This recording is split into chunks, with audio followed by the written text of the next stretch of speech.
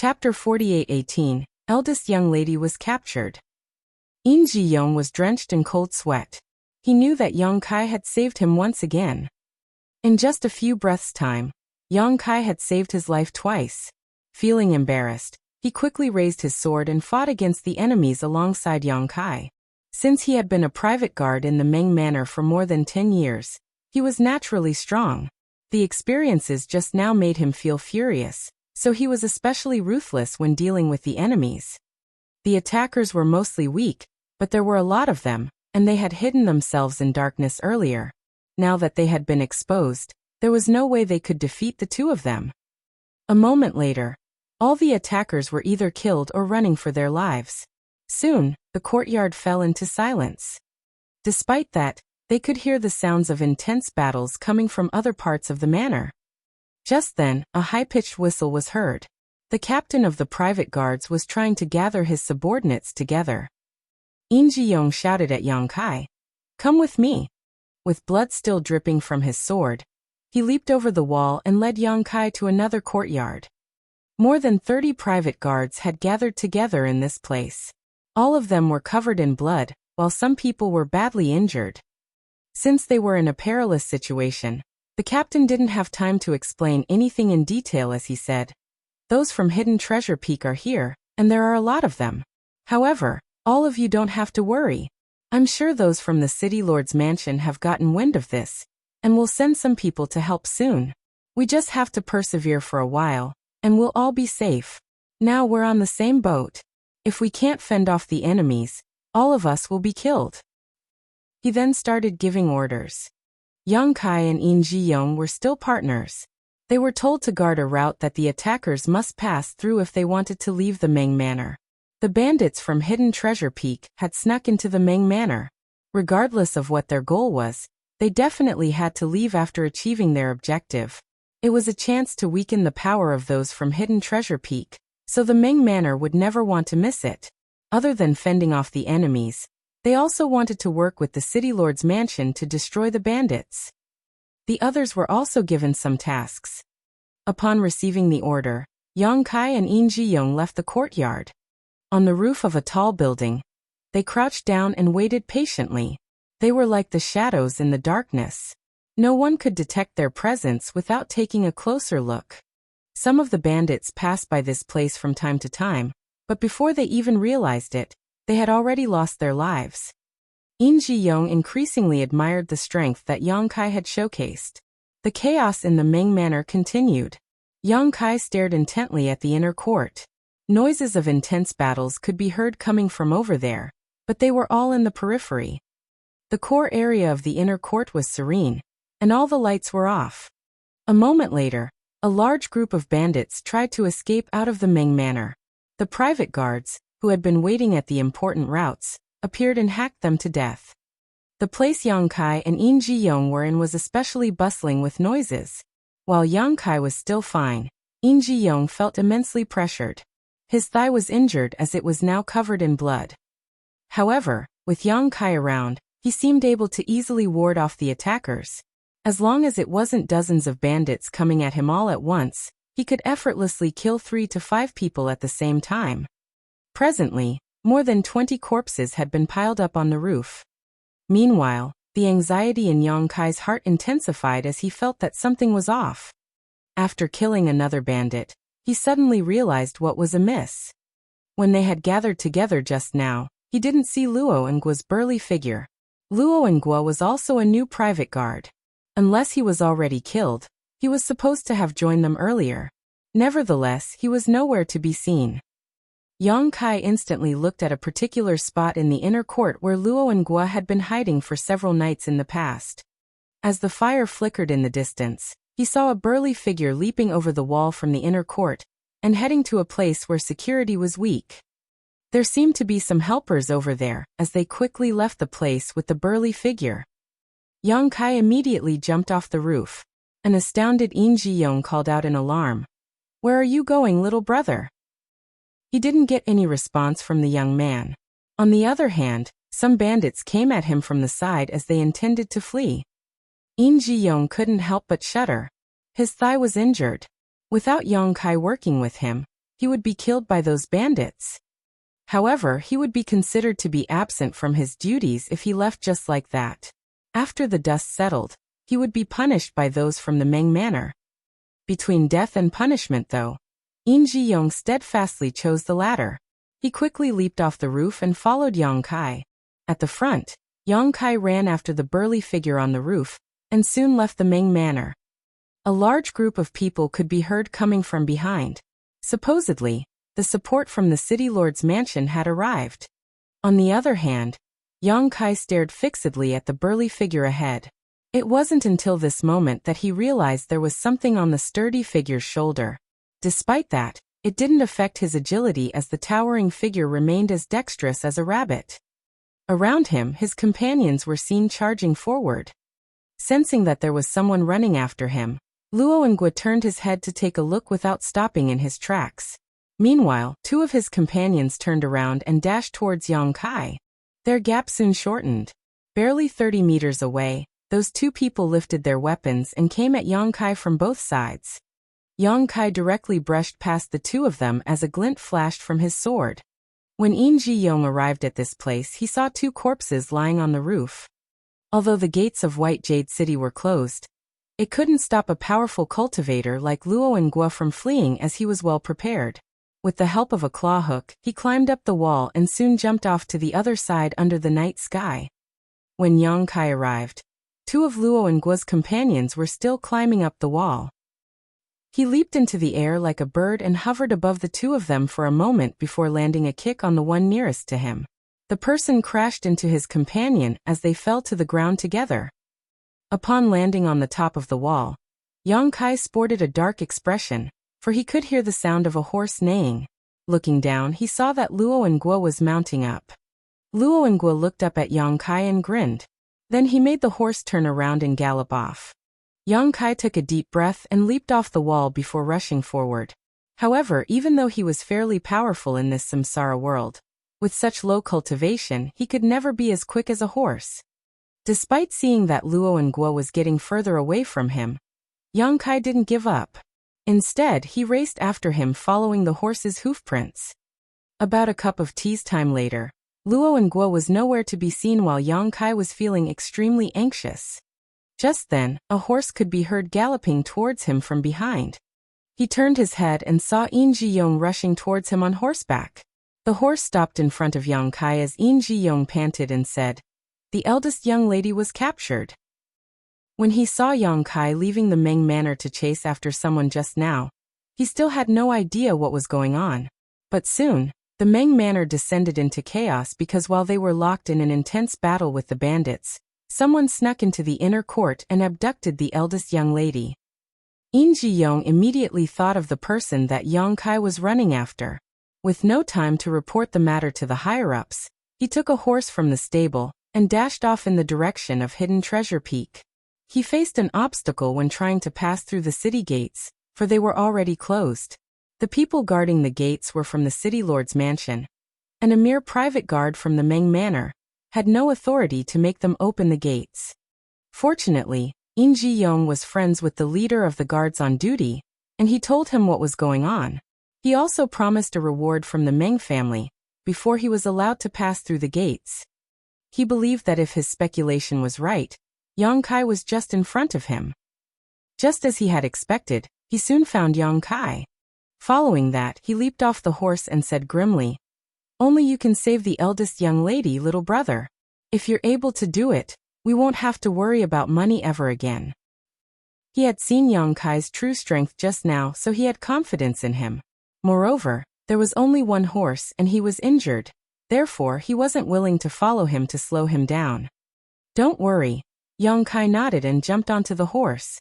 After clenching his thighs, he galloped off in a hurry. Yang Kai wasn't sure where Hidden Treasure Peak was exactly, but fortunately, Luo Ngua had left behind some traces while escaping. Furthermore, Luo Ngua was a burly man, and he had to carry the eldest young lady with him. Therefore, it was expected that Yang Kai could outpace him on his horse. At the break of dawn, Yang Kai had a feeling that he was getting closer to his target. After galloping a few more kilometers, he indeed saw Luo Ngua. The noise from behind alerted Luo Ngua, and when he turned his head and saw someone chasing after him, he was astounded. The distance between them was getting shorter. Luoyinguo turned his head several times and finally made out Yang Kai's face. Instantly he burned with murderous intent. He could never forget about the humiliation inflicted upon him by Yang Kai, who defeated him with his sword on the selection stage. Nevertheless, he didn't show it on his face over the past few days. After all, he was on a mission in the Meng Manor, so he didn't have time to settle the score with Yang Kai. However, when he saw Yang Kai relentlessly pursuing him at this moment, he was infuriated. Since Yang Kai's horse could apparently run faster, there was no way he could flee. After giving it a thought, Luoyinguo slowed his horse down and turned around, choosing to wait on the same spot in silence. A moment later, Yang Kai stopped at a spot a few dozen meters away from him. As their eyes met, Luoyinguo put on a grin while Yang Kai remained calm and collected. "Brat, you're pretty bold. How did you have the gall to chase after me on your own?" Luoyinguo cracked his neck. Yang Kai took a glance at the horse and saw a black cloth bag. There seemed to be a person who was squirming in the cloth bag. Perhaps her mouth had been sealed, so she could only grunt. "Do you want to save the damsel in distress?" Luoyinguo sneered. "Release her." Yang Kai placed his left hand on the hilt of his sword with a cold expression. Luoyinguo scoffed. "You just joined the Meng Manor recently. Why are you pretending to be loyal? Brat, you're pretty strong. Why don't you follow me to the mountain? You can get all the money and women that you want. It's better than working as a private guard in the Meng family." "Release her." Yang Kai repeated his words dispassionately. The smile on Luoyinguo's face disappeared. "I wanted to offer you an opportunity since you're quite talented. However, since you refuse a toast, you must drink a forfeit. Don't blame me for being rough with you." As soon as he finished speaking, he leaped into the air. The horse was unable to bear the impact as all its legs broke while it neighed in pain. While in mid-air, Luoyinguo bellowed, "Do you seriously think you're more powerful than me just because you beat me back then? I'll show you my true power." In the next instant, his fists turned into countless shadows that rained down on Yang Kai. Chapter 48:19 Liar. Like an eagle descending towards a rabbit, Luoyinguo came right at Yang Kai from above. His towering figure gave off immense pressure to his opponent. If a timid person was faced with such a violent attack, he would be scared out of his wits before even making a move. In that case, he wouldn't be able to defeat him even if they were equally matched. Nevertheless, Luoyinguo was surprised at the fact that Yang Kai remained calm and collected. Yang Kai leaped into the air and unsheathed his sword with his left hand as a glint flashed through his weapon. As the two figures brushed past each other, they landed on the ground with a thud and grunted. Luoyinguo widened his eyes and covered his neck with his hands. Blood could be seen spurting out through the gaps of his fingers. Disbelief was written all over his face. In the past he had hidden his true power on the stage, so he was unresigned after he was defeated by Yang Kai with a sword. Therefore, when he saw Yang Kai racing after him just now, he intended to show his true power to the other man. Nevertheless, he never expected that this would be the outcome. Just like what had happened on the stage, he was defeated by Yang Kai with a single slash once more. However, the attack was even quicker this time, and he was completely unable to ward it off. The difference was that Yang Kai didn't intend to kill him on the stage back then, but this time, he had sent him to hell. Luoyinguo still hadn't figured out how Yang Kai managed to defeat him. It was supposedly impossible for Yang Kai to unsheath his sword from that angle, and the timing at that moment was beyond a human's control. However, he really did it. As a result, Luoyinguo's blood was rapidly leaving him as he felt cold all over his body. He didn't understand why Yang Kai wanted to be a private guard in the Meng Manor, since the latter was such an expert in martial arts. Regardless of how hard he tried, Luoyinguo was unable to stop his blood from spurting out as he gasped in pain. Nevertheless, he wouldn't die so soon. He fell on one knee with a thud as he was engulfed in the fear and pain of death. Yang Kai put his sword back into the sheath and shuffled forward without sparing him a glance. However, after just taking a few steps forward, he staggered and almost fell to the ground. He wasn't sure about the level of Luoyinguo's power according to the standards in this samsara world, but he reckoned that the latter couldn't be considered weak. In comparison, his current cultivation was weaker than that of Luo and Gua. The battle on the stage some time ago had proven it. A cultivator with Yang Kai's current strength, born and bred in this place, would undoubtedly be defeated by a powerful cultivator like Luo and Gua. Nonetheless, Yang Kai reincarnated into this world as a sixth-order open heaven realm master, so his skill and vision were far greater than the limits of this world.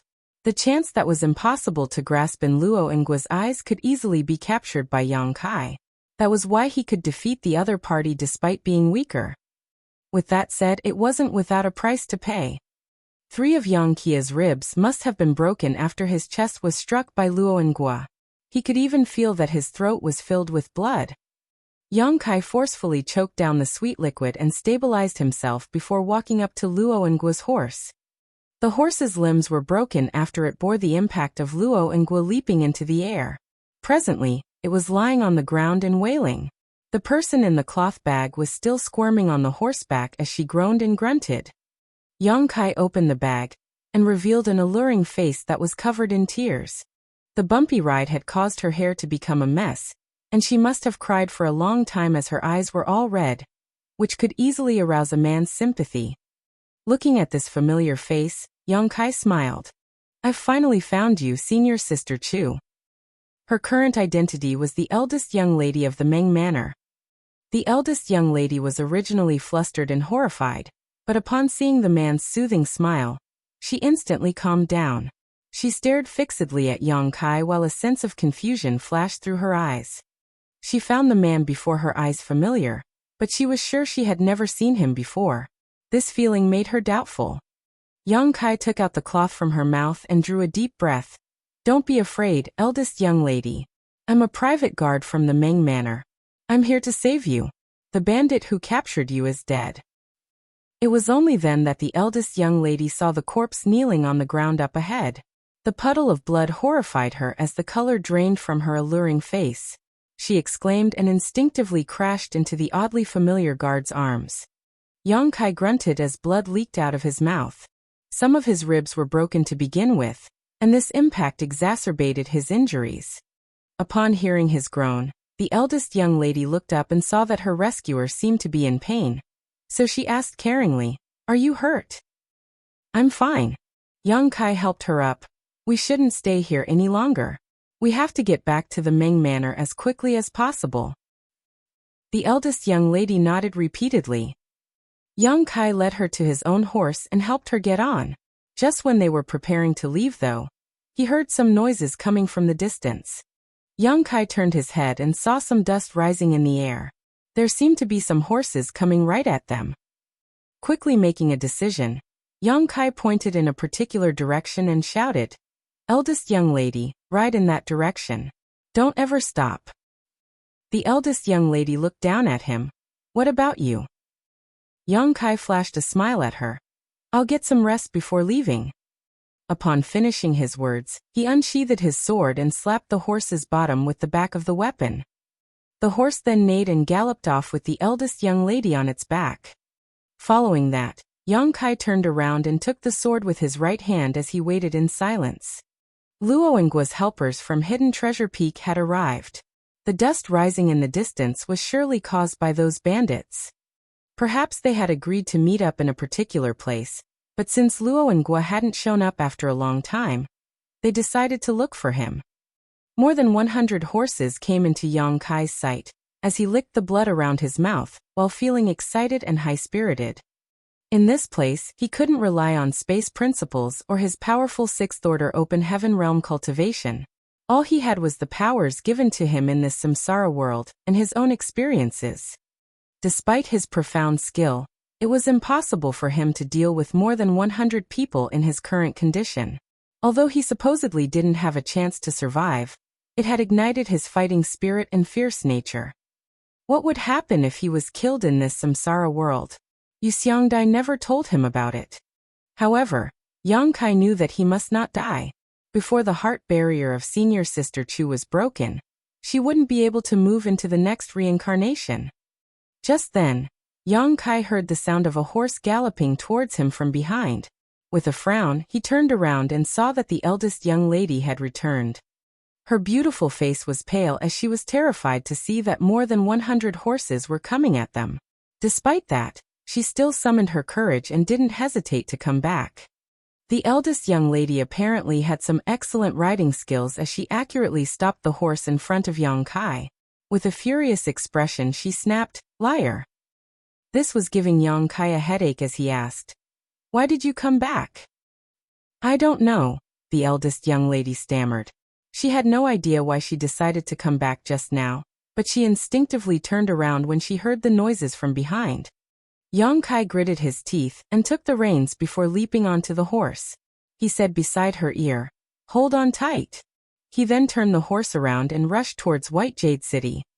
It was unrealistic to tell the eldest young lady to leave on her own now, for the other party had seen her already. If they separated to chase after her, she would be in a perilous situation. In that case, Yang Kai reckoned that he had to take matters into his own hands and protect her personally. On the horse, the eldest young lady hung her head low while blushing. She had never come into such close contact with a man before. The bumpy ride caused her back to rub against the man's chest from time to time. The panting she heard from the man made her feel flustered while she felt as if there were butterflies in her stomach. More than 100 horses arrived at the place where Luo and Guo was killed soon after. Someone examined the figure that was kneeling on the ground, and upon confirming that Luo and Guo was dead, all of them were agitated as they chased after Yang Kai and the eldest young lady.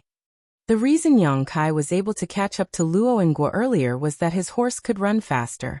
After all, Luo and Guo had a heavy build, and he had to bring the eldest young lady with him. On the other hand, Yang Kai was on his own. That was the reason he could reach Luo and Guo. Nevertheless, it was the opposite now. While Yang Kai had to bring the eldest young lady to safety on a single horse, more than 100 bandits from Hidden Treasure Peak riding down on them. The distance between them was shortening while the sounds of hooves thudding on the ground became louder. The eldest young lady was no longer in the mood to let her thoughts run wild. For a moment, a sense of anxiety flashed through her face. However, she seemed to recall something all of a sudden as she soon calmed herself down. Right then, the sound of something breaking through the air was heard.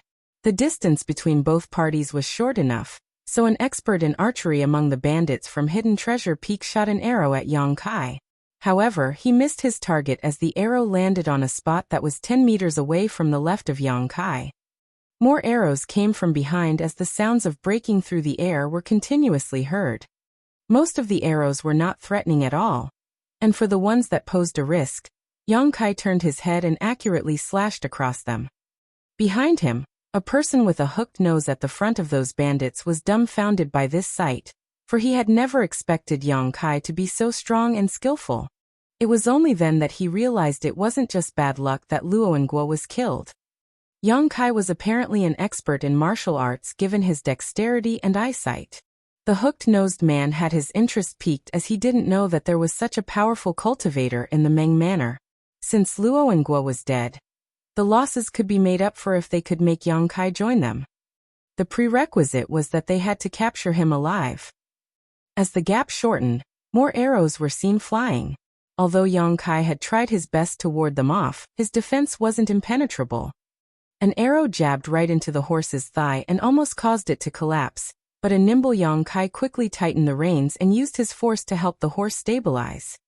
It was obvious that they were unable to flee. They couldn't run as fast as the other party to begin with, and the fact that the horse was injured exacerbated the situation. Nevertheless, it would still take them 4 to 5 hours before they could return to White Jade City. Yang Kai initially hoped that those from the Meng Manor or City Lord's mansion could send some people to help so that the two of them could stand a chance to survive, but they were still nowhere to be seen. Left with no choice, Yang Kai could only save himself and the eldest young lady. He went through the route he had taken to reach this place in his mind, in an attempt to find a useful place. The sounds of breaking through the air were heard again. Although Yang Kai warded off some of the arrows, one of them still jabbed into the horse's stomach. The horse that had helped Yang Kai flee for the entire night collapsed to the ground after running for another kilometer. The eldest young lady, who was seated at the front, exclaimed while Yang Kai promptly wrapped his arm around her waist and stomped his feet on the horseback. They leaped into the air, and then stably landed on the ground. "Wrap your arms around me," Yang Kai ordered. A flustered eldest young lady nodded, and quickly draped her arms around the young man's neck to stabilize herself. While holding his sword with one hand, Yang Kai placed his other hand on the eldest young lady's body to support her weight, before rushing forward in a particular direction with all the speed he could muster. Chapter 48:20 Bloody Battle. The eldest young lady's vision shook. As she looked over the shoulder of this young private guard, she could see more than 100 horses chasing after them. The faces of the horsemen were hideous and gave off a horrifying feeling. Nevertheless, she had never been calmer than at this moment. The scene and the feeling were somehow familiar to her, as though she had experienced it before. However, she had always lived in the Meng Manor, and she had never stepped out of White Jade City before. When had she ever experienced getting hunted down while she was protected by a man? Did it happen in a dream? Was it an experience from her previous life?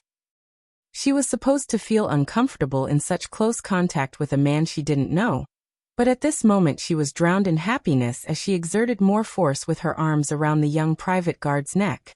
It was as though she was trying to merge into his body. She knew that this man wouldn't abandon her even if he had to lose his life. When she saw more than 10 arrows coming right at them, she exclaimed, "Watch out." Then her eyes were dazzled by the glint from a sword. Yang Kai didn't whirl around as the eldest young lady was in front of him. If he turned around, she would be struck by the arrows. Instead, he accurately slashed across the arrows without turning at all, as though there were eyes on the back of his head. Most of the arrows were warded off, but one of them pierced right into his shoulder. The eldest young lady stared fixedly at that arrow, which was about the length of an arm. While it was deep in the man's flesh, not much blood had streamed out. Nevertheless, she felt her chest tightening at the sight of it. She reckoned that the young private guard must be in pain, but he never even grunted. More arrows were coming at them while Yang Kai zigzagged to dodge them. The gap between both parties was shortening rapidly, and it was expected that they would be surrounded by their enemies in no time. All of a sudden, Yang Kai turned left and rushed forward as there was a call over there. Perhaps he could make use of the terrain. Soon, he dashed past the call with the eldest young lady in his arms. It was a lucky day for him as he soon saw that there was a cave at the bottom of a mountain wall. The cave wasn't big as it could accommodate one person. Yang Kai rushed over and put the eldest young lady down. "Get inside now." The eldest young lady nodded and climbed into the cave on all fours and tried her best to curl up inside it. When she looked up, she saw the young private guard standing in front of her like a mountain that could fend off all storms. "What's your name?" she asked. "Yang Kai." He raised his hand to grab the arrow stuck in his shoulder and snapped the shaft off, leaving the tip inside his flesh. He then turned his head and flashed a smile at her. "My name is Yang Kai." The eldest young lady repeated it, as though she was trying to imprint the name in the deepest part of her mind. She extended her hand to adjust her messy hair, and put on a charming smile. "My name is Mengru." Yang Kai nodded his head. "A beautiful name." The sounds of hooves stepping on the ground were heard as more than 100 horses arrived at this place. The man with a hooked nose raised his hand, after which all of the horses stopped in their tracks. These bandits then stared fixedly at Yang Kai. As their eyes met, the man with a hooked nose could barely contain his admiration for Yang Kai as he sized him up. "Brat, did you kill Luo and Gua?" Yang Kai replied grimly, "Yes." With a gloomy expression, the man with a hooked nose said, "Luo and Gua was the second manager of Hidden Treasure Peak. You formed a grudge with us by killing him." "He shouldn't have kidnapped the eldest young lady of the Meng Manor then." Yang Kai shook his head. "Anyone who dares to harm her must die." The man with a hooked nose sneered. "You're indeed loyal, but you're also extremely foolish. Luo and Guo was weaker than you, so he only had himself to blame for getting killed. However, he was still the second manager of Hidden Treasure Peak. Since you have killed him, I have to avenge his death as the head manager." "How are you going to do that?" Yang Kai asked solemnly. The man with a hooked nose grinned. "An eye for an eye, a tooth for a tooth." How do you think I'm going to avenge his death? Yang Kai replied impassively. If you want my life, you're welcome to try to take it. Let's see if you're capable of doing that. The man with a hooked nose scoffed. Compared to your life, I'm more interested in you. Why don't you give the woman behind you to us as a gesture of sincerity, and follow me back to the mountain? Our grudges will be resolved then. Yang Kai frowned and lowered his gaze. After giving it a thought, he replied, I can follow you back to the mountain, but I can't pass the eldest young lady to you. Let her go back to White Jade City, and I will agree to your demand. The man with a hooked nose shook his head. No. We have spent a lot of effort to get her. Many of our brothers were killed, including the second manager.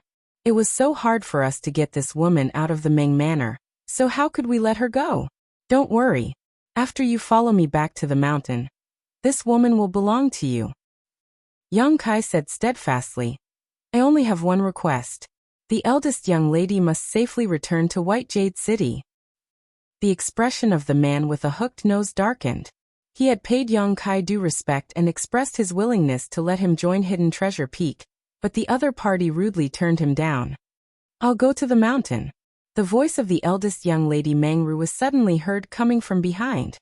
Don't speak nonsense. Yang Kai snapped. Mengru obediently shrunk back into the hole. It seems that there's no room for discussion then. The hooked-nosed man found it to be a pity as he waved his hand and ordered, Kill. Upon realizing that he was unable to make Yang Kai join them, he immediately ordered his death. There was no doubt that he was a decisive person. More than 10 archers were already well prepared as they pulled the bows taut. The next moment, a dozen or so arrows came at Yang Kai from different angles. However, everyone soon became dumbfounded. That was because Yang Kai wielded his sword and easily fended off all of the arrows. He didn't even seem to have moved as he stood in front of the eldest young lady of the Meng Manor, like a wooden stake. The man with a hooked nose was stunned. He knew that Yang Kai was an expert in martial arts since the latter could kill Luo and Gua. Yang Kai's performance during their pursuit also confirmed his speculation. Nevertheless, it wasn't until this moment that the head manager realized that he had still underestimated Yang Kai. If he were faced with the same situation, he could have warded off those arrows as well, but he could never have done it so effortlessly. It was also impossible for him not to move a single step. These archers were flushing as they felt embarrassed. Before the head manager even gave the order, they started shooting arrows at Yang Kai again. Just like before, Yang Kai easily fended off all the attacks. The archers became furious. Instead of shooting arrows at the same time, they did it intermittently, so that they could find a chance to impale him. An incense stick later, these archers helplessly lowered their bows as their faces were all red. The mockery from their companions made them hang their heads low. There were more than 10 archers, but after 20 rounds of shooting at Yang Kai, the man still wasn't harmed one bit. On the other hand, they had no more arrows left. The head manager sported a gloomy expression as well. He reprimanded the people who were laughing and pointed at Yang Kai before giving the order. You guys over there, go kill him. The smiles of those who were ordered to kill Yang Kai froze as they sported bitter expressions. However, they could not disobey the head manager, so they had no choice but to drive their horses forward. At the very least, they knew that they had to work together. They separated and surrounded Yang Kai from different directions. As they exchanged glances, one of them suddenly charged towards Yang Kai and hacked at him with a sword while the other seized the chance and dashed forward. Yang Kai lowered his figure to dodge the attack and unsheathed his sword as a glint flashed across his weapon. The second person extended his sword while the third person, who had excellent riding skills, leaned far off his horse and swept his sword at Yang Kai's legs while brushing past him. The others showcased their skills and launched fatal attacks on Yang Kai. With Yang Kai as the center, several horses crisscrossed each other. However, many fell off their horses and collapsed to the ground, apparently dead. Only 2 of them survived, and when they turned their heads, their faces instantly paled. Yang Kai remained on the same spot.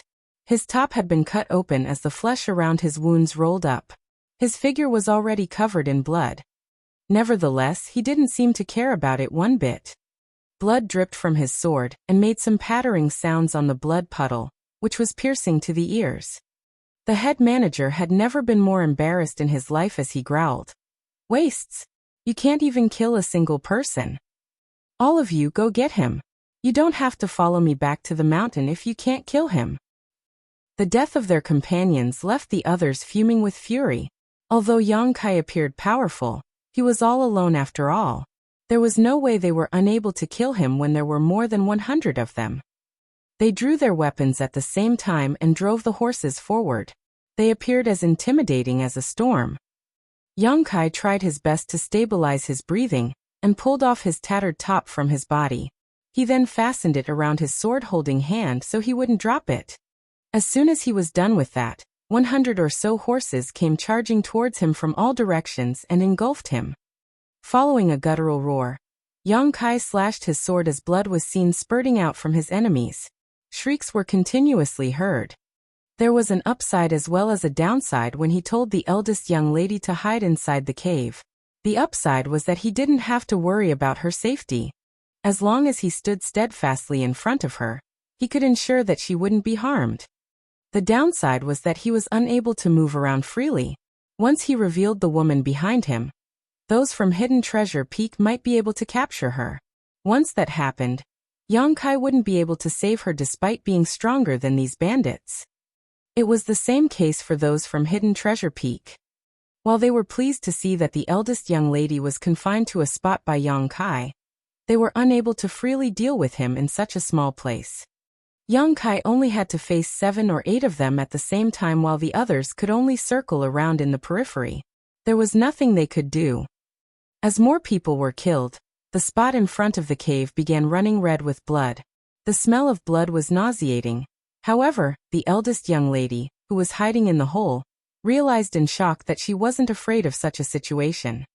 She couldn't figure out what was going on as it was the first time she saw dead people. Any other young lady would have passed out in this situation, but she remained clear-headed while she was still able to monitor the young private guard's condition. All of a sudden, a corpse collapsed in front of her. It was a bandit who tried to capture Meng Ru while Yang Kai wasn't paying attention. As soon as he reached this place though, Yang Kai directly killed him with his sword. It was apparent that the bandit was horrified before his death. Presently, the corpse was right in front of the eldest young lady. She shot a glance at the corpse before snatching the sword from his hand. While clenching the hilt with both hands, she pressed the tip against her chest. Chapter 48:21. Fate is a bitch. This young private guard named Yang Kai was indeed powerful. Despite being an ordinary person, the eldest young lady could see that. With that said, she was also aware that there was no way he could defeat so many enemies all on his own. She had no idea how much longer this young private guard could persevere, nor did she understand why he still steadfastly stood in front of her in the face of death. After all, they had never even met each other before today. There was one thing she knew though. If this young private guard collapsed, she would end up in a more horrible state than death. Therefore, she had to be prepared. The sharp tip of the sword pressed against her chest and formed a cut on her skin, which made her feel a slight tinge of pain. She stared fixedly at the young private guard from behind to monitor his condition. In the worst-case scenario, they would probably perish together here. While she was in her wild thoughts, she felt a sense of longing, as though she was almost looking forward to it. The head manager of Hidden Treasure Peak never stopped cursing. As more of his subordinates collapsed, his voice became louder while his saliva spouted out of his mouth. As the bandits were continuously reprimanded, they were furious while they became increasingly ruthless with their moves. Although their ruthlessness had inflicted a lot of injuries on this private guard from the Meng Manor, they could not make him fall. Presently, the private guard from the Meng Manor was covered in blood while his clothes were all tattered. There was a long cut on his forehead from which blood slid down his face and dyed his eyes scarlet, which made him look like a mad, ominous beast. His sword had become crooked from all the hacking and slashing, so he randomly took up the blade of a nearby dead bandit, so he could wield 2 weapons at once. Nevertheless, the cutlass was also badly chipped, so there was no way it could last for a long time. About 20 to 30 corpses had been piled up in front of him. Blood streamed past his feet and made him look extremely terrifying. The bandits from Hidden Treasure Peak were horrified. They knew that as long as they persevered, there would come a moment when this private guard from the Meng Manor collapsed to the ground, but before that, many of their lives would be sacrificed. They were afraid that they would be the ones who died uselessly here. The bandits, who were initially high-spirited following the order from the head manager, started becoming timid as they launched attacks less frequently. An infuriated head manager killed a bandit who was trying to flee. He then drove his horse forward as he apparently planned to enter the battlefield personally. Just then, the ground started shaking as the sounds of hooves could be heard rapidly approaching from a distance. The head manager felt his chest tightening. When he turned his head, he saw that the dust was rising in the distance as a lot of people were rushing towards them on horses. Reinforcements from White Jade City had arrived. Upon that realization, the bandits became flustered as they instinctively moved backwards. Many of them turned to the head manager and awaited his order. The head manager stared at the private guard from the Meng Manor, who had been standing resolutely in front of the cave all this time. After a moment of hesitation though, he shouted through clenched teeth, "Retreat." A lot of soldiers from White Jade City were approaching, so there was no way their weakened group could ward them off. They might even lose their lives by staying here. It would be an unwise decision to do so just because they were not willing to give up their prize.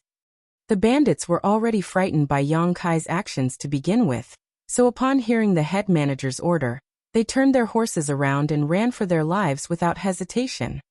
A moment later, more than 100 knights clad in sturdy armor arrived at this place with a young man leading the way. The young man looked in the direction the bandits from Hidden Treasure Peak were fleeing with narrowed eyes, but he didn't have the intention to chase after them. He turned his head and took a glance at Yang Kai, who was covered in blood. Despite being an experienced man, he was still astounded at the sight. The attention of the knights behind the young man was also attracted to Yang Kai. He was standing there like a statue, as though he was trying to protect something. His figure was covered in cuts of different sizes, and his clothes were in tatters. The corpses of the bandits had been piled up in front of him, and his feet were drenched in a puddle of blood. His murderous intent seemed to have materialized, and the horses beneath the knights were unable to bear it. They neighed and instinctively stepped backwards. None of them had seen such a sight before, but they could imagine how intense the situation had been. A lot of bandits must have continuously launched attacks on this young man in an attempt to defeat him. However, like a rock amidst the storm, he was still standing strong in the end. It was obvious that after his sword became bent, he picked up a cutlass that was also chipped. Even with such broken weapons, he wielded them to kill these bandits. "Is it him?" the young man asked. The person beside the young man was Ji-young, who was also a private guard from the Meng Manor. Upon hearing that, he quickly nodded. "Yes, it's him." After he finished speaking, he leaped off the horse and bolted towards Yang Kai, shouting, "Little brother! Little brother!" Before he could get close though, he saw a sword slashing at him. He exclaimed in fright and fell on his bottom, his soul almost leaving his body. When he came to his senses, he quickly examined himself. Upon confirming that he wasn't injured, he breathed a sigh of relief. While reeling from the shock, he called out, "Little brother, it's me, Ji-young. Don't you recognize me?" He had no idea why Yang Kai would suddenly hack at him. If he were killed just like that, he would have passed away full of grief. "He has already passed out," the leading young man suddenly said. Ji-young was dumbfounded. "He has? How could Yang Kai still attack him when he was unconscious?" Upon closer look though, Ji-young realized that there was indeed something off about Yang Kai. He was glowering at the front but never batted his eyes. The blood from his forehead streamed down his face, which made him look horrifying, but his eyes seemed to have lost focus as he looked hollowly in no particular direction. Nevertheless, he remained unmoving with the weapons in his hands. "Don't go near him. He will only react on instinct now," the young man ordered. A dazed Ji-young nodded. Despite his age, it was the first time he saw someone who was still able to react out of reflex while unconscious. How resolute must one be in order to achieve that? He's really something. The young man stared at Yang Kai with admiration written all over his face. He turned to In Ji-young. What's his name? In Ji-young quickly replied. Young city lord. His name is Yang Kai. He's a new private guard in the Meng Manor. Yang Kai. The young city lord narrowed his eyes as his expression became conflicted. In Ji-young didn't notice it as he looked worriedly at Yang Kai. Little brother Yang is badly injured, young city lord. We can't go near him now. However, if we don't help stop his bleeding, he'll surely lose his life. The young city lord fell silent. Just then, some noises could be heard coming from behind Yang Kai. In Ji-young bellowed, "Who goes there?" After he finished speaking, he saw a curvy woman whose hair was a mess crawling out of the small cave behind Yang Kai. There was a sword in her hands as she appeared vigilant. Eldest young lady. In Ji-young was flabbergasted. He only saw Yang Kai when he arrived at this place, and never paid attention to anything behind him. It wasn't until the eldest young lady crawled out that he realized that there even was a cave behind Yang Kai. All of them finally realized who the person was that Yang Kai was protecting. The young city lord became startled as he examined the eldest young lady's face. All of a sudden, he put on a wry smile. He thought that life was truly full of surprises. Over the past few years he had been looking for a particular person, but he still hadn't managed to achieve his goal. Nevertheless, he had never expected to come across her today. Fate was really a strange thing in this samsara world. Despite having entered this world much earlier, he still hadn't gained any advantage. On the other hand, the one who came at a later time had a chance to get close to the person he had been looking for almost immediately. Greetings, eldest young lady. My name is In Ji-young, a private guard from the Meng Manor. He cupped his fist, then quickly added, Be careful. Please don't go near Yang Kai. The eldest young lady pressed her lips together and tossed the sword away.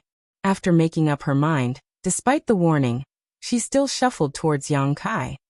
She had heard the conversation between In Ji-young and the young city lord while she was hiding inside the cave, so she was aware of Yang Kai's current condition. But so what? This man was willing to protect her with his very life. She didn't believe that he would harm her in any way. Upon seeing that, In Ji-young turned pale. Since the eldest young lady was fine, he and Yang Kai would be given handsome rewards after returning to the Meng Manor. However, if Yang Kai harmed her in any way, he would be doomed. Before In Ji-young could stop her, the eldest young lady was already standing in front of Yang Kai. To everyone's surprise, Yang Kai didn't even try to harm her. Instead, his expression became more hideous as though he was trying to suppress something. In Ji-young felt his heart leaping to his throat as he was worried that Yang Kai would hack his sword at her in the next instant. When that happened, the alluring eldest young lady would surely lose her life. Tears could be seen sliding down the eldest young lady's face. She covered her mouth with her hands as her shoulders uncontrollably trembled. The person in front of her didn't have any part of his skin intact. He was soaked in blood, and through his tattered clothes, she could see that he was covered in deep cuts with his flesh rolling up around his wounds. Every wound and every drop of his blood was proof that he had resolutely protected her from harm. While suppressing her tears, she extended her hands and took the weapons from Yang Kai. Yang Kai didn't resist. Just now, the bandits from Hidden Treasure Peak were unable to make him lose grip of his weapons no matter what they tried, but at this moment, the frail eldest young lady easily took them from his hands. She tossed the blood-covered weapons to the ground. When she looked up, she realized that his eyes had closed, and faint breathing could be heard coming from his nostrils. Does anyone have medicine? Help treat him now. The eldest young lady turned her head and sought help from them. Given his injuries, he would surely journey to the Yellow Springs if he wasn't treated in time. Although the eldest young lady had rarely stepped out of the manor, she was aware of such common knowledge. The young city lord motioned to one of his subordinates. The subordinate quickly leaped off the horse and bolted towards Yang Kai. Upon making sure that the man posed no threat, he helped him lie down on the ground. In Ji-young hurriedly came over to help out. Seeing that the eldest young lady was still standing nearby, he encouraged, Please go somewhere else, eldest young lady. I'm worried that you'll feel nauseated at the sight.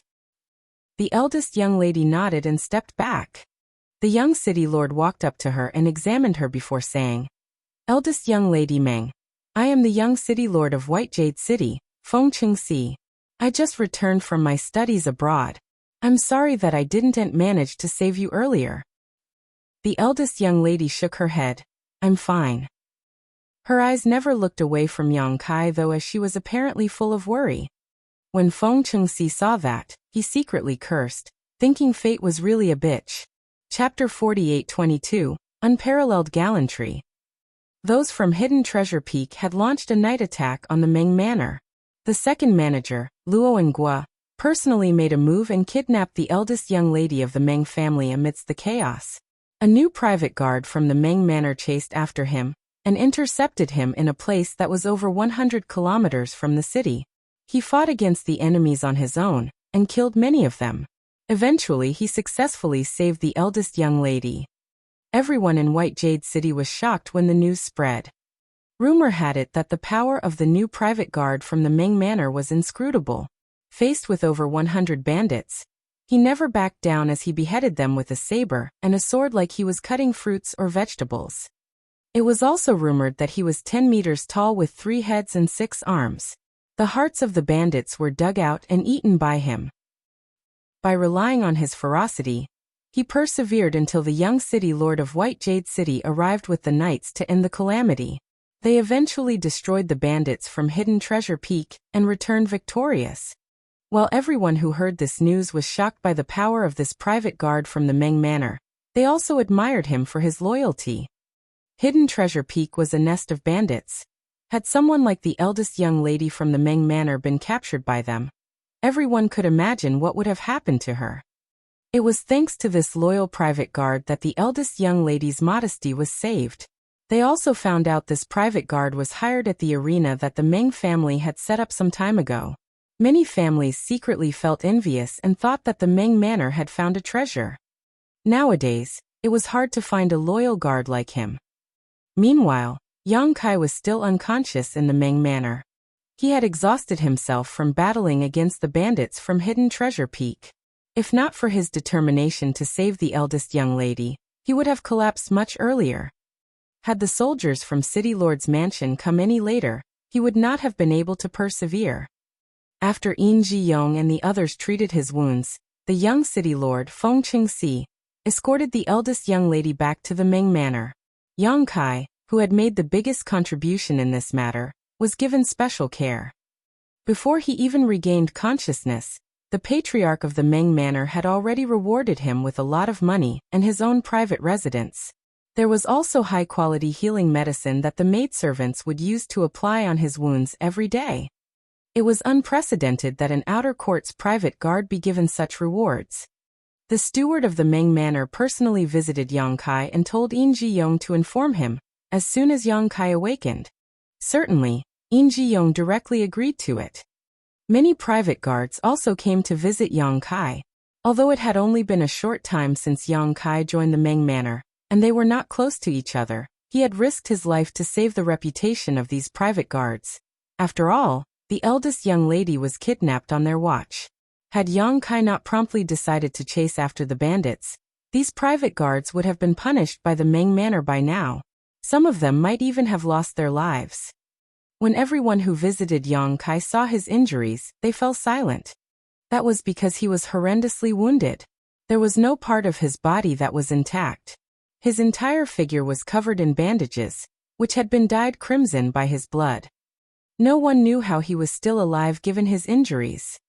The crooked saber and the chipped sword were brought back by Yin Ji-yong following the eldest young lady's order. They were the best proof that Yang Kai had used these weapons to kill those bandits. Every day, the eldest young lady would send a maidservant named Qian Qian to visit Yang Kai. She would then go back and report to her on Yang Kai's condition. If possible, the eldest young lady was more than willing to personally visit him. However, she was an unmarried woman as well as the eldest young lady of the Meng Manor. It would be inappropriate for her to visit Yang Kai given her status. Even though Yang Kai had made a significant contribution, the patriarch of the Meng Manor had never visited him. He only told his most trusted steward to come here once. After all, their statuses were too different, and it was the private guard's duty to risk their lives to protect the Meng family members. 7 days later, Yang Kai finally regained consciousness. When he opened his eyes, he realized he was in excruciating pain.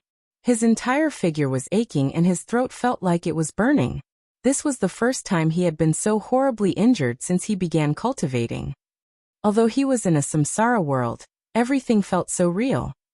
He darted his gaze around and saw In Ji-young sitting at the table. He was holding a maidservant's hand as he seemed to be reading her palm. The maidservant hung her head low with a flushing face. She wanted to retract her hand, but it seemed she didn't have the strength to do so, and she wouldn't dare to call for help. She was on the brink of breaking into tears. In Ji-young pretended to not see it as he spouted nonsense by saying that her life wouldn't be smooth sailing, but she would eventually meet a person who would extricate her from her suffering. Unable to take it anymore, Yang Kai knocked on the bedside. Hearing the noise, the maidservant became shocked and quickly retracted her hand. In Ji-young turned to look at Yang Kai and became elated. "You're finally awake, little brother Yang." He walked up to Yang Kai and asked caringly, "How are you? Do you feel any discomfort?" "Water," Yang Kai said as he felt his throat burning. "Oh, water. Water." In Ji-young quickly beckoned to the maidservant, who picked up a jug of water and took a seat beside the bed before helping Yang Kai drink it. After Yang Kai finished the water, he finally felt much better. In Ji-young said smilingly, "Did you know how worried I was? I was worried that you would never wake up." Yang Kai didn't think the older man looked worried at all. In Ji-young went on to say, "Since you're awake, you'll be fine. Just stay here and recuperate. I'm sure you'll enjoy plenty of good luck after surviving this disaster." "How is the eldest young lady?" Yang Kai asked in a hoarse voice. In fact, he was already muddle-headed at the last moments of protecting the eldest young lady. He faintly remembered that there seemed to be reinforcements approaching, and those from Hidden Treasure Peak were forced to flee. Supposedly, the eldest young lady was safe. In Ji-young replied, "The eldest young lady is well, just a bit frightened. She now sends someone to visit you every day. Since you're awake, I believe she'll set her mind at ease as well." He then said to the maidservant, "It's time to help little brother Yang reapply his medicine." The maidservant nodded in agreement and put down the jug before getting busy with a red face. In Ji-young then went on to talk to Yang Kai about the incident on that day and expressed his admiration for him. If he were in the same situation, he would have surrendered and begged for mercy. It wasn't that he was disloyal to the Ming Manor. However, loyalty no longer mattered in the face of certain death. It was during a life and death moment that a person's temperament was put to the test. While the maidservant was busy, In Ji-young left the place to inform the steward of the Meng Manor. 1 hour later, the old man with a goatee, who appeared on the selection stage previously, stepped into the room and gave Yang Kai some words of praise. He said that the patriarch was pleased with his loyalty and had rewarded him with many good things, including his current residence and a lot of money. All the new private guards would go through a probation period of a few years. However, since Yang Kai had risked his life to save the eldest young lady, the probation ended earlier, and he was now an official private guard of the Meng Manor. The steward didn't stay for long. After finishing his words, he left the place in a hurry. Before that, he told Yang Kai to recuperate with peace of mind, saying that the Meng Manor wouldn't mistreat people who had made contributions. In Ji-young was also rewarded. In fact, he didn't spend much effort in the fight against the bandits. However, without him, Yang Kai wouldn't have successfully saved the eldest young lady. At that time, Yang Kai was chasing after Luo and Guo on foot. It was In Ji-young who sent him a horse, and then ran back to White Jade City to inform the soldiers about what was going on. In the end, they arrived in time and forced the bandits from Hidden Treasure Peak to retreat. While Yang Kai had made the most significant contribution in saving the eldest young lady, In Ji-young was the second greatest contributor. Therefore, he had also obtained a lot of rewards. The money that was given to him was enough to let him buy a lot of delicious food and wine for the next 3 years. With that said, he had no idea why he followed Yang Kai on a whim at that time, as it was no different from deserting his duties. However, it was thanks to this rash move that he made a contribution. From his perspective, Yang Kai was his lucky star. It had only been half a month since Yang Kai joined the Meng Manor, But Yin Ji-young managed to get the attention and honor he had never enjoyed even after 10 years of service. These days, the captain of the private guards and some younger stewards had been amiable to him, which made him feel elated. Therefore, he was more than willing to take care of Yang Kai every day. The speed Yang Kai recuperated made Yin Ji-young doubt whether the younger man was really human. He regained consciousness barely 7 days after he passed out, and was able to get out of the bed and start walking 3 days after that. Another 3 days later, he was clearly on the mend. It only took him 20 days to almost fully recover. While Yin Ji-young was dumbfounded, he persuaded Yang Kai to lie on the bed for a few days more. That was because he was responsible for taking care of Yang Kai. As long as Yang Kai was still lying on the bed, he could get some rest for a few days more lest he was exposed to the sun or rain. Fortunately, the steward didn't immediately assign any tasks to them, so for the time being, they had nothing else to do. Every day, Yin Ji-young would pester the maidservant while Yang Kai refused to stay idle. He would practice martial arts in the courtyard, and let his clothes soak in sweat. The martial Tao in this samsara world was very low, but he could still slowly get stronger. Strength would be necessary in this world, so he reckoned that he had to quickly get stronger. Yin Ji-young had tried exchanging moves with him once, but he would never want to do that again, for it was utterly humiliating. There was an overwhelming difference between their powers, and it only took Yang Kai one move to defeat him. While cultivating, Yang Kai pondered on how to approach the eldest young lady. It was confirmed that Chu Huashang had reincarnated into this world as the eldest young lady of the Meng Manor, Meng Ru. Before she reincarnated, she had set up a heart barrier. Only by breaking this heart barrier would her memory be restored. In order to break the heart barrier, he had to win her heart. Certainly, Yang Kai didn't care about the difference between their statuses as he was a private guard while she was the eldest young lady. However, he didn't know how to win a woman's heart. Although he had a lot of wives, he had rarely wooed a woman before. There was not much he could do when it came to pursuing a woman romantically. The most important thing for him now was to approach the eldest young lady, so that they would familiarize themselves with each other. If he couldn't even get close to her, how was he going to break the heart barrier? Fortunately, the fact that he had saved her life must have left a good impression. The proof was that she would send her trusted maidservant, Qian Qian, to visit him every day. While Yang Kai was lost in his thoughts, a chance presented itself. Chapter 48-23, Personal Bodyguard. One day, Yang Kai was wielding a sword and a saber in the courtyard when the captain of the private guards entered the place. Upon hearing the noise, Yin Ji-young quickly got out of the room and asked passionately, "Big brother Chu, why are you here?" The captain was surnamed Chu, so the private guards would call him Big Brother Chu in private. Big Brother Chu replied with a smile, "What's wrong? Can't I visit you too without any important matter? Have you forgotten about us just because you've made some contributions now? Are you looking down on us?" Yin Ji-young put on a bitter expression as he said, "What are you talking about, Big Brother Chu? It's thanks to your guidance over the years that I've had a chance to make a contribution. I would never dare to look down on you all."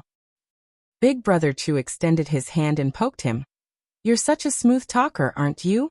All of a sudden, he put on a solemn expression and changed the topic. "Anyways, there's indeed an important matter now." Yin Ji-young quickly said, "Please tell us right away, Big Brother Chu."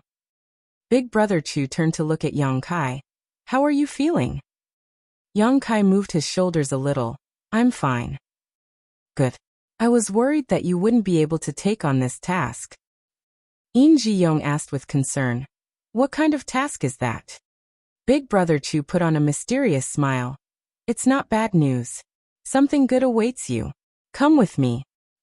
After exchanging glances with Yin Ji-young, Yang Kai sheathed his weapons as they followed the captain.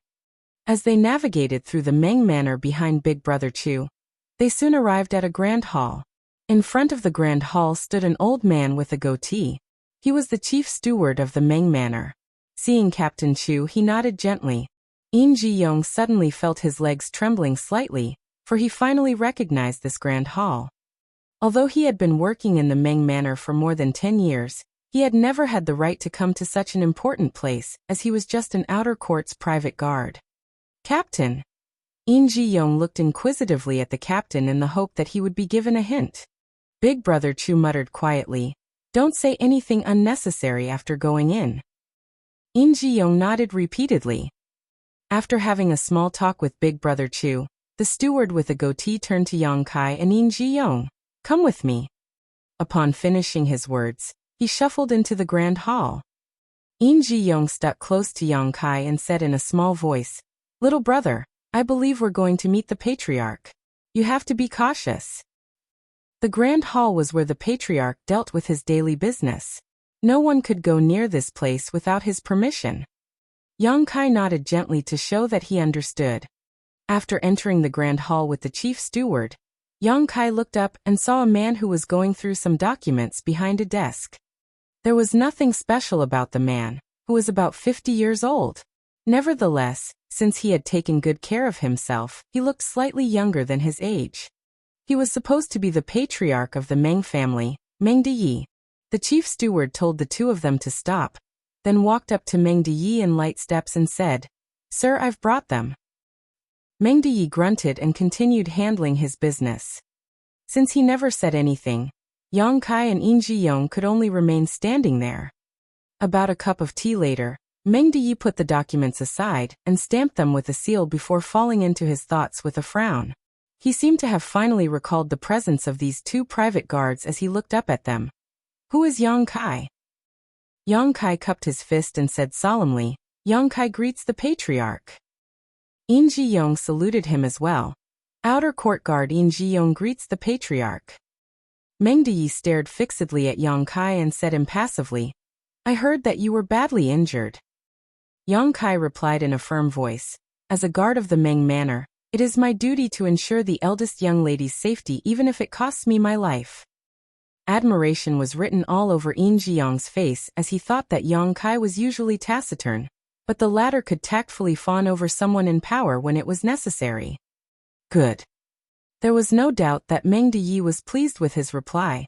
Others might not be sincere when they said such a thing, but Yang Kai had proven his loyalty in the previous incident as he was willing to protect the eldest young lady even with his life on the line. Meng Deyi had heard others talk about the incident, so he knew that Yang Kai really almost died that day. Although he had no idea why this new private guard was so bold and loyal, he reckoned that no more tests were needed. The inner court is supposed to be the place where the security is the strictest in the Meng Manor, but Ruer was almost harmed this time. It's because of this incident that she doesn't trust the personal bodyguards in the inner court anymore. Meng Deyi didn't intend to beat around the bush as it wasn't necessary to do so in front of his own private guards. Therefore, he directly told them the reason he had summoned them. "However, since you've saved Ruer's life, she has total trust in you.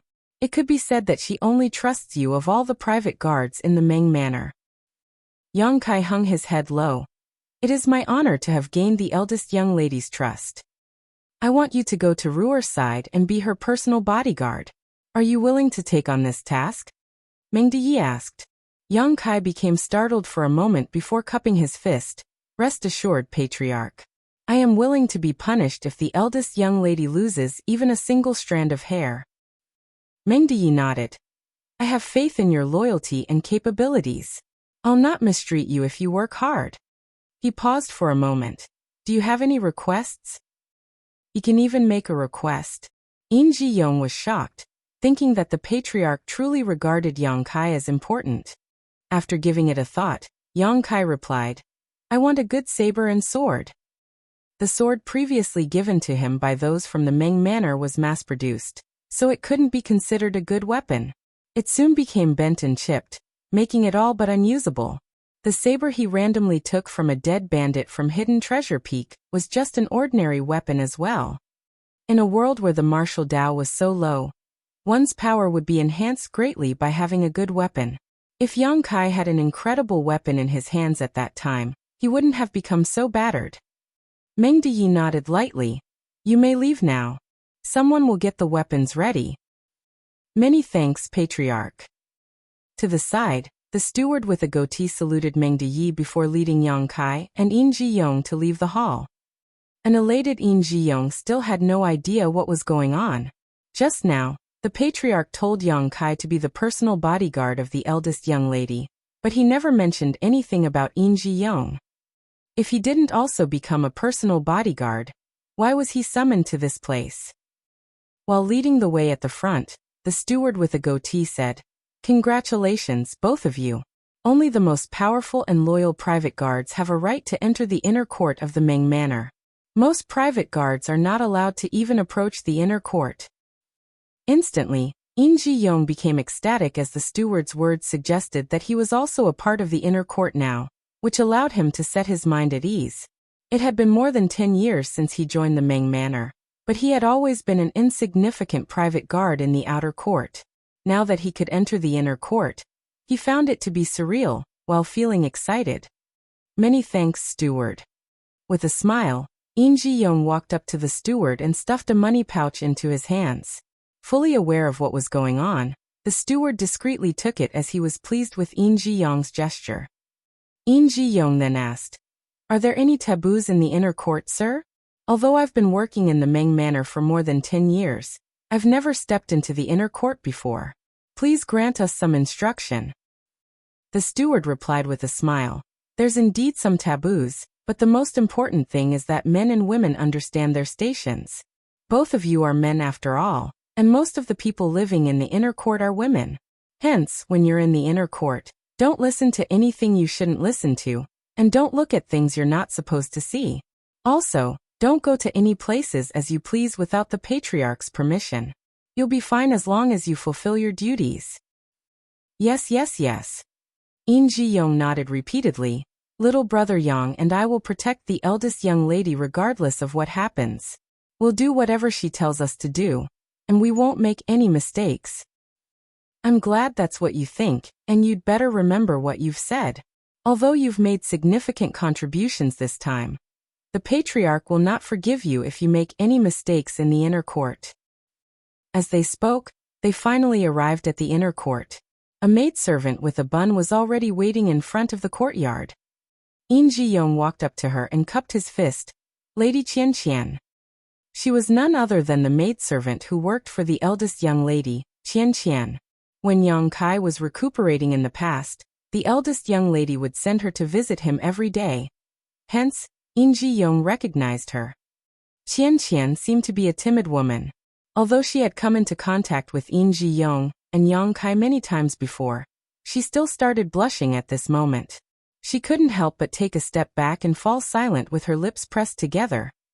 The steward stepped forward and said, "Lead the way for them. The eldest young lady will make some arrangements." "Yes," Qian Qian replied.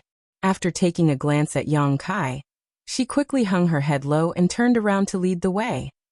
Yang Kai and Yin Ji-young followed her closely. The inner court was vast and beautiful. A lot of small bridges, ponds and rockery gardens were built among the various courtyards. Yin Ji-young looked around and tooted in amazement. It had been more than 10 years since he joined the Ming Manor, but it was the first time he came to the inner court, so he was curious about everything here. He was especially enamored of the pleasant fragrance that lingered in the air that reminded him of the times when he was on a woman's bed. When he came across any women in the inner court, he quickly hung his head low as he would never forget that he was just a guard. Of Meng Deye's 3 daughters, 2 of them were already married. Only the eldest daughter, Meng Ru, was still single. The patriarch had more than 10 wives though, so there were a lot of women in the inner court. If Yin Ji-young caught a glimpse of anything he was not supposed to see, his eyes would probably be dug out. After making many turns, they finally arrived at the eldest young lady's residence. Qian Qian went inside to inform the eldest young lady about their arrival while Yang Kai and Yin Ji-young waited outside the building. It was a building with 3 stories. Many busy servants continuously entered and left the place. Perhaps they had heard the news, so they would look curiously at Yang Kai and Yin Ji-young when passing them by. Seeing that these 2 men appeared anxious, they covered their mouths and giggled while whispering among themselves. A moment later, Qian Qian stepped out and said to them gently, "Come in. The eldest young lady is waiting for you." Yin Ji-young replied in a fawning manner, "Many thanks, Lady Qian Qian." They entered and arrived at the lobby on the ground floor. It was supposed to be the place where the eldest young lady received her guests, as it was lavishly decorated.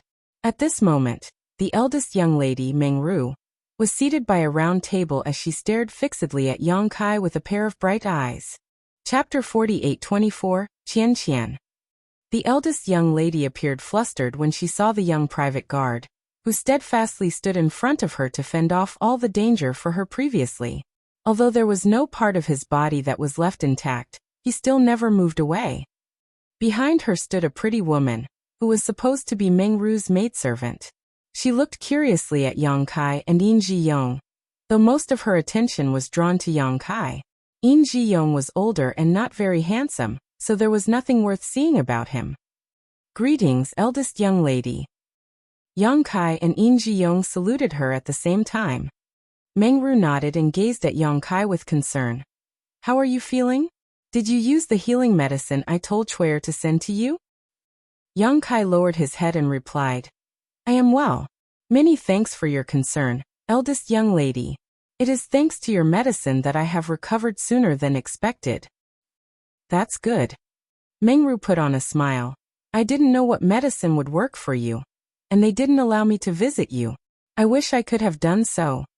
Yang Kai quickly said, "Eldest young lady, you are a noble woman, so it is not appropriate for you to step into the outer court where the men live. Your reputation would be tarnished if word got out." Meng Ru sighed. "That is what they all said." She appeared dejected. However, she soon put on a bright smile. "I can be at ease now since you're fine. I was frightened when I saw you looking so horrible. I thought you would die." Yang Kai lifted his head and flashed a smile at her. "Well, it is not so easy to kill me." Seeing that he was so impudent, the maidservant, who was standing behind Meng Ru, frowned with displeasure and shot him a glare. She interrupted their conversation by saying, "Since you two have made a contribution, the eldest young lady has asked the patriarch to transfer you to this place. You must fulfill your duties and ensure the eldest young lady's safety at all costs." "We will remember." Yang Kai and Yin Ji-yong cupped their fists. The maidservant then whispered to Meng Ru, "Eldest young lady, it's getting late.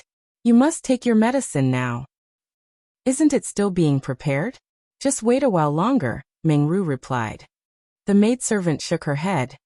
"The medicine is indeed being prepared, but you were quite frightened previously. The doctor has said that you must recuperate without being disturbed for the time being." A helpless eldest young lady let out a sigh. "Fine." With the help of the maidservant, she rose from the chair and spoke to Qian Qian, who had led Yang Kai and Yin Ji-yong to this place.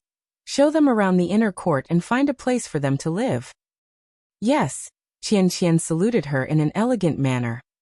The maidservant then helped the eldest young lady Meng Ru walk up the stairs while Qian Qian said to the two of them in a small voice, "Please come with me." Yang Kai and Yin Ji-yong thanked her before taking a stroll around the surrounding area with Qian Qian leading the way. The place where the eldest young lady lived wasn't large, but there were still some places that they had to pay attention to lest they failed to discover some ill-intentioned people who hid there when the enemy struck again. While following the maidservant, Yang Kai looked around and memorized the terrain. Since he was now responsible for protecting Meng Ru in the inner court, he had to put in his best effort.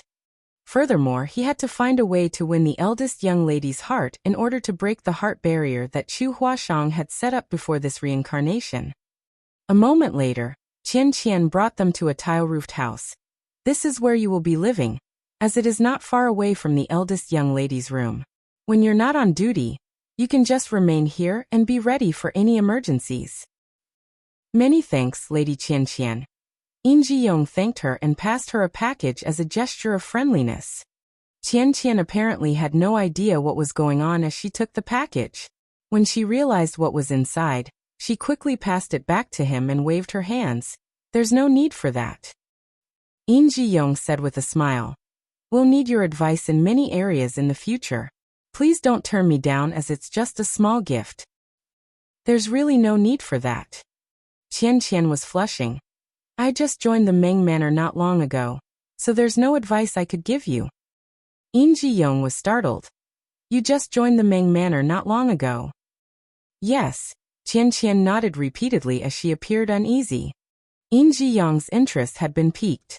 Supposedly, the maidservants by the eldest young lady's side must have passed a lot of tests and proven their loyalty to the Ming manor. The new servants didn't even have the right to enter the inner court, let alone serve the eldest young lady. When did you join? Yin Ji-young asked curiously. About a month ago. Qian replied in a small voice. Yin Ji-young was dumbfounded as he gave her a thumbs up. You're truly lucky to have the right to serve the eldest young lady after only a month. Qian hung her head low. I don't understand either. After the previous incident, I was told to send some medicine to the eldest young lady. When she saw me, she decided to make me stay. I see. Yin Ji-young thought that she was extremely lucky. He was a private guard while Qian was a maidservant. In the past over 10 years, he had always been an insignificant private guard in the outer court. If not for the contribution he had inadvertently made, he wouldn't have been transferred to the inner court. On the other hand, Qian had only been working here for a month, but she could get into the inner court just because the eldest young lady was fond of her.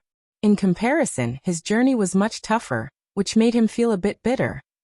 With that said, Qian was indeed beautiful and innocent looking, so it was no wonder that the eldest young lady was fond of her. Upon learning that Qian wasn't a long-time maidservant of the eldest young lady, Yin Ji-young became much more at ease. At the very least, he didn't have to fawn over her. Young Kai, who had remained silent all along, suddenly asked, "The woman beside the eldest young lady is named Chui'er?" Qian's figure shook a little, as though Yang Kai had scared her by talking suddenly. With a blushing face she replied, "Yes, she's big sister Chui'er. She has been serving the eldest young lady since she was a child. They grew up together." Yang Kai nodded his head then fell silent. A short while later, Qian left. Yin Ji-young closed the door and asked in a small voice, "Little brother Yang, is there anything wrong the eldest young lady's maidservant Chui'er?" He thought that Yang Kai had discovered something when the latter asked that question suddenly. He couldn't help but speculate that Chui'er might be a mole sent to this place by those from Hidden Treasure Peak. Would they make another contribution not long after coming to the inner court? There's nothing wrong with her. Yang Kai didn't know what was on his mind. It's just that the eldest young lady said she had told Chui'er to send some healing medicine to me. After giving it a thought, Yin Ji-young replied, "Yes, that's what she said." "Had you ever met Chui'er before that?" Yang Kai asked. Yin Ji-young shook his head. "No." He suddenly realized something. "You've saved the eldest young lady, and judging from her reaction today, there's no doubt that she's grateful to you. In that case, she would definitely send the most important maidservant to visit you. However, it was Lady Qian who had been visiting you every day when you were recuperating." He initially thought that Qian was someone important to the eldest young lady, but it was apparently not the case. It had only been a month since she joined the Ming manor, and she had only begun serving the eldest young lady's side after the incident. The most important maidservant to the eldest young lady should be Chui'er, who grew up with her. Why was that? Yin Ji-young was puzzled. Yang Kai replied with a smile. "I suppose Lady Chui'er received the eldest young lady's order, but she was too lazy or frightened to visit a person who was horribly injured, so she told Lady Qian to visit me instead.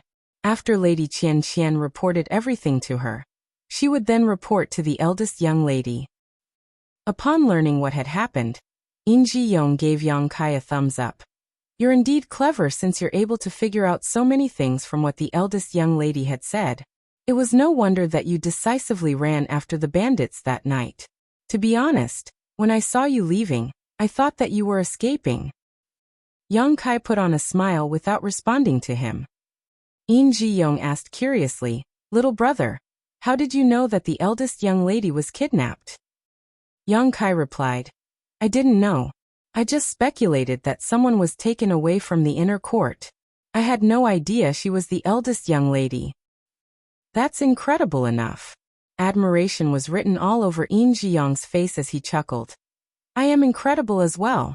I followed you as soon as I saw you running after the bandits."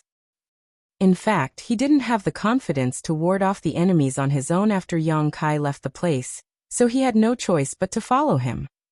With a frown though, he said, "This incident shows us that it's not easy to deal with Lady Chuayer. We'd better be cautious so that she won't be able to find fault with us." Yang Kai nodded. He had a feeling that if he wanted to win the eldest young lady's heart, Chuayer would be an obstacle. Certainly, Yang Kai and Yin Ji-yong were not the only private guards in the inner court. In fact, there were a lot of private guards, and they were significantly more powerful than the ones in the outer court. After the previous incident, the eldest young lady no longer trusted the personal bodyguards in the inner court though. It wasn't that she was willful, but she was taken away by the bandit under the watch of so many personal bodyguards, so trust had indeed been lost. That was the reason she wanted Yang Kai and Yin Ji-yong by her side. Patriarch Meng doted on his eldest daughter, so he directly agreed to this request. Despite that, he had still told some personal bodyguards to hide around the eldest young lady's residence. All of them had profound auras. However, the eldest young lady and the maidservants were unaware of their presence as they had never cultivated before. When Yang Kai came over from the building earlier, he detected some people who secretly examined him. Of course, he didn't react despite knowing what was going on. When Yang Kai agreed to become the eldest young lady's personal bodyguard, he also made a request to the patriarch, and it seemed the Meng family was as efficient as they were wealthy. They entered the inner court in the morning, and by the afternoon a sword and a saber were presented to Yang Kai. The saber was similar to the ones given to the private guards in the Meng manor. The characters "stirring clouds" were engraved on the hilt. When he pulled out the weapon, a dazzling glint flashed through the blade. The simple-looking sword was about 1 meter long, but the blade was shiny and sharp. When he flicked at the blade, a sword cry rang out for quite some time. The characters "covering rain" were engraved on its hilt. Yin Ji-yong was dumbstruck when he saw these two blades. Chapter 48-25, Learning Martial Arts. The stirring clouds saber and covering rain sword are real treasures. They're said to have been left behind by a powerful cultivator several hundred years ago. They last appeared 30 years ago when they were obtained by a rogue cultivator. I didn't expect that they were in the Meng manor. With a fervent expression, Yin Ji-yong fiddled with the saber and sword. He was also a cultivator, so he loved treasures like these. The average cultivator would see his power increase by 30% by wielding these exquisite weapons. Not to mention that Yang Kai was a very powerful cultivator. Moreover, given Yin Ji-yong's eyesight, he was certain that the stirring clouds saber and covering rain sword before his eyes were genuine, not counterfeits one could easily find on the streets. He reluctantly put the weapons back into their sheaths and said with envy, "Little brother Yang, the patriarch must regard you highly if he gave you such treasures. I suppose only someone like you deserves such an incredible sword and saber though." In the battle to protect the eldest young lady Meng Ru, Yang Kai did not only prove his loyalty, but also his incredible strength and skill. In fact, Meng Deyi had sent his trusted aide to examine the battlefield, and the conclusion was that there were fewer than 10 people in the world who could fight against 100 bandits on their own and cause such casualties. Since Yang Kai was both loyal and powerful, it was expected that Meng Deyi regarded him highly. Yang Kai's power would increase significantly as he now possessed the stirring clouds saber and covering rain sword. It was not tiring to work in the inner court because Meng Ru stayed in her residence most of the time. She would rarely step out of the building.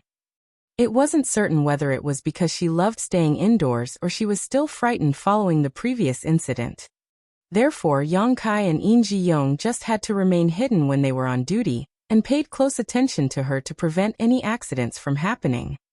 With that said, rarely would any accidents happen in the inner court.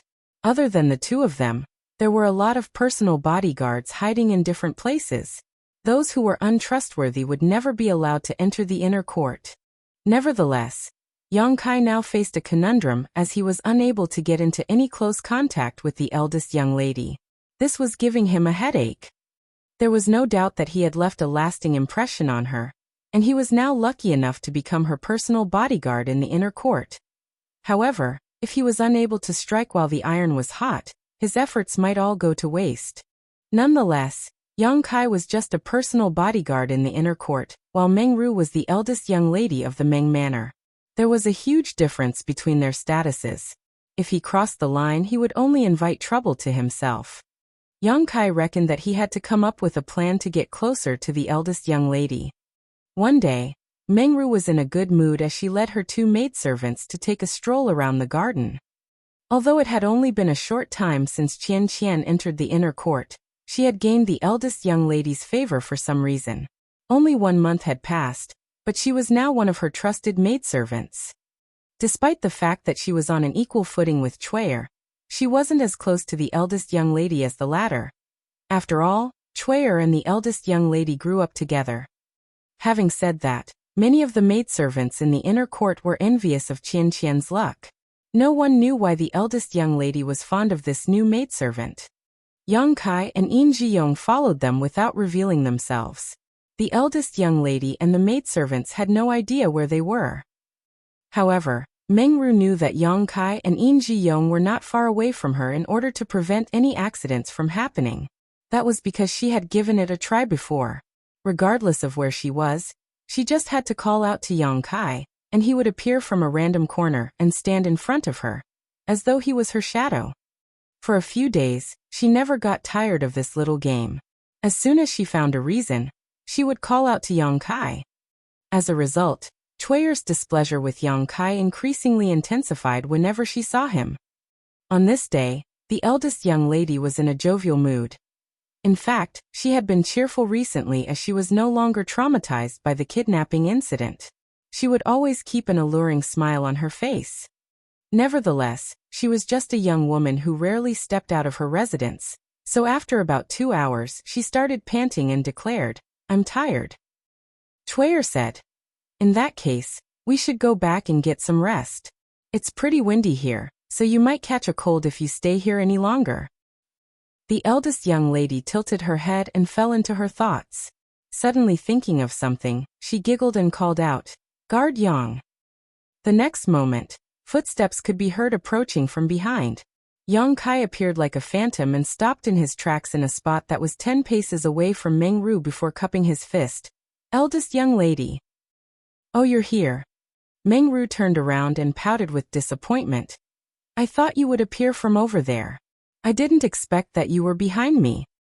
When Chui'er saw that the eldest young lady was acting so happily, she asked gently, "Eldest young lady, why did you call out to guard Yang again? He has to stay hidden to protect you." She then glowered at Yang Kai. "You may go now." The eldest young lady, however, interjected, "There's not really any danger in the inner court. Moreover, guard Yang is strong. Even if there's any danger, he can protect me regardless of whether he is hidden or not. Am I right, guard Yang?" Yang Kai hung his head low. "It's my duty to protect you, eldest young lady." "All right, the eldest young lady knows that you're loyal. You may go." Chui'er waved her hand. Instead of leaving though, Yang Kai asked, "Do you have anything to tell me, eldest young lady?" "Yes." Mengru nodded happily. "I want to learn martial arts. Why don't you teach me?" Chui'er was astounded and asked, "You want to learn martial arts, eldest young lady? You've never been interested in them since you were a child." Mengru replied with a smile, "That was in the past. Preferences can change over time." Chui'er dissuaded her by saying, "I'm worried that it's too late for you to start learning martial arts. You won't become a powerful cultivator. Furthermore," Mengru cut her off by saying, "It's not like I want to become a powerful cultivator. I just want to strengthen my body. Isn't that one of the benefits of learning martial arts? I feel tired after just walking for a short time, which must be because I'm weak. Moreover, I found it difficult to hold a sword previously as I almost couldn't lift it. If I had learned martial arts, that wouldn't have happened. Even if I come across any danger again, I'll have the strength to protect myself." Seeing that the eldest young lady was insistent, Chui'er wouldn't dare to refute her. After giving it a thought, she offered a suggestion. "If you want to learn martial arts, you can ask a martial arts instructor in the manor to teach you. Guard Yang has his own duties, so it might not be convenient for him." Mengru snorted. "The martial arts instructors in the manor are not as strong as Guard Yang. You have no idea how bold he was. At that time he easily killed those bandits with the sword and saber in his hands. The blood formed into a puddle and dyed my shoes red. Chui'er had never heard of anything so ruthless before, so she turned pale in an instant and wouldn't dare to say anything. Meng Ru then turned to Yang Kai and asked, "Will you teach me, guard Yang?" Certainly, Yang Kai was more than willing to do that, as he would have a chance to come into close contact with the eldest young lady repeatedly, so after pretending to ponder for a moment he nodded. "I am your subordinate, so I will definitely obey your orders." Meng Ru clapped her hands with joy. "Let's start now then." "Here?" Yang Kai asked. "Oh, and let's go back first." Meng Ru came to her senses and shuffled forward. Yang Kai followed her closely. Chui'er snapped back to reality and frowned. After telling Qian Qian something, she pulled up her dress and dashed out of the inner court. The eldest young lady wanted to learn martial arts, and she insisted that Yang Kai had to teach her. This matter had to be reported to the patriarch. Since Chui'er was powerless to stop her, she reckoned that she would ask the patriarch to intervene. Upon leaving the inner court, Chui'er arrived at the grand hall where the patriarch dealt with his daily business. After waiting for a bit, she was allowed to see him. Chui'er quickly told him what was going on. With his back leaning against his chair, Meng Diyi placed his hands on his belly and gave it a thought. If Ru'er wants to learn martial arts, just let her be. I suppose she just wants to learn it for fun. She won't persevere for long. Tell Yang Kai that he must not let Ru'er get injured. If she loses a strand of hair, I'll not spare him. Chui'er had never expected that the patriarch would agree to it. Although it was obvious to everyone that he had been doting on the eldest young lady over the years, she thought he would stop her this time. She had the urge to say that after the previous incident, there was something wrong with the way the eldest young lady looked at Yang Kai. She had been by her side for many years, but she had never seen Meng Ru looking at a man with such a gaze before. That was a gaze with a sense of longing. However, she wouldn't dare to say such a thing out loud. First of all, she was worried that she was mistaken. Secondly, it might ruin the eldest young lady's reputation. "You may leave now," Meng Diyi waved his hand. Left with no choice, Chui'er left the hall. Upon returning to the inner court, she realized that the eldest young lady had changed into some tight-fitting clothes. There was a wooden sword in her hand as she wielded it, following Yang Kai's instructions. The move was monotonous, but the eldest young lady seemed joyful and serious as she kept asking Yang Kai whether she was doing it right. Yang Kai was just standing in a spot not far away from her as he gave her instructions from time to time. Meanwhile, Qian Qian was standing silently to the side. Chui'er walked up to her and complained, "Why didn't you stop her?" A flustered Qian Qian lowered her head and remained silent. Chui'er snapped, "You're so useless. I'll chase you out of here sooner or later." Qian Qian hung her head even lower. Just a quarter hour later, the eldest young lady was drenched in sweat. A well-prepared Chui'er walked up to her with a wet towel and helped her wipe herself off. With a hopeful gaze, Meng Ru asked, "How was I doing, guard Yang?" Yang Kai nodded his head. "As a beginner, you are doing very well. You have the talent to learn martial arts." That was to be expected. After all, she was Chu Huashang's reincarnation. Although she had lost her memory, her instincts were ingrained in the deepest part of her soul.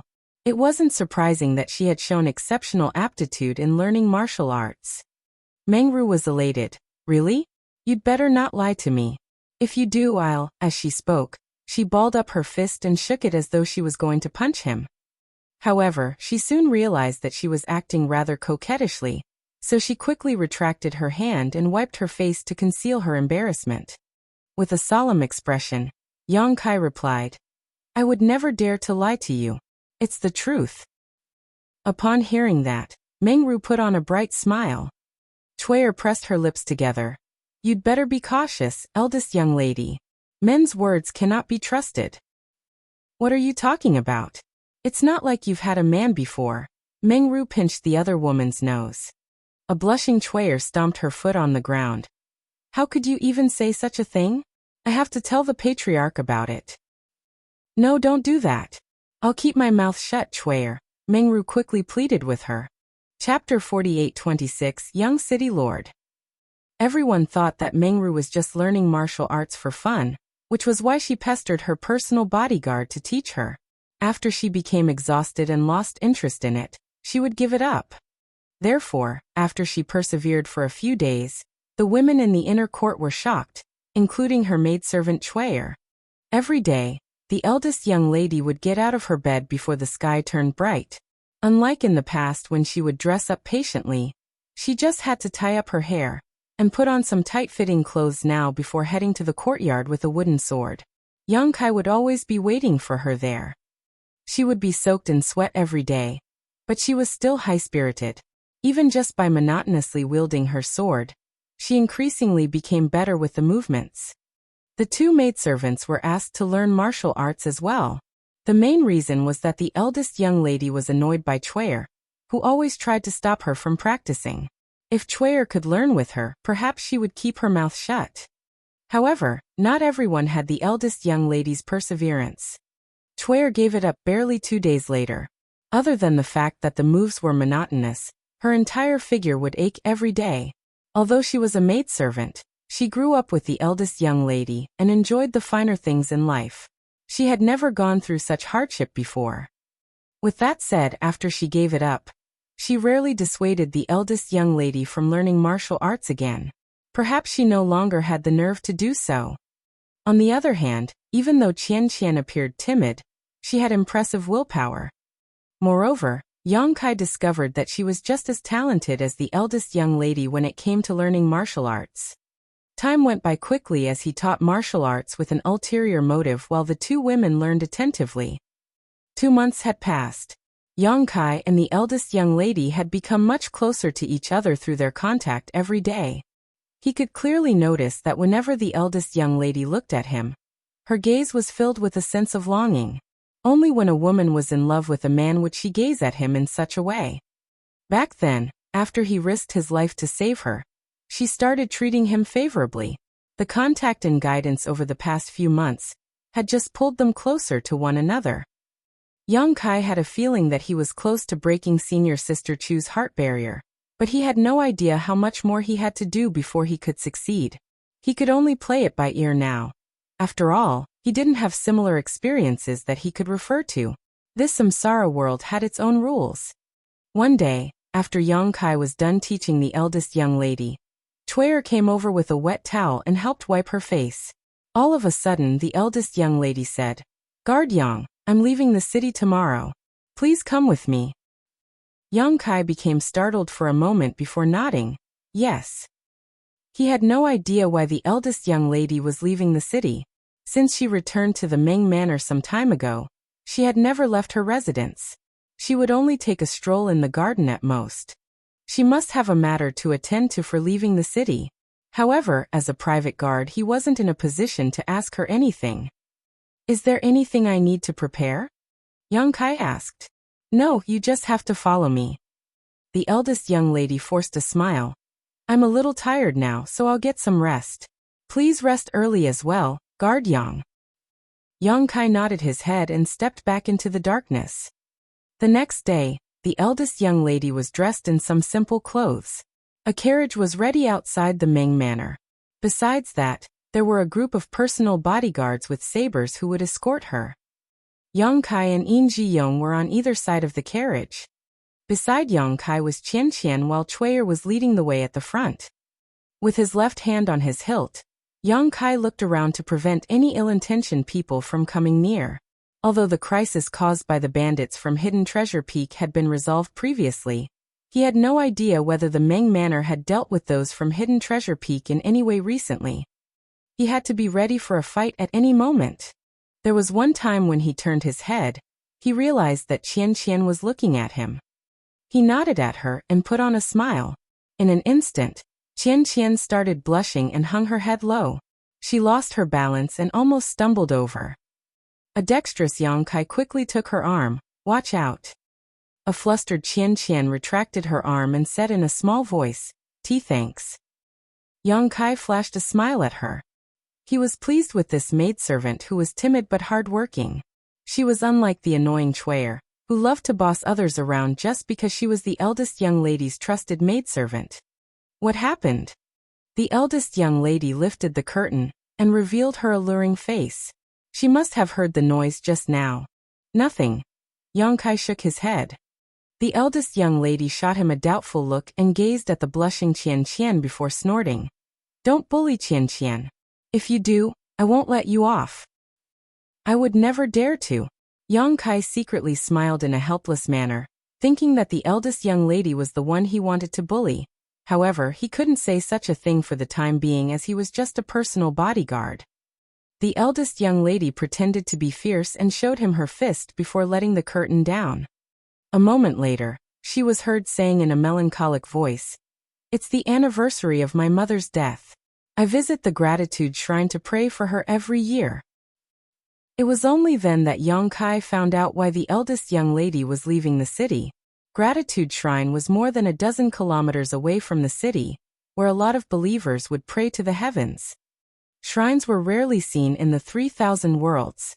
There were no shrines in the universe worlds where Yang Kai had stayed before. With that said, he was aware of such places. It had something to do with a kind of faith. Furthermore, over the past couple of months, In Ji-yong had given Yang Kai some information about the Meng Manor. Although Meng Ru was the eldest young lady, she wasn't a legitimate child. Her mother wasn't Meng Deye's wife. Instead, the two apparently got to know each other when they were still very young. Even though Meng Deye had many wives, he loved this woman, who had started following him since childhood and would never leave him, the most. Unfortunately, she didn't enjoy a long life. She passed away when the eldest young lady was still a young child. Perhaps Meng Deye felt guilty as well as a sense of longing, so he doted on Meng Ru the most out of all his children. Despite the fact that she was pretty mature now, he had never forced her to marry anyone. In this samsara world, women who were still not married by the age of 26 or 27 would be treated like jinxes. However, the eldest young lady was still doing perfectly well in the Meng Manor, which was a wealthy family to begin with. Despite the fact that she was a noble lady, Meng Deye still allowed her to learn martial arts. Gratitude Shrine was more than a dozen kilometers away from White Jade City, where there were a lot of believers. While going up the mountain, they saw a lot of people walking along the path. Seeing the formation of the Meng Manor, these people would move to the sides. The ordinary people would never dare to offend those from the Meng Manor. 1 hour later, they arrived at the peak. Yang Kai looked up and saw a magnificent shrine. In front of them stood an old monk with a scar on his head who was clad in a simple robe. Apparently, he had been informed in advance that the eldest young lady from the Meng Manor was coming over. Meng Ru and the old monk obviously knew one another. After all, she would visit Gratitude Shrine once every year. After getting out of the carriage, she saluted the old monk and followed him to enter the shrine. The personal bodyguards followed her closely. After exchanging glances with In Ji-yong, Yang Kai hid among the crowd. While one of them was conspicuous, the other was hidden. Moreover, with the protection of other personal bodyguards from the Meng Manor, there were no worries about Meng Ru's safety. After following the old monk to an altar where ceremonial lamps were placed, Meng Ru poured some oil into it for her mother, and headed to another grand hall where she would light some incense sticks, pray, and perform divination with sticks. Suddenly thinking of something, Meng Ru cheered up instantly and put on a smile. After walking around for a bit, she was a little tired, so she found a stone pavilion and had a seat. Chuer quickly fished out the cakes and tea she had prepared earlier, while the personal bodyguards dispersed and guarded the stone pavilion. Inside the stone pavilion, Meng Ru was having a joyous chat with the maidservant while looking around. She was a little disappointed when she didn't see the person she had been longing for. However, when she thought of the fact he would protect her at any moment, she became at ease. Right then, a young man clad in white clothes was sauntering towards them. He was followed by a servant who had a sword in his hand. He was a tall and handsome young man who sported a harmless smile. There was no doubt that he was a gentle and good-looking nobleman. When Chuer caught a glimpse of the young man, she could not move her eyes away from him again. "Stop right there. The eldest young lady of the Meng Manor is resting here." The responsible personal bodyguards tried to stop them from coming closer. Despite the fact that the young man was a noble, he wasn't infuriated at their rudeness. He just cupped his fist and said with a smile, Please tell the eldest young lady that Feng Qingxi of the Feng family would like to see her. The personal bodyguards were shocked as they finally recognized this young man, and they quickly put away their arrogance. Despite his gentle voice, Meng Ru could hear him as she wasn't far from him to begin with. When she heard the name Feng Qingxi, she turned her head and appeared surprised. Then she beckoned to Chuyer and spoke to her in a small voice. Chuyer nodded and walked up to Feng Qingxi before saluting him in an elegant manner. Young city lord, our young lady would like to see you. Feng Qingxi smiled and nodded his head, many thanks.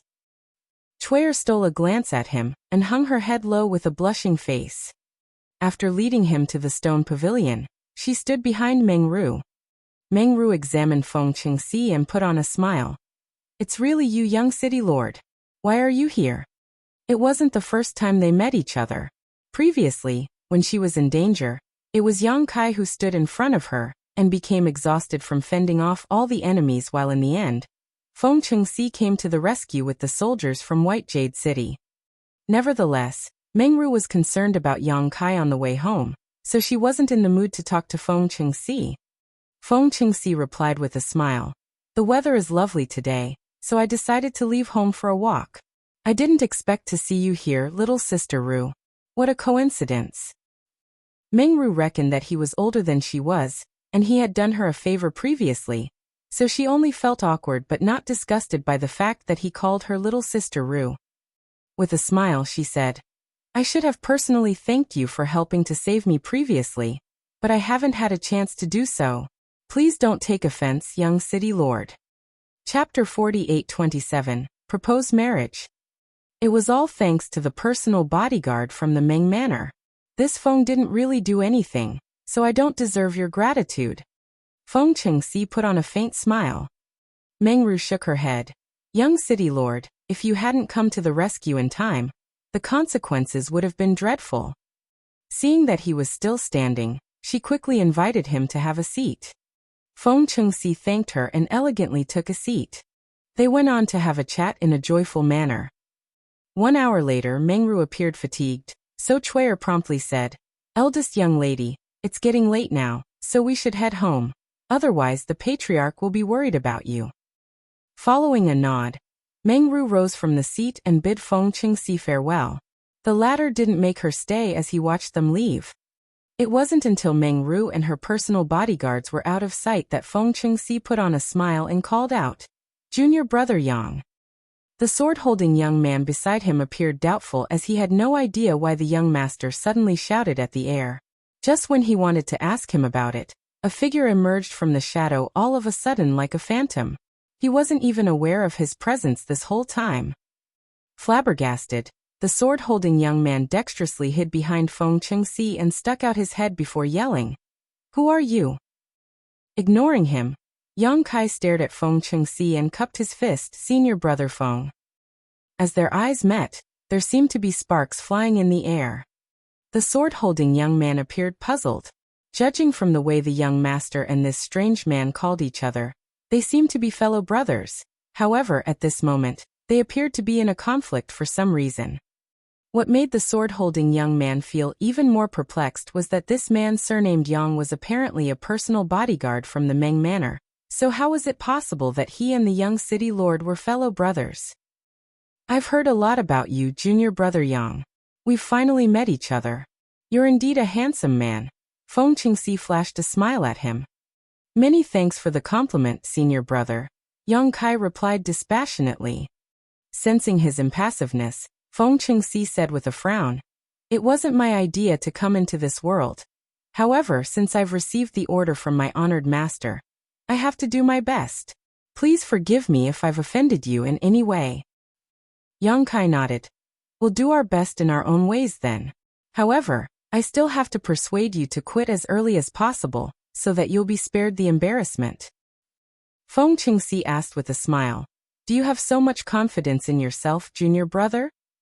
Yang Kai lifted his head and replied arrogantly, Don't you get it? I'm very close to her now.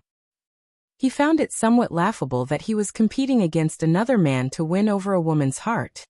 Feng Qingxi said, I'm fully aware of the advantages you have, but you'd better not underestimate me. I have my own advantages as well. I'll be looking forward to it then. Yang Kai turned around and disappeared into the darkness. A moment later, the sword-holding young man, who was hiding behind Feng Qingxi, looked around curiously. Young master, is that ghost gone? An annoyed Feng Qingxi knocked on his head. What nonsense are you spouting? We're heading back now. Yes. The sword-holding young man responded as he kept looking back at the stone pavilion, as though a saber and sword-wielding ghost would reappear at any moment. Yang Kai would soon find out what Feng Qingxi's planned to do. That guy showcased his advantage with just one move and forced Yang Kai onto the defensive. The day after they returned from Gratitude Shrine, the eldest young lady and Qian were learning martial arts from Yang Kai when Chui'er rushed over with an excited expression and shouted, Eldest young lady! Eldest young lady! Something major has happened. Meng Ru, who was wielding the wooden sword, was shocked as she stopped what she was doing and looked at her. However, upon seeing Chui'er's expression, she glared at her. Why are you shouting? I was frightened. Chui'er stood in front of the eldest young lady and stuck out her tongue before saying in a hushed voice, Eldest young lady, something major has really happened. What's the matter? Meng Ru asked with a frown. While trying to be mysterious, Chui'er glanced at her and replied, It's something great.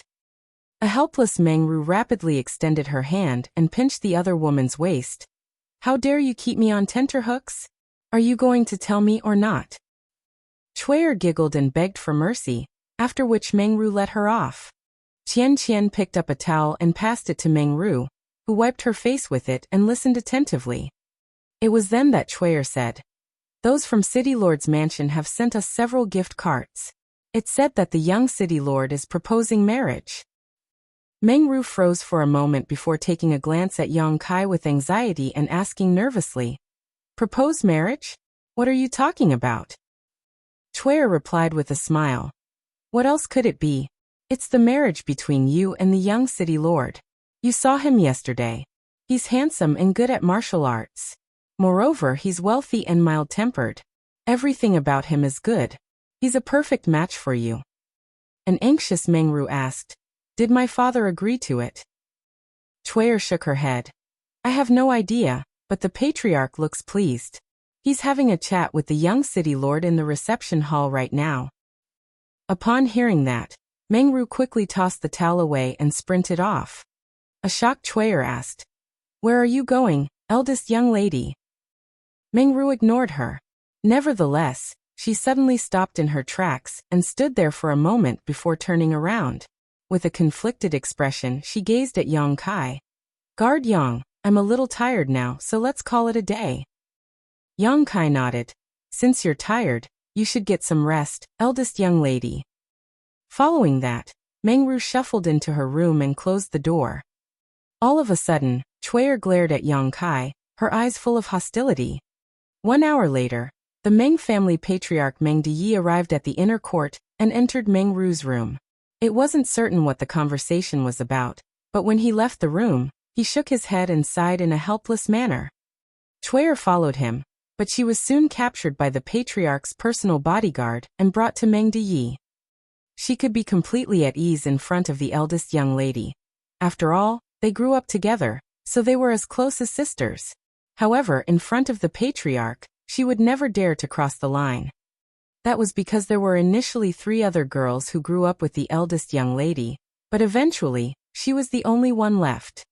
The eldest young lady was innocent and kind-hearted, so she thought that the 3 maidservants had found decent husbands. Nevertheless, Chui'er knew that they had already lost their lives. While working for the eldest young lady, one might be killed for making even a small mistake. Kneeling in front of the patriarch, Chui'er was trembling. Patriarch, there's something I need to tell you. With his hands behind his back, Meng Diyi said impassively, Speak. After hesitating for a moment, Chui'er replied in a shaking voice, I'm not sure if I'm mistaken, but the eldest young lady, she seems to have developed some feelings for Guard Yang. Then she quickly added, I don't know if it's just a misunderstanding. I'm not certain about anything. The patriarch didn't respond in any way. However, Chui'er knew that it was how the patriarch reacted when he was furious. so she became increasingly anxious. A moment later, the patriarch asked, "When did you discover it?" A terrified Chuya replied, "After the eldest young lady was rescued." Meng Deyi questioned, "It has been months since she was rescued. Why didn't you tell me earlier?" Chuya pressed her head against the ground. "I wouldn't dare to." "You wouldn't dare to?" Meng Deyi sneered. "Cut her into pieces to fertilize the plants."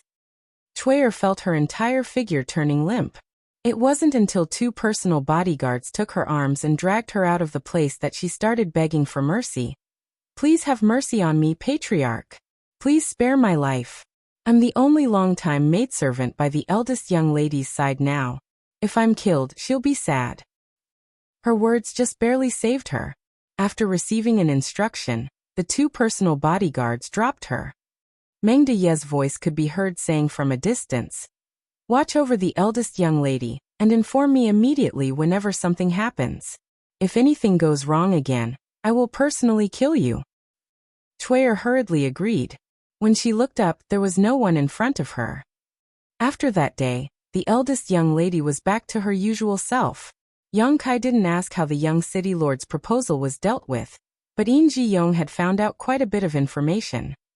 In fact, the young city lord had personally come over to propose marriage, and Meng Deyi was apparently pleased with him. After all, Feng Qingxi was of noble background, and was a perfect match for the eldest young lady of the Meng family. Meng Ru was not getting any younger, and it was impossible for her to stay in the Meng manor forever. If there was a suitable man for her, Meng Deyi wouldn't reject him. Nevertheless, Meng Deyi didn't seem to have given a positive reply regarding the proposal. This made Yin Ji-yong realize that the patriarch truly treasured the eldest young lady. Even in families that were wealthier than the Meng family, the parents held the right to make an arrangement for their children's marriages, not to mention in ordinary families. Rarely would any woman decide for herself what man she wanted to marry. However, in the Meng family, the eldest young lady had the final say in this matter, and even the patriarch, who was known to be iron-fisted, didn't try to force her. With that said, Yang Kai clearly noticed that there were now more people who were hidden around the eldest young lady's residence. Other than paying close attention to the eldest young lady, they were also watching over him. Recently, Chuya had been acting weirdly as well. In the past, he could sense that she detested him, but it seemed to have turned into resentment now. She could barely contain the hatred in her eyes. Yang Kai had a feeling that something was amiss. One day, Yang Kai and Yin Ji-yong were told to see the patriarch. Inside the grand hall, Meng Deyi gazed at them and said, "I have some goods that have to be sent to Great Abundance City tomorrow.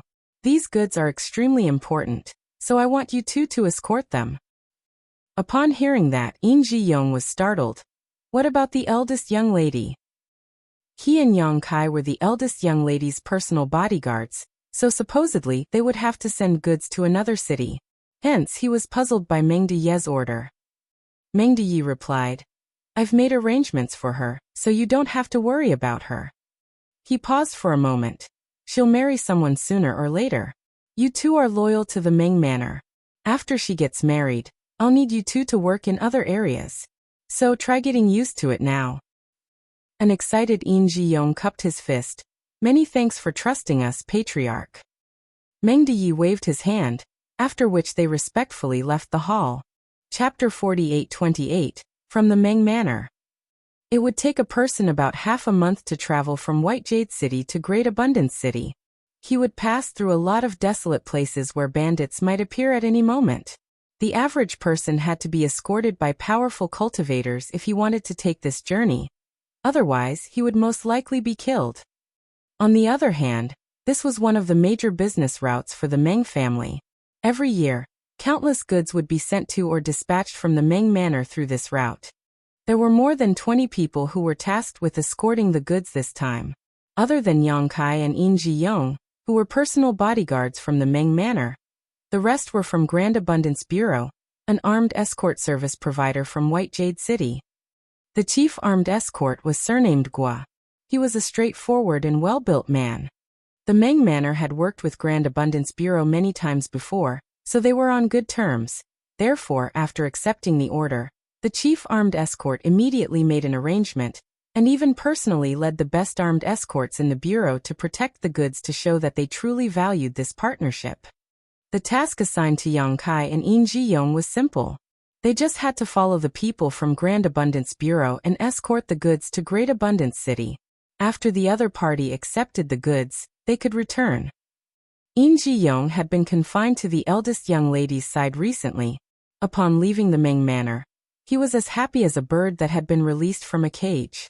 With a wine bottle in his hand, he went everywhere to look for people who could drink wine with him. Besides that, he also boasted to Yang Kai that the women in Great Abundance City were beautiful and promised to take Yang Kai to a brothel when they arrived at the destination. The armed escorts from Grand Abundance Bureau were professional. The scouts were regularly sent out in pairs to gather information and return with useful news. It had been peaceful for the first 5 days. On the 5th day, the team had to sleep the night in a place named Upward Mound. It was an open-air area with no places for anyone to hide.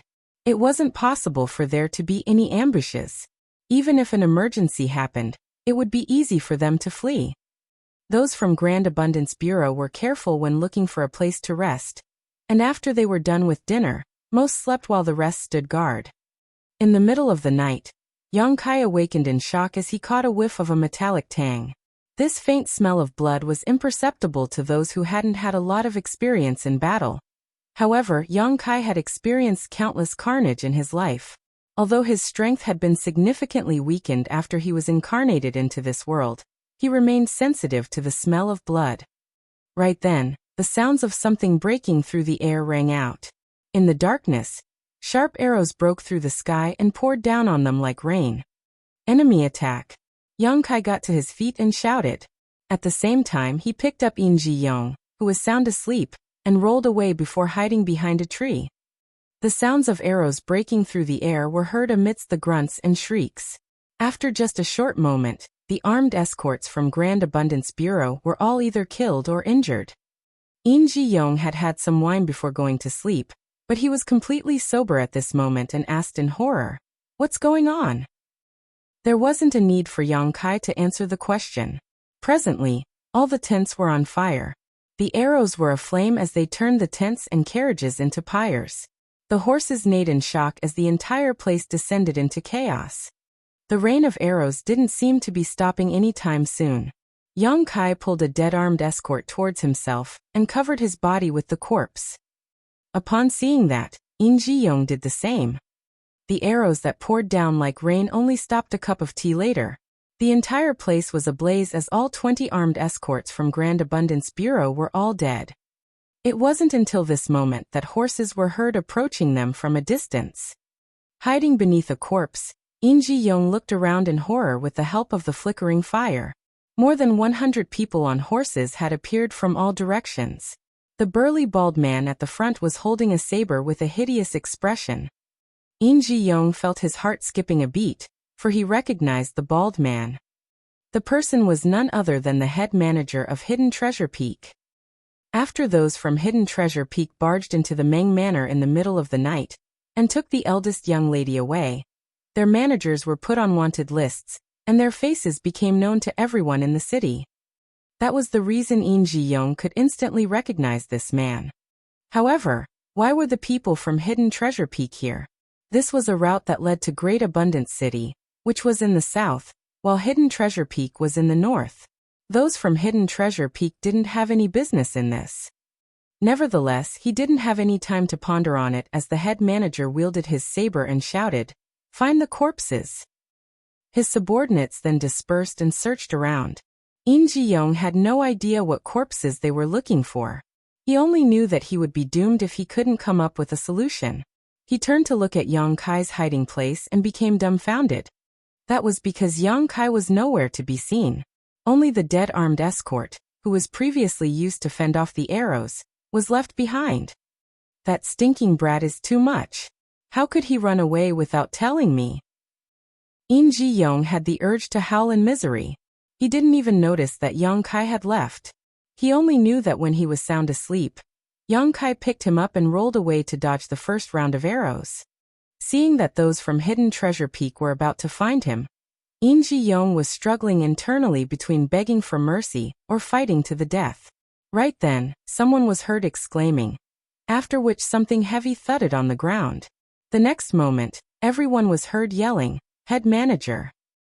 Don't move!" The head manager bellowed.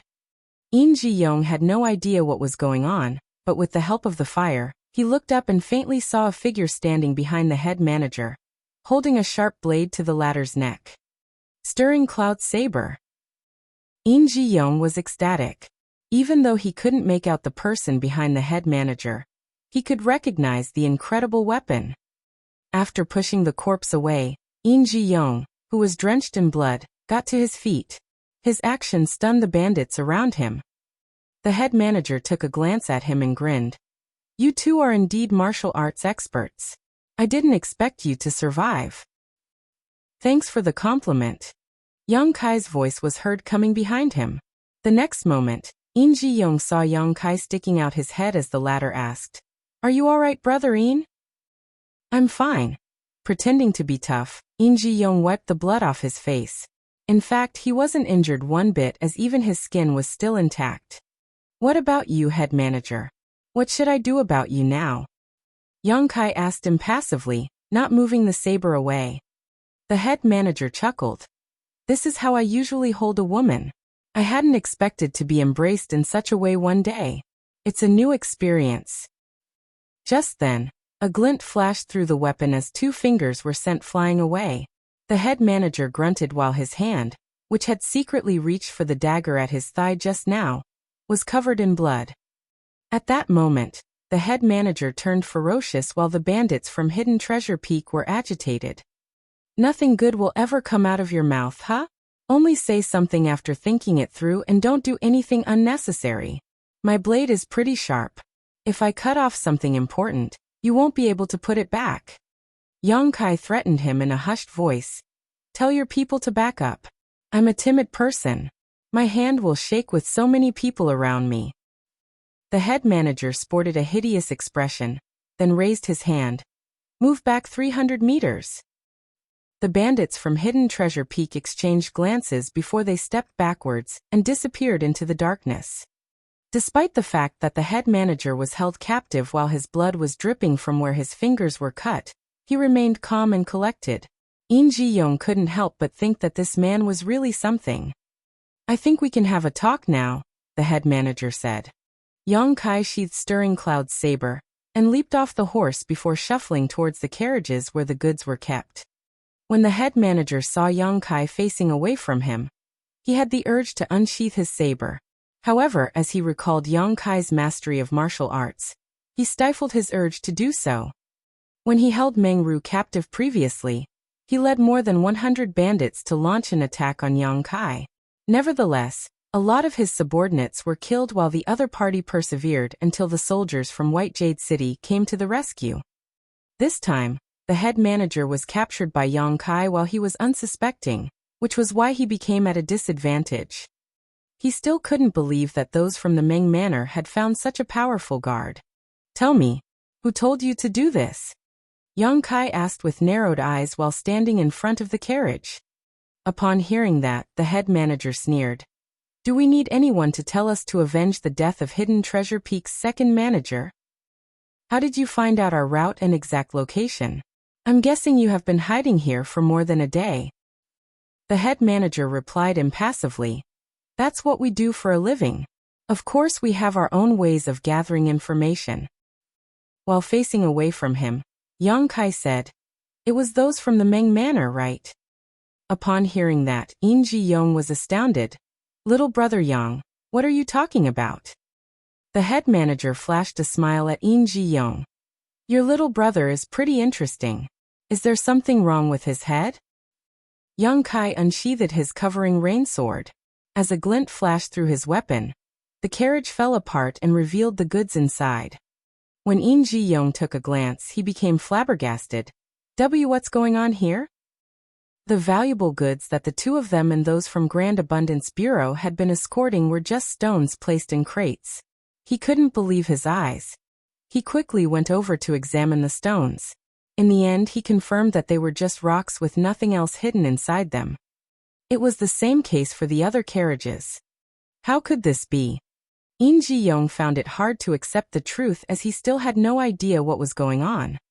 More than 20 people from Grand Abundance Bureau had lost their lives just to protect a few carriages of stones. If not for Yang Kai's quick response, the two of them would have perished tonight as well. There's something I don't understand. Yang Kai turned to look at the head manager. Previously, those from Hidden Treasure Peak barged into the Meng Manor in the middle of the night and kidnapped the eldest young lady from the Meng family. There were quite a few casualties on both sides, and even the second manager lost his life. Supposedly, those from the Meng Manor would never work with you, but this is exactly what happened. Can you tell me the reason behind it? The head manager was no longer as calm and collected as before because he felt helpless at the fact that the other party had seen through everything. However, he chose to say nothing and simply stared at Yang Kai with a grim expression. Yang Kai held both the saber and sword in his hands while shuffling towards him. With his gaze lowered, he said, "A person who doesn't speak is no different from a corpse." The head manager replied grimly, "I can only tell you that I received a piece of information that you would pass through this place while escorting goods. However, the person who told me this has nothing to do with the Meng Manor." "Who is that person associated with then?" Yang Kai asked while standing in front of him. The head manager shook his head, apparently unwilling to reveal anything. "Farewell then." As soon as Yang Kai finished speaking, he pushed out his saber and sword at the same time. Although the head manager had put his guard up, he was still unable to ward off both weapons. His head was sent flying away while blood spurted out from his neck. On the other hand, Yang Kai leaped onto a horse and picked up the dazed In Ji-young before clenching his thighs. The next moment, they galloped off in a particular direction. Chapter 48-29, One Step Too Late. After the head manager was killed, the bandits from Hidden Treasure Peak madly chased after Yang Kai and In Ji-young while the latter killed those who pursued them. It wasn't until the break of dawn that they were finally safe. In Ji-young was already soaked in blood, and there were cuts all over his figure. With that said, those were not comparable to his mental fatigue. In front of a river, Yang Kai cupped some water with both hands and washed his face. After that, he leaned against the tree trunk and panted. Unable to contain the doubt in his mind, In Ji-young gazed at him and asked, "Little brother, just what is happening?" The incident on this night was too strange.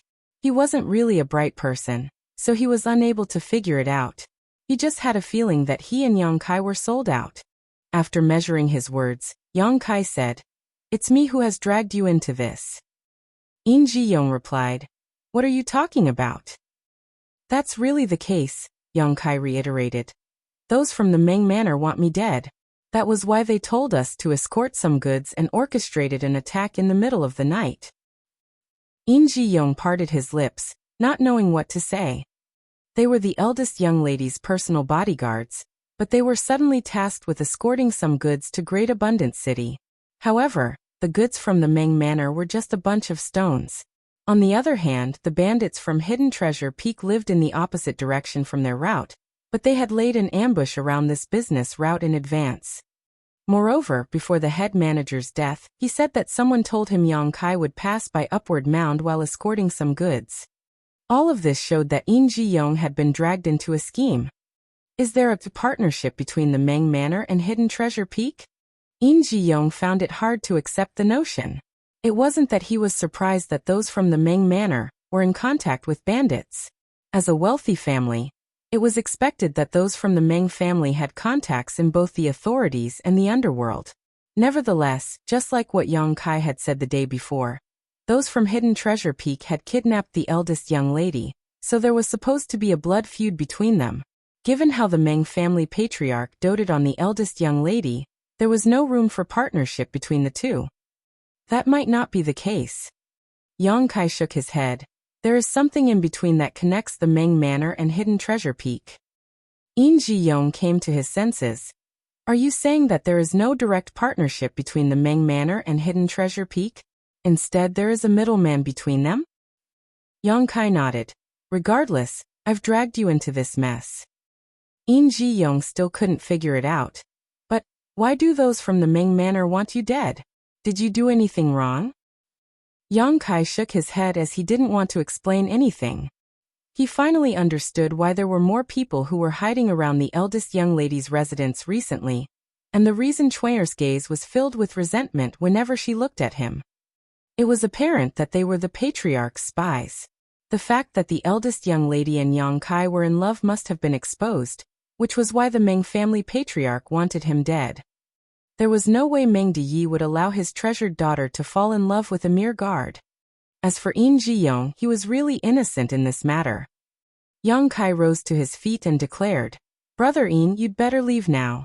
Stay away from White Jade City and go to a place where the Meng family can't find you." Yin Jiyong was startled. "What about you?" Yang Kai leaped onto the horse and turned around. "There's a matter I have to settle." Upon finishing his words, he drove the horse to leave. Yin Jiyong called out to him from behind, but upon getting no reply, he had no choice but to grit his teeth and leave. There was no way he could return to White Jade City. Those from the Meng Manor hadn't managed to achieve their goal this time, so if he dared to show up, he would certainly lose his life. Just like what Yang Kai had said, he could only go to a place where no one would recognize him. A few days later, a young man covered in dust passed through the city's gates. When he looked up, he saw two new faces on the wanted list on the wall. Both of them were private guards of the Meng Manor. One of them was named Yang Kai while the other was Yin Jiyong. The painter was pretty skillful as the two pictures were quite lifelike. On the wanted list, it was said that both of them were the private guards of the Meng Manor, but they had worked with the bandits from Hidden Treasure Peak and ruthlessly killed more than 20 people from Grand Abundance Bureau at Upward Mound before stealing a lot of goods that belonged to the Meng Manor. They were cold-blooded and unforgivable. With a dispassionate expression, Yang Kai looked away and directly entered the city. He had put on a disguise, so he could easily fool the people who were looking for him. He had lived for many years and killed countless people, so it was expected that he had learned various skills and techniques. He wasn't particularly good at disguising himself, and in the eyes of the experts, he must have made a lot of mistakes. However, his skill was good enough for him to deal with this kind of situation. Nevertheless, not long after he entered the city, Yang Kai realized that he was being stalked. This surprised him quite a bit. When the stalker barged into the alley, Yang Kai, who had been hiding in the dark, instantly appeared and clenched his neck. The stalker was apparently shocked as he pleaded, "Please don't kill me. I'm just following orders, and I don't intend to harm you." "Who gave you the order? What are you trying to do?" Yang Kai questioned coldly. Seeing that the stalker shook his head, Yang Kai exerted more force with his hand. The person widened his eyes in horror, but he still wouldn't expose anything. Just when he thought he was about to get killed, Yang Kai suddenly tossed him away. Having just escaped from death's door, the stalker coughed violently and panted. "Speak. What's going on?" Yang Kai asked. The stalker got to his feet with difficulty, and looked at Yang Kai with a terrified expression. With his head lowered, he replied, "Sir said that he wants you to follow me to another place." Before Yang Kai even replied to him, he went on to say, "Sir also said that you don't have to worry about anything as he has no intention to harm you. If he wanted that, I just needed to shout loudly, and you wouldn't be able to leave White Jade City. There's no point in going to such trouble." "I would kill you before you could shout," Yang Kai threatened. The stalker trembled. "Even if I can't shout, someone else will." "Is your sir threatening me?" Yang Kai narrowed his eyes. The stalker shook his head. No. It's just his way of showing his sincerity. That was exactly what Sir said. So please don't blame me." Yang Kai was suddenly interested in the so-called Sir. After giving it a thought, he asked, "Do you know who I am?" The stalker shook his head again. "I have no idea. I'm just following orders." "Lead the way then." Yang Kai nodded. The Sir behind this person must be aware of Yang Kai's identity, and he had found out that the latter had entered the city. It meant that someone could recognize him just now. Perhaps that Sir had been observing the surroundings somewhere near the city's gates. However, just like the stalker had said, he could expose Yang Kai's identity by simply shouting it out loudly. By then, Yang Kai would never be able to leave White Jade City. In that case, he could only play it by ear. He wanted to find out who was behind all this and what their intentions were. They took countless turns as Yang Kai followed that person. He suddenly realized that White Jade City was currently bustling with noise as the sounds of drums could be heard from time to time. As though noticing his doubt, the person at the front said in a small voice, "In 3 days, the Meng Manor's eldest young lady and our young city lord will be getting married. It's wonderful news for all of us in the city." "They'll be married in 3 days?"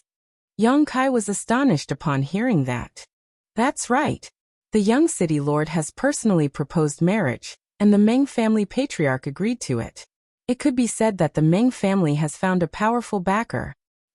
Yang Kai's face fell as he realized he was one step too late. Feng Qingxi had made a quick and decisive move. During the encounter at Gratitude Shrine, Yang Kai said that he had a better chance of winning the eldest young lady's heart as he was close to her. However, he was soon asked to escort some goods following the Meng family patriarch's order. Eventually, there was an ambush that awaited him. Now he had lost all his advantages while Feng Qingxi had gained the upper hand. He didn't think that Feng Qingxi was a despicable person. He had his own motives for coming to this samsara world, so he had to do his best to achieve his goals. The person with better methods would have the last laugh. The fact that he was ambushed should have nothing to do with Feng Qingxi. He reckoned that it was the Meng family patriarch's doing.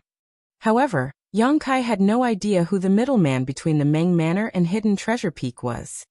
From Yang Kai's perspective, he naturally wouldn't allow the wedding to take place. However, he didn't have enough time to come up with a solution in just 3 days, and he was now faced with this situation that was shrouded in mystery. "We've arrived at our destination." The man stood in front of a house and extended his hand. Yang Kai nodded and stepped into the house, but there was no one inside. He turned to look at the man, who appeared embarrassed. "Sir told me to bring you to this place, and there were no further instructions. He said that you'll realize he really means no harm after you enter." After a moment of silence, Yang Kai went further into the house and saw a red invitation card on the table. While feeling doubtful, he picked it up and realized that it was an invitation card from the Meng Manor. With this invitation card, he would be able to attend the eldest young lady's wedding in 3 days. Yang Kai arched his brow as he felt a sense of discomfort that his intentions had been seen through. This invitation card was apparently targeted at him. The mastermind realized his thoughts and even created an opportunity for him. There was no doubt that this invitation card was difficult to come by as the average person wouldn't be able to get his hands on one. Fewer than 100 people in White Jade City had the right to receive such an invitation card. The mastermind left behind one invitation card here for him, which suggested that the person had a powerful background. The person who led Yang Kai to this place secretly fled while the latter was going through the invitation card. Yang Kai didn't bother stopping him. Since the mastermind had made such an arrangement, he naturally wouldn't harm Yang Kai in the short term. It was obvious that this person wanted Yang Kai to make a scene at the wedding. His scheme would definitely be revealed by then. Yang Kai didn't intend to be led by the nose as he pocketed the invitation card. In the middle of the night, he put on some dark clothes and secretly left. He had to head to the Meng Manor to see whether he could enter the inner court and see the eldest young lady.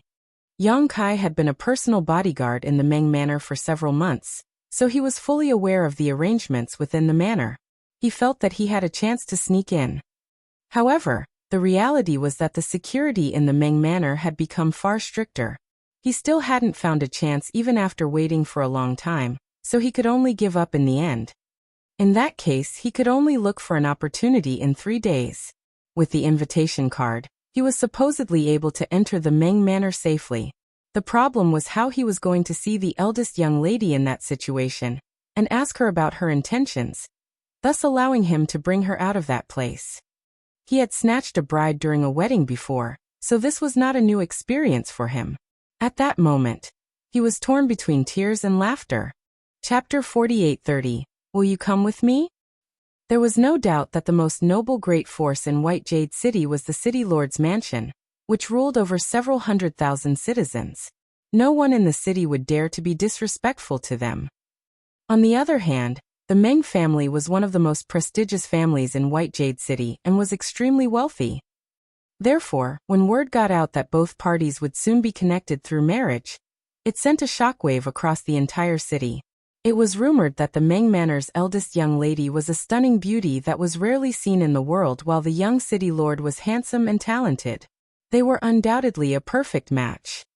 On the wedding day, the entire White Jade City was bustling with noise as countless buildings were decorated with red ornaments on the outside to celebrate the occasion. All the citizens seemed to have been infected by the jolly atmosphere of this wedding, as the entire city was engulfed in a festive atmosphere. The team that would fetch the bride departed from the city lord's mansion and headed to the Meng Manor with sounds of music playing along the way.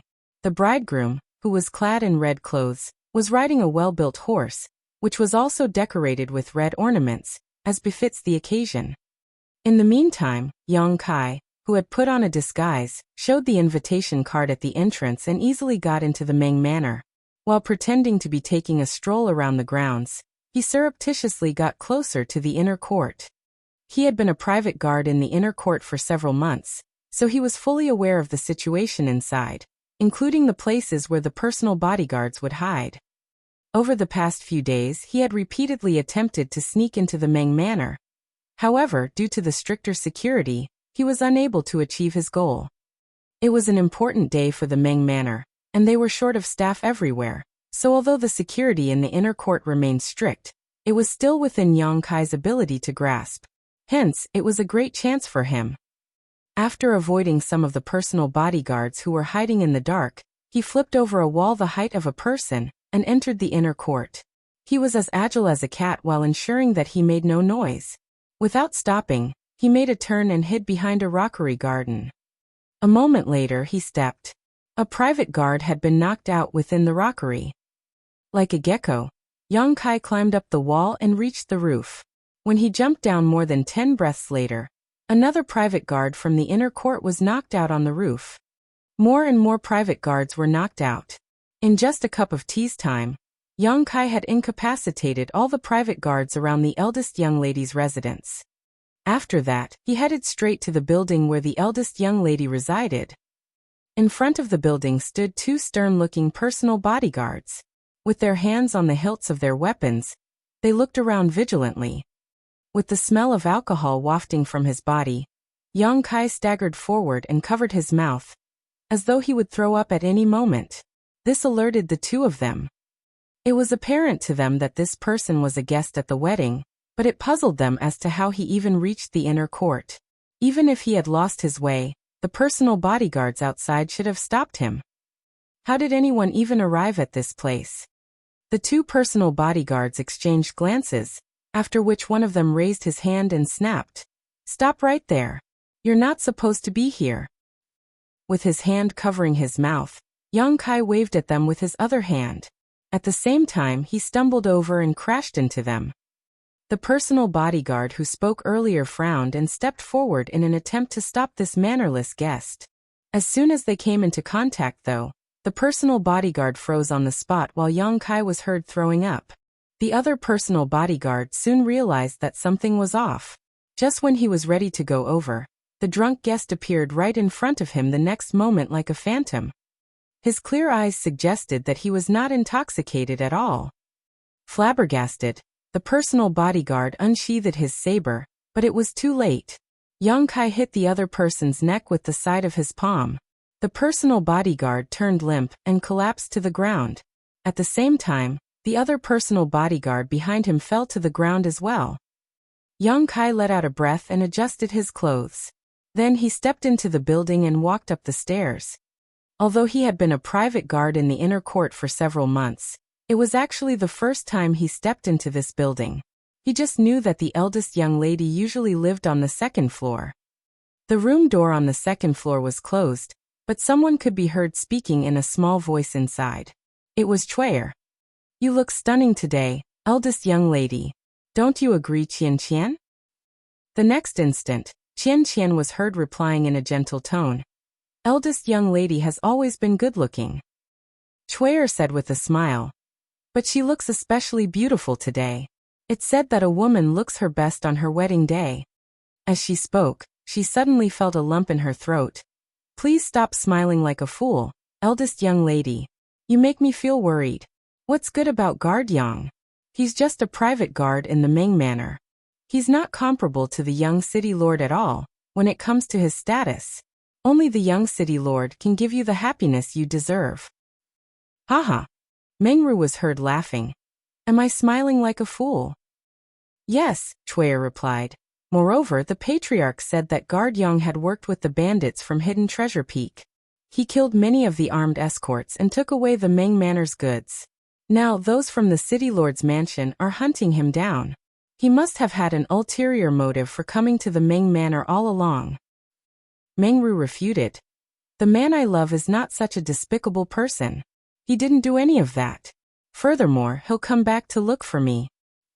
Are you out of your mind, eldest young lady? Chuya was furious. You're getting married today, and you'll be the young city lord's madam. He is supposed to be the only man you love. Mengru said in a calm voice. The man I love must be a hero who will go against the entire world for me. He's being hunted down. He'll never come back to White Jade City. Will you please wake up to reality, eldest young lady? Just then a creak was heard. The ladies inside the room turned their heads and saw Yang Kai, who had restored his original appearance. The next moment, the color drained from Chuya's face while Qian was astonished.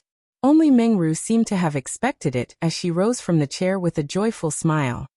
She was clad in red clothes with a phoenix coronet on her head. Her beauty was out of this world. As their eyes met, Yang Kai put on a smile.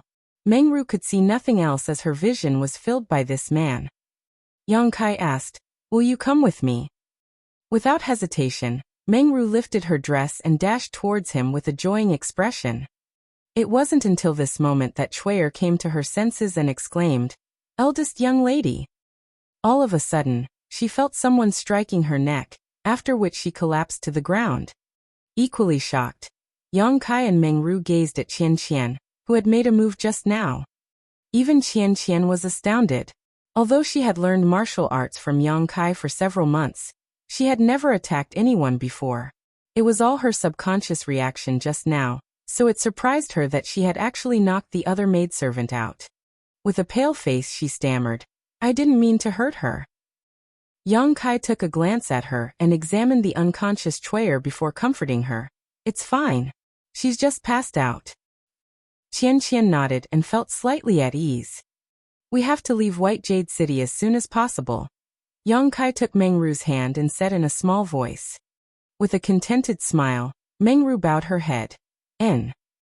Over the past few months, they had never expressed their love for each other or done anything that crossed the line. They only exchanged glances at most. However, at this moment, they seemed to have known each other for several lifetimes. It was as though they were able to read each other's thoughts with just one gaze or movement. There was no gap or obstacle between them. They seemed to be fully aware of each other's habits like a couple who had been married for years.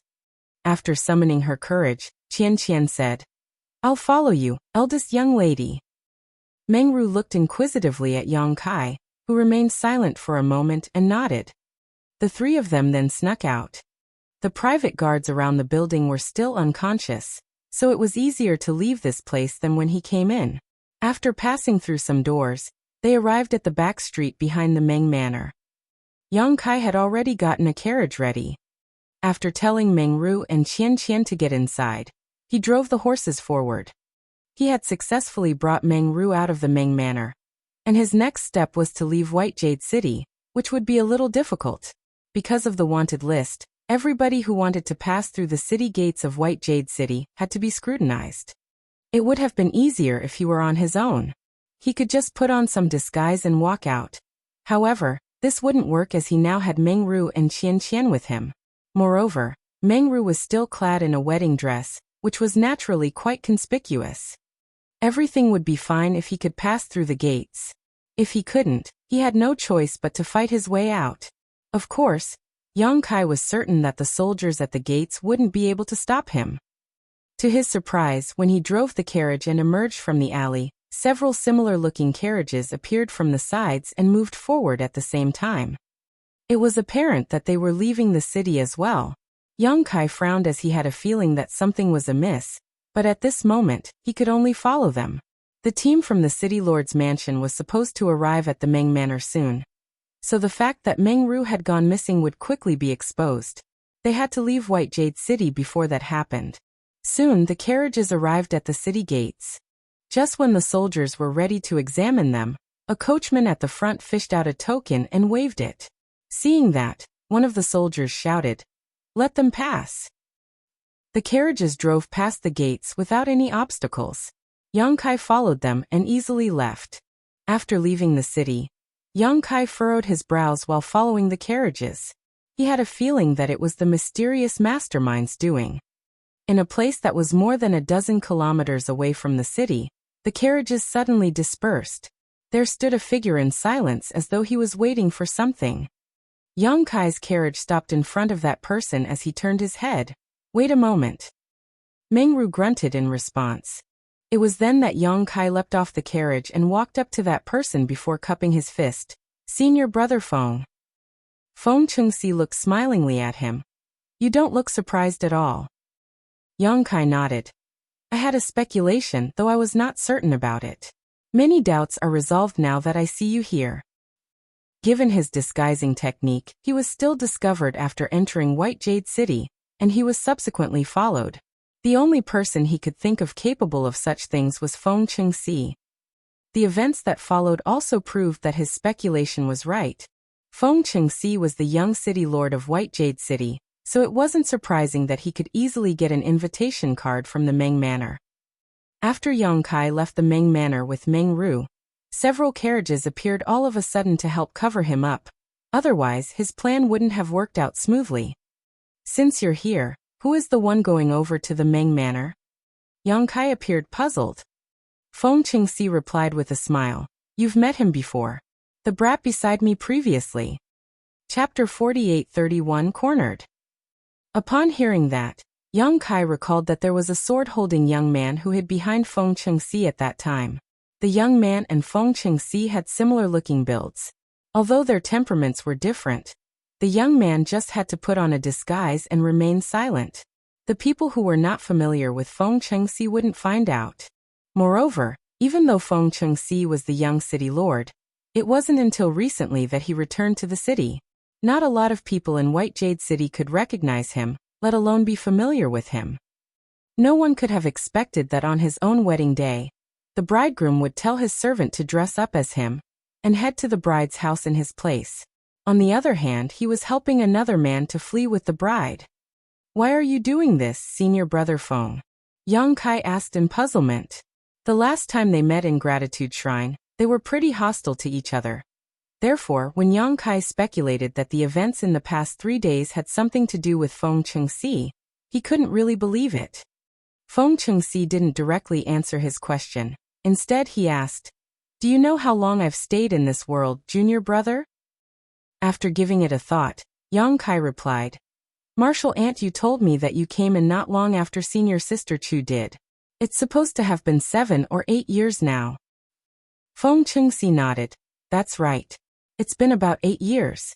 During this period of time, I never stopped looking for junior sister Chu, but it wasn't until a few months ago that I finally found her. At that time, you were soaked in blood as you stood in front of her to protect her. Although she was discomfited, she wasn't harmed one bit. The samsara world is an interesting place. Since martial aunt you sent you here, she must have told you about its wonders." "What do you mean exactly?" Feng Chengxi looked smilingly at him and pointed at his own chest. "Sincerity is of utmost importance in this place.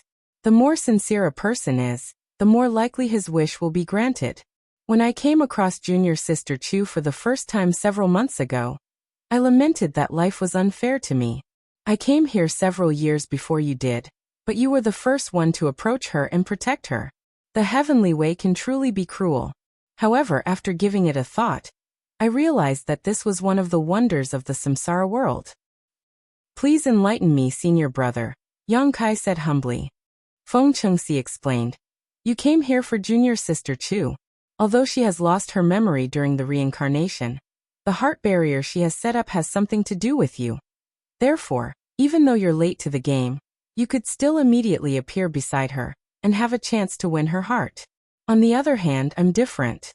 I came here to execute my honored master's orders, so I haven't managed to achieve my goal despite the fact that I've been here for a few years. I would have stood a chance if you had never appeared, but nevertheless, since you're here, I can only be a foil. I suppose that was the reason I suddenly had the urge to return to White Jade City a few months back. Yang Kai fell into his thoughts. Feng Chengxi went on to say, sincerity will affect the events that take place in this samsara world. Junior Sister Chu is lucky enough to have someone like you who is willing to protect her even if your life is at stake. I believe that even if you two come across the same kind of danger in the real 3,000 worlds, you will still make the same decision, and will never betray her. Therefore, in this life, it's pointless for me to keep staying here. To do so will go against my true heart. Yang Kai saluted him. Many thanks for helping us, senior brother. Feng Chengxi waved his hand. There's no need to thank me. I've just realized what it is I should do. However, you have to work harder. Although I have no idea what kind of heart barrier Junior Sister Chu has set up for herself, I suppose it won't be easy to pass the tests. If you can't help her shatter the heart barrier, she'll be lost in the Samsara Pavilion forever. If that happens, Yin-Yang Cave Heaven won't let you off. I'll do my best to bring her out of this place safely. That's for the best, Feng Chengxi nodded. I have another thing to ask you though. Go ahead. Yang Kai took a glance at the carriage. It seems that I still haven't managed to help Senior Sister Chu shatter the heart barrier. What can I do to help restore her memory? Feng Chengxi replied with a smile. It's different for everyone. In fact, you have already done more than enough, but Junior Sister Chu still hasn't retrieved her memory. It seems that her expectations of you are quite high, so you'll have to work harder. I'll lend you a hand as well. Upon hearing that, Yang Kai frowned. Certainly he would work hard, but the other man didn't specify how much more he had to do. Instead, he felt that Feng Chengxi's smile was somewhat ominous, especially when the latter said that he would lend Yang Kai a hand. Yang Kai had a feeling that something terrible was about to happen. Also, it's the City Lord's mansion that has partnered up with Hidden Treasure Peak, Feng Chengxi said. It's also the City Lord's mansion's arrangement that you were attacked when escorting goods. I already had such a speculation. Yang Kai dipped his head. Feng Chengxi appeared surprised. It seems that you've seen through everything. Yang Kai replied impassively. A few months ago, those from Hidden Treasure Peak easily barged into the Meng Manor, while the soldiers from the City Lord's mansion were unusually slow to react. That in and of itself was ridiculous. If White Jade City had always been this unsafe, the City Lord's mansion would have lost its authority long ago. Feng Chengxi nodded. Indeed. The Meng family is extremely wealthy, so the City Lord's mansion would like to have a share of that. That's why they worked with Hidden Treasure Peak to kidnap the eldest young lady, so that they could have a talk with Meng Deyi. At that time, I happened to return to White Jade City. When I heard about the matter, the first thought that came into my head was that she might be the one I had been looking for. Hence, I took the initiative to lead the soldiers to chase after the bandits. However, it was too late at that time. One night had passed since the second manager of Hidden Treasure Peak took the eldest young lady away. So even if I ran after them, I wouldn't have stood a chance to save her. He then added, however, no one could have expected that there was an outer court's private guard from the Meng Manor, who risked his life to protect the eldest young lady and persevered until the soldiers from White Jade City came to the rescue. In that case, the plan between the City Lord's mansion and Hidden Treasure Peak was foiled. Left with no choice, I had to personally propose marriage to the eldest young lady. If we could get married, the City Lord's mansion would be able to get their hands on the Meng family's wealth given their power. He went on to say, Meng Deyi is fully aware of that, but he can't resist. Moreover, I'm a young man with a promising future, so I'm more than good enough to be his son-in-law. And the eldest young lady is mature enough to get married. Hence, he decided to just agree to it. Yang Kai nodded as everything was just like what he had speculated. The connection between the Meng Manor and Hidden Treasure Peak was the City Lord's mansion, which was why Feng Chengxi was aware of what was going on behind the scenes. After agreeing to the proposal, Meng Deyi told Yang Kai and Yin Jiyong to escort some goods to another city, while the Meng Manor provided some information to those from City Lord's mansion. who would then contact Hidden Treasure Peak in order to have the two of them killed. Nevertheless, no one could have expected that Yongkai wasn't a native in this world. Instead, he was a sixth-order open heaven realm master who was incarnated into this place, so he had some skills and strength that were simply unimaginable to others here. Many thanks for enlightening me, senior brother. Yongkai cupped his fist. It wasn't until this moment that he figured out the things that had been puzzling him. Alright, we should stop talking. You're supposed to flee now. The Ming Manor must be in chaos, and they'll soon be after you. Feng Qingxi waved his hand. Yongkai thanked him again, and leaped onto the carriage before driving the horses forward. Certainly, Meng Ru and Qian Qian, who were inside the carriage, must have heard their conversation just now, but Meng Ru didn't ask anything. As a maidservant, Qian Qian naturally wouldn't be nosy. In the meantime, not only the Ming Manor, but the entire White Jade City was in chaos. The bride had gone missing on the wedding day. The young man who replaced Feng Qingxi to head to the Ming Manor was drenched in cold sweat as he didn't know what to do. Meng Deye's expression was as gloomy as the weather right before a storm. The people around him could hardly breathe. Just now, they poured a basin of cold water on Chui'er to awaken her. Upon learning that it was Yongkai who took Meng Ru away, Meng Deye flew into a rage. He ordered the personal bodyguards of the Ming Manor to chase after them. They must capture him regardless of whether he was dead or alive. There was no doubt that the Ming Manor was embarrassed as such an incident happened on the wedding day of their eldest young lady. It was equally humiliating for the city lord's mansion. They worked together and soon found some traces, and 1 hour later, a large group of people set out from White Jade City, following the traces to hunt them down. The speed at which the carriage moved forward was slow, so both Yongkai and Meng Ru knew that they would be caught sooner or later. What surprised Yongkai was that there were people in front of them that attempted to stop them. As though they had already expected that Yongkai would come to this place, they were well prepared as several dozen riders charged forward. Yongkai instantly recognized that they were the soldiers from the city lord's mansion.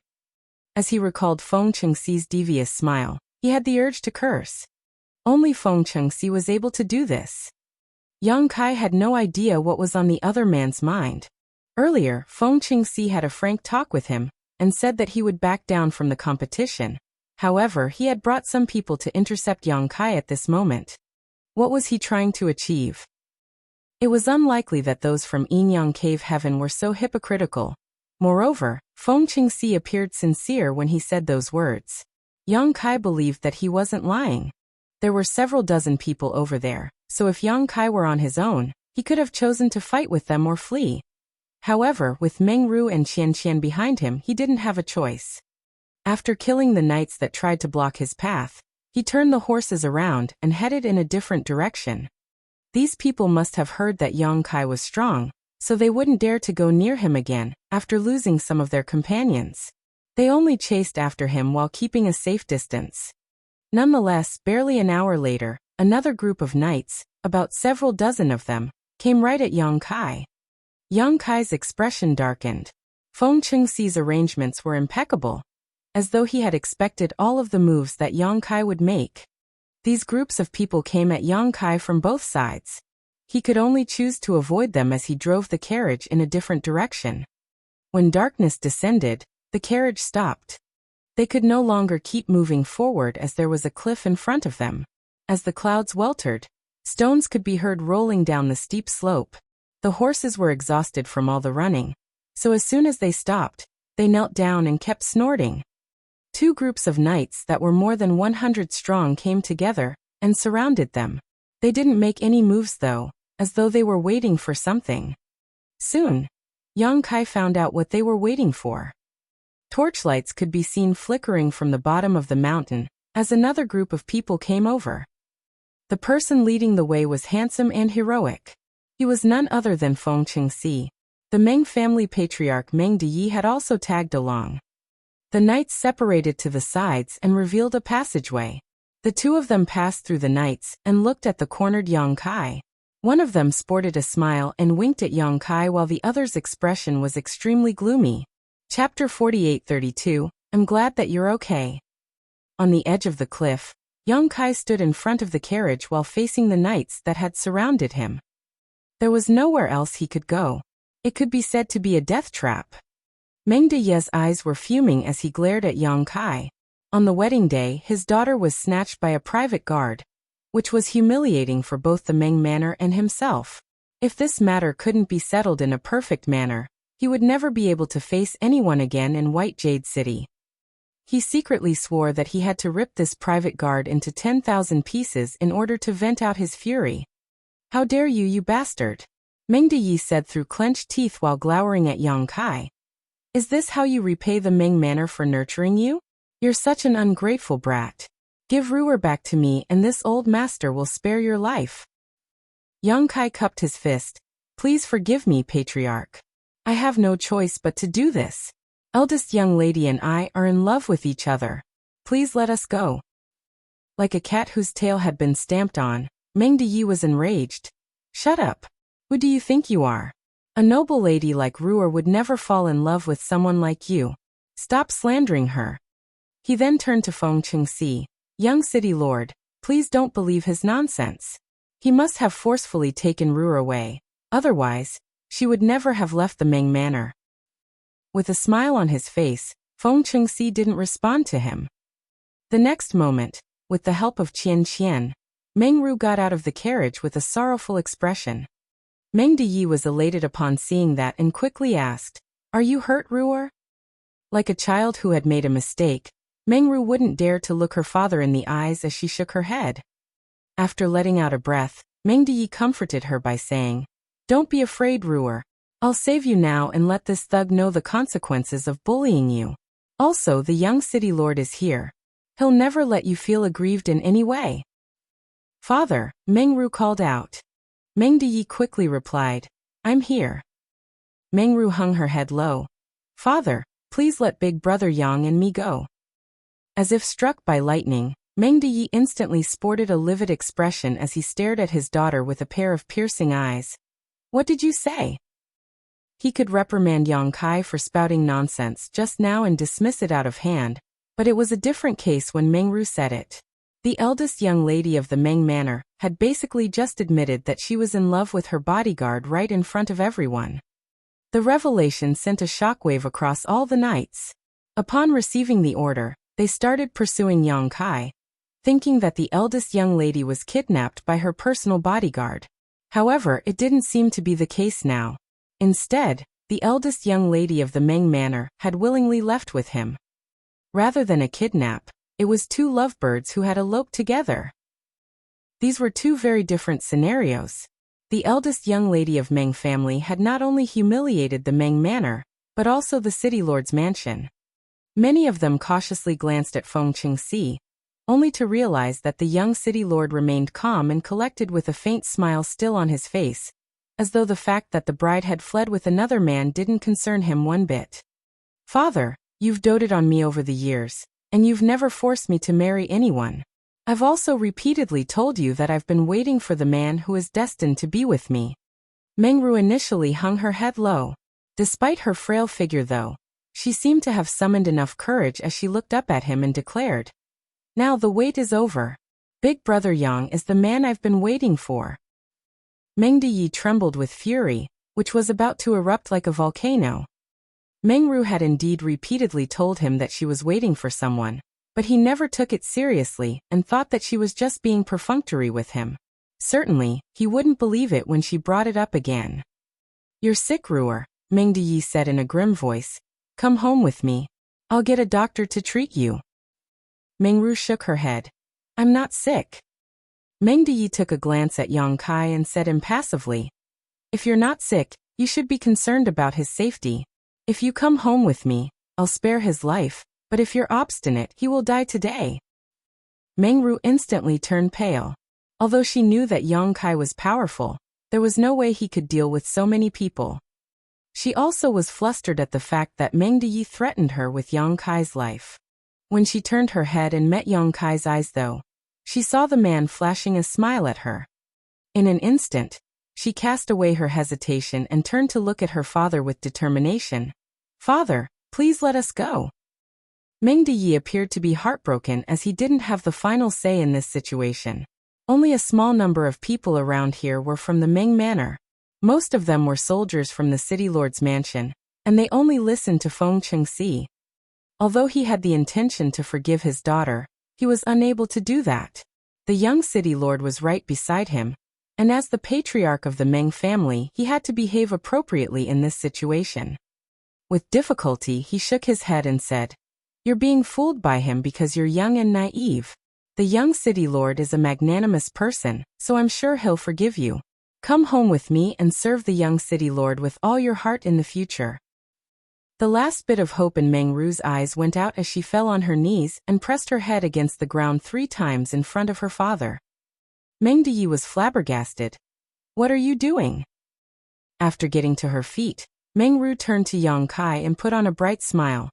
"Since we're not able to get married in this life, we will die together at the very least. Big brother Yang, I'm really pleased to have finally found you." Yang Kai let out a breath and took a step forward before unsheathing his saber and sword. Standing in front of Meng Ru with his sturdy figure, he clanged his weapons together. "Before I die, no one can harm you." "Both of you have gone mad." Meng Deyi's eyes turned bloodshot. Feng Chengxi, who had kept a smile on his face, seemed to have gone crazy all of a sudden as he roared. "Kill all of them and let them know the consequences of offending this young city lord." Meng Deyi was astonished and shouted, "Please wait, young city lord." Just when he wanted to stop them, he was kicked off the horse by Feng Chengxi and fell to the ground in pain. The knights crisscrossed one another and came at Yang Kai from all directions, ensuring that he would not be able to flee. As glints flashed through Yang Kai's weapons, grunts and shrieks were continuously heard. Limbs were sent flying away while blood dyed the ground crimson. As more corpses piled up, Yang Kai didn't take a single step while his back remained straight, just like how he protected the eldest young lady in front of the cave back then. He wielded his weapons and killed his opponents like he was cutting through straw. Just a moment later, many corpses lay strewn across the ground. Usually, this kind of carnage was enough to make anyone feel frightened. Despite the large number of people on their side, they might not have the courage to keep going forward. After all, no one could be certain whether they would be the next to get killed. However, Feng Chengxi was on top of everything here. Although the people from the city lord's mansion were terrified, they wouldn't dare to back down. Only by killing Yang Kai would they be able to live to see tomorrow. There would only be one outcome to this intense battle. Either Yang Kai was killed, or all of them would perish. Feng Chengxi had brought a lot of people with him this time, some 200 or 300 in total, which was more than twice as many as the bandits from Hidden Treasure Peak that Yang Kai had to face back then.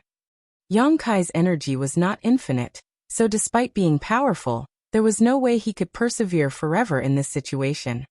Stirring Cloud Saber and Covering Rain Sword were extremely useful in this battle. Even though Meng Deyi tried to kill Yang Kai by telling him to escort some goods to Great Abundance City and then ambushing him, he had indeed regarded him highly before that.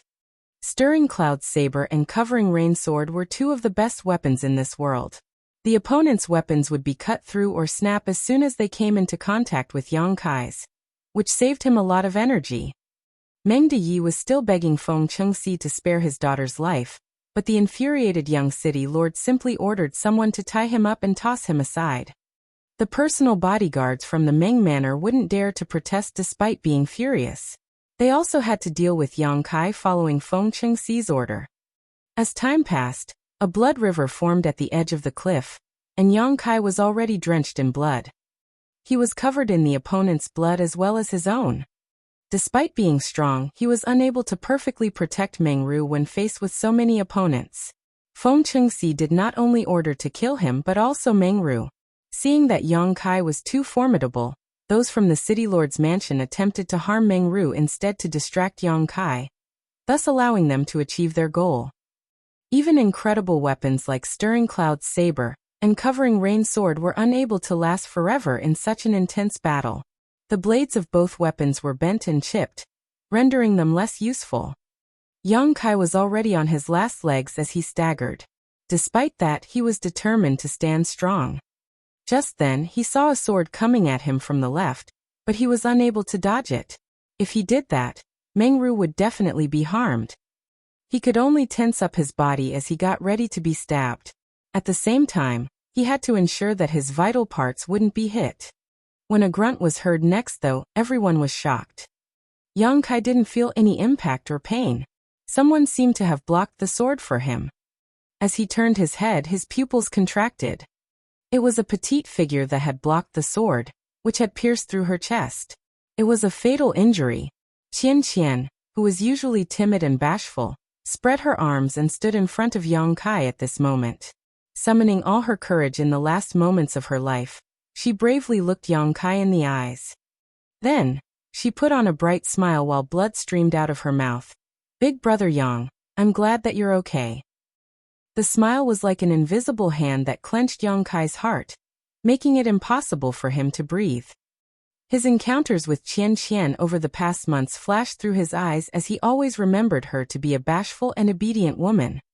Both of them joined the Meng Manor at around the same time, and although she was a newcomer too, she instantly gained the eldest young lady's favor and became her trusted maidservant. When she learned martial arts, she showed an aptitude that was just as great as Meng Ru's. Whenever their eyes met, she would become flustered like a frightened rabbit. Yang Kai suddenly recalled seeing the same kind of expression on another woman's face. She was a woman he was not familiar with, but it was destined that he would be tangled up with her forever. As two figures overlapped in his mind, he suddenly called out, "Junior sister Tao?" Qian was already on her last breath, but upon hearing Yang Kai's words, she seemed to have been infused with a new stream of energy as her eyes brightened instantly. All the sorrow and doubts in her heart were cast away as she called out, "Senior brother Yang." Chapter 48-33, Live or Die Together. "Senior brother Yang." Qian called out with a satisfied smile. "Thank you." Yang Kai had no idea why she thanked him, nor did he know whether she would really pass away like this. With that said, it was just a samsara world that she had reincarnated into, so the real her wouldn't be affected when she was killed here. However, he had never expected that Tao Lingwan had also come to this samsara world, and she had been by his side without him knowing the whole time. At the critical moment, she had even blocked a fatal sword strike with her body for him. Both Feng Chengxi and Yu Xiangdai had said that sincerity was of utmost importance in the samsara world. The more sincere a person was, the more likely his or her wish would be granted. Furthermore, everything that happened here reflected one's true heart. Tao Lingwan was willing to die in Yang Kai's stead in this samsara world. In other words, she would make the same decision in the outside world if she was faced with the same situation. Yang Kai felt an excruciating pain in his heart. He wielded his stirring cloud saber and cut off the attacker's arm. Then he wrapped his arm around Qian's waist and stepped backwards. When he looked down, he realized that Qian had closed her eyes. Despite the trace of blood on the corner of her mouth, she sported a contented smile. Feng Chengxi, who appeared to have gone mad shouting orders to his subordinates, suddenly became startled and muttered, "Junior sister Tao?" Nevertheless, he soon realized what had happened and sported a bitter smile. Honored Master made a move in the end, but not only did he fail to catch the chicken, he even lost his rice in the process. He couldn't imagine how his honored master would react upon learning what happened in this place, but he was certain that the latter wouldn't be pleased. Qian's death didn't give Yang Kai a chance to breathe. Although the people from the city lord's mansion were surprised at the maidservant's bravery and determination, it ultimately didn't change anything. Before Yang Kai could even lay Qian's corpse down, he was faced with another round of attacks. Despite his anger, he had nowhere to vent it out. He staggered and dealt with the enemies with difficulty as blood spurted out of his wounds. Mengru picked up a sword and wielded it at the enemies with gritted teeth, determined to fight alongside Yang Kai. She had never fought with anyone before, let alone killed a person. However, after learning martial arts from Yang Kai for a few months, she had built a solid foundation, so she was in a far better state than when she was saved by Yang Kai previously. At that time, she found it hard to even pick up a sword. Nevertheless, at this moment, she was somewhat intimidating when wielding her blade. Furthermore, she was the eldest young lady of the Meng Manor as well as the young city lord's future wife, so no one dared to really kill her. Qian Qian's death seemed to have shocked Feng Qingxi, so while riding his horse, he simply looked up at the sky and sighed. It was getting late, so it was time everything ended. Despite the fact that he hadn't managed to achieve his goal after staying in this world for a few years, he never lost hope as he was determined to complete the task given to him by his honored master. However, the moment he realized his true heart, he discovered that all he really felt was fatigued. Everything he had done in this samsara world seemed to be nothing more than a farce. The young city lord leaped into the air and flew over everyone like a bird. With a dazzling light flashing through his weapon, he came right at Yang Kai. Yang Kai saw the attack and knew it would be fatal. Although he wanted to ward it off, he was powerless to do that. Just like what happened to Qian Qian, the sword penetrated his chest. However, Feng Qingxi apparently didn't intend to kill him. The sword didn't pierce into his heart, thus allowing him to survive. Yang Kai was already on his last legs with countless wounds on his figure. After getting struck by the attack, he fell backwards and collapsed into Meng Ru's arms. Despite the fact that blood was streaming out of his mouth, he looked gratefully towards Feng Qingxi. All of a sudden, he realized how he was supposed to break Chu Huashang's heart barrier. He had also figured out the reason Feng Qingxi had done all of this. Feng Qingxi didn't say anything as he gently nodded. "Big brother Yang," Meng Ru said in a choking voice. She covered the wound on his chest with her fair hand, but she was unable to stop the blood from spurting out. Soon her hand was dyed red. Yang Kai took her hand. "It's useless. I'm sorry for not being able to protect you." Meng Ru's face was already soaked in tears as she repeatedly shook her head. "It's me who has dragged you into this." She knew that given Yang Kai's strength, he would have been able to flee if he were on his own despite being surrounded by so many people. However, with her around, he could not run away. The soldiers gathered around him, but did not immediately make a move. They were horrified by the power Yang Kai had showcased earlier, but at the same time, they mourned for a dying hero. All of a sudden, Meng Ru stopped crying and put on a smile. As she stroked the man's face, she said gently, "I'm sorry for what happened in this life. Let me protect you in the next." Upon finishing her words, she carried Yang Kai up and turned around before leaping off the cliff without hesitation. Under the moonlight, they looked like two lovebirds that sought eternal freedom. When the tied-up Meng Diyi saw this, he instantly passed out. Feng Qingxi let out a breath while feeling exhausted. Everything had finally ended. As Yang Kai heard the wind howl, he started losing consciousness. He could feel his figure plunging rapidly as this life was finally coming to an end. All he could do was wait for Chu Huashang to break her own heart barrier. Fortunately, Chu Huashang didn't let him wait for a long time. While he was in a daze, he heard the woman calling out to him, "Junior brother?" Yang Kai coughed out some blood and put on a helpless smile. "You've finally regained your memory, senior sister." All of a sudden, Chu Huashang hugged him tighter as she appeared to be reeling from the shock. In a shaking voice she said, "I knew that you'd be all right." Before she started cultivating in seclusion, she heard that Yang Kai had followed a giant spirit god to enter the chaotic dead territory. Everyone from Yinyang Cave Heaven was certain he was dead, but she firmly believed that he was still alive. Therefore, she entered the Samsara Pavilion and set up a heart barrier as she waited for him to come for her. This was the only way she could resist the pressure from the sect's seniors, who wanted her to marry another man. "Senior sister, we have no time to spare. Please tell me how many more lives I'll have to keep looking for you," Yang Kai asked in a hurry while wiping the blood from his lips. However, Chu Huashang remained calm and collected as she winked at him. "Take a guess." Yang Kai was torn between tears and laughter. "You do realize we're dying, right?" Chu Huashang snorted. "It won't be easy, so you'll have to work hard, okay? However, I can tell you that the first life is the easiest but also the hardest. What I mean is that you could easily win Meng Ru's heart, which was why everything went smoothly for you."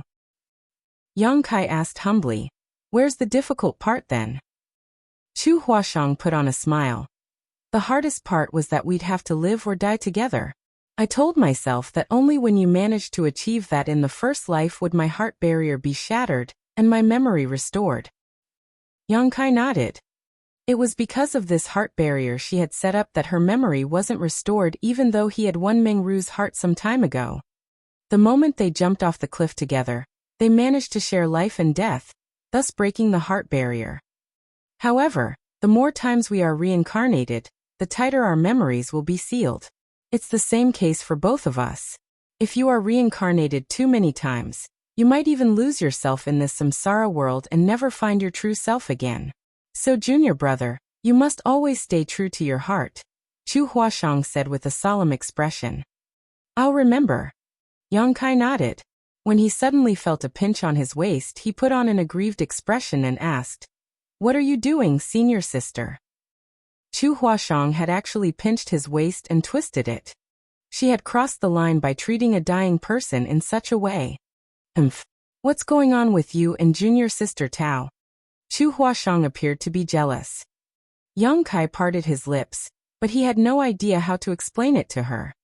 Chu Huashang asked, "Junior sister Tao must be Tao Lingwan, right?" Yang Kai nodded. He didn't know why Tao Lingwan had also come here, and even entered the same samsara world as Chu Huashang. Suddenly, Chu Huashang let out a long sigh. Although I have no idea what happened between you two, she would have been doomed if you hadn't recognized her.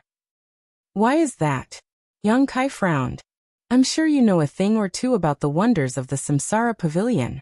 A disciple who enters this place will set up a heart barrier for herself.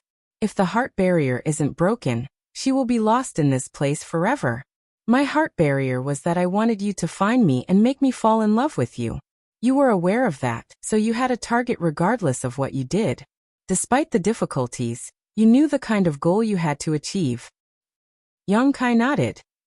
The heart barrier she had set up was definitely different. Chu Huashang. I guess the heart barrier might be that you had to recognize her without knowing who she really was. It wasn't hard for Chu Huashang to come up with this speculation. After all, Tao Lingwan only recovered her memory after Yang Kai called her junior sister Tao earlier. What would have happened if I hadn't recognized her? Yang Kai asked. All her memories were sealed within Qian Qian. If you hadn't managed to help her restore her memory when Qian Qian passed away, she would never have had a chance to awaken. It was the same for me. Yang Kai was instantly soaked in cold sweat as he felt somewhat horrified. He couldn't figure out why Tao Lingwan would do such a thing, as he had no idea that she had also entered the Samsara Pavilion. The only reason he could recognize her was that Tao Lingwan and Qian Qian were so similar when it came to their temperaments. At that time, he was focused on breaking Chu Huashang's heart barrier, so he didn't pay much attention to Qian Qian. It wasn't until Qian Qian was killed in his stead that he recalled everything about her. What is she trying to do? Perhaps she's trying to prove something. Chu Huashang shook her head. Women can be foolish and unreasonable sometimes, but she succeeded, didn't she?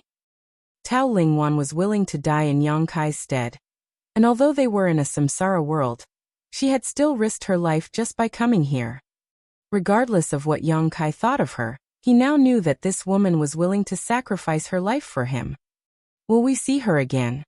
Yang Kai asked. I'm not sure. Chu Huashang shook her head. Maybe we'll see her, but I doubt it. Her heart barrier is different from mine. You have recognized her, and she has expressed her sincerity. It's pointless to go through the same thing again.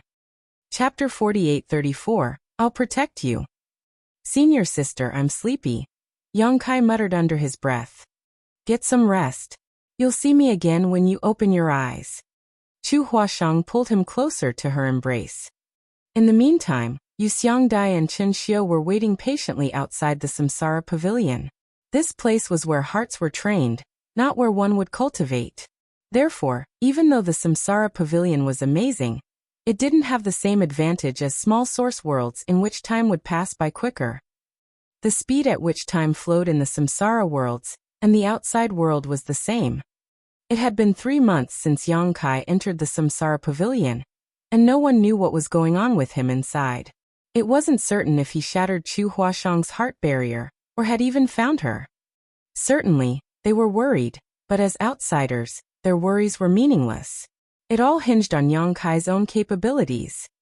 It was because of this matter that Yu Xiangdai and Chen Xiu, who had been fellow brother and sister for thousands of years, got into a conflict. Presently, they were dozens of meters apart as they sat on empty clearings and waited patiently. Just then, a figure stepped out of the shopping district just outside of the Samsara Pavilion. Sensing something, Chen Xiu immediately opened his eyes and glanced at that person.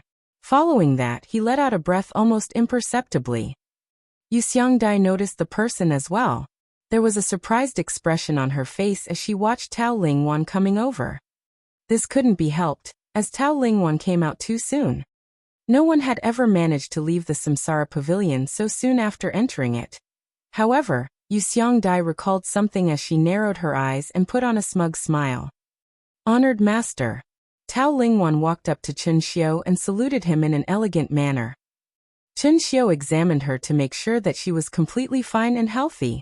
He parted his lips in an attempt to express his concern, but he was not able to say anything. In the end, he just nodded. I'm glad that you're back. I'm sorry for worrying you. Tao Lingwan hung her head low. Yu Xiangdai approached her and asked, Did you meet young boy? Tao Lingwan nodded gently.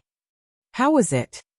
After giving it a thought, Tao Lingwan replied, I believe he must have helped junior sister Chu restore her memory. Yu Xiangdai's eyes brightened when she heard that. Then she let out a breath. That's good. That's good. Chen Xiu asked, Did you see him?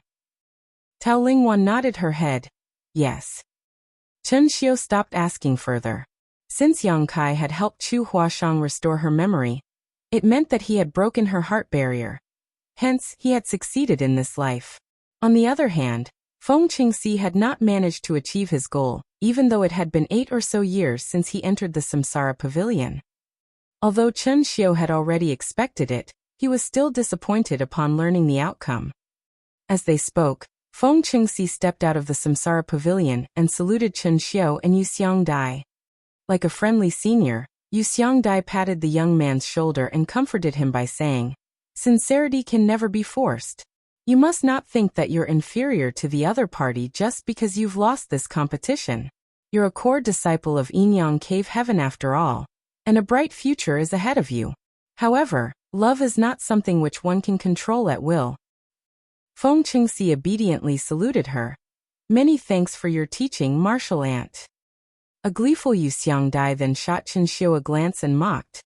So what if you've done everything you can to set others up? Look at the outcome now. You're the one who has suffered a setback in the end.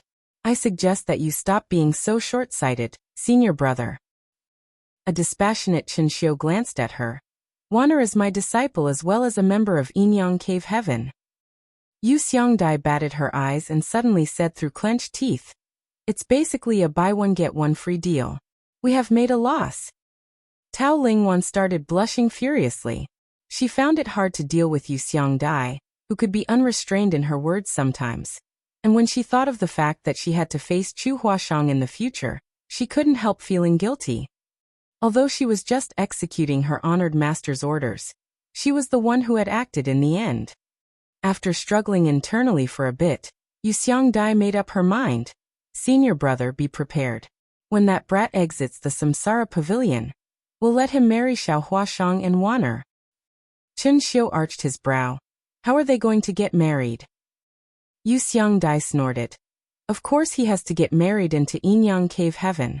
No core disciple has ever left the sect after getting married. There was finally a smile on Chen Xiu's usually stern-looking face. He nodded and said, That's wonderful. You should stay here then. I'll tell the higher-ups about it, and let them make a decision. Yu Xiangdai bowed her head, after which Chen Xiu left the place with his disciples. The conflict between them was resolved after they came to an agreement. Some heavy things seemed to have pressed against Yang Kai's body as he realized that it was pitch black around him. He tried his best to break free from this situation but to no avail. He even found it increasingly difficult to breathe. For a moment he thought that he was going to lose his life here and now. After falling off the cliff alongside Chu Huashang, he moved on to the next life. However, he had not the foggiest idea about the situation in this place. As soon as he opened his eyes, he realized that he was buried beneath some things. The sounds of people wailing and dying could faintly be heard, but they soon quieted down. Just then, a ray of light came into his sight as the heavy things on his figure were taken away. He got to his feet with difficulty and immediately examined his body. When he was beneath the heavy objects, Yang Kai already felt that something was off, and upon first examination, he realized what was wrong. Presently, he was just a boy around 12 or 13 years old. It was no wonder that he didn't have much strength as his body had shrunk. What the? Yang Kai secretly cursed. The reason he entered this samsara world was to break Chu Huashang's heart barrier. In order to do that, he had to win her heart. How was such a young brat supposed to do that? Did he have to grow up first? At this moment, he was standing on some debris. It was apparent that he was pressed under a collapsed house just now. He caught a whiff of a pleasant scent as a figure came into his sight.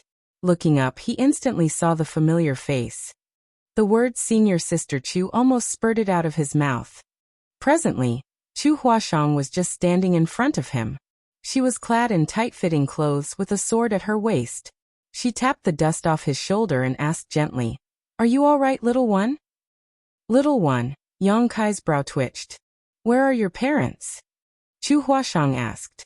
Yang Kai didn't know how to reply to her. Thinking that he was still reeling from the shock, Chu Huashang hesitated for a bit before letting out a sigh. Then she bent her back and took his hand. "Don't be afraid. You should follow me from now on. I'll protect you." Yang Kai had the urge to curse. This would definitely be a life that he would never want to look back on. He could already imagine that when he and Chu Huashang got out of the Samsara Pavilion, she would certainly tease him whenever she remembered this. However, there was nothing he could do at this moment. With that said, he felt fortunate that he saw Chu Huashang as soon as he opened his eyes. He could grow up by her side and slowly get closer to her heart. All of a sudden, he recalled what Mengru said to him when she carried him up and jumped off the cliff. "I'm sorry for what happened in this life. Let me protect you in the next." Her wish had been granted. In this life, it would be her turn to protect him. The Samsara Pavilion was indeed an amazing place where sincerity was of utmost importance. When Mengru jumped off the cliff, she must have had a strong desire to protect Yang Kai in the next life, which was why her wish was granted after the reincarnation. In this life, Chu Huashang was one of the brightest disciples in a major sect. Not only was she talented and powerful, she was also beautiful. She had countless admirers within the sect, and even the rising stars from other sects had heard of her. There was never a lack of people who proposed marriage to her, which made Yang Kai feel apprehensive as he was worried that the sect's elders would pressure her to accept one of those proposals. Fortunately, she was an important figure in the sect, so she had a say in this matter. If she didn't agree, no one could force her. After Yang Kai was brought back to the sect, he became a disciple and started cultivating under her tutelage. They rapidly became closer to each other. In this life, Chu Huashang was like a master or elder sister to him. As time passed, Yang Kai grew up to be an adult. Unfortunately, in this life his aptitude was terrible. Regardless of how hard he cultivated, he was still much weaker than Chu Huashang. Perhaps it had something to do with Mengru's last wish. He reckoned that he would really have to be protected by Chu Huashang in his life. Additionally, since he was an adult now, he realized that she started looking at him with a different kind of gaze, which was filled with a sense of longing. This made him feel secretly pleased.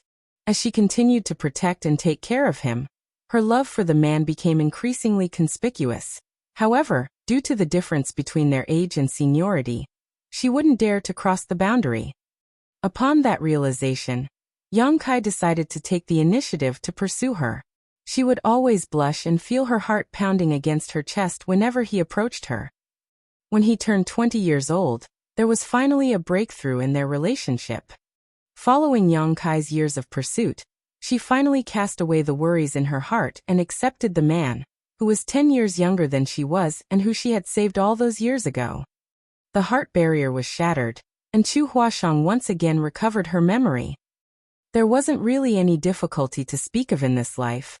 It just took Yang Kai a lot of time to win her heart. With that said, he once again experienced the abstrusity of the Samsara Pavilion this time. As one's memory was repeatedly sealed, they could realize their true heart and train it more effectively. This was true for both Yang Kai and Chu Huashang. Every reincarnation and success meant a new start. For the first 3 lives, it wasn't difficult for Yang Kai. Be it Meng Ru in the first life, his senior sister in the second life, or the little sister in the neighboring village in the third life, he could immediately find Chu Huashang and start taking action. As long as he could find her, the rest wouldn't be hard. That was because her heart barriers had something to do with him, so he had a natural advantage when it came to breaking them. However, after the third life, the difficulty began to increase. In the fourth life, it took him half a year before he found Chu Huashang, and during that period of time, he came across a lot of danger and almost lost his life. Chapter 48-35, The Ninth Life. It was the same case in the fifth life, and it became even more difficult to break Chu Huashang's heart barrier. It was no longer easy to win her heart. After they met each other, they even got into a fight due to some misunderstandings. The level of difficulty further increased in the sixth life. She no longer looked like her original self. Instead, she appeared with an entirely different face, just like what happened to Tao Lingwan, who was reincarnated as Qian Qian in her first life. However, Tao Lingwan's situation was unique. Her heart barrier was that Yang Kai had to recognize her true identity without knowing who she actually was. Therefore, she wouldn't appear before Yang Kai with her original appearance. It was different for Chu Huashang. Her appearance didn't change in the first 5 lives, so Yang Kai could instantly recognize her after finding her. Nevertheless, in the sixth life, she had turned into an entirely different person. If Yang Kai hadn't repeatedly made sure she was Chu Huashang, he would have missed her. The more reincarnations one went through in the Samsara Pavilion, the more difficult the challenge would be. One's memory was greatly affected during reincarnation. And for every reincarnation, Chu Huashang's memory would be sealed. Yang Kai was fine initially, but as he went through rounds of reincarnation, his memory began to be affected as well. They moved on to the 7th life, 8th life, and finally arrived at their 9th life. There were a lot of grand halls in the Grand Qi Temple, where many powerful cultivators resided. The fight between the forces of righteousness and evil had persisted for hundreds of years. Due to the never-ending war, countless people had lost their lives. As a result, the entire continent had turned into living hell where blood rivers had formed. About 100 years ago, Grand Qi Temple was born from an alliance of 7 sects. Only the most powerful and upright person had the right to become the temple master of Grand Qi Temple and lead all the righteous great forces in the world. On the other hand, there were those from White Lotus sect who were good at bewitching people and causing trouble in the world. In this chaotic world, they had taken on innumerable disciples to fight against Grand Qi Temple, becoming their greatest enemy. There were victories and losses on both sides following years of fighting between the righteous and the wicked. Evil had steadily gained the upper hand over the past few decades, but perhaps the righteous would gain an upper hand in the decades that followed. However, regardless of which side was at an advantage, they couldn't completely destroy the other.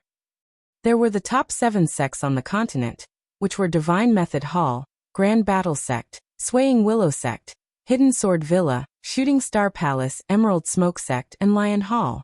These were the 7 sects that had propped up the righteous side and jointly founded Grand Qi Temple. It had been about 130 years since Grand Qi Temple was born.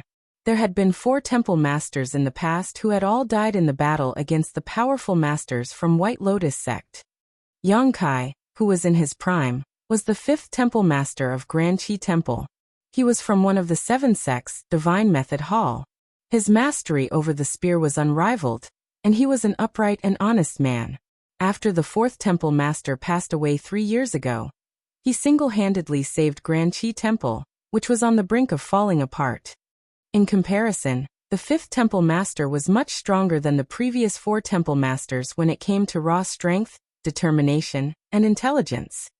In fact, as the temple master, he had launched dozens of attacks on White Lotus sect in the past 3 years and been victorious every time. As a result, White Lotus sect had suffered immense losses. Everyone believed this was an opportunity for Grand Qi Temple. Under the leadership of Temple Master Yang, they might stand a chance to finally destroy White Lotus sect once and for all. In the middle of the night, Yang Kai awakened from his dream in shock. A figure appeared beside his bed like a phantom and examined him before giggling. "Did you have a dream again?" After shooting her a dispassionate glance, Yang Kai sat up on the bed and nodded. The person was his personal bodyguard, Luo Tinghe from Emerald Smoke Sect. Although she was a bit petite, she was extremely powerful. 3 years ago, she was the one who competed against Yang Kai for the position of Temple Master. Nevertheless, she was defeated by Yang Kai in the end. It wasn't certain what was on her mind at that time. Given her strength, she was more than good enough to be the Vice Temple Master, even though she had lost the competition to be the next Temple Master. However, she didn't do that. Instead, she requested to become Yang Kai's personal bodyguard. Those from Emerald Smoke Sect were against the idea. After all, if a person from their sect could become the Vice Temple Master, they would have a bigger influence in Grand Qi Temple. Nevertheless, Luo Tinghe obstinately wanted to become Yang Kai's personal bodyguard, and no one could change her mind. Although she was a personal bodyguard on paper, she was more like a friend to Yang Kai now. She could be at ease in front of the man. As they had spent the past 3 years together, she was fully aware of all the man's secrets as well. Therefore, she knew that this temple master, who was the hope of Grand Qi Temple's future, had a problem. He would always have strange dreams in the middle of the night. In those dreams, he would see a woman with a vague appearance. He had no idea who the woman was, nor had he met her before. However, he had a feeling that she was very important to him. "Have you not recalled it?" Luo Tinghe suddenly asked. A speechless Yang Kai rolled his eyes. "Do you even know what you're asking?" Luo Tinghe shrugged. "I don't know. I just wanted to ask." The problem with Temple Master Yang Kai was that he would always have strange dreams. On the other hand, his personal bodyguard also had a problem. Whenever Yang Kai awakened from his dream in shock, she would always ask this exact question. Yang Kai had a serious discussion with her the first time around, but she was unable to explain anything. Furthermore, after 3 years of getting along with one another, Yang Kai realized that something was wrong with his personal bodyguard's head. She would always do things that were unexpected. For example, she would suddenly laugh for no reason, but sometimes she would weep in silence.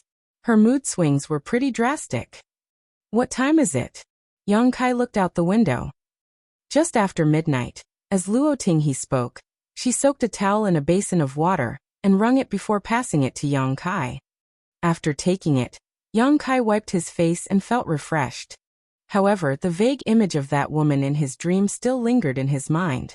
He had a feeling that the woman in his dream was someone very important to him. But as he went through the past experiences in his life, he was certain that he had never met her before. This strange matter puzzled him. Just then, a slight noise was heard coming from outside. Yang Kai's gaze turned ferocious while Luo Tinghe's petite figure instantly disappeared from the spot. A cold breeze swept through the gap of the door. A moment later, Luo Tinghe returned to the room with blood still dripping from her sword. Yang Kai looked up while a calm and collected Luo Tinghe said, "Some of the conceited disciples from White Lotus sect wanted to assassinate you. How many of them are still alive?" Yang Kai asked in a grim voice. 3. Luo Tinghe chuckled. "You must do whatever it takes to find out everything they know." Yang Kai snorted. "Don't worry." Luo Tinghe nodded repeatedly. "I'll dig out everything from their heads." Upon finishing her words, she turned around and left. The next day, powerful cultivators gathered together in the main conference hall of Grand Qi Temple. There were 6 Vice Temple Masters under Temple Master Yang Kai. Since Yang Kai was from Divine Method Hall, which was one of the 7 sects, the other Vice Temple Masters were the ones who were in charge of the remaining 6 sects. Under the Vice Temple Masters were the Hall Masters. There were about 30 of them. These were the managers of Grand Qi Temple that had gathered together. They could command all the cultivators in the world who belonged to the righteous path. At this moment, all of them were gazing at Yang Kai. The past 3 years were more than enough time for Yang Kai to build sufficient authority as the 5th Temple Master. Presently, he remained silent, and even though there were a lot of people in the Grand Hall, no one dared to say anything. A moment later, Yang Kai suddenly opened his eyes and said, "In 10 days, those from White Lotus sect intend to hold a sacrificial ceremony in East Star City and refine a 10,000 soul banner." All of them had their expressions changed drastically upon hearing that. Vice Temple Master Ganwen Shan, who was from Grand Battle sect, asked in horror, "Are you serious, Temple Master?" Yang Kai nodded. Xiao He personally obtained the information from the assassins last night. At the mention of Xiao He, all of them shuddered, including Vice Temple Master Xia Hong Tao, who was also from Emerald Smoke sect. Although Luo Ting he appeared to be crazy sometimes, all of them knew how ruthless she was. She was the oddest one in Grand Qi Temple. If not for the fact that she had never done anything wicked, and that she was really from Emerald Smoke sect, many would have condemned her as the things she had done were no different from, if not worse than, those from the wicked path. No one could hide any secrets following her interrogation. Yu Xingzhou, who was from Shooting Star Palace, frowned. "Can we believe what the assassins have said? Holding a sacrificial ceremony in East Star City to refine a 10,000 soul banner is no small matter. It's supposed to be a top secret that only the leaders of White Lotus sect have the right to know." Yang Kai explained, "It's a major event to hold a sacrificial ceremony in East Star City, so they will need a lot of people to carry it out. Even if White Lotus sect wanted to hide this news, some people might still be able to figure out what's going on. Xiao He has already speculated that something like this was about to occur, so this conclusion is not entirely based on what the assassins have said." Upon hearing that, Yu Xingzhou nodded. "In that case, East Star City will be in danger." Yang Kai rose from the seat and declared, "Although East Star City is not big, there are still around 100,000 residents, all of whom are innocent. If those from White Lotus sect succeed in refining the 10,000 soul banner, many more innocent people will be affected. We have to stop them. Moreover, the 10,000 soul banner is very important to White Lotus sect, so the White Lotus matriarch might personally host the sacrificial ceremony. If we can kill the White Lotus matriarch in East Star City, White Lotus sect will definitely collapse. The fight between the righteous and wicked path that has spanned hundreds of years will come to an end, and peace will be restored to our world." Upon hearing that, all of them felt their blood boiling as they got up and said, "We will follow your lead, Temple Master."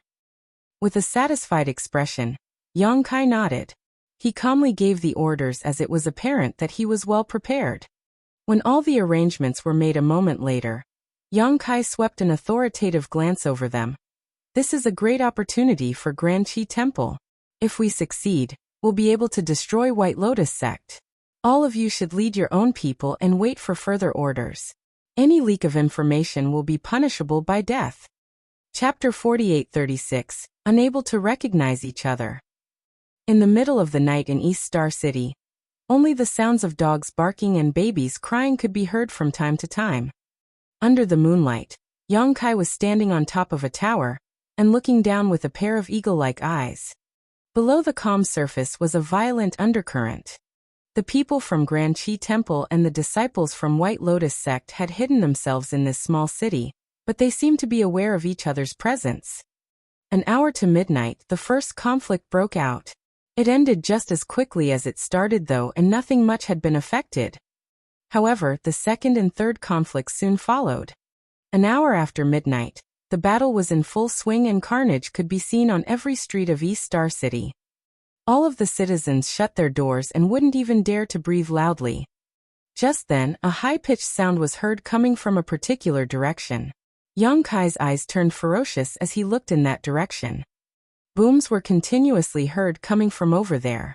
As the world energy surged, more than 10 figures engaged in an intense battle. Lights flickered following the use of different secret techniques. Despite the long distance, Yang Kai could immediately see a middle-aged woman who was clad in white robes. She was none other than the White Lotus matriarch. White Lotus sect was founded a long time before Grand Qi Temple. The current sect master of White Lotus sect was this White Lotus matriarch, who was known for her ruthlessness. Countless sects had been destroyed on the continent because they had offended White Lotus sect. Although those from Grand Qi Temple had launched several attacks to kill White Lotus matriarch, they hadn't managed to achieve their goals so far as she was cunning and elusive. Just like they had expected though, the White Lotus matriarch had really appeared to host the sacrificial ceremony in East Star City. At this moment, she was leading some of the powerful masters from White Lotus sect to break through the siege.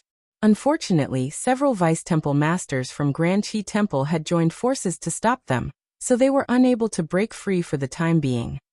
With that said, the White Lotus matriarch was one of the most powerful cultivators on the continent. Although the Vice Temple masters from Grand Chi Temple were fairly strong themselves, they were unable to keep her trapped for long. After several exchanges of moves, one of the Vice Temple masters was wounded by a sword.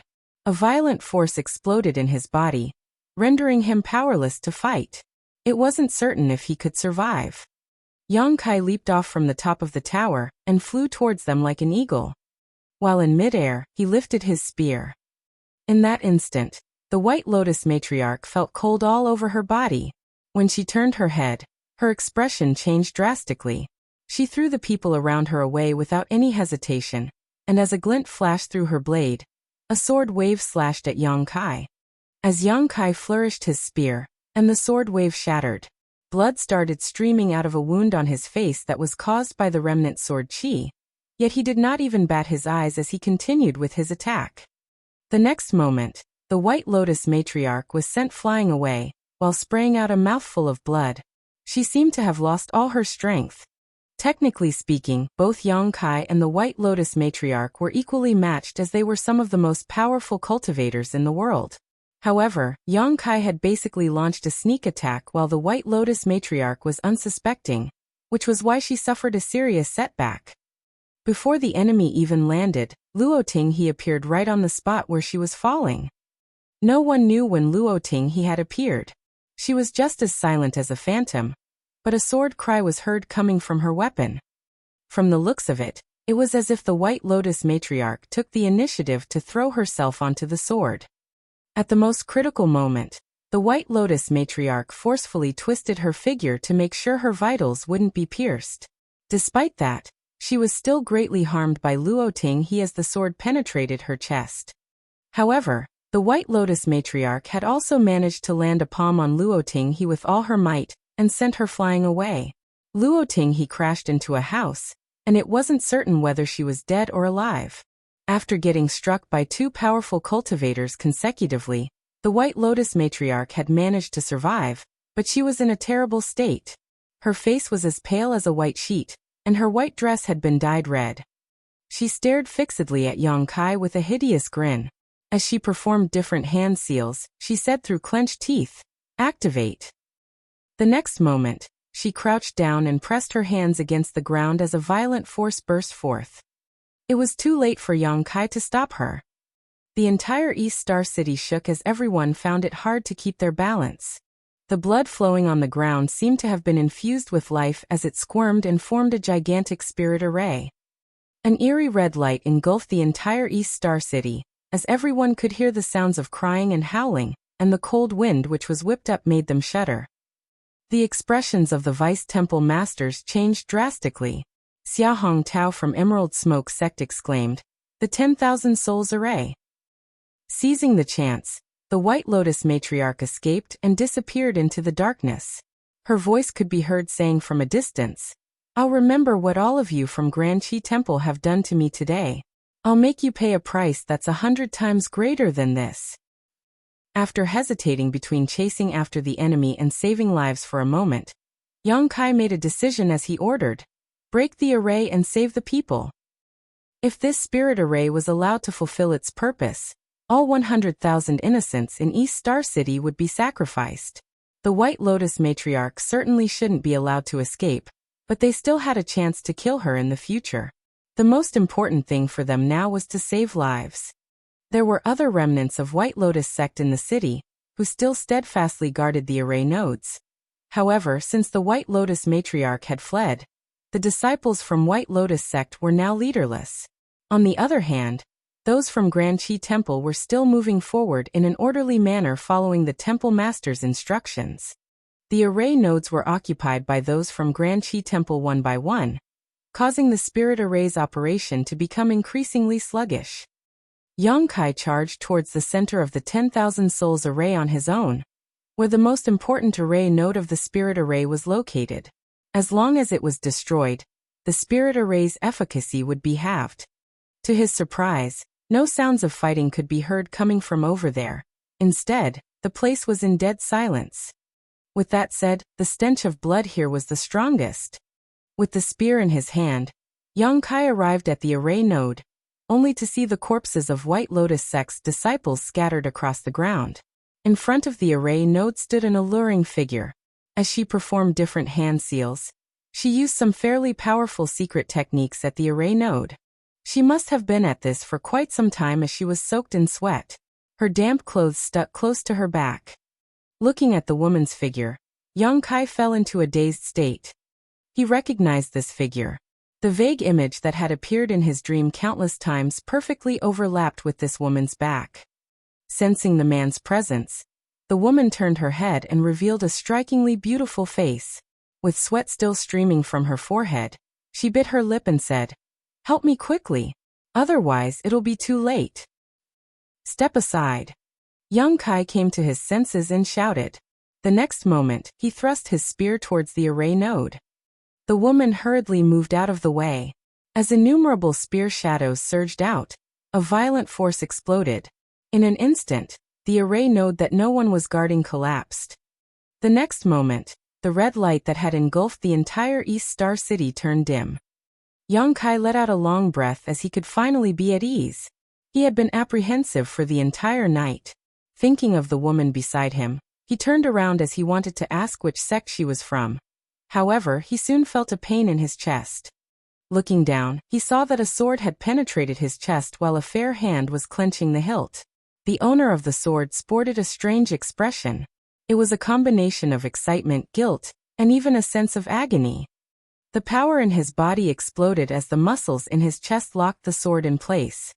He raised his hand as his force gathered together on his palm before he pushed it towards the woman.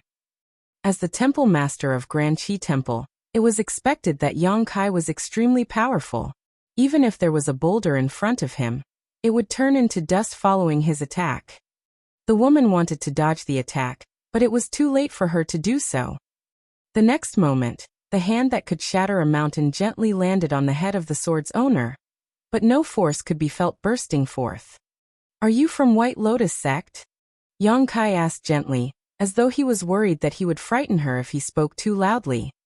The sword's owner sported an even stranger expression now. The moment she received her mission, she knew that she was bound to lose her life. After all, she was aware that the temple master of Grand Chi Temple was formidable. Even if she could achieve her goal, there was no way she could survive. However, that was really what had happened. The temple master of Grand Chi Temple didn't kill her.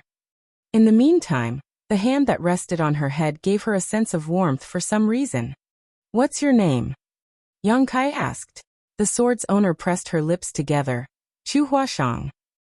Yang Kai flashed a smile at her. "My name is Yang Kai." Upon finishing his words, he frowned and turned his head. Following that, he said to Chu Huashang, "Run quickly, or else it will be too late." Chu Huashang had apparently noticed company was approaching as she looked in the same direction. The next instant, she released the hilt and ran away.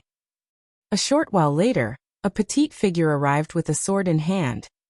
Luoting, he could immediately see that Yang Kai was seated on some rubble, while holding his spear. There was a sword that had jabbed into his chest. She walked over and took a glance at him. Then, she grabbed the hilt with one hand and pressed her other hand on the man's shoulder. "It may hurt a little." Yang Kai nodded. The next instant, the sword was pulled out while blood spurted from the wound. Yang Kai's figure shook a little. A dexterous Luoting, he struck some of the man's acupoints to stop his blood from streaming out. Then she said, "The White Lotus matriarch escaped." The White Lotus matriarch ran away after activating the spirit array. Luoting he chased after her. But despite her injuries, the White Lotus matriarch was as agile as ever when fleeing.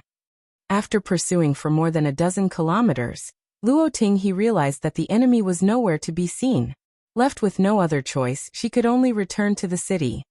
Following that, she saw that Yang Kai was hurt. "We'll have another chance to kill her in the future." Yang Kai nonchalantly nodded. Since the White Lotus matriarch had been badly injured, it would take her about a year for her to recuperate. He then asked, "Have you heard of the name Chu Huashang?" Luo Tinghe shook her head. No. She furrowed her brows while staring at the wound on the man's chest. Given her eyesight, she could see that Yang Kai was directly facing the opponent when he was hurt. However, she couldn't think of anyone in the world who could harm this man while facing him head-on. Even the White Lotus matriarch wouldn't be able to do that. Nevertheless, she didn't intend to ask him about what had happened. Yang Kai would tell her about it if he wanted to. Ask around, Yang Kai ordered. Luo Tinghe said, "You'd better recuperate first." Yang Kai nodded. "There's poison on the tip of that sword, so I'll probably pass out soon. Before I wake up, the vice temple masters will handle the affairs in the temple, while you'll assist them from the side."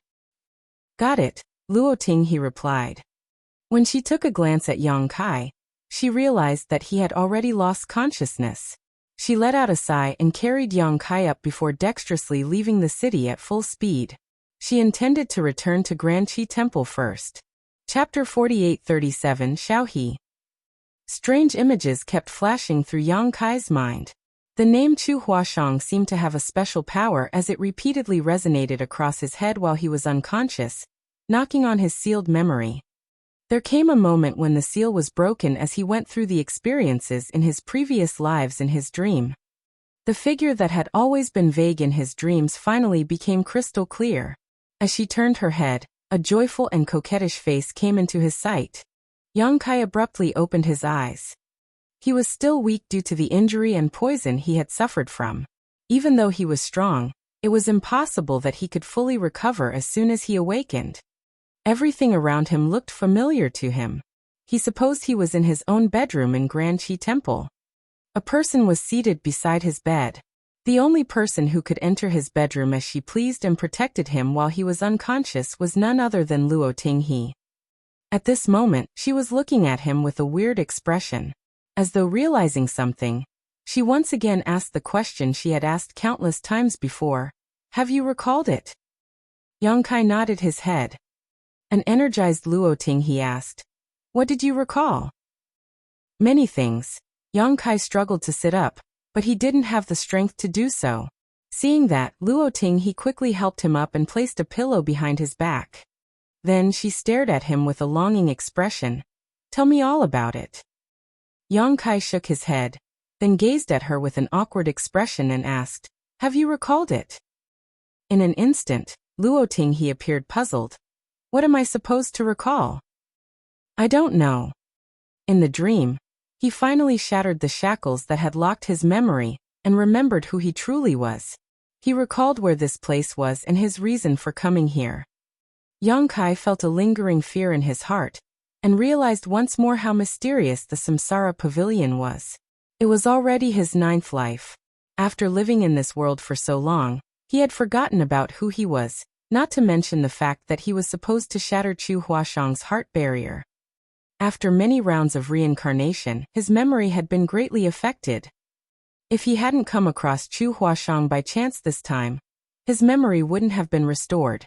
He would have still regarded himself to be the temple master of Granqi Temple, who strived to achieve victory for the righteous path. The challenge he had to face in this life was unusually difficult. Now he was the temple master of Granqi Temple, while Chu Huashang was a disciple of White Lotus sect. Both parties had been arch-nemeses for a very long time. During their first encounter, Chu Huashang thrust her sword into his chest and almost killed him. This wasn't a good sign. He reckoned that he had to come up with a good plan in order to win her heart and shatter her heart barrier in this kind of situation. Besides that, the existence of Luo Tinghe concerned him. After his memory was restored, Yang Kai realized that his personal bodyguard was no ordinary person. That was because she had been by his side since the 6th life. In the 6th life, he saved a starving beggar, who was none other than Luo Tinghe. The person had the same name and appearance as his current personal bodyguard. He initially thought that she was just an illusory figure in the samsara world, so he wasn't bothered by it. However, in the 7th life, she once again appeared by his side. This time, she was no longer a beggar. Instead, She was a valiant general who had made countless contributions on the battlefields. On the other hand, he was the king of the country. In the 8th life, she became a sect master while he was a disciple of that sect. After so many rounds of reincarnation, he finally figured out a thing or two about the samsara worlds. These samsara worlds were born on the foundation of Chu Huashang's heart barrier. In other words, her heart was the key to solving the mystery in the samsara worlds. The reason Yang Kai could always smoothly appear in these samsara worlds was that Chu Huashang's heart barrier had something to do with him, as it connected both of them. Therefore, regardless of how many rounds of reincarnation he went through, he would always appear in the samsara world where she was located. While that was the case for him, what was going on with Xiaohe? Since the 6th life, she had always appeared in the samsara worlds that were born on the foundation of Chu Huashang's heart barrier, which suggested that she had something to do with the latter. Was she someone important to Chu Huashang? Was that the reason she had always been around in the previous few lives? However, Yang Kai had never heard Chu Huashang mention this person before. What was even more puzzling was that Xiaohe would always be by Yang Kai's side every time she appeared. Now he wasn't certain whether Xiaohe was someone who had entered the samsara pavilion and become reincarnated into the samsara worlds just like himself, or an illusory figure created by these samsara worlds. If it was the former, it meant that Luoting he was training her heart in the samsara pavilion while her true body was hidden in one of the trees. If it was the latter, she should be a manifestation of Chu Huashang's memories somehow. She repeatedly asked him if he had recalled anything, which seemed to suggest that she was aware that her memory had been sealed too. In that case, she was probably not an illusory figure. Instead, she was a real person who had barged into the samsara world somehow. However, she was muddle-headed and even acted somewhat crazed most of the time, so it was impossible for Yang Kai to ask her anything about it. Luoting he stared at him with a tilted head for a moment. Upon realizing that he didn't intend to delve into this topic, she stopped asking. Instead, she said, "I've found out what you want to know. Chu Huashang is one of the saintesses under the White Lotus matriarch. She had only stopped cultivating in seclusion some time ago. The White Lotus matriarch has very high hopes of her." "She's a saintess?" Yang Kai was rendered speechless. He initially thought that Chu Huashang was just an ordinary disciple of White Lotus sect, so it surprised him when he learned that she was a saintess. This was a knotty issue. There were countless disciples in White Lotus sect, but there were only a small number of saintesses who all had the right to become the next sect master. Every saintess had extraordinary aptitude and influence. Moreover, they were all loyal to White Lotus sect and regarded Grand Qi Temple to be the arch-nemesis. In this kind of situation, it was close to impossible for him to win Chu Huashang's heart as the temple master of Grand Qi Temple. Furthermore, it was already the 9th life. He reckoned that the last round of reincarnation was also the hardest, as even his memory had been sealed for several dozen years. It wasn't until he came across Chu Huashang that his memory was unsealed. It must be even worse for her. Unlike the first life, she wouldn't fall in love with him just because he had saved her life. Therefore, it was practically hopeless to wait for Chu Huashang to fall in love with him. When they met again, she would only try to kill him without hesitation, just like how she steadfastly thrust her sword into his chest during their first encounter. From what we've gathered, it was just a pretense that those from White Lotus sect wanted to hold a sacrificial ceremony in East Star City. Their original intention was to kill you. Seeing that he didn't say anything, Xiaohe took the initiative to report the information that Grand Qi Temple had gathered recently. Yang Kai nodded. "I figured." In fact, the White Lotus matriarch had made an incredible move. Holding a sacrificial ceremony in East Star City might not be entirely a pretense. If those from Grand Qi Temple were unable to stop them, they would achieve something great by successfully refining the 10,000 soul banner. If those from Grand Qi Temple decided to interfere, they could attempt to kill Temple Master Yang Kai. In reality, they had almost succeeded. Yang Kai was fully aware of who the saintesses in White Lotus sect were, but those from Grand Qi Temple were completely clueless about this new saintess, Chu Huashang. Moreover, Yang Kai fell into a dazed state when he saw the familiar figure. Therefore, he was unsuspecting when Chu Huashang made her move. The people outside are flustered. They thought that you might not ever awaken, Xiao He said. The vice temple masters have had some arguments. Do you want to go out and placate them? There's no need for that. Yang Kai shook his head. Okay. Luo Ting he appeared nonchalant. Everyone knew that Yang Kai was the only person in the world that she cared about. She wasn't even concerned about her own master sect, the Emerald Smoke sect. That was the reason she decided to become Yang Kai's personal bodyguard back, then instead of one of the 6 vice temple masters.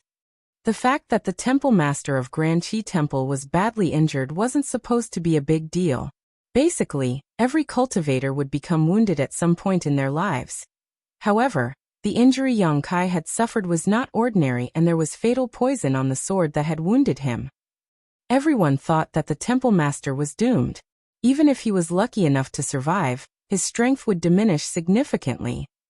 In fact, that was indeed the case.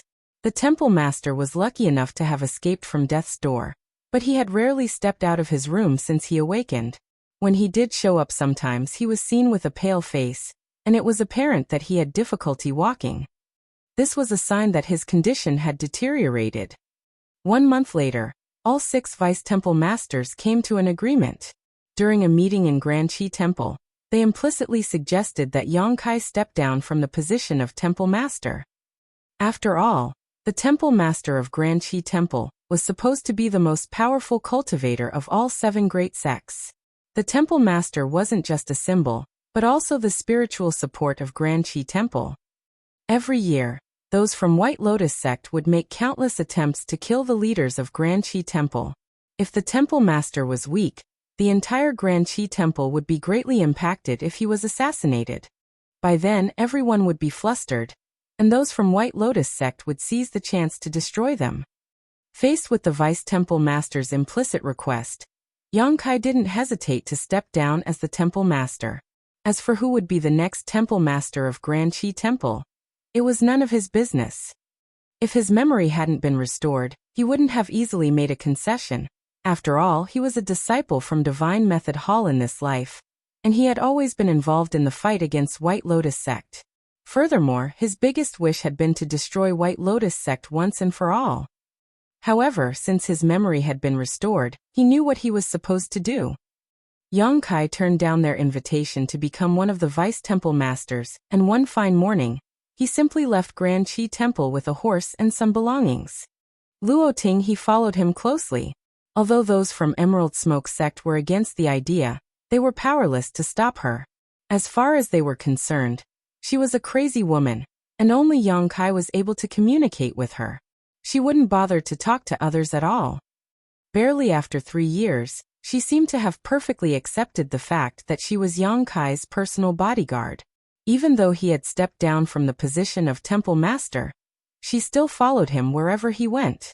Chapter 48:38, Looking for Someone. 1 month later, a man and a woman, who were covered in dust, arrived at a certain village. The man's face was slightly pale as he coughed from time to time. There was a spear on his back. On the other hand, the woman was petite while her face was alluring. There was a sword in her hand. They were none other than Yang Kai and Luo Tinghe, who had come all the way here from Grand Qi Temple. It was just an ordinary village. Beside the dilapidated walls were kids who were playing around. Smoke could be seen billowing from the chimney of every house as the smell of food lingered in the air. There were some plump women who called out to their kids to go home and have a meal.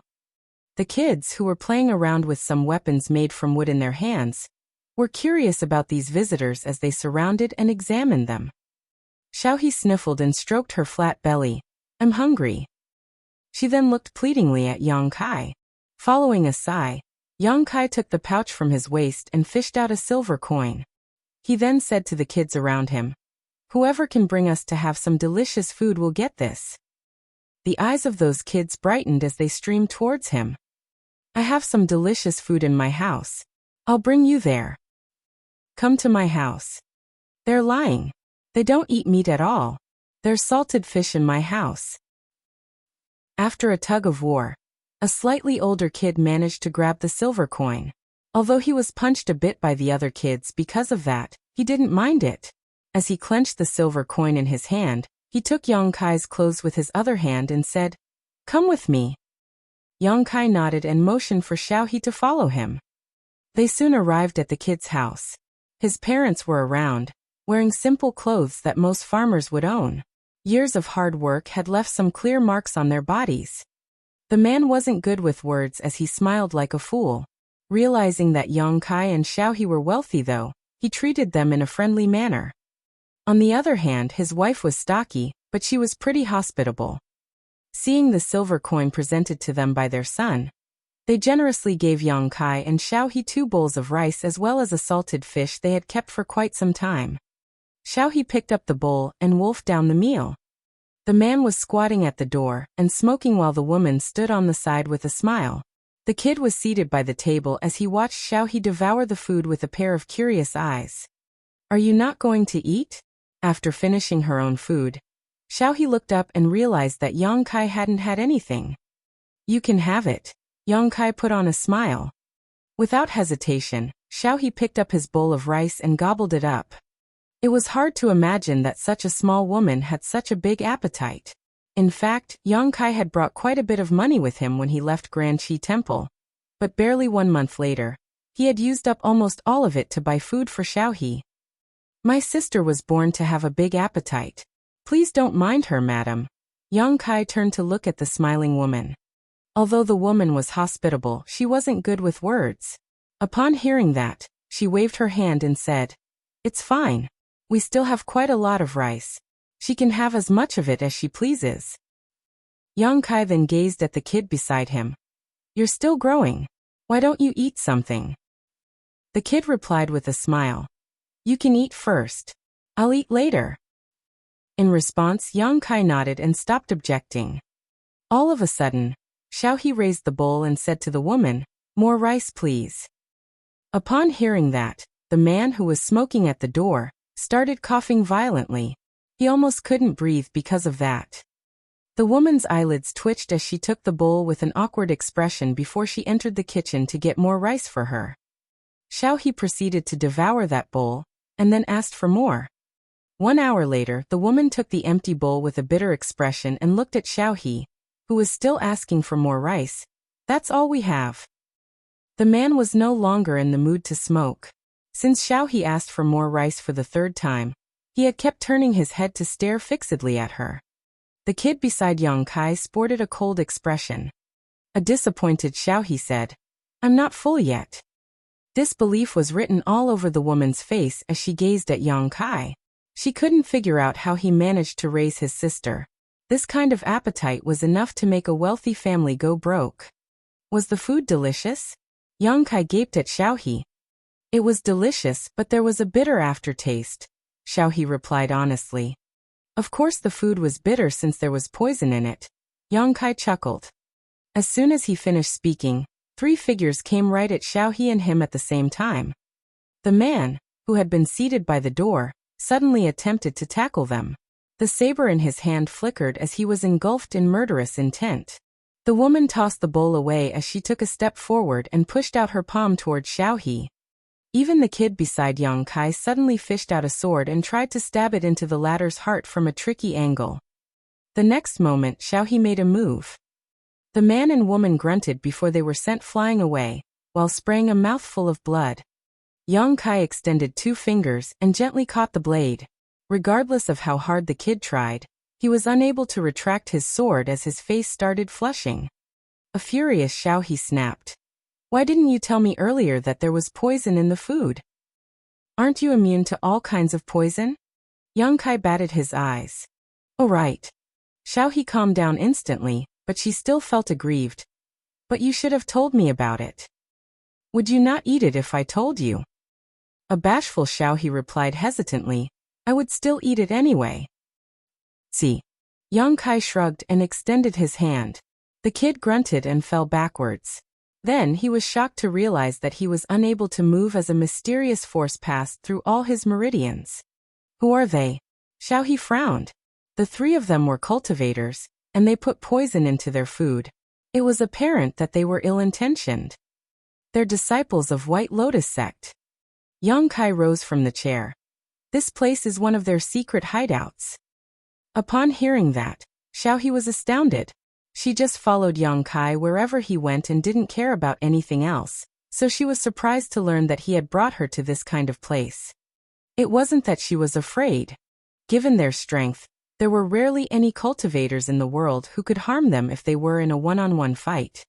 The reason Yang Kai knew this was one of the secret hideouts of White Lotus sect was that he had been the temple master of Grand Qi Temple for 3 years. He was also aware of other hideouts like this. The reason he didn't tell anyone to destroy them previously was that he didn't want to alert the enemy to his knowledge. Nevertheless, since he was no longer the temple master, the previous arrangements didn't matter anymore. What are we doing here? Looking for someone. As soon as Yang Kai finished speaking, he frowned and looked out the door. He could sense that many people had surrounded the house. It was apparent that the fight just now had caught the attention of other White Lotus sect's disciples. I'll deal with them. After having some poisonous food, Xiaohe was furious. Then, she raised her sword and dashed out of the house. Soon shrieks were continuously heard from all directions. The woman and the man who were lying on the ground finally had their expressions changed drastically. The woman asked, "Who are you?" Turning to her, he slowly spoke his name, Yang Kai. Upon hearing that, the man widened his eyes and started trembling. With a pale face, the woman exclaimed, "Grand Qi Temple's temple master, Yang Kai?" The war between good and evil had raged for hundreds of years. Even though the grassroots disciples of White Lotus sect had never seen Yang Kai before, all of them had heard his name at least. To them, the temple master of Grand Qi Temple was just as noble as their own White Lotus matriarch. The average person wouldn't have a chance to see either of them. No one could have expected that the temple master of Grand Qi Temple would appear in such a remote village. "I'm no longer the temple master of Grand Qi Temple." Yang Kai shook his head. His words confirmed the woman's speculation. The woman appeared dejected. Just now, she was trying to come up with a way to flee. However, upon learning that the man before her eyes was the legendary Yang Kai, she gave up on the idea. The gap between their strength was insurmountable, so how was she supposed to flee? "What are you doing in our White Lotus sect's stronghold?" the woman asked. "I already said I'm looking for someone from White Lotus sect." "Who are you talking about?" "It's none of your business. Just tell your higher-ups about it, and the person I'm looking for will come to see me." A myriad of expressions came over the woman's face. With her hand pressed against her chest, she got to her feet slowly. Then she forcefully moved backwards and destroyed the wall behind her before running away at full speed. Then she heard Yang Kai saying, "I'll wait here for a month. If I don't see the person I'm looking for by then, I'll personally visit the 8 secret hideouts of White Lotus sect." The woman shuddered and ran faster. Xiaohe dashed into the house and looked around. She fled? "It's fine." Yang Kai waved his hand and took a look at her sword, which was soaked in blood. "Have you killed all of them?" Nonchalantly Xiaohe replied, "Yes. You wanted some of them to live? You should have told me earlier." Then, she gazed at the man and the kid on the ground as her murderous intent surged. "Well, you should probably keep them alive to cook for you." "I don't know how to cook." Yang Kai's words were effective in stopping her from killing the last 2 survivors. Although the man and the kid had escaped from death's door, they felt devastated. After all, as disciples of White Lotus sect, they had fallen into the hands of these 2. It was expected that life would be like living hell for them. They could already imagine the kind of torture they would face. In reality, things were different from what they imagined. In the following days, they were not tortured in any way. The man was responsible for cooking meals for Xiaohe and Yang Kai every day. On the other hand, the kid had no choice but to play some childish games with Xiaohe. During this period of time, they repeatedly tried to flee using many different methods. However, what was a matter of life or death to them was like another game in Xiaohe's eyes. She would always appear at the most unexpected moments and capture the 2 of them, who were ready to run away or had already left the village. Every time they were captured, some of their hair would be cut as a punishment. After just half a month, both of them became bald. Since there was no hair left on their heads, Xiao said to them in a serious manner. If I catch you again, I'll have no choice but to cut your heads. Their hair would grow back after it was cut, but their heads certainly wouldn't. They wouldn't dare to find out whether Xiao was serious, so after that day, they became obedient and didn't dare to flee again. Meanwhile, having lost a source of entertainment, Xiao found it to be boring and soon regretted threatening them in such a way. Chapter 48-39, Prove It to Me. The deadline Yang Kai had given was 1 month.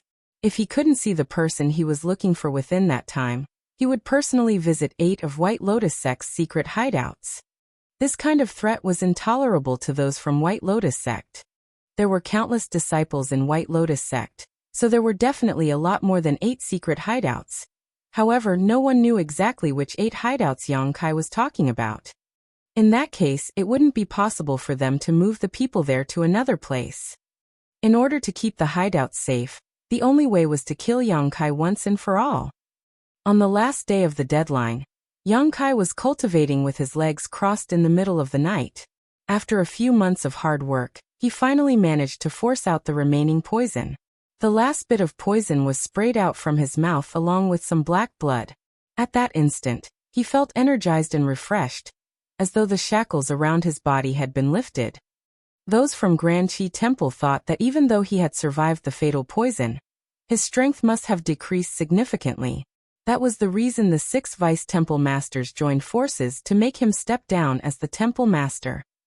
They might be doing it out of greed or for the greater good of everyone. However, after realizing his true heart, Yang Kai was no longer interested in the position of temple master. Even if no one had forced him to resign, he would still have stepped down from the position. There were more important things he had to do. His experiences in the samsara worlds were nothing more than illusions. All of a sudden, the sounds of something breaking through the air were heard, which were extremely ear-catching in this serene night. Following that, arrows penetrated the door and windows from all directions and engulfed him like a storm. Yang Kai, who was seated on the bed, picked up his spear and spun it. Following some clangs, all the arrows were deflected. However, the rain of arrows didn't seem to be stopping anytime soon. Yang Kai roared and leaped into the air before smashing through the roof. There were already some people waiting for him on the roof. As soon as he appeared, they assumed a formation and tried to kill him together. All of them were fairly powerful. In a one-on-one fight, none of them could last even 3 of Yang Kai's moves, but after they joined forces, they could make up for each other's weaknesses and greatly increase their collective strength. After more than 10 breaths of intense battle, Yang Kai grunted and fell backwards. He crashed through the roof and landed on the ground. Just then, 2 hands suddenly emerged from the ground and grabbed his ankles. The person then exerted more force with his hands in an attempt to drag Yang Kai into the ground. Without sparing a glance, Yang Kai stabbed his spear a meter deep into the ground. When he pulled out his weapon, the ground was already dyed crimson. The attackers came at him from the rooftop, but Yang Kai wielded his spear and dealt with them. Right then, shrieks could be heard coming from outside the house. Xiao had made her move. In the darkness, she was like a phantom. Wherever she drifted, enemies would shriek and lose their lives. A moment later, she arrived at Yang Kai's side. The people that had been using a formation were initially an equal match for Yang Kai. However, with Xiao joining the battle, they instantly found it hard to persevere. Yang Kai and Xiao had worked together for many years, so they could easily coordinate with each other. The powerful cultivators that White Lotus Sect had spent years nurturing were all killed in fewer than 20 breaths. There was some blood on Xiao's face. She dabbed it with her finger and licked it with her tongue. Her expression became excited and hideous while her murderous intent radiated like a bright light in the darkness. It was as though she would kill any living creature that was in front of her. Yang Kai directly landed a smack on her head. Xiao's figure was forced to lower, but her murderous intent had subsided significantly. She had restored some sensibility as she sported an aggrieved expression and pressed her lips together. "Look for her," Yang Kai demanded. Xiao sniffled, then pointed in a particular direction. "That way." They moved at the same time and charged forward in that direction. Inside a house that was still intact stood several figures in silence, as they had hidden their auras. Even a top cultivator like Yang Kai hadn't noticed it before. Nevertheless, Xiaohe could accurately find them. The wall shattered, but before those people could react, Yang Kai and Xiaohe had already appeared right in front of them. As their eyes met, Yang Kai flashed a bright smile at the woman at the front.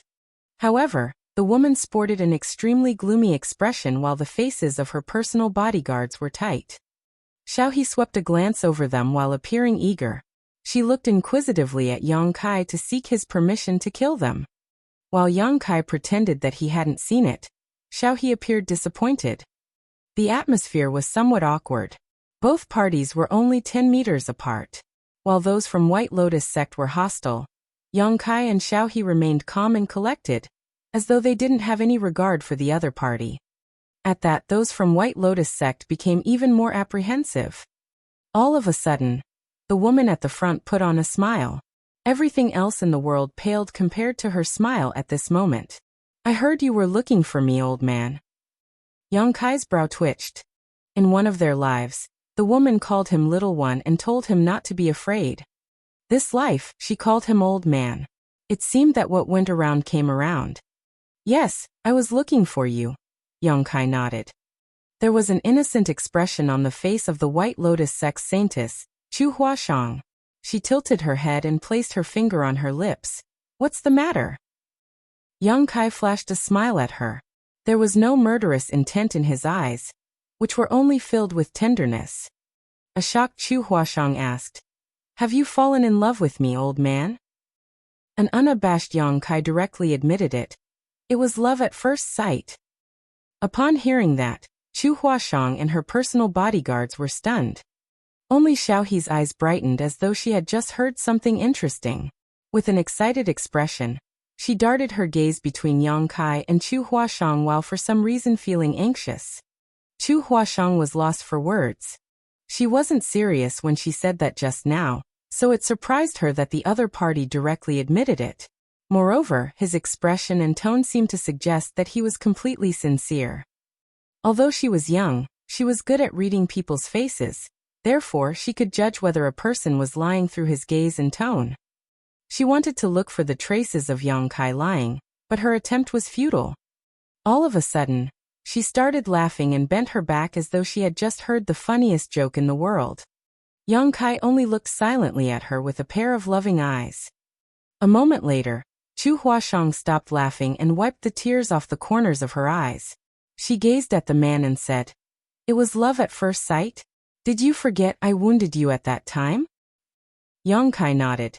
"Your attack almost killed me, so you have to make up for it for the rest of this life." Xiaohe's face started flushing as she became more agitated. She pressed her hands against her chest with an enchanted expression, as though she had just heard the most loving words in the world. The smile on Chu Huashang's face froze as she pursed her lips. "You're pretty good at spewing nonsense, old man." Yang Kai took a step forward and looked her in the eyes. "I speak only the truth." Chu Huashang suddenly became flustered and frowned. "You're the temple master of Grand Qi Temple, while I'm a saintess of White Lotus sect. We're basically blood enemies. Just tell me straight if there's anything you want to say and stop teasing a little girl like me." "Do you think I'm teasing you?" Yang Kai took another step forward. Chu Huashang instinctively took a step backwards while her personal bodyguards felt threatened. After all, one of the strongest masters in this world was standing right in front of them. Given the short distance between them, they wouldn't have time to react if the other party abruptly made a move. "Are you not?" "Of course not. Everything I've said is from the bottom of my heart." Chu Huashang stared fixedly at him for a moment before turning to Xiaohe and asking, "Big sister, has he always been so crazy?" Upon hearing that, Xiaohe shook her head. "This has never happened before. I always thought that he wasn't interested in women. Well, since he's finally in love with one, you should just get together with him. What's there to hesitate about? Although there's a huge gap between your age and he's old enough to be your father, age has nothing to do with love. I'm telling you, even though he's old, he's still a virgin." A speechless Chu Huashang gazed at Xiaohe. Since she was aware of Yang Kai's identity, she certainly knew who Xiaohe was as well. This woman was from Emerald Smoke sect. But she wasn't interested in the position of vice temple master. Instead, she decided to become Yang Kai's personal bodyguard. She was the nightmare of many powerful cultivators from White Lotus sect, and she had killed many of them as well. Almost everyone in the world believed that she was Yang Kai's woman. However, that didn't seem to be the case now. Although they were close to each other, they were apparently not lovers. Both the temple master of Grand Qi Temple and this woman were insane. Those from White Lotus sect have placed a lot of moles in Grand Qi Temple. As a saintess, you should know that I stepped down as temple master 2 months ago. I'm no longer a member of Grand Qi Temple, so you don't have to worry about anything. Chu Huashang snorted. Who knows if this is a plot of those from Grand Qi Temple? Yang Kai replied with a smile. There's no point in explaining. Time will prove everything. After a moment of silence, Chu Huashang suddenly winked at him. Why don't you prove it to me now? How do you want me to do that? Yang Kai asked. It's simple. As soon as Chu Huashang finished speaking, she pulled out a sword from her personal bodyguard's waist and directly dashed towards Yang Kai before pressing her weapon against the man's chest. The sharp tip penetrated his skin as blood started streaming out of his wound. Chu Huashang was astounded. She was surprised at the fact that the man didn't try to resist or dodge the attack. The temple master of every generation was one of the top cultivators in the world in their time. Although her movements were quick just now, Yang Kai should have been agile enough to react. The reason she could harm him 2 months ago was that she caught him unsuspecting. However, she succeeded in hurting him this time because he didn't intend to dodge the attack, which was different. They were so close to each other that she could feel the man's breath brushing across her face. As their eyes met, Chu Huashang only saw a clear gaze that was void of any deception. Despite the fact that a sword had been jabbed into his body, he remained calm and collected. The smile on his face was so bright that it was almost piercing.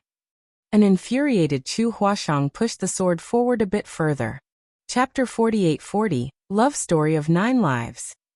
As Yang Kai's personal bodyguard, Xiaohe was responsible for ensuring his safety. Over the years, she had done a great job as she could always discover and easily resolve the assassination attempts targeted at Yang Kai by those from White Lotus sect. It was close to impossible for anyone to press his sword against Yang Kai's chest. As soon as Xiaohe detected a hint of murderous intent, she would decisively make a move and kill the enemy. However, at this moment, Xiaohe didn't seem to have the intention of stopping the saintess of White Lotus sect, even though the sword had been stabbed into his chest. Instead, she just looked at them with interest. The cultivators behind Chu Huashang were all tensed up and soaked in a cold sweat. They felt that the saintess was playing with fire, for any slight negligence would cause her to lose her life. The assassination attempt tonight was already a failure. The moment their whereabouts were exposed, they were already at a huge disadvantage. They were fully aware that they were unable to go up against the former temple master of Grand Qi Temple and his personal bodyguard. If the two of them had any murderous intent, none of them would survive. The fact that the saintess had penetrated Yang Kai's flesh with her sword was no different from a mad provocation. Nevertheless, while they were apprehensive, they also hoped that she would succeed. If the saintess could really kill the former temple master of Grand Qi Temple here, that would be a huge contribution to the sect, and they would be rewarded handsomely as well. Her sword was just finger widths away from his heart. If she could penetrate it, Yang Kai would instantly lose his life regardless how strong he was. Although Chu Huashang could easily determine the life or death of the man in front of her, she found it hard to really do it. She had the intention to kill him, and she was aware that her reputation would be greatly enhanced by killing Yang Kai here, which would help her stand a better chance of becoming the next sect master of White Lotus sect. However, there seemed to be a voice in her heart that kept screaming at her that she would regret it for all her life if she really made a move. A myriad of expressions came over her. Then she said through clenched teeth, "You're insane." As soon as she retracted her sword, blood started streaming out of the man's wound. She wouldn't dare to look him in the eye as her gaze anxiously moved away. After tossing the sword at one of the personal bodyguards, she ordered, "Let's go." The moment she turned around, Yang Kai clenched her arm. "What are you doing? Let go of my arm," Chu Huashang demanded. Kill them all, Yang Kai ordered, then carried Chu Huashang up with both hands. She intended to resist, but he exerted some kind of force through his hands and rendered her powerless to do so. Like a tornado, Xiaohe charged towards the personal bodyguards as sword lights flashed through her weapon. By the time she stopped in her tracks, the personal bodyguards had already all collapsed to the ground. Carried in the man's arms like a child, Chu Huashang felt utterly ashamed. She kept thumping her fists against his chest, but her action was rather coquettish since she had lost her strength. To the side, Xiaohe just watched them with interest. Yang Kai flashed a smile at the woman in his arms. You stabbed your sword into my body twice. You probably can't make up for it for your entire life, so you'll have to continue doing it in your next life. Chu Huashang snapped. I'm not going to make up for anything. I should have killed you just now. Why don't I give you one more chance? Yang Kai winked at her.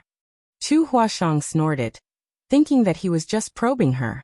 She even suspected that if she had really tried to kill him just now, the man would have counterattacked.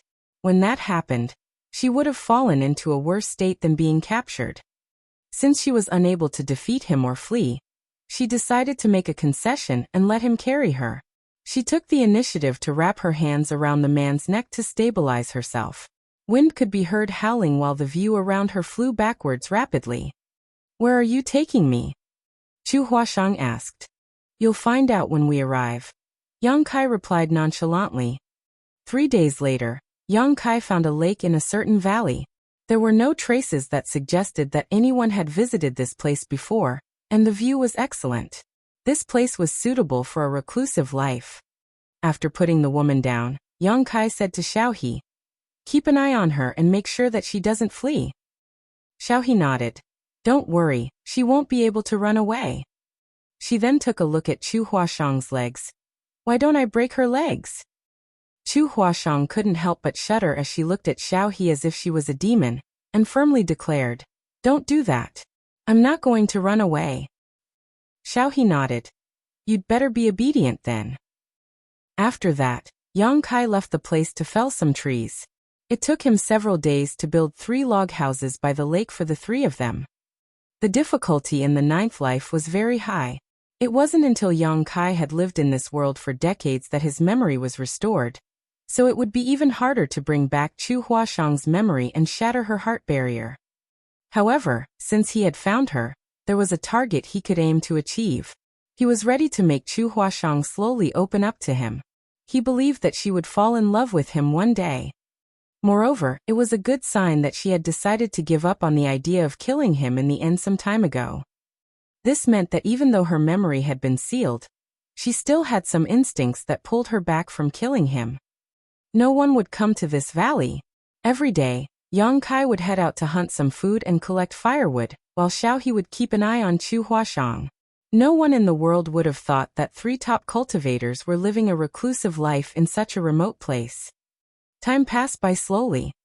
Initially, Chu Huashang was against this kind of life. Those from White Lotus sect had nurtured her for years.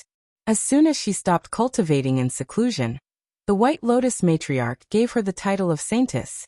She was also one of the candidates who had the hope of becoming the next sect master. As a powerful young woman with a bright future, it was expected that she hated to live like a captive. Nevertheless, she was clever enough not to try fleeing. That was because she knew that it was impossible for her to flee from Xiaohe.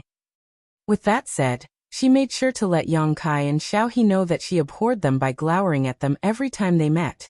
Other than having meals, she would never leave her house. Yang Kai had already expected it, so he didn't mind it, nor did it bother Xiaohe. The only person in the world she was concerned about was Yang Kai. Soon 3 months had passed. Time could really change a person. Chu Huashang was initially doubtful, but now, she could confirm that the man who was old enough to be her father had really fallen in love with her. Although he had restricted her freedom over the past few months, he took very good care of her in all other ways. Every time he looked at her, his eyes were brimming with care. Anyone could see the longing behind his eyes as long as they were not blind. Chu Huashang didn't understand the reason behind it. Before she was captured by Yang Kai, she had only met the man once. At that time, She had stabbed her sword into his chest and almost killed him. She was fully aware that she was beautiful, but she didn't think she was charming enough to make someone like the former temple master of Grand Qi Temple fall head over heels for her. If he could easily be attracted to beauty, he couldn't have become the temple master of Grand Qi Temple. After 3 months of living together, the tension between them had eased. In the middle of the night, Chu Huashang and Yang Kai were lying on the roof of a log house. With their hands placed behind their heads, they looked up at the starry sky. "Old man, where did we stop last night?" Chu Huashang gazed at the brightest star in the sky and asked. "The 8th life," Yang Kai replied. "Oh, continue from there, then. Who were you and me in the 8th life?" These days, Yang Kai had been telling Chu Huashang about a love story of 9 lives. Everything he had said came from his own experiences, but to Chu Huashang, it was a strange story that was touching enough to elicit tears from naive young people. She was willing to listen to it as there was nothing else she could do here, so it was a good way to kill time. In the 8th life, both of them were from different sects. However, these sects were arch-nemeses, just like what was going on between Grand Qi Temple and White Lotus sect. It was expected that their love story was full of hardship. Nevertheless, they were just common disciples of their own sects, unlike in this life where both of them held powerful positions. Despite the hardship and several attempts to kill each other, they resolved their differences in the end and married. Chu Huashang attentively listened to the story. Although the story itself was banal, Yang Kai was able to make it interesting with his vivid descriptions. It was as though he had personally experienced it. Just then, someone could be heard sobbing from behind them. Without even turning her head, Chu Huashang let out a sigh. "Big sister Xiaohe, why are you crying again?" "It's such a touching story." Presently, Xiaohe was seated with her legs crossed behind them. She started bawling her eyes out as tears slid down her face like pearls with a snapped string. Every time Yang Kai told Chu Huashang about this love story of 9 lives, Xiaohe would come over and listen to it as well. Without fail, she would always break into tears in the end. She was more passionate about the story than Chu Huashang.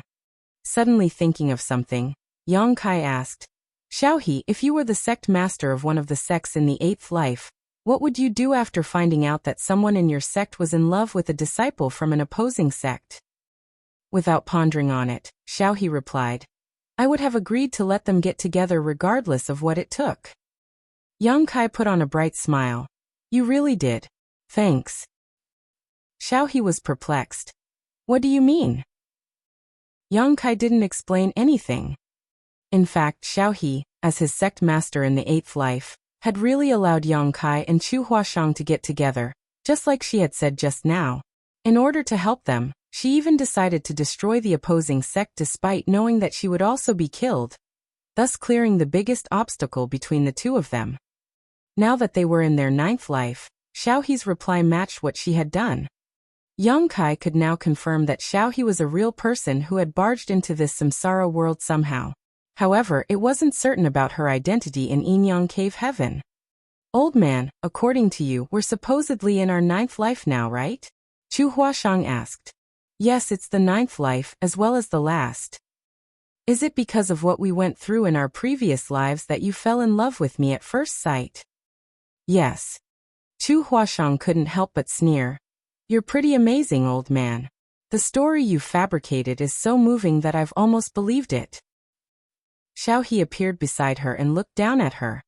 "How could you not believe him? You should believe it and get married to him tomorrow. It's a love story of 9 lives. It will be complete after you two get together." Chu Huashang snapped. "I'm not going to get married. You should do that yourself." After giving it a thought, Xiaohe shook her head. "The person I'm waiting for hasn't found me. I'm not going to get married." Chapter 48-41, Freezing Blood-Burning Soul Pill. Xiaohe had always been a straightforward but crazy woman. Yang Kai had never seen this kind of melancholic expression on her face before, and it made him think of something. Just when he wanted to ask her though, Chu Huashang suddenly grunted and started trembling. With his expression changed, Yang Kai turned to look at her. "What's wrong?" "I am fine." Chu Huashang obstinately shook her head. However, Young Kai already realized that something was off. Under the moonlight, her face appeared slightly pale while her internal qi was unstable. Xiaohe placed her hand on the other woman's forehead and exclaimed, "It's cold." With a solemn expression, Yang Kai took Chu Huashang's wrist and placed 2 fingers on her pulse before injecting some of his power to check on her. Just like Xiaohe had said, Chu Huashang's figure was as cold as an ice block. While being close to her, he could feel the coldness wafting from her body. Nevertheless, the coldness soon dissipated and was replaced by scorching heat. Chu Huashang gasped for breath. Her vision had turned blurry, and her face flushed. Upon examination, he realized that her qi was in chaos. The power she had obtained by cultivating was rampaging around her meridians like an out-of-control horse. Yang Kai and Xiaohe exchanged glances before saying at the same time, "Freezing blood-burning soul pill." There were countless kinds of pills in the world, but the wickedest of them all was the freezing blood-burning soul pill. This pill was invented by the second sect master of White Lotus sect, and its recipe was a top secret. Only the current sect master of White Lotus sect knew how to refine it. The pill was also one of the best ways for the leader of White Lotus sect to control their subordinates. The person who had taken this pill would see their aura turning chaotic if they didn't consume the antidote at regular intervals, just like Chu Huashang was going through now.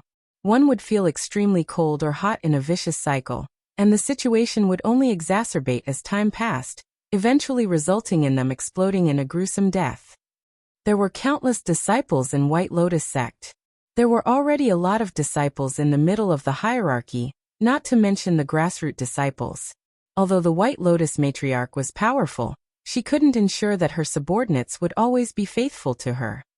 Therefore, many disciples in the middle of the hierarchy, especially the hall masters, were controlled by her using freezing blood-burning soul pills. Only by gaining the White Lotus matriarch's trust would they be spared from this kind of treatment. Yang Kai initially thought that as a saintess, Chu Huashang had gained the White Lotus matriarch's complete trust, and she didn't have to take the freezing blood-burning soul pill. It wasn't until the poison struck her that he realized he was wrong. Although Chu Huashang was one of the few saintesses of White Lotus sect, she was still controlled by the freezing blood-burning soul pill. From what those from Grand Qi Temple had gathered, after a person took the freezing blood-burning soul pill, they would have to consume an antidote every 3 months. Otherwise, life would become a living hell for them.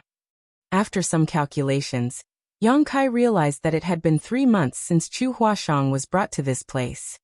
In other words, the last time they met, she must have just consumed the antidote. Since time was up now, the medicinal efficacies of the freezing blood-burning soul pill started taking effect. Whose blood was used? Yang Kai asked with a solemn expression. Needless to say, he knew that the White Lotus matriarch's blood had been used. The refinement of the freezing blood-burning soul pill required human blood, and it also took the same person's blood to produce the antidote. Chu Huashang was the saintess of White Lotus sect. Hence, only the freezing blood-burning soul pill made from the White Lotus matriarch's blood could ensure her loyalty. What should we do now? Xiaohe asked anxiously. She was fully aware of the freezing blood-burning soul pill's effects, so she was afraid that Chu Huashang would lose her life just like that. If Chu Huashang died, she wouldn't be able to see the things she had always wanted to get a glimpse of. After a moment of hesitation, Yang Kai carried Chu Huashang up. While using his own strength to protect her meridians, he walked out and said, "Let's go." In order to save Chu Huashang, they had to look for the White Lotus matriarch. He had underestimated the difficulty he had to face in his 9th life. Initially, he thought that after bringing her to this place, he just had to spend years with her, and she would eventually fall in love with him. However, since she had been struck by the freezing blood-burning soul pill, he had to give up on this plan. The most important thing he had to do now was to save her life. Although the fight between Grand Qi Temple and White Lotus sect had been ongoing for many years, they still hadn't found the location of White Lotus sect's headquarters. It wasn't that those from Grand Qi Temple were terrible at gathering information. It was just that those from White Lotus sect didn't have a fixed headquarters. White Lotus sect had countless hideouts, so wherever the White Lotus matriarch was located would be the headquarters. However, she would always go to a different place after some time. Only the people closest to her knew the regular switching pattern. Usually, even the hall masters of White Lotus sect were unable to find her. Fortunately, Chu Huashang held a very important position, so she had the right to know the hiding place of the White Lotus matriarch. Sometimes she was conscious, but sometimes she would pass out. Yang Kai could only intermittently ask her about the White Lotus matriarch's whereabouts. It took Yang Kai and Xiaohe a month before they arrived at a certain valley. There were some traces that suggested that there were people living here, and in the deepest part of the forest there were a number of buildings. Apparently, this was another secret hideout of White Lotus sect. Certainly, the disciples of White Lotus sect who were in the periphery had noticed Yang Kai and Xiaohe's arrival. Therefore, as soon as they stepped into this place, they were surrounded by countless White Lotus sect's disciples from all directions. Innumerable streams of divine sense had locked onto them. Some of them darted their gazes between Yang Kai and Chu Huashang, who was in his arms, with doubtful expressions. They definitely knew that she was a saintess, but they had no idea why she was in a man's arms at the moment. This prompted many of them to look resentfully at him. Like an enraged cheetah, Xiaohe growled from time to time while appearing tempted. Since there were so many disciples of White Lotus sect around, she had the urge to slaughter them all. However, even though they were two of the most powerful cultivators in the world, they would be doomed if they had to deal with so many formidable enemies from White Lotus sect. In other words, the moment they stepped into this place, they already lost control of their own fates. I was wondering why the magpies were chirping early in the morning. I can understand now. There are some honored guests here. Someone was heard laughing as a middle-aged woman clad in white clothes emerged from the crowd. Although she was no longer young, she was still charming. It was obvious that she must have been alluring in her youth. Despite her age, she was still pretty attractive as age didn't seem to have left any marks on her. Her white clothes made her look very pure, just like a lotus. With a dispassionate expression, Yang Kai turned to look at her. They had been arch nemesis for a long time, and it wasn't the first time they dealt with each other, so there wasn't a need to say anything else. Don't be so nervous. Do you all know who that is? The White Lotus matriarch chuckled like a young maiden. He is the former temple master of Grand Qi Temple, Yang Kai. If he wants to kill you all, I won't be able to save you. In an instant, the disciples of White Lotus sect around her appeared flustered. The name Yang Kai was intimidating to the disciples of White Lotus sect as he had killed a lot of their companions. In their eyes, he was their greatest enemy. Upon seeing how her subordinates reacted, the White Lotus matriarch snorted. Then she looked condescendingly at Yang Kai. What brings you, a temple master of Grand Qi Temple, here? Yang Kai shook his head. I'm no longer the temple master of Grand Qi Temple, and they have nothing to do with me anymore. So you don't have to be resentful of me. I've come all the way here to save a person. The White Lotus matriarch's gaze fell upon Chu Huashang, who was in Yang Kai's arms, and then she asked, Do you want to save her? Yes. The White Lotus matriarch scoffed. There are only two kinds of people in this world. Those that are useful to me and those that are useless. Since she's been captured by you, she's useless. You have the liberty to decide if you want to kill her. The beautiful women behind the White Lotus matriarch were supposed to be the other saintesses of White Lotus sect. Upon hearing what the sect master had said, they appeared elated. All of these saintesses had experienced countless hardships before they were promoted to their current position.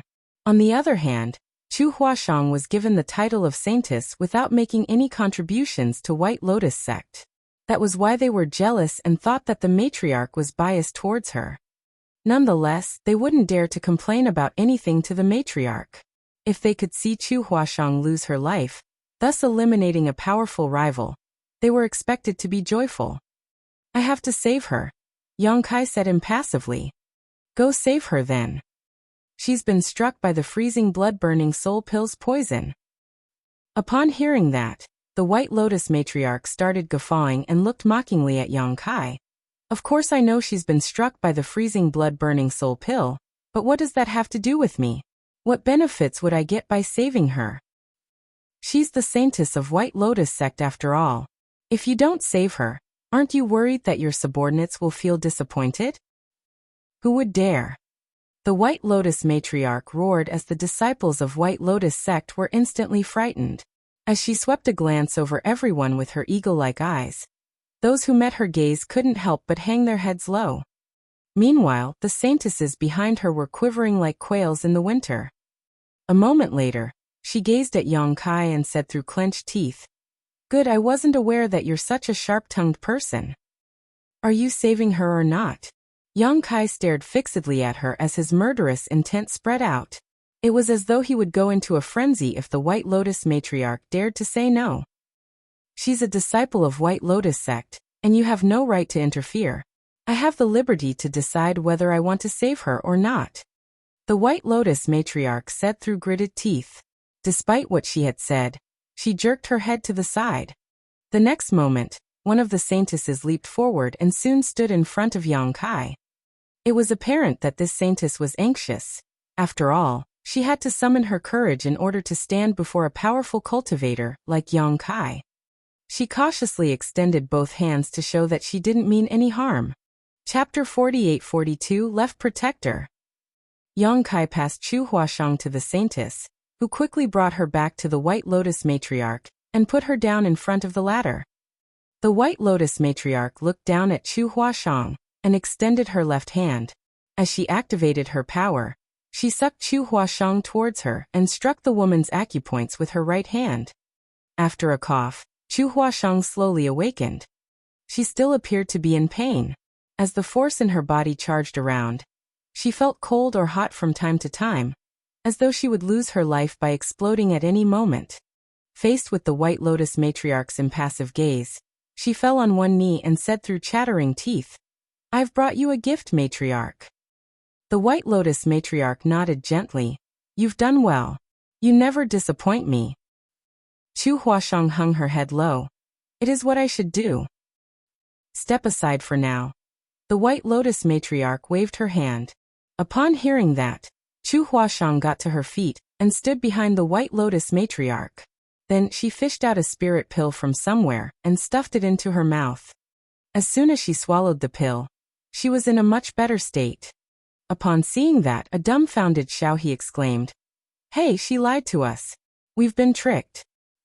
It was apparent that Chu Huashang had the antidote to the freezing blood-burning soul pill with her all along, but despite the fact that she might explode at any moment, she insisted on not using it. Instead, she slowly lured Yang Kai to this place. This was undoubtedly a risky bet. If she failed, she would lose everything. Nevertheless, the outcome showed that she had won her gamble. She successfully lured Yang Kai to this place where he was surrounded by countless powerful cultivators from White Lotus sect. The White Lotus matriarch was also present. Basically, she was making use of Yang Kai's love for her. Perhaps she wanted to prove something, but the outcome was somewhat unbearable to the average person. She secretly examined Yang Kai's expression, but there was no hint of fury on his face. He still remained calm and collected. On the other hand, Luo Tinghe, who was beside Yang Kai, was infuriated. "That woman is so ungrateful. You've been treating her so well, but she still decided to harm you. Don't you feel upset about it?" Yang Kai replied with a smile, "I'm fine." The White Lotus matriarch guffawed. Who could have expected that the temple master of Grand Qi Temple would fall into a trap because of love? I've just watched a good show. Fortunately, my disciples are all very loyal to me. You've made a wrong move by trying to make her side with you. All of a sudden, her voice turned grim.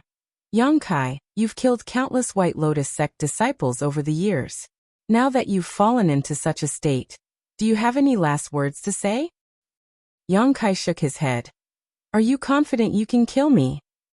The White Lotus matriarch sneered. "I'm fully aware of how powerful you are. However, the disciples of White Lotus sect are not weaklings either. I have the confidence to kill you." Yang Kai looked around. "Well, let's see the price you're prepared to pay for that." He then turned to Xiaohe. "Do we kill half of them?" An excited Xiaohe unsheathed her sword. "That's not enough. We have to kill 60% of them at the very least. Why don't we aim for 70% of them?" "Sounds good." Yang Kai gazed at the White Lotus matriarch and said with a smile, Are you prepared to sacrifice 70% of the people here? I suppose they're all the strongest masters and brightest rising stars in White Lotus sect. If so many die, White Lotus sect will be all but crippled. By then, it'll take you many years to recover. Instantly, the White Lotus matriarch's face turned livid. Although Yang Kai and Xiao He were arrogant, she didn't think they were exaggerating.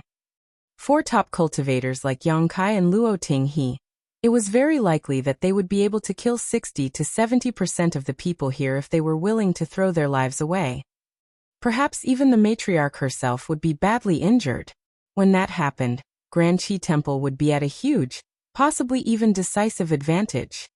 However, the chance before her eyes was difficult to come by, so it would be unrealistic for her to give it up.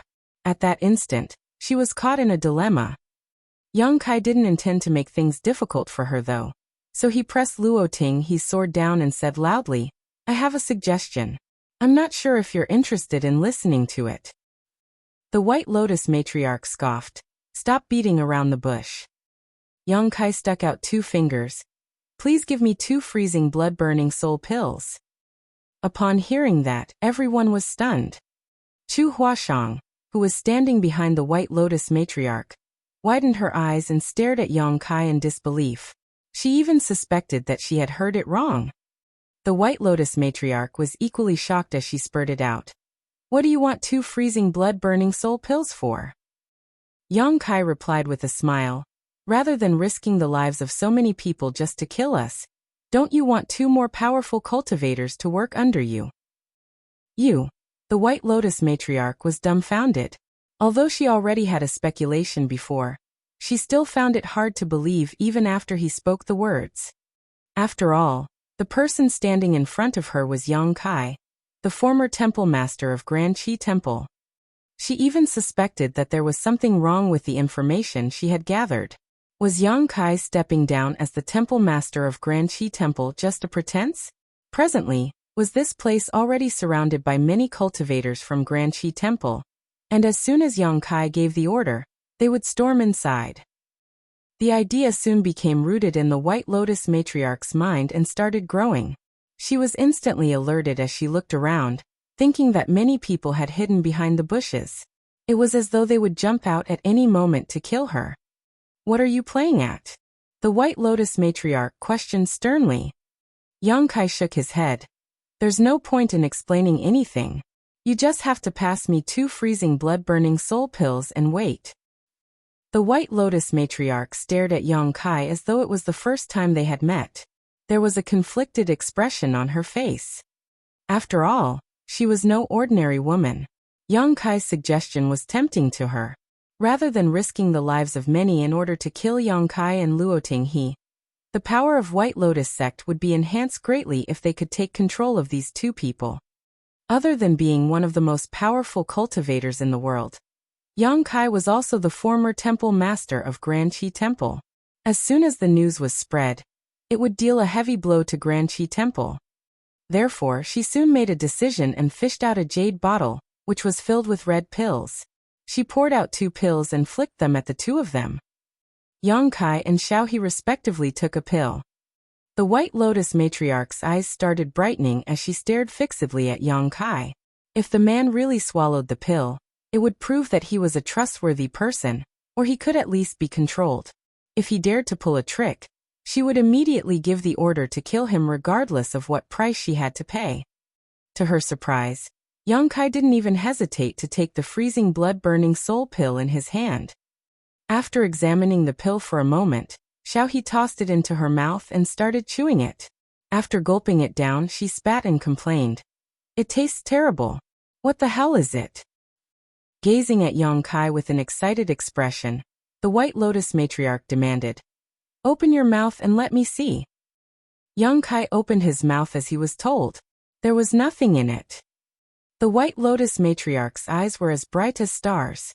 She couldn't help but start laughing as the tears of joy slid down her face. The tensed-up White Lotus sect's disciples could finally be at ease. They exchanged glances and smiled. After Yang Kai consumed the freezing blood-burning soul pill, he would be under their control. Regardless of how powerful he was, he wouldn't be able to escape now. In other words, the former temple master of Grand Qi Temple was now also a member of White Lotus sect. Life was truly unpredictable. This kind of top cultivator was terrifying as an enemy, but now that he was one of them, he gave them a great sense of security. They could already imagine that when he appeared in the battle against Grand Qi Temple, his presence would send shockwaves across the ladder. Kneel down. The White Lotus matriarch suddenly stopped laughing and stared coldly at Yang Kai. Yang Kai slowly shook his head. It seems you're mistaken about something. Although I've willingly taken the pill, I won't be led by the nose by anyone. From now on, I'll only listen to one person. The White Lotus matriarch's eyes turned piercing as she took a glance at Chu Huashang. Then she said to Yang Kai, "Only I am able to refine your antidote. She can't." Yang Kai replied with a smile, "I believe you won't let the poison kill me." After giving it a thought, the White Lotus matriarch nodded. "Of course I won't. Someone like you is of great help to us. From now on, you shall be the left protector of White Lotus sect, and I will allow you to listen to Chu Huashang only." It was expected that a top cultivator was haughty. If the White Lotus matriarch insisted on making things difficult for Yang Kai, it would only bring about the opposite of the desired outcome. Therefore, she decided to make a concession by granting Yang Kai's wish. Although she had given him the title of left protector, that was nothing more than another chain to bind him. Regardless, when word got out that Yang Kai was now the left protector of White Lotus sect, the reputation of Grand Qi Temple would be tarnished. Yang Kai nodded his head. "Many thanks for the promotion, sect master." The White Lotus matriarch then said to Chu Huashang, "You must treat him well from now on." "Yes," Chu Huashang replied with a serious expression. Appearing to be elated, the White Lotus matriarch declared, "Since we have a new left protector, we should celebrate. Come, prepare a banquet now to welcome the new left protector." The disciples of White Lotus sect immediately set to work. There were a lot of animals in the forest that could be hunted. It must have been quite a long time since those from White Lotus sect occupied this hideout. Following the sect master's order, a banquet full of wine and dishes was presented. The disciples, regardless of their statuses, gathered together. The atmosphere was initially awkward, but the place was soon bustling with noises after they drank and celebrated. Yang Kai just sat beside Chu Huashang while there would be people who came over to propose a toast to him from time to time. Although Yang Kai had killed a lot of White Lotus sect's disciples when he was the temple master of Grand Qi Temple, things were different now. Presently he was one of them, so they naturally had to strike up a relationship with him. Perhaps he would save their lives on the battlefield one day. Yang Kai could actually handle his wine quite well, though he would usually steer clear of it. He wouldn't turn anyone down when they proposed a toast to him, which was why the disciples of White Lotus sect started growing fond of him. It was the first time they discovered that this man that they regarded as a terrifying monster in the past was actually so amiable. Xiaohe was the most ecstatic of all. When no one proposed a toast to her, she would go around with a jar of wine and do so instead. Her straightforward attitude stunned the disciples of White Lotus sect. Chapter 48-43. Even the next life won't be enough. There was already a left and right protector in White Lotus sect, and they were both fairly strong. However, following the White Lotus matriarch's order, Yang Kai became the new left protector, and his predecessor didn't even dare to object. First of all, he revered the White Lotus matriarch. Secondly, he was fully aware that he was indeed no match for Yang Kai. He would only be embarrassed if he fought for the position. At the banquet, this previous left protector proposed a toast to Yang Kai many times. After the welcoming party, Yang Kai and Xiaohe perfectly mingled with those from White Lotus sect. Since then, no one regarded them as outsiders anymore. It was peaceful in the days that followed. There was no doubt that the White Lotus matriarch regarded Yang Kai highly, as she would frequently visit him to discuss the current situation in the world and analyze the difference in power between White Lotus sect and Grand Qi Temple. It seemed that she had started treating him like a confidant. However, she had never demanded Yang Kai to do anything. Instead, she essentially treated him as an equal. A few months passed just like that. One day, The White Lotus matriarch was having a discussion with Chu Huashang about the assassination attempt on the current temple master of Grand Qi Temple, when she abruptly stopped and turned her head. Yang Kai and Xiaohe were standing beside Chu Huashang like two personal bodyguards. Nevertheless, they couldn't help but start trembling at this moment as a sense of coldness rose within their bodies. Xiaohe shuddered and asked in puzzlement, "Why do I feel cold all of a sudden?" The White Lotus matriarch said with a smile, "The effects of the freezing blood-burning soul pills have started taking effect. It's cold now, but you'll feel hot in a moment. It will alternate between the two, and the feeling will intensify after every round until you can't stand it anymore and explode." She spoke in such a nonchalant manner that it was as though she was talking about something insignificant. 3 months have passed already. Xiaohe was surprised. She had fun playing with the other disciples of White Lotus sect every day, so she had lost track of time. She extended her hand towards the White Lotus matriarch. "Give me the antidote then." The White Lotus matriarch shook her head. "There's no rush. It's the first time you've been struck by the pill's effects, so you should take some time to feel it. After all, you might not always immediately get the antidote every time the effects appear. You might have to persevere for quite some time. After getting used to it now, you won't feel so terrible in the future." "You have a point." Upon hearing her suggestion, Xiaohe closed her eyes and focused on the sensation she was experiencing. Yang Kai was in the same state as Xiaohe. The sense of coldness in his body broke out without warning, seemingly using his own strength to disturb the flow within his meridians in an uncontrollable manner. The next instant, the coldness turned into a scorching stream of heat that burned every part of his physique like magma. An excruciating pain overwhelmed him. Despite his impassive expression, he was already soaked in sweat. He then turned to look at Xiaohe in surprise. Xiaohe had a unique physique that allowed her to be immune to all sorts of poisons. Yang Kai didn't know why she had this kind of physique, but it had always been like this since they got to know each other. When they were in a secret hideout of White Lotus sect half a year ago, it was thanks to her physique that she was still fine after eating so much poisoned food. It could be said that ordinary poisons wouldn't have any effects on her. Nevertheless, even with such a physique, she was still unable to resist the medicinal efficacies of the freezing blood-burning soul pill. Therefore, it was apparent that the freezing blood-burning soul pill wasn't purely a poison. The White Lotus matriarch and Chu Huashang were still talking about the details of the assassination as they deduced what would possibly happen and how they should proceed, so that the assassination attempt would be successful. Chu Huashang attentively listened to her as she ignored the pain that the two people behind her were going through. About 4 hours later, the White Lotus matriarch nodded. "That's all. If you fail again this time, you don't have to return." Chu Huashang replied, "Don't worry, sect master. I will definitely succeed." The White Lotus matriarch nodded her head again, then suddenly ordered, "Kill them." There were only 4 people in the room. Other than the White Lotus matriarch and Chu Huashang, only Yang Kai and Xiaohe, who were struck with medicinal efficacies of the pill, were left. They had been tortured by rounds of alternating coldness and heat for the past 4 hours. The powers within their bodies were in chaos, and all their energy was used to resist the medicinal efficacies of the freezing blood-burning soul pills. Even an ordinary mortal would be able to easily kill the 2 of them, not to mention powerful cultivators like Chu Huashang and the White Lotus matriarch. Upon receiving the order, Chu Huashang didn't hesitate to reply in agreement, and appeared in front of Yang Kai. As she extended her hand, a sharp dagger suddenly appeared in her hand.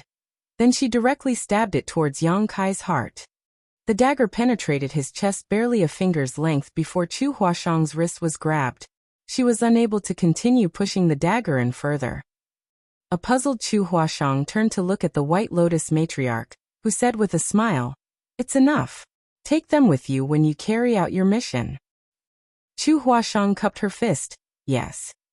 The next moment, the White Lotus matriarch left behind 2 antidotes on the table and shuffled out of the place. Chu Huashang picked up the antidotes and stuffed them into Yang Kai and Xiaohe's mouths, allowing them to quickly feel much better. Upon opening his eyes, Yang Kai gazed at Chu Huashang and said with a light smile, You've stabbed me another time. I suppose even the next life won't be enough to pay off this debt. Chu Huashang replied dispassionately.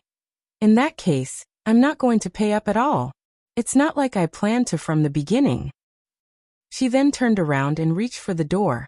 When brushing past Yang Kai, she halted and said in a small voice, Sect Master is a suspicious person. It was just a test, so you don't have to mind it. Certainly Yang Kai knew it was just a test. First of all, the White Lotus matriarch wanted to find out if Chu Huashang was loyal enough to her. If she had appeared hesitant upon hearing the order, she would have been removed from the position of saintess. The White Lotus matriarch only wanted subordinates who would unconditionally obey her orders, not those who had their own opinions. Secondly, she wanted to ascertain whether Yang Kai and Luo Ting he had really been struck with the poison of the freezing blood-burning soul pills. Although the freezing blood-burning soul pills were powerful, both Yang Kai and Luo Ting he were some of the most formidable cultivators in the world. Hence, the White Lotus matriarch wasn't certain if she could control them using the freezing blood-burning soul pills. If they only pretended to be struck with the medicinal efficacies, she wouldn't be able to find out the truth. When Chu Huashang made a move, Yang Kai was completely powerless to resist, which suggested that he was really affected. Just a simple order could allow the White Lotus matriarch to cast away a number of her doubts. It could be said that she was a very cunning person. After Yang Kai stepped down as the temple master of Grand Qi Temple, the sixth temple master was Yuxing Zhou, who was from Shooting Star Palace. He was already one of the 6 vice-temple masters when Yang Kai was still the temple master, and he was slightly more powerful than the other vice-temple masters. Moreover, he had built up enough reputation, so it was reasonable that he became the next temple master. Usually, it would be extremely difficult to assassinate the temple master of Grand Qi Temple. When Yang Kai was still the temple master, he had encountered countless assassination attempts, but those from White Lotus sect would always fail in the end. Nevertheless, there was a great chance to succeed today. It was the 80th birthday of the palace master of Shooting Star Palace. As his legacy disciple, Yuxing Zhou was expected to return to celebrate the occasion. It was also the biggest news in the world recently as countless cultivators headed to Shooting Star Palace. Those from White Lotus sect, who had been dormant for half a year, became active again. After the White Lotus matriarch was badly injured in East Star City back then, she went into hiding to recuperate. It wasn't until recently that she fully recovered. When those from White Lotus sect finally made a move, it sent a shockwave across the world. Temple Master Yuxing Zhou was assassinated on the way back to Shooting Star Palace. All 16 masters from Grand Qi Temple who had accompanied him were also killed. Many cultivators, who were heading to Shooting Star Palace, also lost their lives. It was apparent that those from White Lotus sect were trying to create a disturbance. The 80th birthday of the Palace Master of Shooting Star Palace was supposed to be a joyous event, but it turned into a calamity instead. Upon learning the news, the aged Palace Master fell ill. Additionally, when it was revealed that Yuxing Zhou was killed by Yang Kai's supreme limitless spear art, all the people on the righteous side were shocked. It had to be noted that the supreme limitless spear art was unique to Yang Kai, and no one else had mastered it. Some experienced cultivators who didn't believe the news headed to the scene and looked into the matter, but they all expressed with grief that Yuxing Zhou was indeed killed by Yang Kai's spear technique. In other words, the 6th temple master of Grand Qi Temple was killed by the 5th temple master. In fact, there was already a rumor spreading around that after Yang Kai stepped down as the temple master of Grand Qi Temple, he brought his trusted aide Luo Ting he to betray the righteous path and side with White Lotus sect. Now he was the left protector of White Lotus sect. However, no one believed the news as everyone knew the efforts Yang Kai had made against the White Lotus sect when he was still the temple master. Those from Divine Method Hall were especially resentful of people who spread such rumors, and would always defend Yang Kai's reputation in public. Nevertheless, those from Divine Method Hall wouldn't dare to say anything this time. Yang Kai's supreme limitless spear art was very special. He had tried looking for disciples with excellent aptitudes from Divine Method Hall in an attempt to pass down his spear technique. However, after 2 or 3 years, Those bright disciples were unable to grasp the abstrusity of this art. They could learn the basics, but none could master it. Hence, Yang Kai was the only one who could use the supreme limitless spear art in this world. Since there was solid evidence now, even those from Divine Method Hall were unable to stand up for Yang Kai. After the temple master of Grand Qi Temple was assassinated, the world descended into chaos. In the meantime, those from White Lotus sect made a comeback and caused everyone to fall into a state of terror. The palace master of Shooting Star Palace passed away several days after he fell ill. He didn't even last until his 80th birthday. After Yu Xingzhou was killed, and the palace master passed away, those from Shooting Star Palace blamed it all on Yang Kai. Even Divine Method Hall was marginalized within Grand Qi Temple. This kind of marginalization was exacerbated after Yang Kai's whereabouts were exposed. After killing Yu Xingzhou alongside Chu Huashang, Yang Kai and Xiao He headed to the next battlefield. As they fought against the masters from Grand Qi Temple, it was only natural that Yang Kai's identity was exposed. In fact, he didn't even try to hide his identity. This samsara world was built on Chu Huashang's imagination, and was thus not real. It was just an illusory world he had reincarnated into, so there was no need to worry about things like morality or innocence. He just had to shatter Chu Huashang's heart barrier in order to achieve his goal. Chapter 48-44, Killing the Saintess. On that front, progress wasn't so satisfactory. It wasn't easy to shatter Chu Huashang's heart barrier in this life. Yang Kai became aware of that after spending months with her. Although she was still a woman who appeared obedient to the White Lotus matriarch, she was clearly a very ambitious person. This kind of ambition was as scorching as the sun, something Yang Kai had never seen before. Previously, she was captured by Yang Kai and went on to spend months living in the secluded valley. The way she reacted might be a pretense or a revelation of her true feelings. However, after she was freed, her latent ambitions were reignited. With Yang Kai and Luo Ting he joining White Lotus sect, the latter's strength had greatly increased. Both of them were already two of the most powerful cultivators in the world, so with the two of them joining forces, rarely was there anyone in the world who could go up against them. When news spread that more and more leaders of Grand Qi Temple were killed, the world became anxious. If the 7 major sects could work together at this point, they might stand a chance to weather the storm. However, because of Yang Kai, the entire Divine Method Hall was marginalized.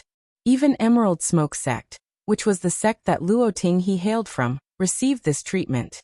Moreover, following the assassination of Temple Master Yu Xingzhou, Grand Qi Temple became leaderless. The entire Grand Qi Temple had descended into chaos. At this point, the White Lotus matriarch resolutely made a decision and led the disciples of White Lotus sect to storm the headquarters of Grand Qi Temple. The battle went on for half a month. Countless people were killed on both sides. In the end, those from Grand Qi Temple lost the battle, and their headquarters exchanged owners. The cultivators from the 7 major sects who survived retreated to their own sects to recuperate. The power that those from White Lotus sect had showcased in this war sent a shockwave across the world. In the past, they would only launch sneak attacks as they were as furtive as rats. Although everyone knew that White Lotus sect had taken on a lot of disciples, no one knew the exact figure. This time they finally experienced it. When storming into the headquarters of Grand Qi Temple, the countless disciples of White Lotus sect were like a rising tide. After the war, White Lotus sect became a name that most people would fear. The White Lotus matriarch had done something that her predecessors had never managed to achieve. She had successfully occupied the headquarters of Grand Qi Temple. Over the past 100 years, those from White Lotus sect had made 3 attempts on Grand Qi Temple, but all 3 attempts failed. There was even a time when the sect master of White Lotus sect was killed in battle. After successfully seizing the headquarters of Grand Qi Temple, the White Lotus matriarch saw her reputation rising to unprecedented heights. Following the incident, those from White Lotus sect also had their own headquarters, which originally belonged to those from Grand Qi Temple. They were now visible to the public, which was unlike in the past when they had to hide in the dark. In this battle, Yang Kai had put in a lot of effort as he had killed more than 20 masters from Grand Qi Temple, which contributed greatly to the success of White Lotus sect occupying the headquarters. It wasn't until this moment that the White Lotus matriarch had complete trust in him. Because of him, Chu Huashang's status in White Lotus sect was fortified. Initially, there were other saintesses who were equal matches for her, but she was now the most outstanding of them all. The White Lotus matriarch regarded her especially highly. Although it was never made official, all the disciples of White Lotus sect believed that Chu Huashang would be the next sect master. White Lotus sect practically had no other rivals now. On the continent, those smaller sects that originally relied on Grand Qi Temple to survive had all pledged loyalty to White Lotus sect now. Like a snowball, the power of White Lotus sect increasingly strengthened. Yang Kai returned to this familiar headquarters barely a few months after he had left. He still lived in the place he had previously resided, and every day, he would follow Chu Huashang around to protect her. All the disciples of White Lotus sect knew that whatever demands Chu Huashang came up with, Yang Kai would immediately execute regardless of whether they were reasonable or not. It could be said that Yang Kai was the biggest contributor in helping Chu Huashang attain her current status. If not for him, the several assassination attempts wouldn't have been carried out so smoothly and caused immense pressure to the leaders of Grand Qi Temple. Those from White Lotus sect wouldn't have been able to defeat Grand Qi Temple with ease either. Chu Huashang became increasingly ambitious following her rise in status, and the White Lotus matriarch's appreciation of her. She was practically the second most influential person in White Lotus sect now. Presently, Yang Kai and Xiaohe were following Chu Huashang as they walked along a corridor. From the opposite direction, a charming woman who was leading her 2 personal bodyguards approached them. As their eyes met, the charming woman flashed a smile at Chu Huashang and nodded. "Little sister Chu." Chu Huashang responded with a smile, "Big sister Tian." This charming woman was one of the other saintesses of White Lotus sect. Before the rise of Chu Huashang, she was the most outstanding saintess as she was slightly more beautiful and powerful than the others. She was also most valued by the White Lotus matriarch at that time. "Where are you going, little sister Chu?" Tianjie asked with concern. Chu Huashang replied, "I just visited the sect master, and was going to get some rest now. Are you going to visit the sect master as well, big sister?" Tianjie put on a faint smile. "No, I'm just walking around since I have nothing to do. In the past, I thought that Grand Qi Temple's headquarters was profound and mysterious. Now there doesn't seem to be anything special about this place. We'll feel that something is mysterious before we obtain it. After we get it, we'll realize that there's nothing special about it." Chu Huashang smiled gently. Tianjie shot her a meaningful glance and chuckled. "You have a point, little sister Chu. However, we'll long for something before we get it. As for whether it's really so mysterious, we'll only find out after obtaining it. Don't you agree, little sister?" "You're quite right." Chu Huashang nodded, then sported a cold expression. "I heard you're interested in my personal bodyguard, big sister." A shocked Tianjie refuted. "Where did you hear such a rumor, little sister? Everyone in the sect knows that he's your personal bodyguard. Why would I even have my eyes on him?" Chu Huashang said with a smile. "Oh really? Why did someone not sleep in the middle of the night yesterday and sneak into his room while naked, then?" A sense of fury overwhelmed Tianjie as she glowered at Yang Kai, who was behind Chu Huashang. She had never expected that he would tell Chu Huashang about this kind of matter. On the other hand, Yang Kai remained unfazed. Just then, Chu Huashang charged forward as she extended her fair hand and circulated her strength in an attempt to seize Tianjie's neck. Tianjie had never expected that Chu Huashang, who was also a saintess of White Lotus sect, had the guts to make a move on her. The assault on a fellow disciple was a taboo in White Lotus sect, which was why she hadn't managed to react. Fortunately, the personal bodyguards behind her never put down their guard. The moment Chu Huashang made a move, they unsheathed their swords and hacked at her. If Chu Huashang didn't retract her hand, her arm would be cut off. Personal bodyguards were the most loyal servants to their saintess, and they wouldn't care about killing others to keep their charge safe. However, instead of withdrawing her hand, Chu Huashang only hastened her speed. Their swords didn't manage to come into contact with Chu Huashang as Yang Kai and Xiao He gently pushed their palms forward and sent the two personal bodyguards flying away. At the same time, Chu Huashang clenched Tianjie's fair neck and exerted more force with her hand. At that instant, Tianjie froze and wouldn't dare to move a muscle. "Are you out of your mind?" The color drained from Tianjie's face. Chu Huashang stared coldly at her. "How did you even have the nerve to try to seduce my personal bodyguard?" The intensifying force on her neck and the murderous intent in Chu Huashang's eyes made Tianjie feel anxious. Upon realizing that the other woman really wanted to kill her, she regretted the decision she had made last night. In fact, all the saintesses believed that it was thanks to Yang Kai that Chu Huashang had attained her current achievements. As long as they could lure the former temple master of Grand Qi Temple to their side, Chu Huashang would no longer be a threat. Yang Kai was a man while the saintesses were women. The only way they could think of to make him side with them was to seduce him. Tianjie had never expected that not only would Yang Kai not accept her, he had also immediately told Chu Huashang about the scandal, which rendered her powerless to defend herself. "Please forgive me, little sister. I'll never dare to do it again. I'll obey you from now on." Tianjie begged for mercy with a pitiful expression. "If you kill me here, you'll be punished." Chu Huashang remained unperturbed. Yang Kai frowned and recommended, "Forgive her for once. I believe she won't do it again." "Kaka." The light in Tianjie's eyes went out as her entire figure went limp. Chu Huashang turned around and glared at Yang Kai. "Why did you ask for forgiveness on her behalf?" Yang Kai parted his lips, then let out a sigh.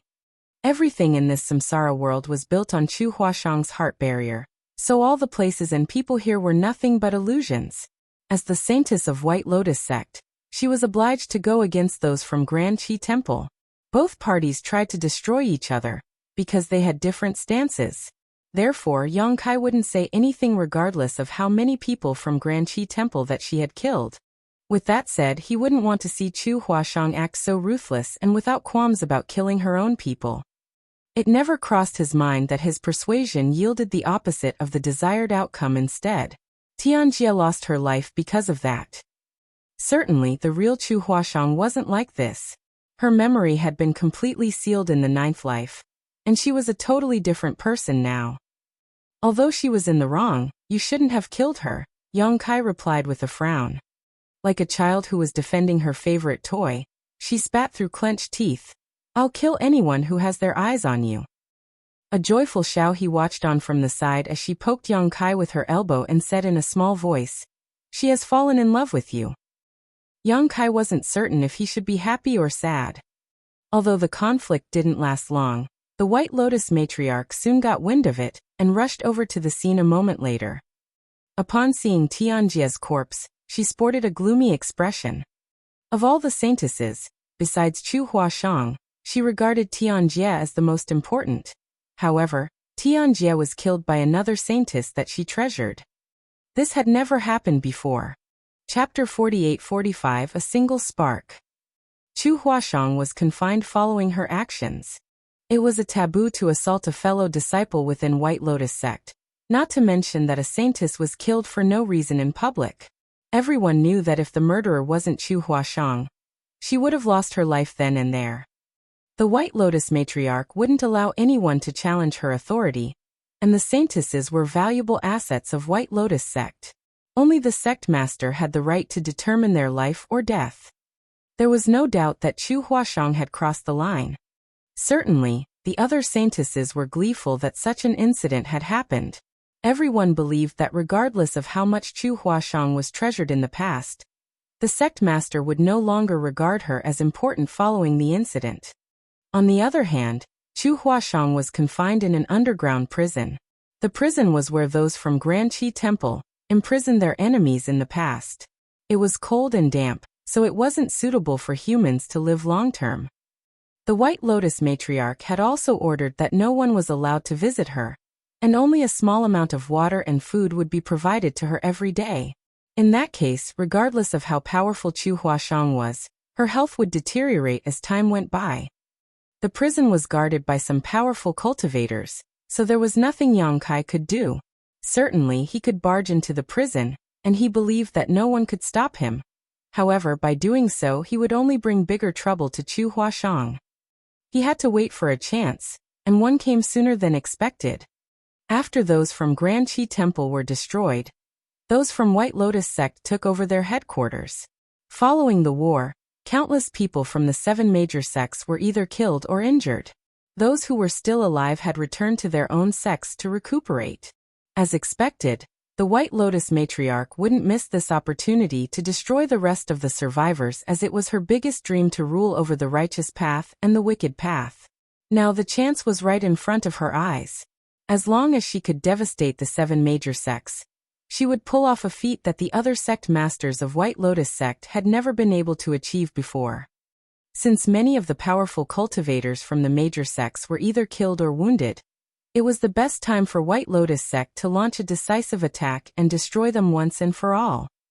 However, those from White Lotus sect were used to acting in the shadows, so it wasn't their forte to deal with those sects directly.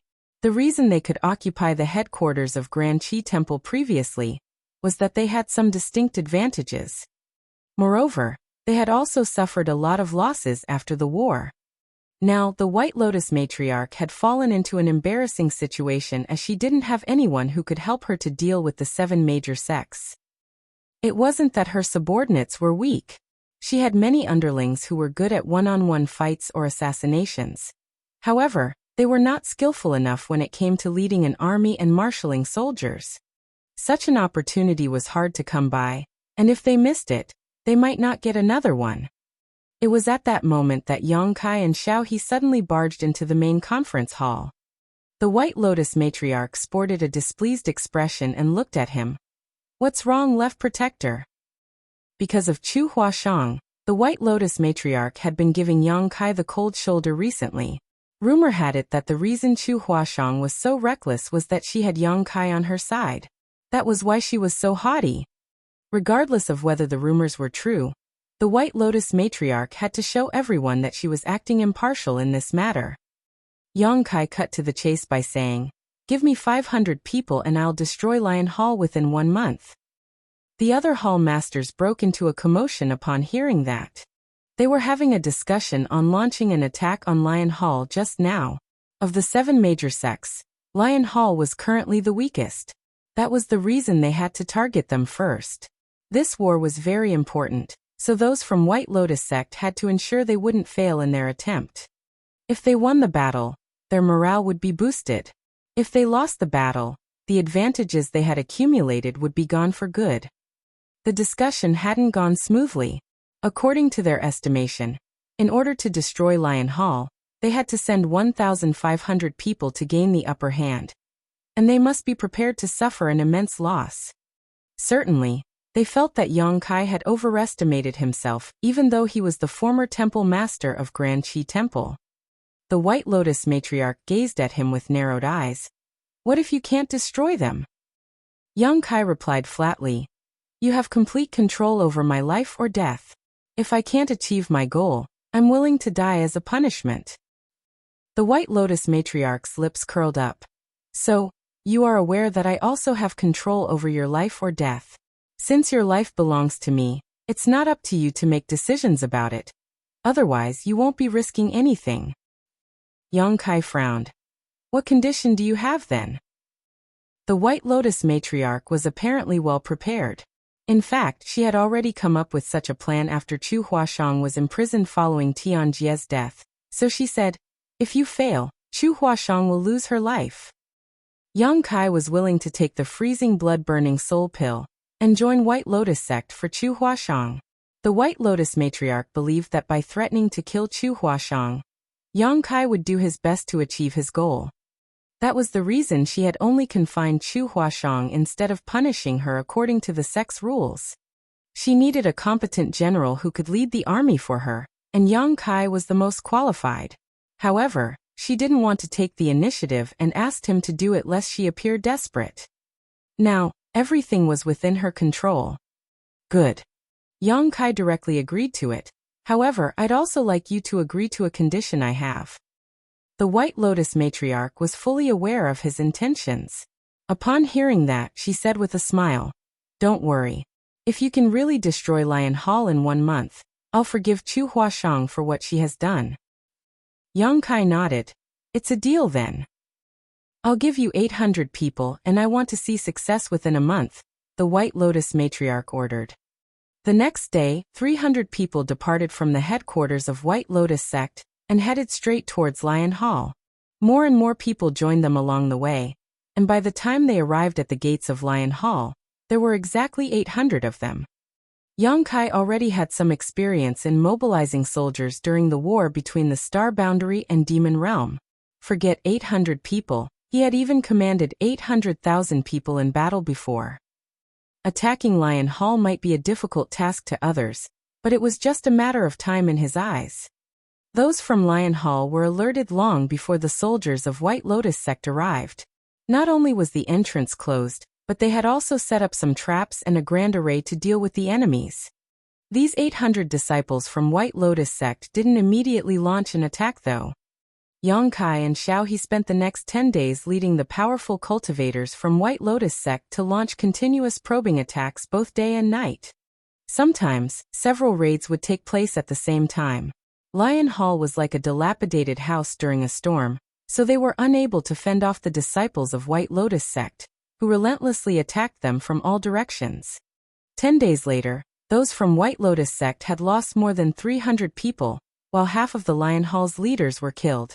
Countless other cultivators from Lion Hall were also killed or injured, and morale was low. It wasn't until this moment that Yang Kai gave the order to deal directly with the opponents. The remaining 500 White Lotus sect's disciples were high-spirited as they stormed into Lion Hall. Following a bloody carnage, they occupied Lion Hall. When Yang Kai returned to the headquarters of White Lotus sect, about 1 month had passed since he offered to destroy Lion Hall. The White Lotus matriarch was elated as she held a celebratory feast for Yang Kai. At the banquet, Chu Huashang, who had been confined for 1 month, reappeared and she was seated beside the White Lotus matriarch. They looked as close as a mother and daughter. Destroying Lion Hall served as a good start as those from White Lotus sect aimed to conquer the world.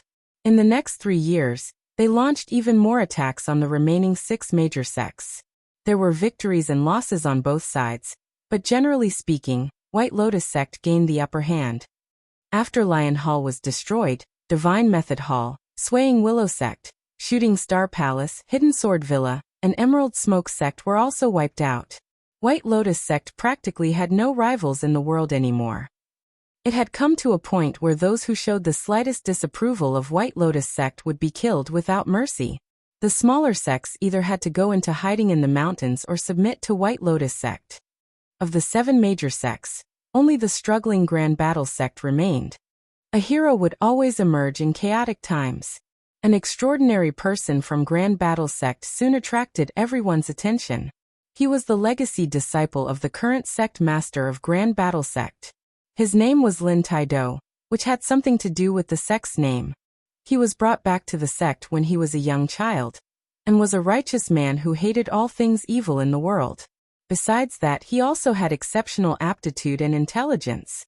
It had only been 20 years since he joined the sect, but he was already more powerful than all the previous sect masters of Grand Battle sect. He was only 25 years old now. Those from White Lotus sect were high-spirited as they charged towards Grand Battle sect. They initially thought that it would be an easy victory, but it turned out that they were faced with an unimaginable challenge. Under Lin Taido's leadership, the battle against White Lotus sect went on for about half a year. A lot of disciples from White Lotus sect were killed, but they hadn't managed to achieve their goal. An infuriated White Lotus matriarch directly ordered Chu Huashang to occupy Grand Battle sect within 3 months. Failure to do so would lead to the loss of her life. The White Lotus matriarch was not joking. Grand Battle sect was the last obstacle for White Lotus sect before they could declare hegemony over the world. By destroying Grand Battle sect, she would pull off a feat that the previous sect masters had never been able to achieve. She would be able to be the ruler of the world. Certainly, she wouldn't allow such an obstacle to get in her way. All of them knew that the White Lotus matriarch valued Yang Kai's capabilities. However, when he joined White Lotus sect back then, he said that he would only obey Chu Huashang's orders. The White Lotus matriarch was unable to directly give orders to Yang Kai, so she could only make use of Chu Huashang. Upon receiving the order, Yang Kai once again showcased his talent and capabilities in leading an army. It took them 2 months before they finally seized Grand Battle Sect. The White Lotus matriarch personally made a move to kill the sect master of Grand Battle Sect, which would mean that they had finally gained total victory. However, after the war, they realized that many of the important figures from Grand Battle Sect had already fled, including the young and famous Lin Taido. Although the White Lotus matriarch had given the order to find their whereabouts, she wasn't really bothered. After all, the 7 major sects had been destroyed. From now on, White Lotus sect was the only supreme entity that could lead the righteous and wicked paths on this continent. Nevertheless, a single spark could start a huge blaze. The White Lotus matriarch had never expected that Lin Taido would bring huge trouble to her one day. Over the next 6 months, everyone on the continent went through a period of terror under the rule of White Lotus sect. The disciples of White Lotus sect became increasingly ruthless, which caused everyone to be resentful of them. On the other hand, Lin Taido gathered the remaining members of the 7 major sects together and attracted other disgruntled people to join him before he started a 20-year war against White Lotus sect. When the 7 major sects were destroyed, not everyone was killed. Some of them were lucky enough to have survived. Since they had a blood feud with White Lotus sect, they naturally wanted to obtain their revenge. Chapter 48-46, The Wind Rises.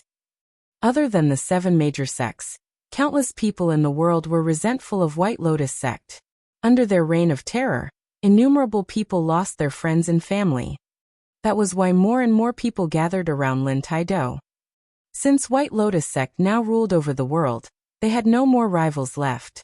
The sect's leaders all indulged in an extravagant life, and even the White Lotus matriarch had put down her guard.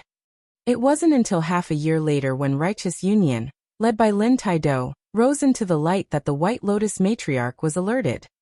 However, she still wasn't bothered by it. After all, Grand Qi Temple and the 7 major sects had been destroyed by White Lotus sect, so how was Righteous Union supposed to last long?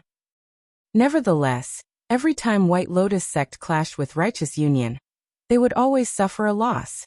More and more disciples were killed, and even several hall masters lost their lives within half a year. It was only then that the White Lotus matriarch woke up to reality and became wary of the newly founded Righteous Union. She ordered some powerful subordinates to find out the whereabouts of those from Righteous Union and kill them ruthlessly. Nonetheless, Righteous Union was different from Grand Qi Temple or the 7 major sects. When White Lotus sect was going up against Grand Qi Temple and the 7 major sects in the past, they were in the dark while the latter was exposed under sunlight, but it was the other way round now. After destroying Grand Qi Temple, those from White Lotus sect had their own headquarters now, but they also exposed themselves to the public. On the other hand, those from Righteous Union remained hidden since their founding. Furthermore, Lin Taido was a powerful and charismatic union master. Every time those from Righteous Union launched an attack, they would bring huge trouble to White Lotus sect. It had also earned Lin Taido unrivaled reputation and influence. In just 5 years, Righteous Union became increasingly powerful, instead of being destroyed by White Lotus sect. Although they were still unable to go up against White Lotus sect in a frontal clash, they were strong enough to not be simply wiped out. There were even times when they were able to pose serious threats to White Lotus sect. Certainly, the White Lotus matriarch wouldn't allow an opposing power to rise in her territory. She initially thought that she had pulled off a feat that the previous sect masters had never been able to achieve after destroying Grand Battle Sect. Now it seemed that she could not achieve her goal before she destroyed Righteous Union. Upon realizing the dangerous situation she was in, the White Lotus matriarch stopped being decadent and focused on fighting against Righteous Union. She had never expected that it would be so hard to deal with this new foe though. By the 10th year, Righteous Union was already as powerful as Grand Qi Temple was back then. There were victories and losses on both sides as Righteous Union and White Lotus sect clashed with one another. This made the White Lotus matriarch infuriated as she felt regretful of what she failed to do after destroying Grand Battle Sect. If she had paid more attention to Lin Taido and ordered her subordinates to hunt down and kill him at all cost, all of this wouldn't have happened. However, there was no use crying over spilled milk. Her negligence in the past had caused her to be in so much trouble now. Regardless of how furious she was, she had to deal with it. Over the next 10 years, the entire world was dragged into the battle between the righteous and wicked paths. All cultivators would either have to join White Lotus sect or Righteous Union. There wasn't a third option, nor could they steer clear of the fight. The battles between both sides could be seen everywhere on this continent. The White Lotus matriarch's days were numbered as she was now old and frail. Her dark hair had turned gray, and her face was full of wrinkles. She could feel that she wouldn't live for much longer. When she was young, she suffered a lot of injuries when fighting against Grand Qi Temple, and these dark injuries had started affecting her health as she became older. Perhaps she would slumber off one night, and not see the sun the next morning. However, she hadn't managed to obtain total dominance over the wicked and righteous paths. Her victory more than 10 years ago was nothing more than an illusion. She would never be able to rest in peace before destroying Lin Taido and Righteous Union. Therefore, she did whatever it took to crush her last remaining foe. In just 1 year, more than half of the cultivators from both White Lotus sect and Righteous Union were killed. Every battle was significantly more intense than the ones in the past decades. Eventually, the White Lotus matriarch's wish was granted. The White Lotus sect's army managed to trap those from Righteous Union inside Crimson Wind Canyon. Crimson Wind Canyon was a natural canyon where the wide path could accommodate dozens of horses while the narrow spots would only allow several people to pass by at once. The sides of the canyon were tall precipices. With both sides of Crimson Wind Canyon blocked, those from Righteous Union had practically fallen into a death trap. Yang Kai was the biggest contributor in successfully blocking them here. It was thanks to his skills in mobilizing soldiers that they managed to lure the enemy to this place after just 3 months of battle. During that period of time, they fought with those from Righteous Union multiple times and almost failed their mission on numerous occasions. Fortunately, they succeeded in the end. The final battle was right before their eyes. The well-prepared White Lotus sect disciples stormed into Crimson Wind Canyon from both sides as both parties clashed. There would be people losing their lives every breath, and within just 1 hour, a blood river had formed in Crimson Wind Canyon. After days of intense battle, those from White Lotus sect were still being pushed back despite their multiple attempts to charge forward. Both parties were exhausted as their eyes had turned bloodshot. The White Lotus matriarch stood on a boulder above Crimson Wind Canyon, as she looked down at the fight in silence. All of a sudden, she beckoned in a particular direction. Chu Huashang took a few steps forward and stood beside her. The White Lotus matriarch asked, "Chuer, do you have any solution to destroy the enemy?" Chu Huashang was fully aware of what was going on as she had been watching the fight all along, so she frankly replied, "We have to kill their leader. The others in Righteous Union pose no threat to us. As long as we can kill Lin Taido, Righteous Union will collapse." Upon finishing her words, she cupped her fist. "Sect Master, please allow me to personally slay Lin Taido." The White Lotus matriarch shook her head with a smile. "I'm glad that you're so loyal. I believe that White Lotus sect will be in good hands after you take over my position." "Sect Master." Chu Huashang hung her head low. In recent years, the White Lotus matriarch had repeatedly told her this. It was as though she intended to pass the position of Sect Master to her after she passed away. Although Chu Huashang was indeed the most qualified one to take over the position of Sect Master in White Lotus sect, she wouldn't dare to reveal her true feelings. She would always appear obedient every time the White Lotus matriarch mentioned it. The White Lotus matriarch cut her off by raising her hand. "I'm old, and my predestined time is near.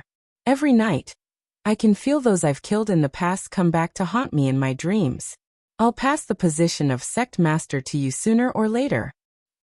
She appeared sincere as it didn't seem like a test, but Chu Huashang remained silent. "Lin Taido is formidable. Even though you are strong, you're no match for him. There's only one person in this world who can deal with him." As the White Lotus matriarch spoke, she suddenly looked fervently at Chu Huashang. Although she never said it, Chu Huashang knew who the person was that the older woman was talking about. Yang Kai. Although they had spent nearly 20 years together, Chu Huashang still hadn't figured out how strong Yang Kai truly was. If there was anyone in the world who could defeat Lin Taido, it had to be Yang Kai. Tell him to make a move. After Lin Taido is killed, there won't be righteous union anymore, the White Lotus matriarch ordered.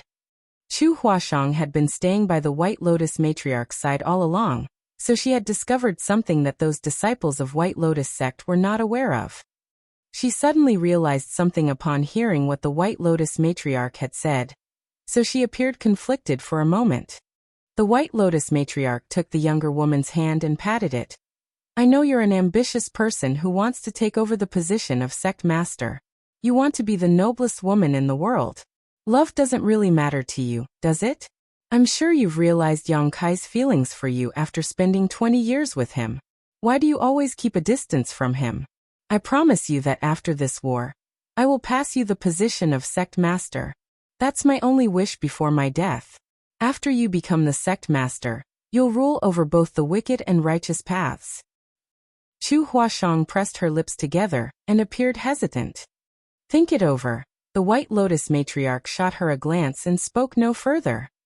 She knew that Chu Huashang would make a wise decision. As expected, Chu Huashang lifted her head a moment later and replied, I will give him the order. Go on, the White Lotus matriarch nodded. It was only then that Chu Huashang turned around and flew towards the canyon. On one side of the canyon, Yang Kai was monitoring the battle. Time didn't seem to have left any marks on him, even though 20 years had passed. He looked almost the same as the time when he first joined White Lotus sect. Although he was also older now, he wasn't as wrinkled as the White Lotus matriarch. He still steadfastly stayed by his side. Yang Kai saw Chu Huashang the moment she arrived as he flashed a smile at her. Is the sect master running out of patience? Tell her that righteous union will collapse within 7 days. Although Lin Taido is impressive, this is all he can do. Chu Huashang stared silently at him for a moment before saying, I want you to kill Lin Taido. Now. Yang Kai arched his brow. Chu Huashang nodded almost imperceptibly. After a moment of silence, Yang Kai put on a smile. Anything you say. If you want him dead now, I'll behead him right away. I'm sure he won't be able to go against my spear. Chu Huashang's face turned pale. She parted her lips in an attempt to say something, but she couldn't utter a word in the end. Seemingly thinking of something, Yang Kai fished out something from his pocket and passed it to her. Keep this and don't let anyone discover it. A flustered Chu Huashang took it in a dazed manner.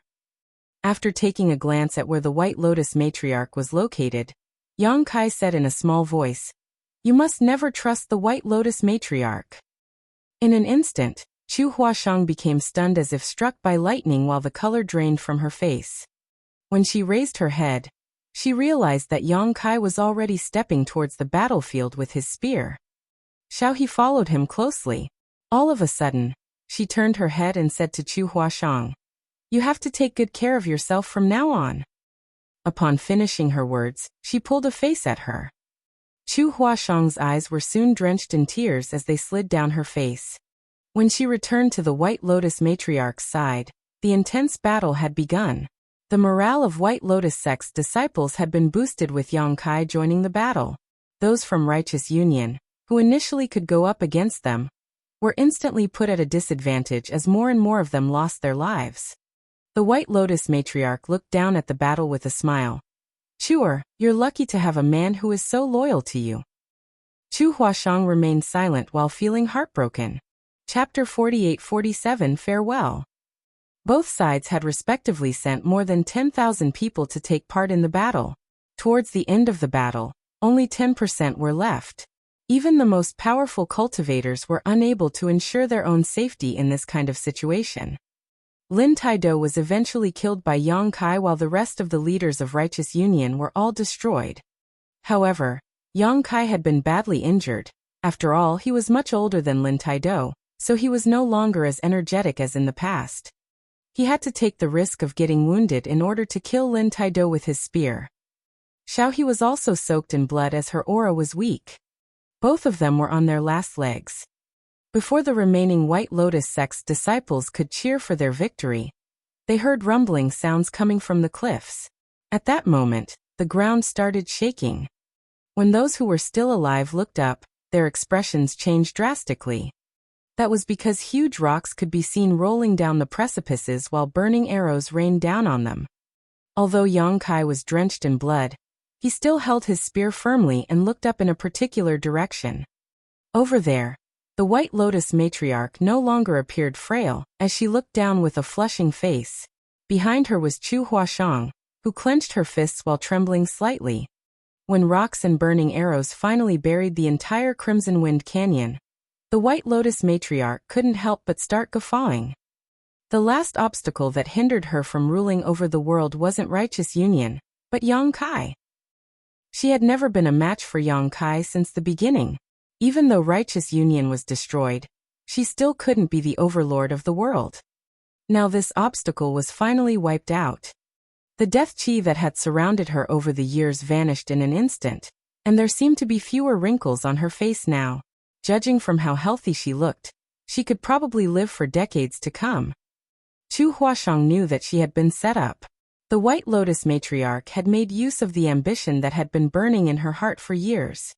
In recent years, the White Lotus matriarch always appeared to be frail in order to help fan the burning ambition in her heart.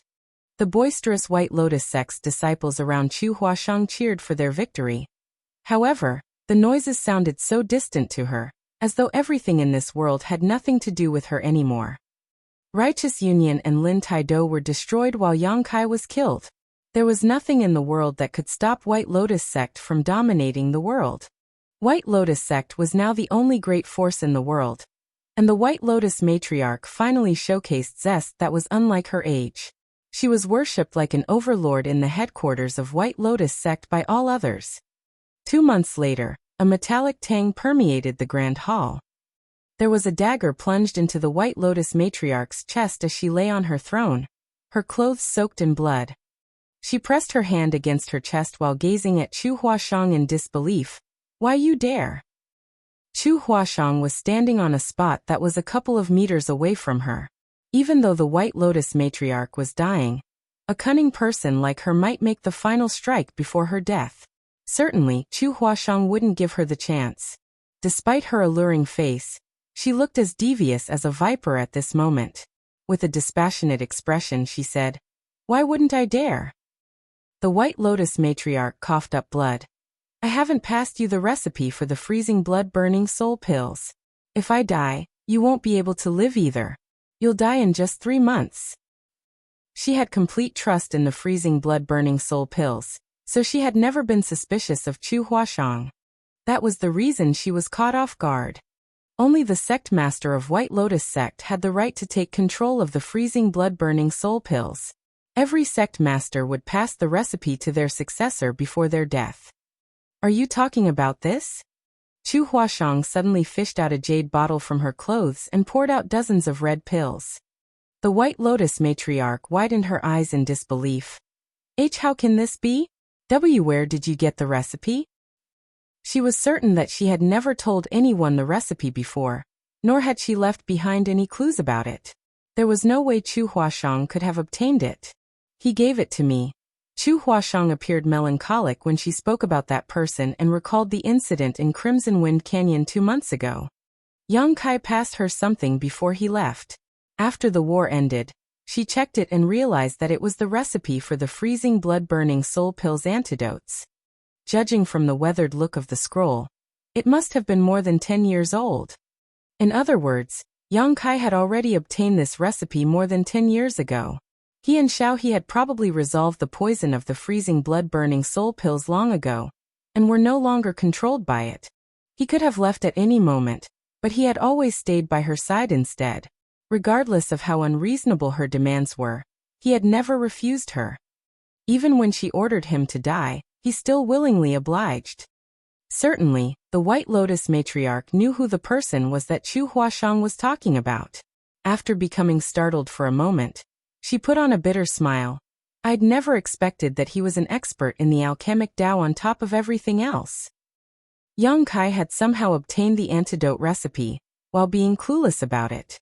The only possibility that the White Lotus matriarch could think of was that merely through ingesting and studying the antidotes he got every 3 months, he was able to determine the ingredients and figured out the recipe. Ordinary alchemists would never have been able to pull off such a feat. The White Lotus matriarch even doubted whether her speculation was right despite it being the only possibility. Yes, who could have expected that? Chu Huasheng muttered under her breath. The White Lotus matriarch suddenly put on a smile. Good, very good. The sect master of White Lotus sect must be cruel and cold-hearted. You're a woman, so you're already weaker than men to begin with. If you remain so indecisive, you will destroy our foundation that has been built up for hundreds of years. I knew you were the right person. I'll be able to rest in peace, knowing that you'll be the next sect master. Chu Huasheng saluted her in an elegant manner. I ask sect master to go on ahead. The White Lotus matriarch nodded and closed her eyes. Her aura became increasingly weaker until it was completely gone.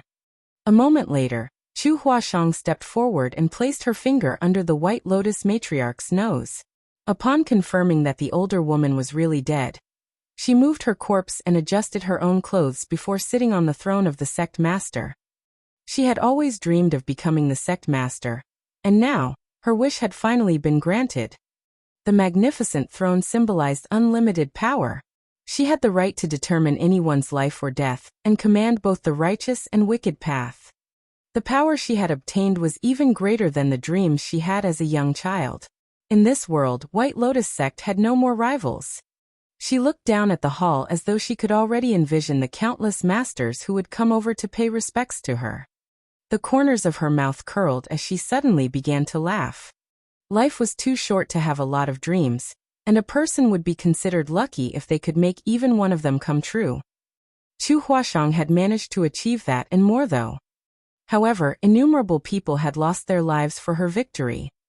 Her unrestrained laugh reverberated across the empty hall, but no one could share her happiness. Presently, she was only accompanied by a corpse. As she laughed, she suddenly broke down into tears. Her tears slid down her face like pearls after the string had snapped.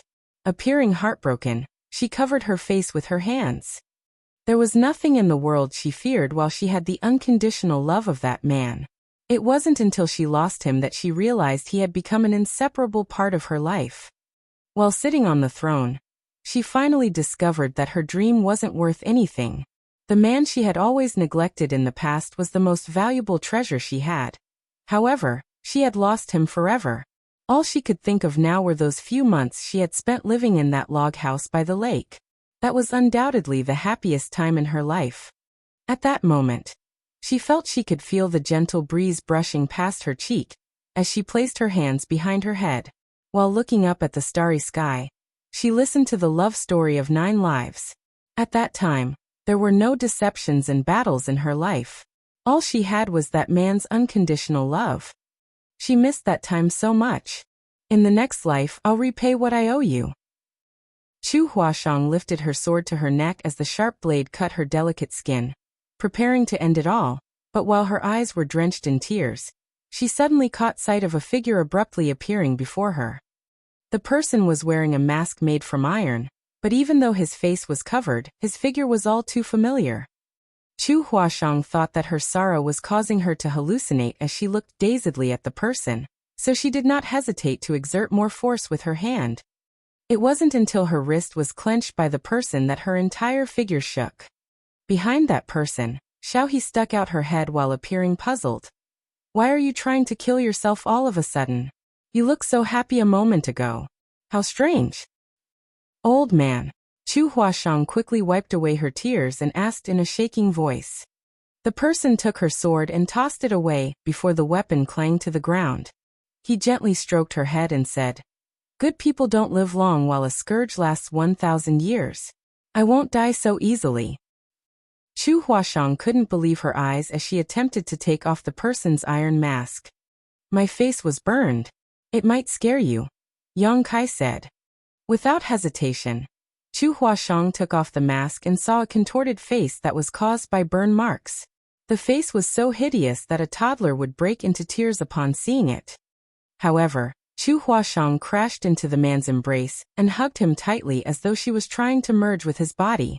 She sniffed at the man's scent as if she was trying to imprint it in the deepest part of her mind.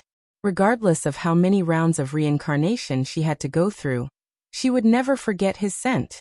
Yang Kai's clothes were smeared by her tears and snot while the woman was laughing and crying at the same time.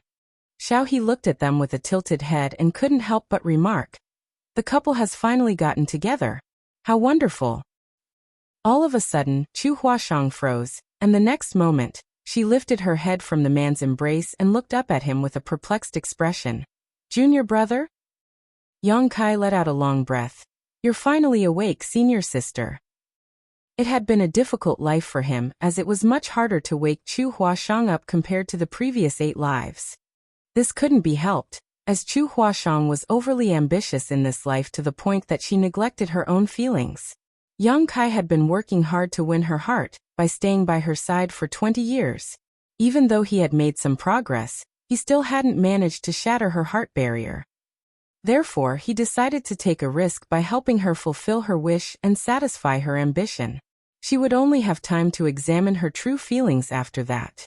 Even if the White Lotus matriarch hadn't come up with the plot during the battle at Crimson Wind Canyon, Yang Kai would still have pretended to die to fulfill his plan.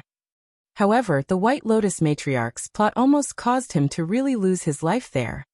Yang Kai had no idea what would have happened if he was really killed. Fortunately, the outcome turned out to be what he had hoped to see. After going through 9 rounds of reincarnation, Chu Huashang finally resolved her heart and regained herself after her heart barrier was shattered. Chapter 48. Martial Aunt Luo. "Yes, I'm awake." Chu Huashang snuggled up to Yang Kai with a joyous expression.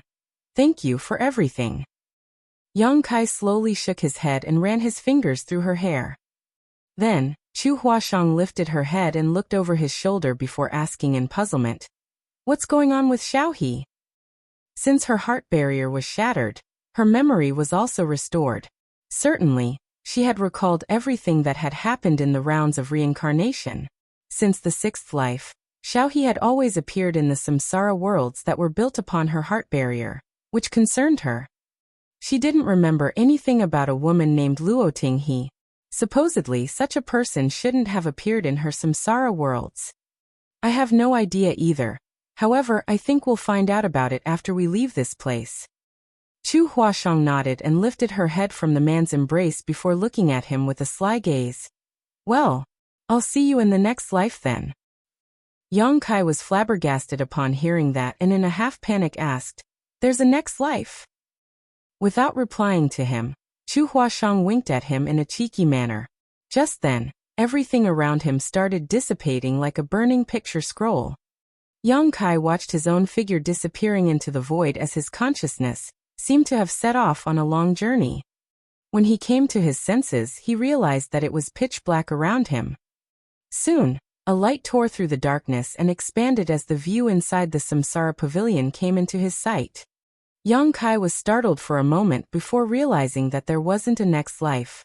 9 lives was the limit in the Samsara Pavilion, which was also the number of lives Chu Huashang had set up for her heart barrier. She was just pulling a prank earlier. He slowly shook his head as he was torn between tears and laughter. After stepping out of the tree cave, he looked up at the sky. Although he finally returned to the real world, Yang Kai still found it to be surreal. The experiences and hardships he had gone through in the 9 lives were so vivid that it was as though they had just happened the day before. The experiences felt so real that it could be said they had actually happened. Yang Kai could clearly feel that after 9 rounds of reincarnation, he was now in a much calmer state. Only a bit more than 100 years had passed after 9 rounds of reincarnation, but it was equivalent to 1,000 years of training for his mental state.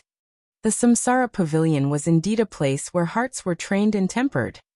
If a person's cultivation had progressed too quickly while he was in an unstable mental state, he would gain a lot of benefits by training inside the Samsara Pavilion. Without the need for any reason, Yang Kai started walking in a particular direction. Although there were no clear indications, he was certain that Chu Huashang was in that direction. Their hearts were now connected after 9 rounds of reincarnation. While he was on his way, he saw an alluring woman moving towards him. As their eyes met, Chu Huasheng put on a smile and shuffled over. Yang Kai extended his hand and said, "Let's go. Martial Ant, you must be worried about us." Chu Huasheng obediently placed her hand in Yang Kai's. A lot of people were moving around outside the Samsara Pavilion. It had been about 130 years since Yang Kai entered the Samsara Pavilion. To an ordinary mortal who had never cultivated before, this was a period of time that was longer than their lifetime. However, to an open heaven realm master, it was no more than a short, secluded cultivation session. When Yu Xiangdai had some free time recently, she would come here to wait outside the Samsara Pavilion. Unfortunately, after she waited for many years, Yang Kai and Chu Huasheng were still nowhere in sight. On the other hand, Chen Xiu's 2 disciples had walked out of the Samsara Pavilion not long after they entered it. During the past 10+ years, Yu Xiangdai had spent more time waiting in this place. That was because according to her estimations, if Yang Kai could successfully bring Chu Huasheng out of the Samsara Pavilion, it would happen around this time. Waiting wasn't something that felt boring to her. She had been waiting for a particular man to notice her for many more years, so she was already used to the feeling. When 2 familiar figures stepped out of the Samsara Pavilion hand in hand, Yu Xiangdai let out a long breath as the worry in her heart over the years finally abated. "Martial Ant, you." Yang Kai and Chu Huasheng saluted her at the same time. Yu Xiangdai darted her gaze between the 2 of them with an amiable smile before nodding with satisfaction. "I'm glad that both of you are back. You must have suffered a lot." She had received training in the Samsara Pavilion before, so she knew what they would face inside. Contrary to her initial assumptions, the heart barrier that Chu Huasheng had set up must have been extremely difficult to overcome, so the hardships they had gone through must be more intense than her own experiences in the past. "Many thanks for your concern, Martial Ant," Yang Kai said. Yu Xiangdai shook her head. "It's nothing. In any case, both of you must be exhausted. Go get some rest now." "There's no hurry." Yang Kai shook his head and turned to look in the Samsara Pavilion's direction. "Let's wait a while longer." A puzzled Yu Xiangdai asked, "What are you waiting for?" Chu Huasheng knew what Yang Kai was waiting for, but just when she was ready to ask Yu Xiangdai whether the latter knew someone named Luo Tinghe, Yu Xiangdai widened her eyes in disbelief as she looked over their shoulders. At that moment, a powerful aura could be felt rapidly approaching them. Chu Huasheng turned her head and saw Xiaohe descending from the sky with a smile. She soon landed on the ground. Yang Kai and Chu Huasheng traded glances as they had already expected it. Xiaohe had always appeared by their side since the 6th life.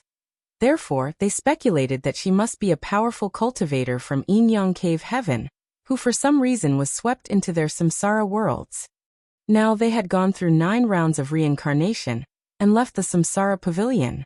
It must be the same case for Luo Tinghe. The person Yang Kai was waiting for was naturally Luo Tinghe. Judging from Yu Xiangdai's expression, it was apparent that she knew Luo Tinghe. Moreover, they seemed really close. "Senior Sister Luo." Disbelief was written all over Yu Xiangdai's face as she spoke in a shaking voice, clearly on the brink of breaking into tears as she asked, "Is that really you?" "Senior Sister Luo." Upon hearing how Yu Xiangdai addressed the woman, Chu Huasheng realized something. Luo Tinghe and her honored master were supposedly from the same generation, but she had never heard of her before. "Xiao Dai." Luo Tinghe called out with a smile. The next moment, Yu Xiangdai crashed into Luo Tinghe's arms and hugged her tightly as her shoulders trembled. Luo Tinghe's face twitched as she gazed at Yang Kai and Chu Huasheng with a helpless expression. She patted Yu Xiangdai's back and said, There. You're an adult now, so why do you still love to cry just like when you were a child? Where's that good-for-nothing boy? Did he bully you?" While hugging her tightly, Yu Xiangdai shook her head. A helpless Luo Tinghe muttered in a small voice, "They're watching you." It was only then that Yu Xiangdai started flushing as she bashfully moved away. Then, she turned her head to glower at Yang Kai and Chu Huasheng. One of them quickly looked up at the sky while the other gazed at the ground. "Why haven't you saluted her yet?" Yu Xiangdai spoke in a stern voice in an attempt to restore her authority. Yang Kai and Chu Huashang quickly cupped their fists. Greetings, Martial Aunt Luo. Luo Ting, he waved her hand. Stop calling me that. It's not like we're strangers. Just call me Xiao He as usual. Yang Kai's forehead was covered in cold sweat. This junior wouldn't dare. In their 9th life, he had always called his crazy and muddle-headed personal bodyguard Xiao He. Since he was aware of her true identity now, Yang Kai wouldn't dare to be impolite.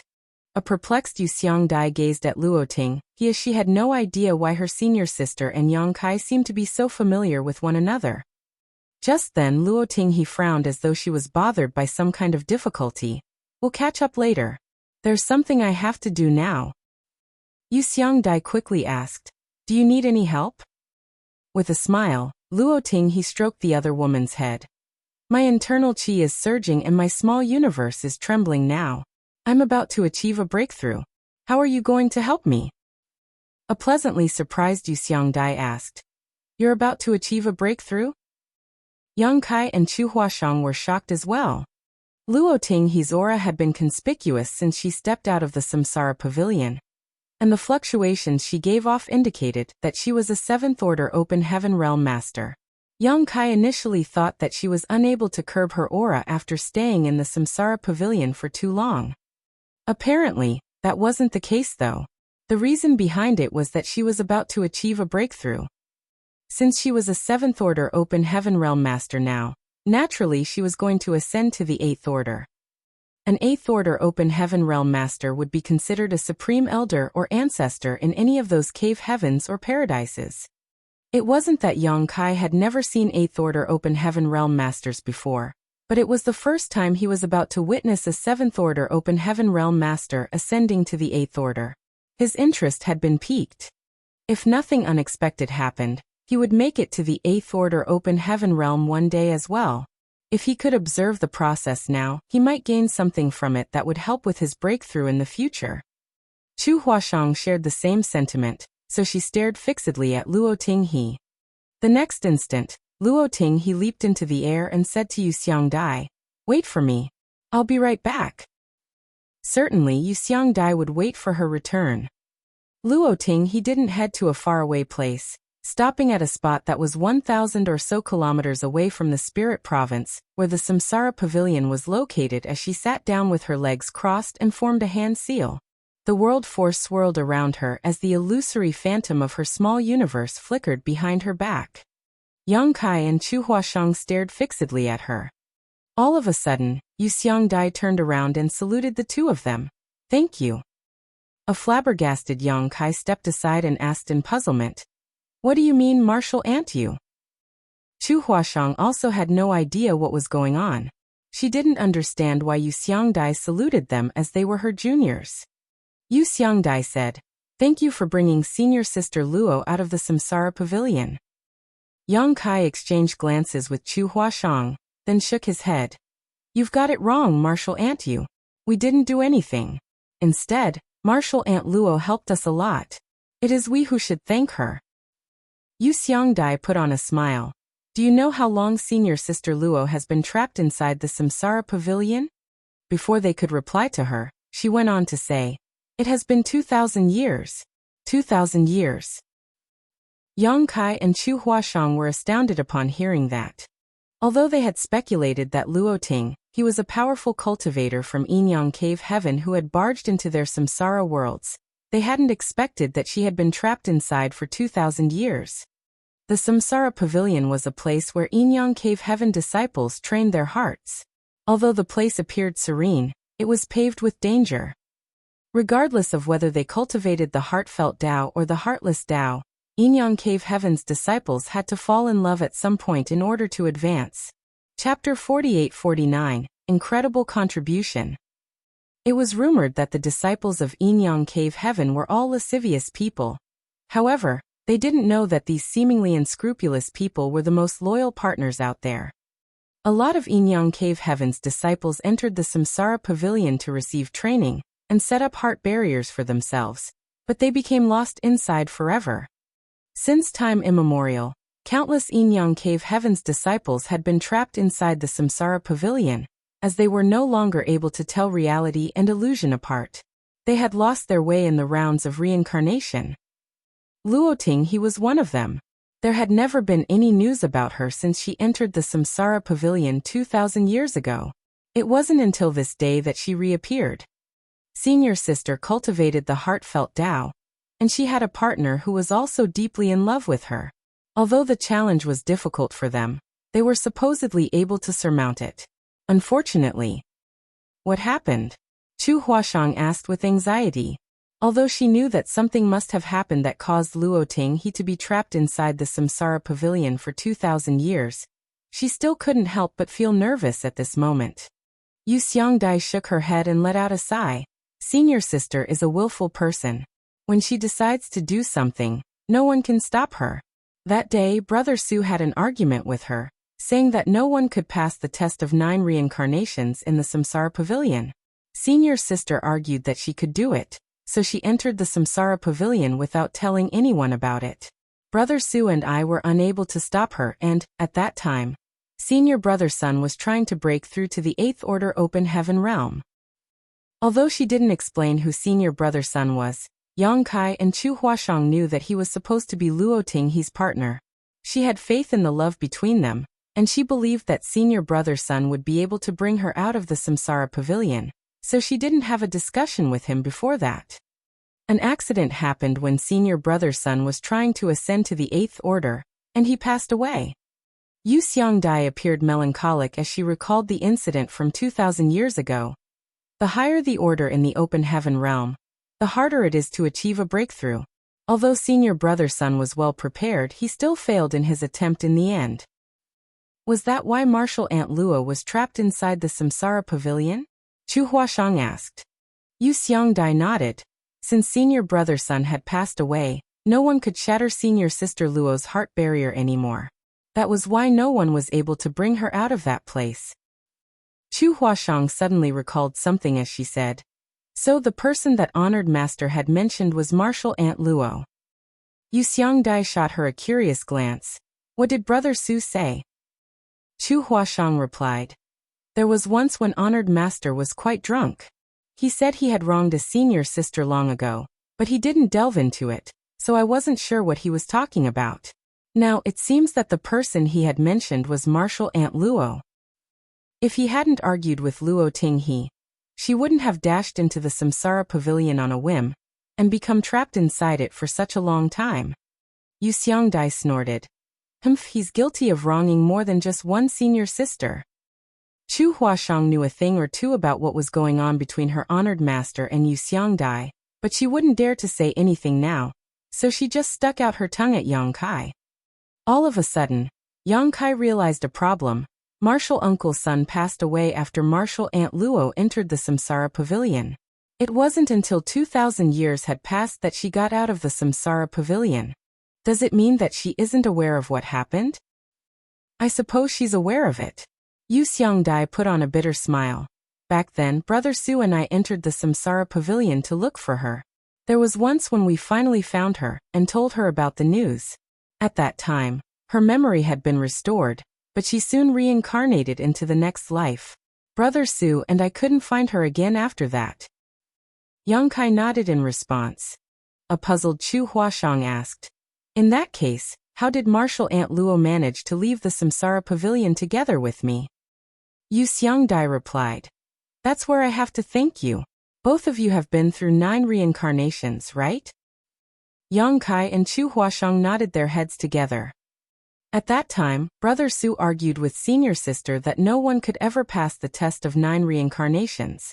Senior Sister said that she and Senior Brother Sun could do that, so she entered the Samsara Pavilion without telling anyone. Brother Su and I thought that the heart barrier she had set up must have something to do with Senior Brother Sun and her, and that they must experience 9 reincarnations together for her to leave. However, now it seems that it was just one of the ways to break the heart barrier. Another way to do it was to witness another couple passing the test of 9 reincarnations. The two of you completed just that, so Senior Sister Luo's heart barrier was also shattered. That was why she could leave the Samsara Pavilion. Upon hearing her explanation, Yang Kai said, "It was no wonder that Martial Aunt Luo had started appearing by our side after the sixth life. It seems that our reincarnations had something to do with her heart barrier." That was the only reasonable explanation. Yang Kai had always wondered why Xiao He had started appearing by Chu Huashang and his side with different identities since the sixth life. He initially thought that she was a powerful cultivator from Yin-Yang Cave Heaven whose consciousness happened to be tangled up with their reincarnations. Now, it seemed that it had something to do with the heart barrier she had built as she had to witness another couple completing the test of 9 reincarnations. Hence, she started taking part in their journey in the sixth life.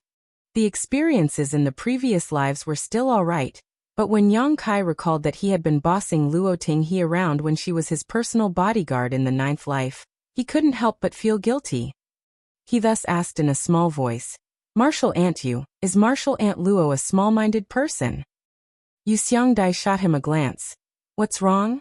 Did you do anything wrong to her in the Samsara Pavilion?" Yang Kai quickly denied it. No. How could that be possible?" Yu Xiangdai smiled gently. "I don't know if senior sister is a small-minded person, but brother Su was always bullied by her when he was a boy. Both of us were raised by senior sister, so while she's like an elder sister, she is also like a mother to us. If brother Su finds out that she has gotten out of the Samsara Pavilion, I'm sure he'll be relieved." Yang Kai said nonchalantly, "When Martial Uncle Su returns to Yin-Yang Cave Heaven, he'll naturally find out about this good news." Yu Xiangdai and Chu Huashang fell silent. "A lot of people are coming." Yang Kai suddenly looked into the distance. Although they were 1,000 kilometers apart, Yang Kai could still feel the surging world force coming from Luo Tinghe. As they spoke, the elders from Yin-Yang Cave Heaven who had rarely stepped out of their homes began showing up. It was apparent that they became aware of the ascension attempt. Chun Xiu rushed over to this place with his 2 disciples as they watched the ascension from a place that was several dozen kilometers away from Yang Kai. Beside him were Tao Lingwan and Feng Qingxi, who gently nodded at Yang Kai. In response, Yang Kai nodded back at them. There were also a lot of 6th Order and 7th Order Open Heaven Realm Masters that Yang Kai had never seen before. In just over an hour, hundreds of Open Heaven Realm Masters had arrived in groups or as individuals as they found suitable locations to observe Luo Tinghe's ascension. It was rare to see a 7th Order Open Heaven Realm Master ascending to the 8th Order even in the Cave Heavens and Paradises, so whenever that happened, it would attract countless Open Heaven Realm Masters to come over. To those who intended to make it to the 8th Order, such observation was greatly beneficial to them. Even those who didn't have the chance to ascend to the 8th Order, they could still watch it as they might get something out of it. Although Yang Kai couldn't detect the presence of any 8th Order Open Heaven Realm Masters, he could faintly feel that some people were paying attention to this place in the dark. There was no doubt that they were the ancestors of Yin-Yang Cave Heaven. Senior Sister is a genius who is one of the most talented people in the Cave Heavens and Paradises. When she ascended to the Open Heaven Realm, she did so directly to the 7th Order. There was a proud expression on Yu Xiangdai's face when she mentioned Luo Tinghe. Yang Kai and Chu Huashang were astounded. She directly broke through to the 7th Order. Yu Xiangdai nodded. The two of them exchanged glances and saw the shock in each other's eyes. Most of the Open Heaven Realm Masters in the world had no hope of making it to the high-rank Open Heaven Realm in their lifetime. Their starting point determined how far they could go in the Open Heaven Realm. Those who started out below the 5th Order Open Heaven Realm would never see the high rank. Even those who directly ascended to the 5th Order would be at risk of losing their lives when trying to break through. However, Luo Tinghe had directly made it to the 7th Order. In other words, her starting point in the Open Heaven Realm was already much higher than 99% of all Open Heaven Realm Masters. This kind of disparity was truly dispiriting. Yang Kai knew that there were people who could directly ascend to the 7th Order, as he too had such a dream in the past. Only by directly ascending to the 7th Order would one stand a chance to reach the highest 9th Order. That was the peak of the Open Heaven Realm. Nevertheless, life was not a bed of flowers. Although he had a solid foundation and heritage, Yongkai was forced and made his decision to ascend to the Fifth Order Open Heaven realm outside of Shadowless Cave Heaven in the end. After he consumed a mid-rank world fruit, his starting point in the Open Heaven realm became the Sixth Order, which was equivalent to the core disciples from the Cave Heavens and Paradises. At that time, he didn't understand why those from the Cave Heavens and Paradises repeatedly stopped him from ascending to the Seventh Order, and even risked tarnishing their reputations to oppress him. So he was furious about it. Although he found out that it had something to do with the Black Ink clan at a later time, he still couldn't get over it completely. After all, his pursuit of the peak of the martial Tao had been cut off. This was something that was unforgivable. In the 3,000 worlds, apparently, only the disciples born in the Cave Heavens and Paradises who were proven to be loyal and righteous had the right to directly ascend to the Seventh Order. Even taking all 108 Cave Heavens and Paradises into consideration, only one such disciple would emerge every 1,000 years or so. Luoting, he was one such disciple. It was the greatest honor to be able to directly ascend to the Seventh Order, and it was also a symbol of power. Only a person like her had the right to take a peek at the greatest power of the Ninth Order. Yongkai had never expected that Luoting, he was a cultivator who had directly broken through to the Seventh Order. It was also his first time meeting such a person. He could imagine that those from Inyang Cave Heaven must have been heartbroken when Luoting, he was trapped in the Samsara Pavilion back then. They must have put in a lot of effort to save her, but it was apparent that their attempts had failed. By going through 9 reincarnations, Chu Huashang and Yongkai accidentally brought Luoting, he out of the Samsara Pavilion.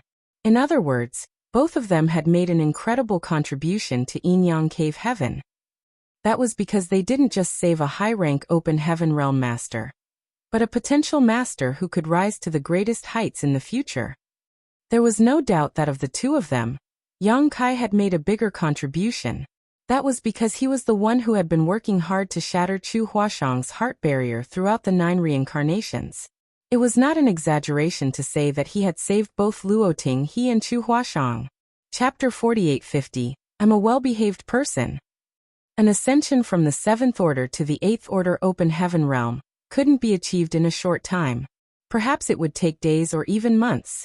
However, the spectators didn't appear to be impatient at all, as they wouldn't miss any details. The Samsara Pavilion was where hearts were trained, so regardless of how long a person stayed inside it, their cultivation wouldn't increase one bit. Luoting, he must have reached the critical point of achieving a breakthrough 2,000 ago. Otherwise, she wouldn't have been able to achieve an ascension as soon as she got out of the Samsara Pavilion. 2,000 years of reincarnation may have even been what triggered the chance for her to achieve ascension. In other words, if she hadn't dashed into the Samsara Pavilion on a whim, she would have become an 8th Order Open Heaven Realm Master a long time ago.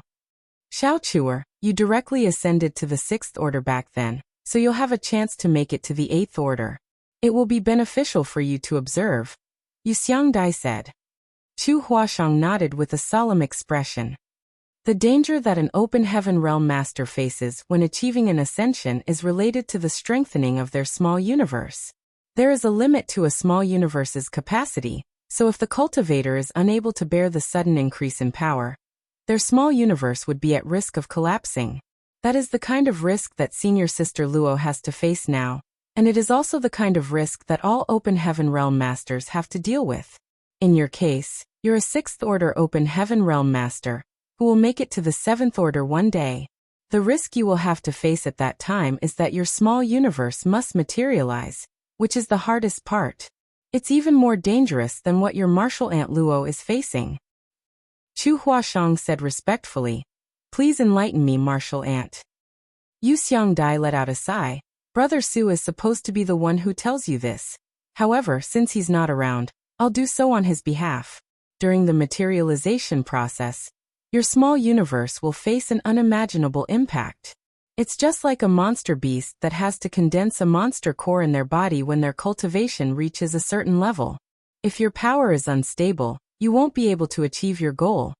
Therefore, before you ascend to the 7th Order, you have to make sure that you have accumulated enough heritage.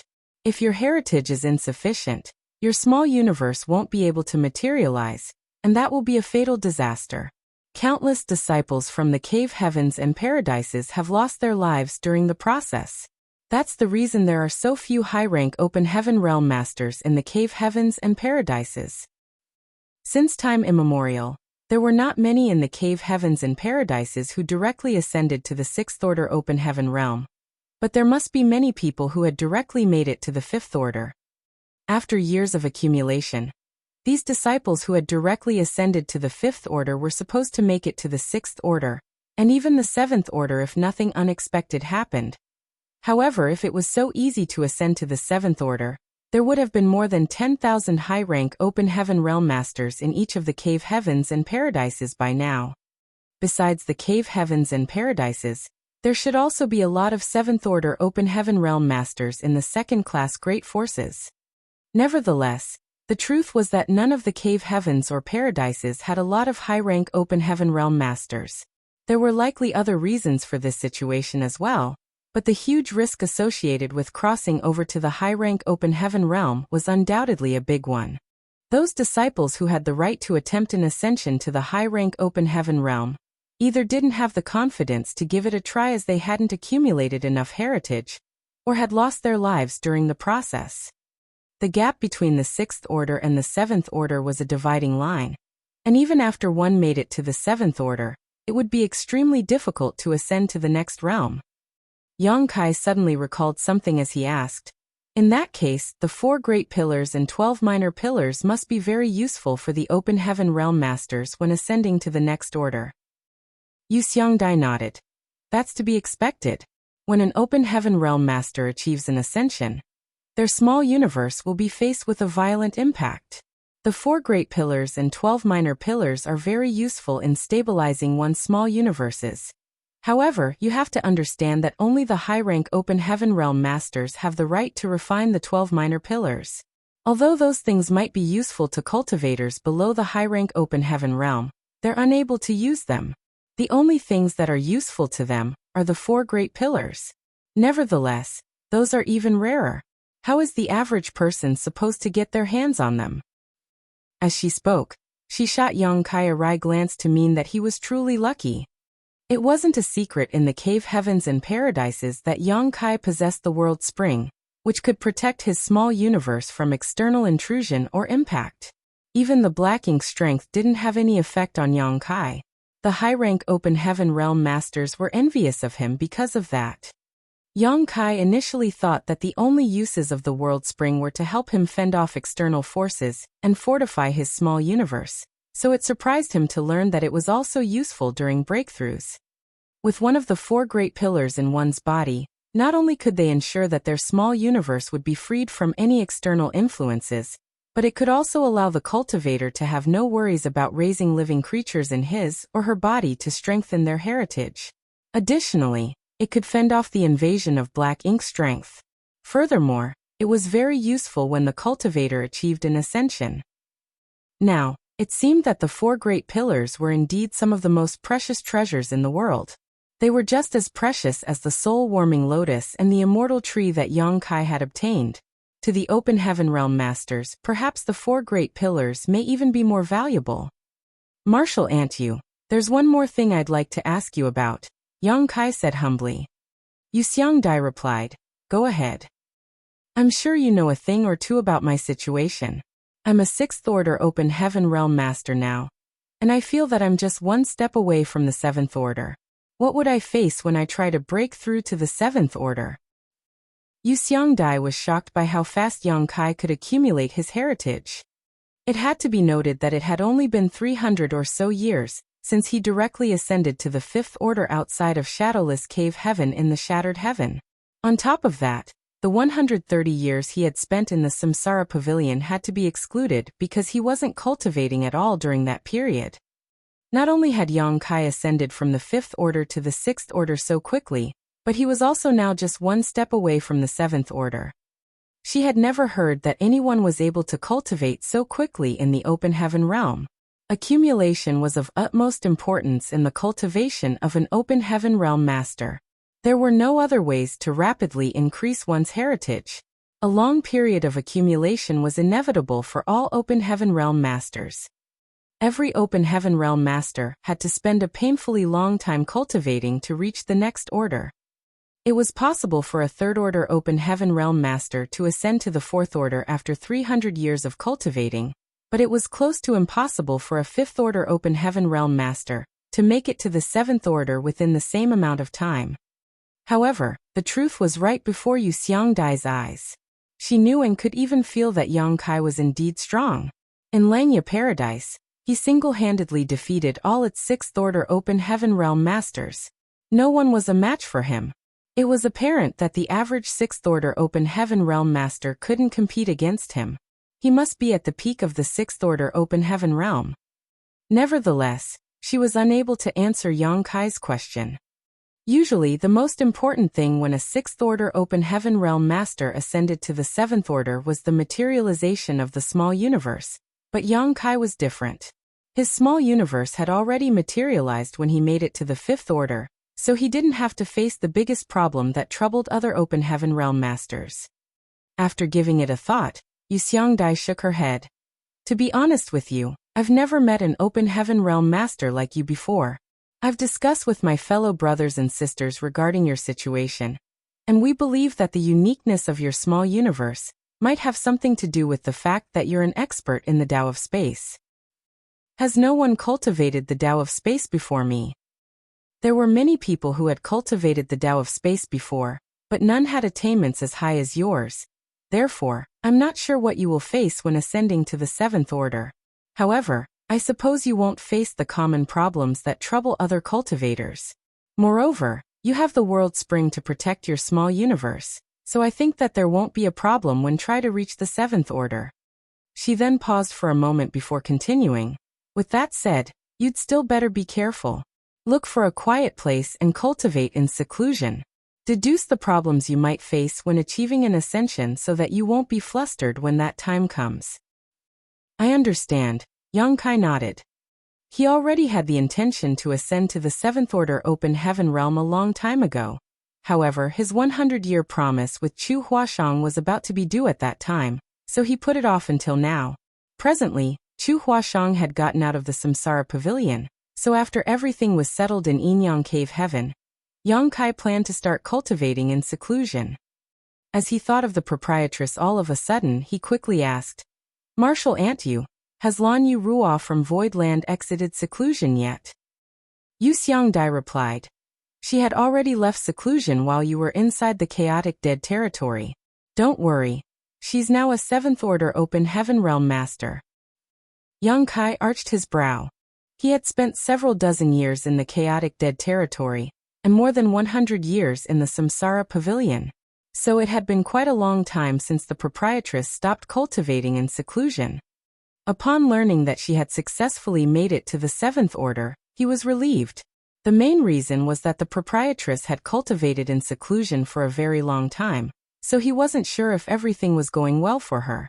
Even if she was facing any problems though, outsiders were unable to lend her a hand. Since she had ascended to the seventh order, she had to face the problem that the high-rank Open Heaven Realm masters, who were not from the Cave Heavens and Paradises, had to deal with.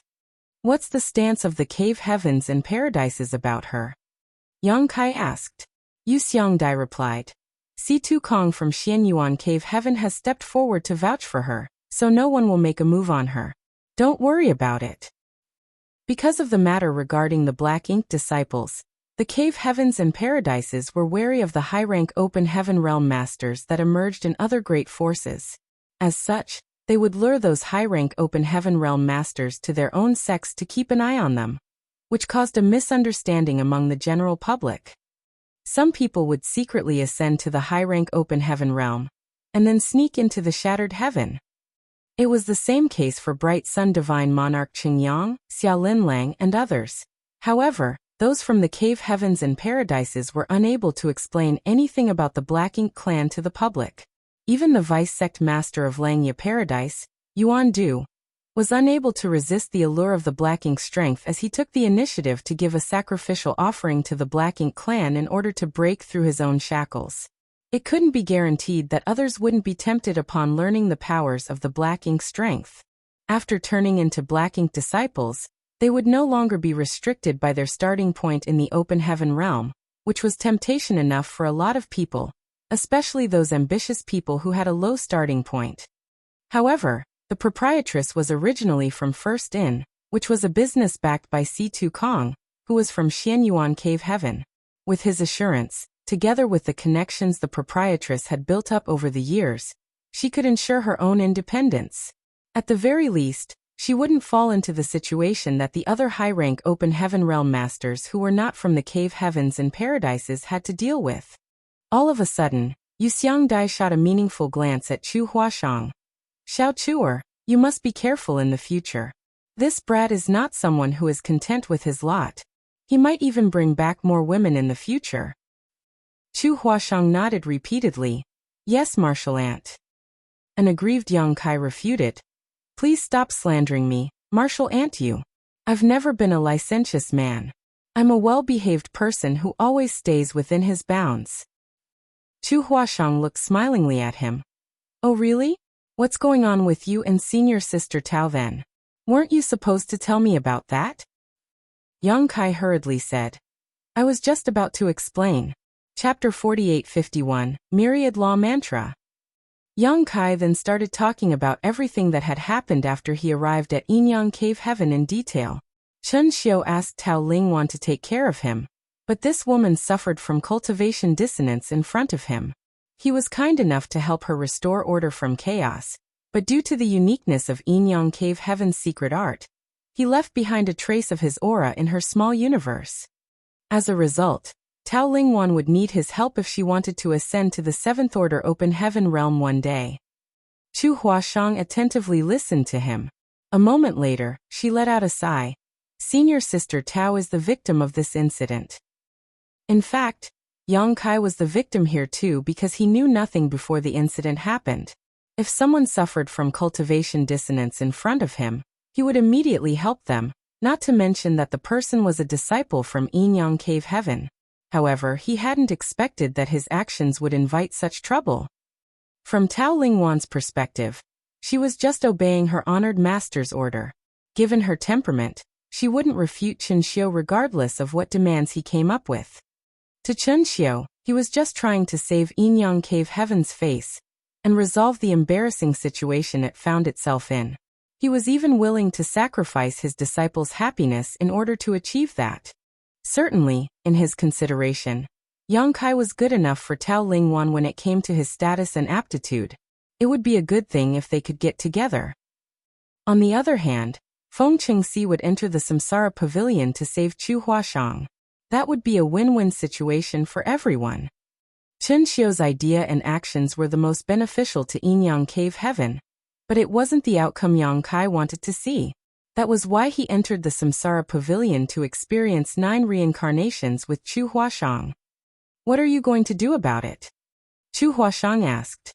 Yang Kai frowned. Am I really the only one who can help junior sister Tao? Are there no similar precedents in Yinyang Cave Heaven? Yu Xiangdai shook her head. No. Other than you, no one else can help her ascend to the Seventh Order. If you don't lend her a hand, her martial Tao will end where it is. Moreover, without your help, she will frequently face the risk of suffering from cultivation dissonance. Sooner or later, her small universe will collapse due to an imbalance of yin and yang. That wasn't a small issue as it was giving Yang Kai a serious headache, and he couldn't help complaining. Yinyang Cave Heaven's secret art is too strange. Chu Huashang said. Don't forget that senior sister Tao took a fatal sword wound for you. Everything that happened in the samsara world was a reflection of one's true heart. In the first reincarnation, Tao Lingwan was willing to be pierced by a sword in Yang Kai's stead.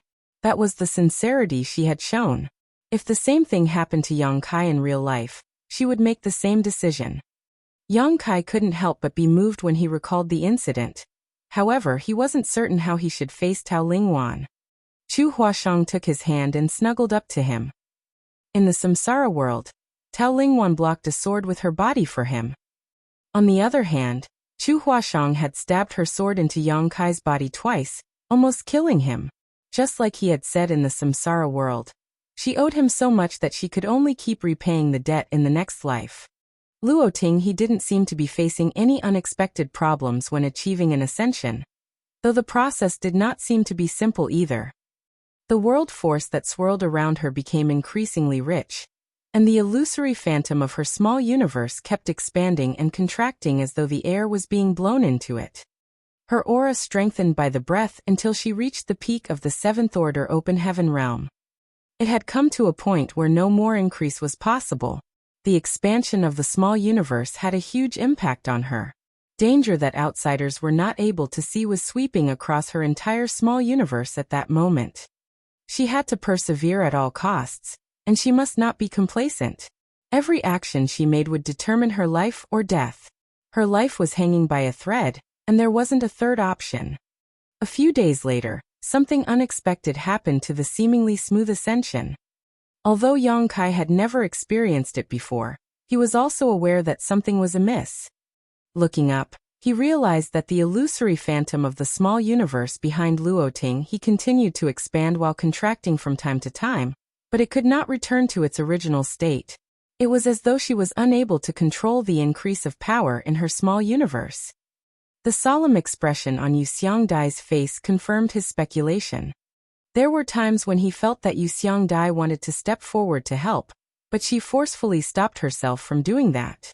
The average person was unable to help when it came to the ascension of an open heaven realm master, and any rash move would only exacerbate the situation. More importantly, Luoting he was now trying to ascend to the 8th order from the 7th order, while Yu Xiangdai was just a 7th order open heaven realm master. Even if she was willing to use up all her strength to help, there was nothing she could do. Yang Kai soon figured out the crux of the problem.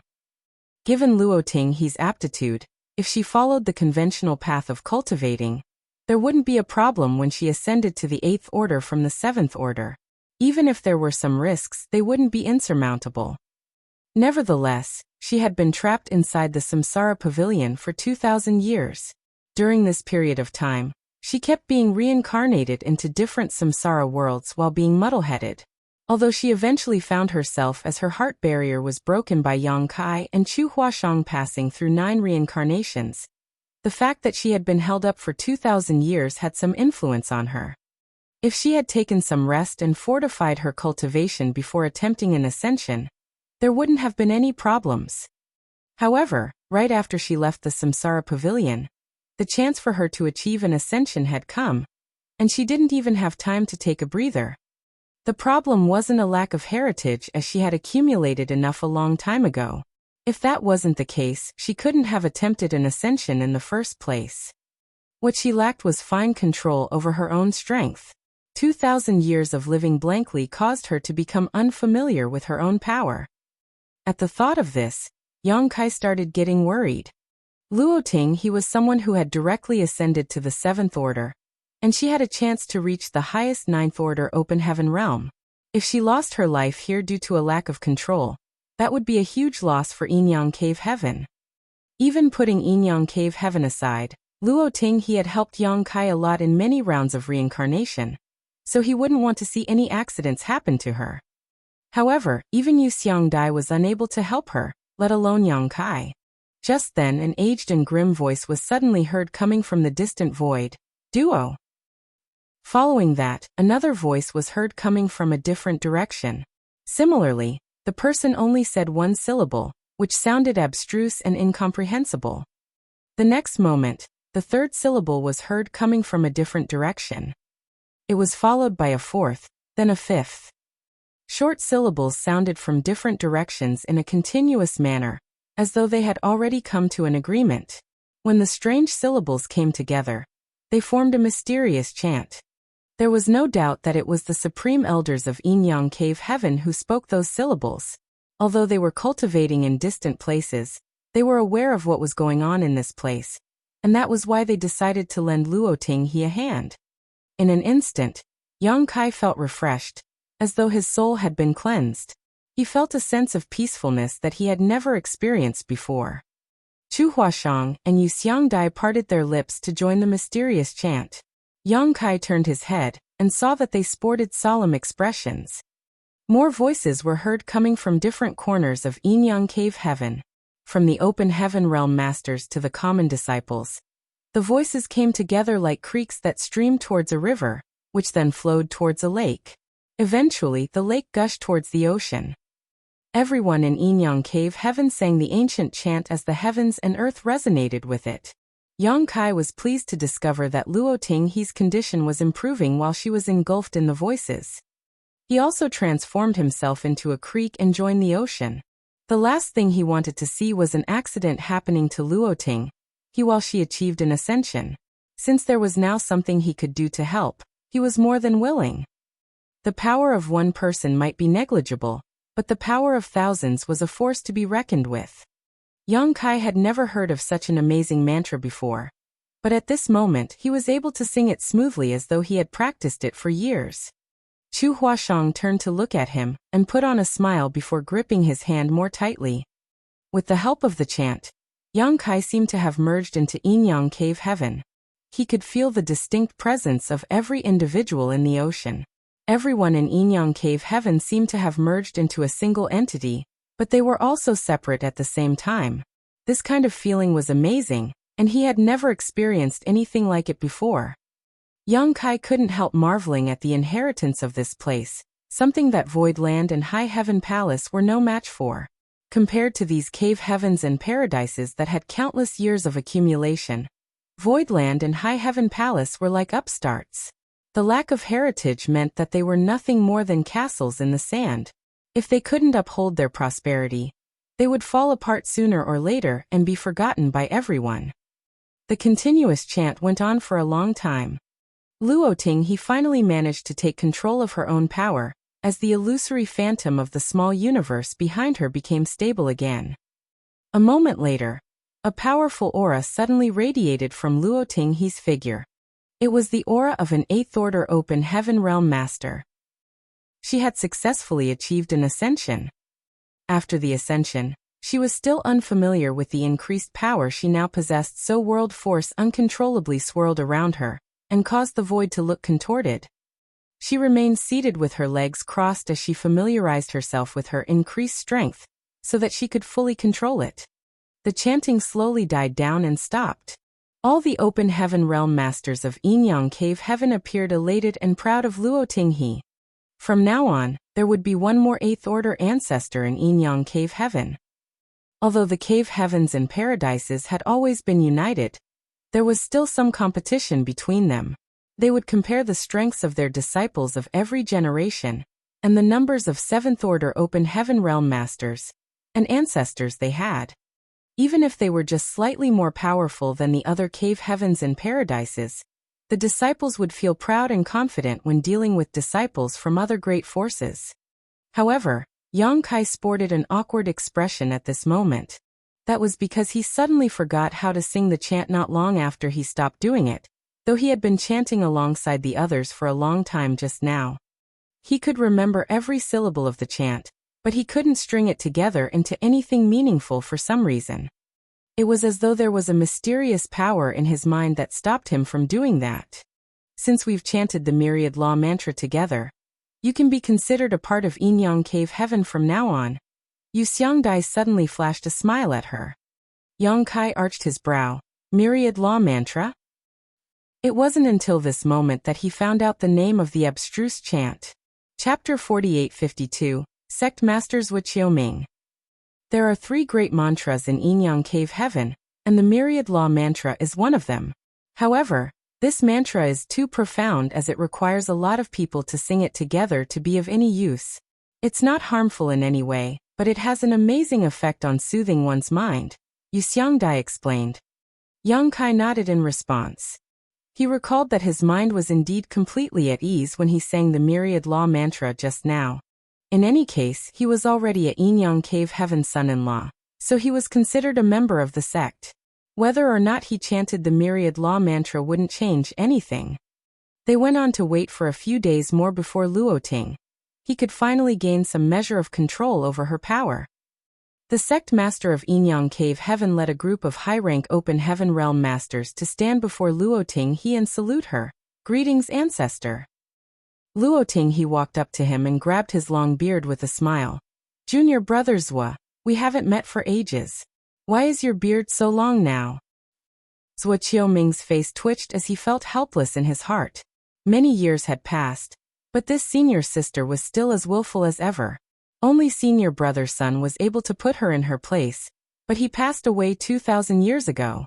Now, no fellow brothers of the same generation could discipline her. Furthermore, she was now an 8th-order ancestor. Ancestor Luo, my name is Zhuo, not Zhua, the sect master refuted meekly. What's the difference? Luo Ting, he patted the sect master's shoulder. However, since she had just achieved an ascension, she still couldn't fully control her power. Her pat caused Zhuo Qiuming's shoulder to sink quite noticeably. The brows of the 7th-order elders behind him twitched. Luo Ting, he suddenly leaned close to him and winked. Junior brother Zhua, where are your little lovers? Why are none of them here? In the past, you'd always walk around with several women beside you, looking quite pleased with yourself. Upon hearing that, the elders were stunned. Many people were not aware of the sect master's love affairs in the past. He always appeared solemn nowadays, and everyone respected him as the sect master. Hence, no one could have expected that he used to be a lascivious person. At this moment, they couldn't help but let their thoughts run wild after listening to what Luo Ting he had said. A flushing Zhuo Qiuming refuted. Please do not slander me, Ancestor Luo. I'm now the sect master of Yinyang Cave Heaven, and I represent the sect's face. If these words are spread to outsiders, it will cause a misunderstanding and tarnish Yinyang Cave Heaven's reputation. Luo Ting, he started counting with her fingers. Let me see. When you were 15, you were in love with senior sister Zhou, who was 3 years older than you were. Then you fell in love with someone else. That little girl came to me and bawled her eyes out. It was quite annoying actually. When you were 20, you got together with senior sister Zhang, who was 10 years older than you were. The relationship only lasted for a few months. Oh, after you ascended to the Emperor realm, there was Martial Aunt Tan. Zhuo Qiuming's expression darkened as Luo Ting he spoke, and at the mention of Martial Aunt Tan, he couldn't take it anymore as he put on a smile and cut her off by saying, You have such a good memory, senior sister, and you look just as beautiful as in the past. Luo Ting he looked smilingly at him and gave him another pat. There you go. Why did you even call me ancestor? I wiped your backside countless times when you were a baby. Don't you think it's awkward for you to call me ancestor? Whatever you say, senior sister. Zhuo Qiuming wiped the cold sweat off his forehead. Anyways, you're an 8th-order open heaven realm master now, so you're indeed a supreme elder of Yinyang Cave Heaven. Please come to my place when you're free, as I have to help you to go through the registration process, to leave your name on the ancestral records. You'll receive the treatment that an ancestor deserves. A nonchalant Luo Ting he replied. Fine, I'll look for you when I'm free. Later. Upon finishing her words, she shuffled towards Yu Xiangdai and gave her a signal with her eyes. Then she engulfed Yu Xiangdai with her power and left. After they were gone, Yang Kai and Chu Huashang traded glances. Respects to the ancestor. Zhuo Qiuming saluted her, and the others followed suit. All of a sudden, an elder behind him asked, You like older women, sect master? Zhuo Qiuming ran his fingers through his beard and replied impassively. Junior brother Wang, you joined the sect at a later time, so you're not aware of Ancestor Luo's temperament. You don't have to take her words seriously. Just when junior brother Wang wanted to ask more questions, Zhuo Qiuming turned to look at Yang Kai and Chu Huashang. You too come with me. Elder Chen, bring your disciple as well. Chen Xiu, who wasn't far away from them, bent his back. Yes. Yang Kai instantly figured out that Zhuo Qiuming was going to talk about the marriage with him. After the Open Heaven Realm Masters were done with witnessing Luo Ting He's ascension, they soon left. However, this piece of exciting news would cause a sensation within Yinyang Cave Heaven for quite a long time. Yang Kai took Chu Huashang's hand as they followed Zhuo Qiuming. Chen Xiu brought Tao Lingwan to follow after them, then took the initiative to say, Nephew Yang. Elder Chen. Yang Kai nodded in response, then flashed a smile at Tao Lingwan. Junior sister Tao. He was not fond of Chen Xiu, but he felt a sense of shame when facing Tao Lingwan. Perhaps he knew that he was unable to give her anything, and thus felt guilty. A blushing Tao Lingwan called out in a small voice, "Senior brother Yang." Chu Huashang glowered at Yang Kai. "I've been wondering, why are you taking advantage of her?" An aggrieved Yang Kai refuted. "What do you mean taking advantage of her?" Chu Huashang reasoned with him. "In the sect, senior sister Tao is my senior sister, so how can you call her junior sister? Do you want to call me junior sister as well?" Upon hearing that, Yang Kai was lost for words. Tao Lingwan was the one who called him senior brother first, and he just followed along. He didn't intend to take advantage of her in any way. Chu Huashang shot him another glare, then brushed past him and walked up to Tao Lingwan before taking the other woman's hand. "Senior sister Tao, you have to be wary of him. He now takes advantage of you by calling you junior sister, and he might bully you in the future. If he really does that, you have to tell me about it. I'll stand up for you." With a reddened face, Tao Lingwan hung her head low. No. It wasn't certain what she meant by that. Chu Huashang hadn't frequently come into contact with Tao Lingwan in the past, but she was aware that this senior sister was a bashful person. According to her observation, Tao Lingwan was identical to Qian Qian, who served Meng Ru in their first reincarnation. She couldn't help but feel sympathetic towards this innocent senior sister. Presently, Chen Xiu was walking alongside Yang Kai. He turned his head to look at Chu Huashang and Tao Lingwan, then said with a smile, "Martial niece Chu is a magnanimous person.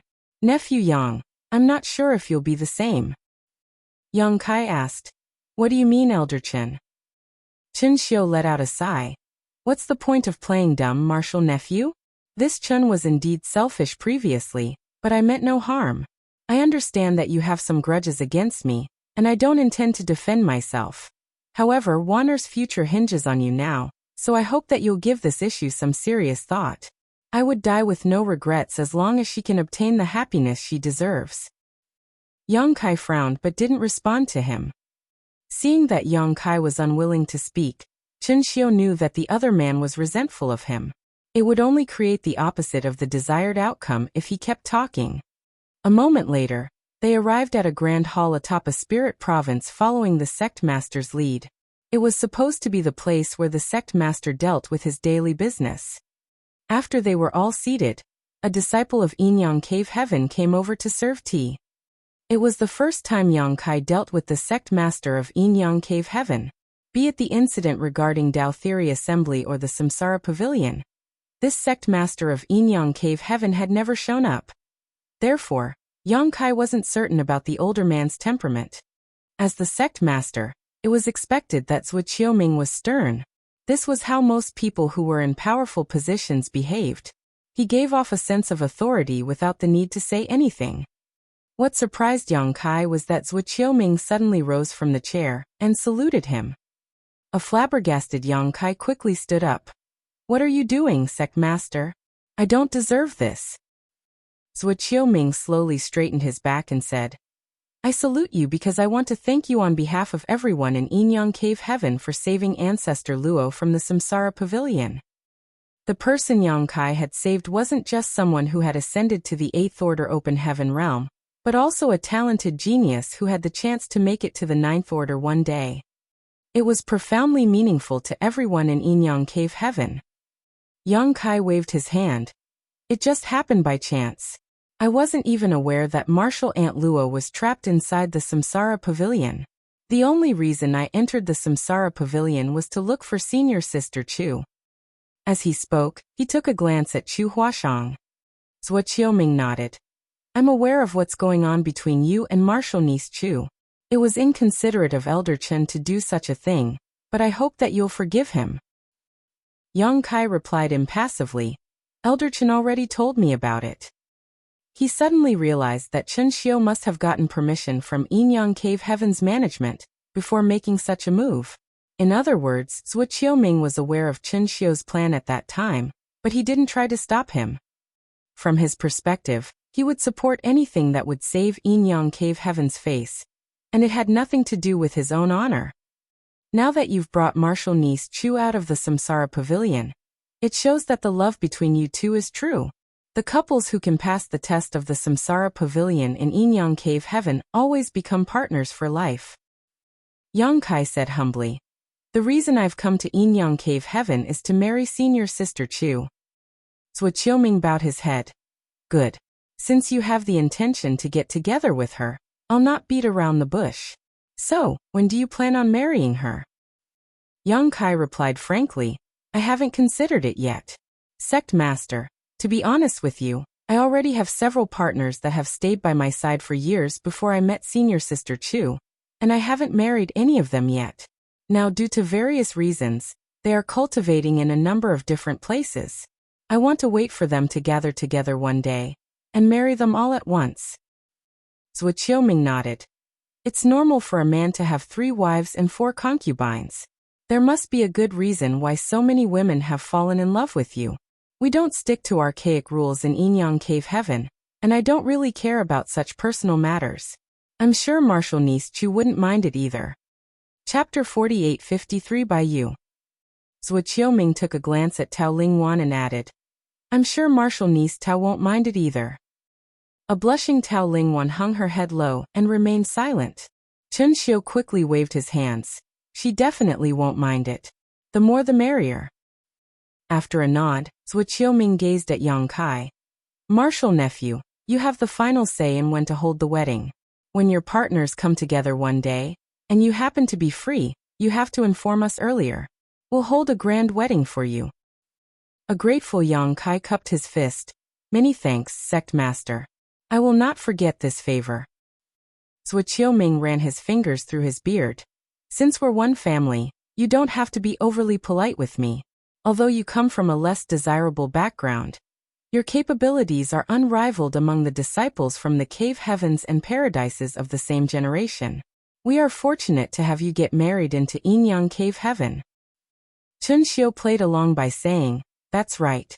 Although there are a lot of bright disciples from the cave heavens and paradises in this generation, and they will be the pillars of strength in their respective sects in the future, none of their achievements are comparable to yours, nephew Yang. Senior brother Su does have acute vision, and Marshal Niece Chu is truly lucky. Yang Kai frowned. Sect Master, I have a request when it comes to getting married into your sect.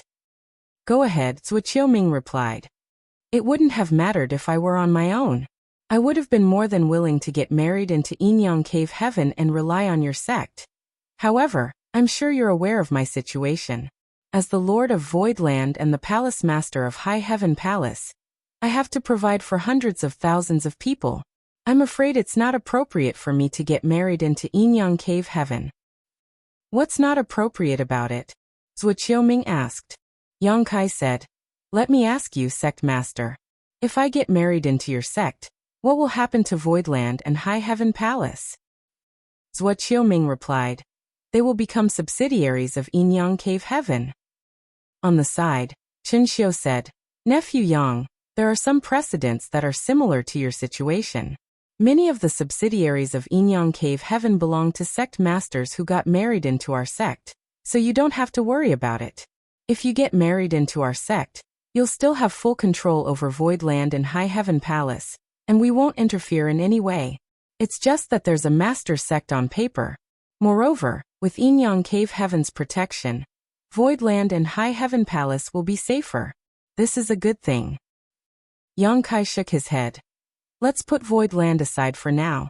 Voidland might be fairly powerful compared to other great forces, but it's still insignificant when compared to the cave heavens and paradises. Nevertheless, High Heaven Palace is different.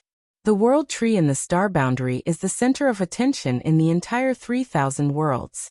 The cave heavens and paradises have all set up Dao temples in the star boundary, and there are senior experts who look for disciples with excellent aptitudes in that place year-round. It's the same case for Yinyang Cave Heaven. If High Heaven Palace becomes a subsidiary of Yinyang Cave Heaven, the star boundary will be your sect's territory as well. Even if I am fine with that, the other cave heavens and paradises won't agree to it. Zhuo Qiuming said, If that's what you're worried about, you can set your mind at ease. We'll deal with it appropriately so that the other great forces won't have any complaints. Yang Kai shook his head again. It's still inappropriate. Regardless of what Zhuo Qiuming and Chen Xiu said, once Voidland and High Heaven Palace became subordinate sects of Yinyang Cave Heaven, there would be complications. As the leader of both sects, young Kai had to take their future into consideration. Moreover, he had the intention to develop Voidland or High Heaven Palace into one of the cave heavens and paradises one day. If they became Yin-Yang Cave Heaven's subsidiaries, he would never achieve his goal. Zhuo Qiuming narrowed his eyes. What opinion do you have then, martial nephew? I wouldn't dare to say that it's an opinion, Yang Kai said humbly. He had already expected this kind of situation, so he was well prepared. What I mean is that I'm not going to get married into Yin-Yang Cave Heaven. Instead, I'll marry senior sister Chu and bring her back with me. Zhuo Qiuming arched his brow. A stunned Chen Xiu gazed at Yang Kai.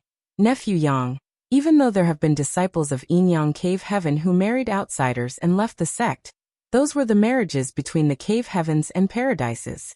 Other than the cave heavens and paradises, those who want to marry our disciples have no choice but to get married into our sect. This is the case even for common disciples, not to mention that Marshal Nischu is a noble core disciple of Yin-Yang Cave Heaven. Zhuo Qiuming nodded. Since time immemorial, the core disciples of Yin-Yang Cave Heaven have never married outsiders and left the sect. Besides our sect, it's the same case for the other cave heavens and paradises. If you don't believe me, you can ask around. If you can find such a precedent, I will agree to your request. Those who could become core disciples must have directly ascended to the 6th order open heaven realm, and they had a chance to become 8th order ancestors in their respective sects. It was expected that such disciples were treasured in the cave heavens and paradises, and these sects would never let them go.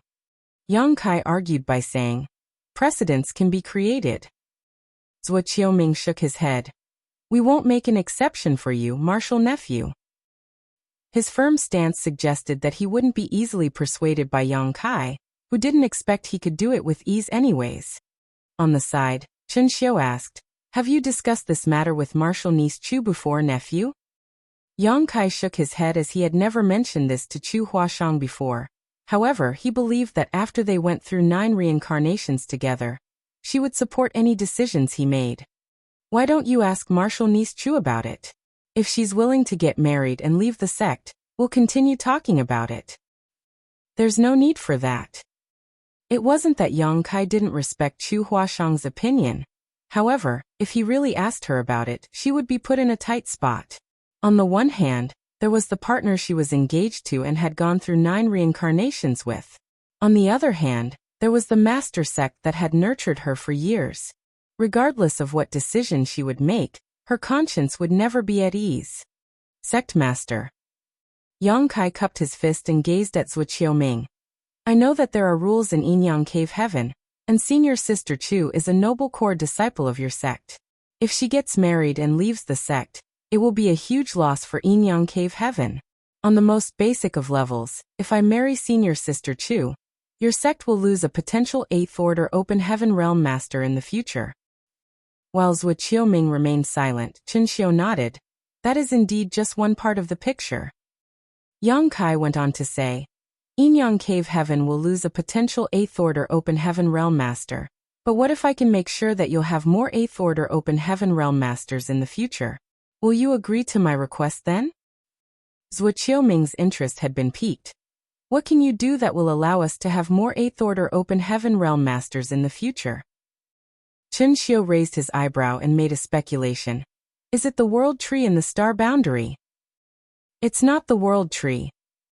The nourishment from the world tree could indeed raise a cultivator's potential and allow them to achieve greater heights. However, that was the general trend in the 3,000 worlds. 1,000 years later, all the cave heavens and paradises would benefit from it, so Yin-Yang Cave Heaven wasn't the only one.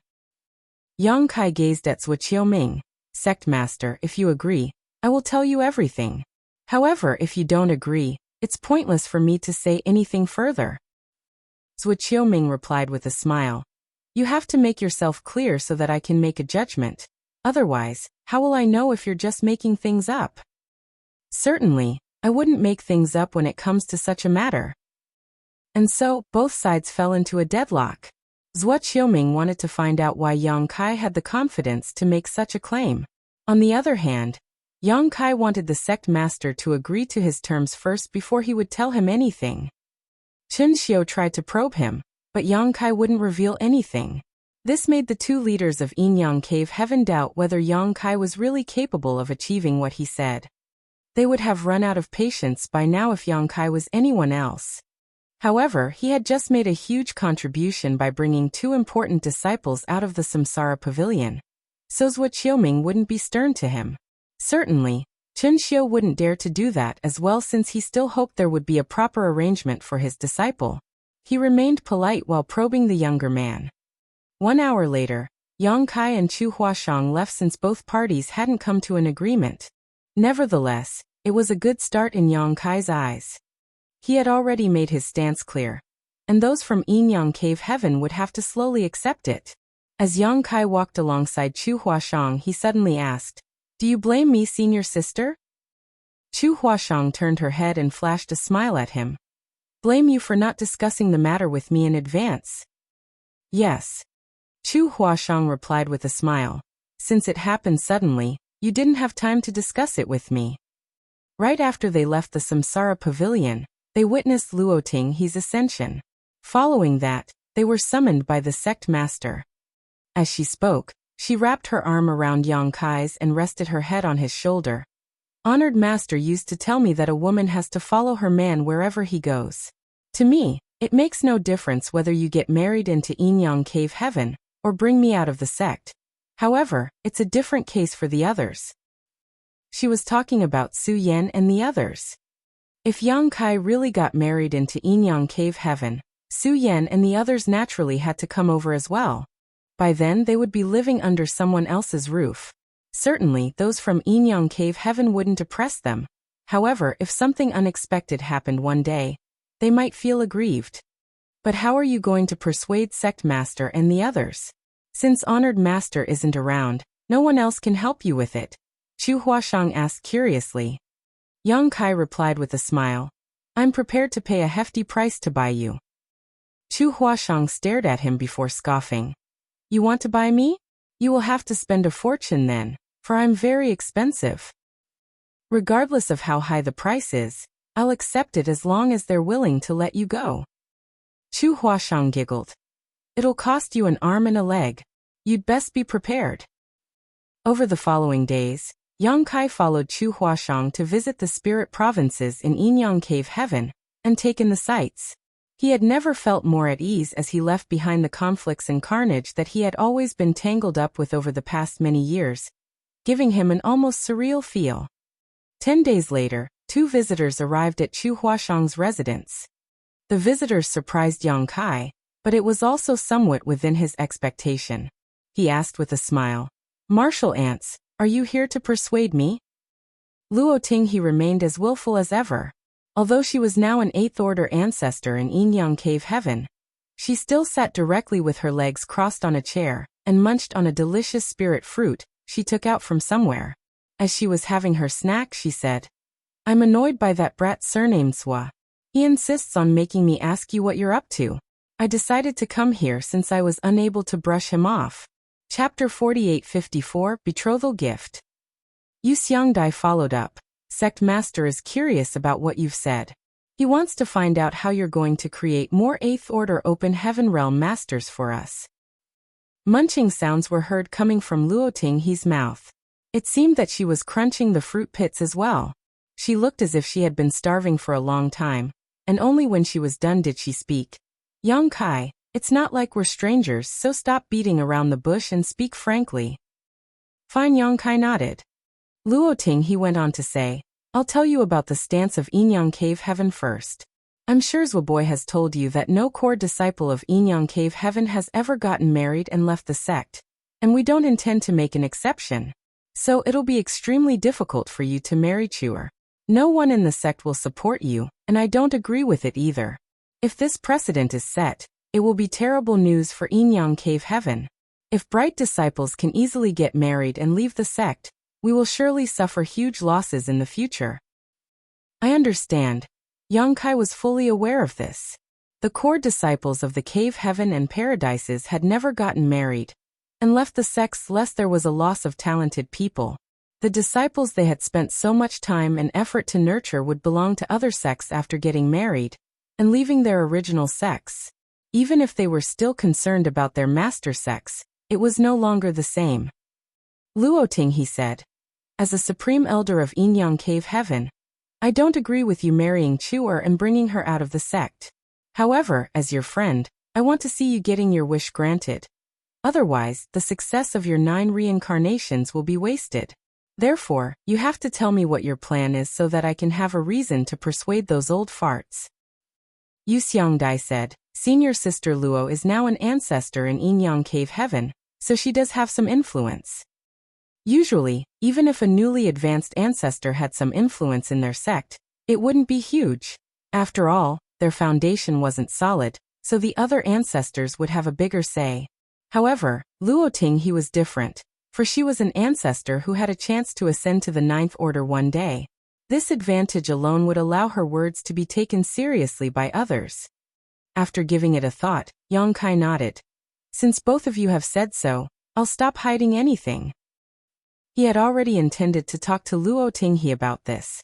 The reason he hid it from Zhuo Qiuming some time ago was that he wanted to arouse the curiosity of Yinyang Cave Heaven's leaders. Besides Su Linggong, Yang Kai was most familiar with Yu Xiangdai. Now there was also Luo Tinghe. Sect masters Zhuo Qiuming and Elder Chen Xiu were unable to get a clear reply from Yang Kai, so they had to rely on Luo Tinghe to probe the young man. In fact, Yang Kai had been waiting for Luo Tinghe or Yu Xiangdai to show up for the past few days. With the two of them as go-betweens, Yang Kai could finally reveal his plan. Martial Ant Luo, have you heard of the World Tree in the Star Boundary? Yang Kai asked. Luo Tinghe didn't understand what their discussion today had to do with the World Tree, but she still nodded. I've heard about it from junior sister Yu. You've done a great job as it's a huge contribution for the entire 3,000 worlds. In fact, I had heard rumors regarding the World Tree before, but I've never seen it with my own eyes. I'm ready to go over and have a look. Martial Ant, you've just ascended to the 8th order. If you can cultivate around the World Tree, it will help with stabilizing your foundation. After the matter here is settled, I'll head to the Star Boundary with you. Yang Kai ended this topic, then continued. The nourishment from the World Tree allows the cultivators living in the Star Boundary to gain immense benefits. Over the years, a lot of young people with excellent aptitudes have emerged in the Star Boundary. The power of the World Tree also allows cultivators to have a brighter future than what they originally could have achieved. He went on to say, in the past, those who could directly ascend to the 6th order would be core disciples in the Cave Heaven and Paradises, but there wouldn't be a lot of them. It was even rarer for anyone to directly ascend to the 7th order. However, with the nourishment from the World Tree, the future of the martial Tao in the entire 3,000 worlds will only get better. In the future, when the first batch of cultivators who have gained the benefits mature, there will be many who will directly ascend to the 6th order. When the second batch of beneficiaries come of age, perhaps there will be a lot of people who can directly ascend to the 7th order. Yu Xiangdai nodded. Since you'd been busy dealing with your affairs in the past years, you might not be aware of it yet. The power of the World Tree's nourishment has already manifested. Some of the disciples from the Cave Heaven and Paradises who were sent to the Star Boundary have shown signs that they will be able to directly ascend to the 6th order. All of the Cave Heaven and Paradises had set up Tao temples in the Star Boundary. Inside those Tao temples, there were also disciples who were taken on in the Star Boundary, but most of the disciples were sent to this place from the Cave Heaven and Paradises. Most of these disciples were children, but there were also some established cultivators. Having said that, these established cultivators were far from the open heaven realm, as they were generally below the Tao source realm. That was because the lower the cultivation and the younger a person was, the greater the benefits they would get from the World Tree's nourishment. If they had condensed their Tao seal and ascended to the open heaven realm, it would be useless to head to the Star Boundary in terms of increasing their aptitude. It had been several hundred years since the World Tree in the Star Boundary became known to the public. There was ample time for the first batch of disciples to grow up. None of them had ascended to the open heaven realm yet. However, many people had condensed their Tao seals, so it was just a matter of time before they broke through. The firmness of their Tao seals and the orders of the resources they had refined would determine how far they could go when ascending to the open heaven realm. In the past, all the cave heaven and paradises treated their core disciples like treasures. Nevertheless, in the future, there would be more people who could directly ascend to the sixth order, and that number would only continue to grow. It was because of this benefit that those from Thousand Cranes Paradise were willing to reconcile with Yang Kai. Otherwise, they wouldn't have easily let Yang Kai off for killing Zuoquan Hui. Certainly, the fact that Zuoquan Hui had betrayed Thousand Cranes Paradise first had allowed them to have room to save the situation. Otherwise, even if they were willing to reconcile with Yang Kai, they would still have had to kill him for the sake of their reputation. If that had happened, Voidland and the Star Boundary wouldn't have been able to bear the consequences.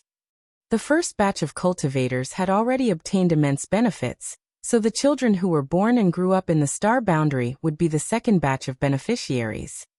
Some of them might be able to directly ascend to the seventh order because they were younger, which allowed them to get even more benefits from the World Tree's nourishment. Things would only get better for the third batch, the fourth batch, and so on. All of the cave heaven and paradises were looking forward to that bright future. The fact that Star Boundary was an open heaven realm cradle had spread across all corners of the 3,000 worlds. Those from the cave heavens and paradises also regarded the World Tree in the Star Boundary as the most valuable treasure in the universe. As such, a lot of high-rank open heaven realm masters were stationed in the Star Boundary all year round to monitor and protect it. One day, there will be a lot of 6th Order and 7th Order Open Heaven Realm Masters in Yinyang Cave Heaven. Those disciples need a lot of materials when trying to break through, and it will require even more when they begin to cultivate. Yang Kai gazed at Luo Tinghe. I know that given Yinyang Cave Heaven's heritage that has been accumulated over countless years, you must have a lot of materials in reserve that are ready to be used at any moment. However, your sect's reserves can probably satisfy the needs of the disciples who are trying to break through right now, but can it support the exponential growth of the people who will directly ascend to the 6th Order and 7th Order in the near future? Even if you have enough reserves for the time being, how long can they last? Luo Tinghe shook her head. I've just left the Samsara Pavilion, so I'm not sure about it. Yu Xiangdai on the other hand frowned. I know little about it as well. Those valuable materials are controlled by a Supreme Elder. However, I've heard the sect master mention that the reserve of strategic materials leaves much to be desired. He especially wants us to look for more yin and yang element materials that are in the 6th Order and above. Obviously, he has expected what will soon happen in the Star Boundary. When the sect master mentioned valuable materials, there was no doubt that he was talking about yin and yang element materials, especially ones in the 6th Order and 7th Order, which were the rarest of all. When an open heaven realm master cultivated, they could use materials of lower orders or open heaven pills. However, those precious materials were required when trying to make the initial breakthrough to the open heaven realm. In the past, Yang Kai had spent a lot of time and effort in order to look for a 7th Order yin element material, but he never achieved his goal in the end, which went to show that these precious materials were extremely rare and couldn't even be bought with money. I'm sure that the other cave heavens and paradises can also see things that the sect master is able to see. I dare say that all the cave heaven and paradises are now scrambling to collect 6th and 7th Order yin and yang element materials. Yu Xiangdai put on a bitter smile. They don't just scramble to get 6th Order and 7th Order yin and yang element materials. Because of the good fortune divine furnace, they are collecting all yin and yang element materials regardless of the orders. Other than yin and yang element materials, it's the same case for materials of the 5 elements that are of higher orders. These days, the prices of yin and yang element materials have risen by 10 or 20%. The good fortune divine furnace was an incredible treasure, as it could potentially turn a lot of low-order materials into high-order ones. In the past, 2nd Order and 3rd Order yin and yang element materials were practically useless. However, if they were dumped into the good fortune divine furnace, they could be turned into 3rd Order and 4th Order materials, which would be useful. Now you can't even find yin and yang element materials that are above the 4th Order on the market. Yang Kai nodded. It seems that all the cave heavens and paradises are getting prepared. Nevertheless, regardless of how they try to collect those materials, there will still be a lack when they need to use them. What are you trying to say? Luo Ting he still hadn't figured out Yang Kai's intention after such a long time. They were talking about marriage, so why did he mention cultivation materials all of a sudden? With a solemn expression, Yang Kai said, I'm willing to offer 1006th order and 107th order sets of yin and yang element materials as a betrothal gift. So, I hope that those from Yin Yang Cave Heaven will allow me to marry senior sister Chu at an appropriate time. Everyone was shocked upon hearing that. The astounded ladies gazed at Yang Kai and thought that they had misheard him. Although Luo Ting he had been trapped inside the Samsara Pavilion for 2,000 years, and she knew little about the current affairs in the 3,000 worlds, she was aware that the figures that Yang Kai had just brought up were astonishing. She couldn't help but turn to look at Yu Xiang Dai and ask, Xiao Dai, there must be something wrong with my ears after I was trapped for such a long time. What did Yang Boy just say? Yu Xiang Dai appeared to be dumbfounded, but upon hearing her senior sister's words, she subconsciously replied, he said he would offer 1006th order and 107th order sets of yin and yang element materials as his betrothal gift. Chapter 48:55 No problem. Soul. Luo Ting he landed her palm on the armrest. She was so forceful that the armrest directly turned into dust. Senior sister. Yu Xiang Dai was torn between tears and laughter. They were talking about marriage, not an auction. Why did her senior sister even say it like that? With that said, she was still stunned by the figures that Yang Kai had brought up. 1006th order and 107th order yin and yang element materials were worth countless open heaven pills. In fact, 6th order and 7th order yin and yang element materials often couldn't be bought with open heaven pills, not to mention that those were a staggering number of strategic resources given the current situation in the world. There was no doubt that even Yin Yang Cave Heaven didn't have so many materials. It could be said that this kind of fortune was tempting enough for all the cave heavens and paradises. With these resources in possession, those from Yin Yang Cave Heaven wouldn't have to worry about the ascension of their disciples for the next 1,000 years at least. Yu Xiang Dai soon came to her senses. Is this the way you're able to help create more 8th order open heaven realm masters for Yin Yang Cave Heaven that you've mentioned to the sect master? Yang Kai replied with a smile. With so many resources in possession, coupled with the world tree's nourishment in the star boundary, a lot of disciples who could directly ascend to the 6th order and the 7th order would emerge in Yin Yang Cave Heaven. These people would have the potential to slowly make it to the 8th order. Yang Kai was unable to create more 8th order open heaven realm masters directly, for he was only a 6th order open heaven realm master. However, the resources he had mentioned were necessary for creating 8th order open heaven realm masters. In comparison, it wasn't unacceptable to let Chu Huashang marry Yang Kai. A precedent could be created as long as he was willing to pay a good enough price. When the leaders of Yin Yang Cave Heaven heard about this news, they would give it a serious thought. Where did you get so many 6th order and 7th order yin and yang element materials? Disbelief was written all over Yu Xiang Dai's face. She knew a thing or two about the situation in Voidland and High Heaven Palace. Even though the new Great Territory was mysterious, it couldn't possibly give Yang Kai so many good things. She soon realized something after asking the question. The chaotic dead territory. If there was anywhere in the world that was abundant in yin and yang element materials, it had to be the chaotic dead territory. That was the battlefield where the sun's burning light and moon's serene glimmer unendingly clashed with each other. The war had been ongoing for countless years, so an unimaginable number of yin and yang element materials must have been created. However, it was extremely dangerous in the chaotic dead territory. Even the 8th order ancestor, who had been keeping guard in front of the territory gate, could only enter the periphery temporarily, and his life would be at risk if he stayed too long. Yu Xiang Dai had never entered the chaotic dead territory before. The 8th order ancestor who was guarding the chaotic dead territory was from a different cave heaven, but he wasn't stationed there forever. The cave heavens and paradises would take turns sending their ancestors to that place. So an ancestor from Inyang Cave Heaven had been there as well. According to the ancestor, he had tried entering the chaotic dead territory and seen a lot of yellow and blue crystals from afar. The fluctuations coming from the crystals suggested that they were the yin and yang element materials that people craved. However, he was unable to obtain them because he wasn't powerful enough. That remained a regret in his heart. After Yang Kai followed the giant spirit god to enter the chaotic dead territory, everyone thought that he was doomed to die.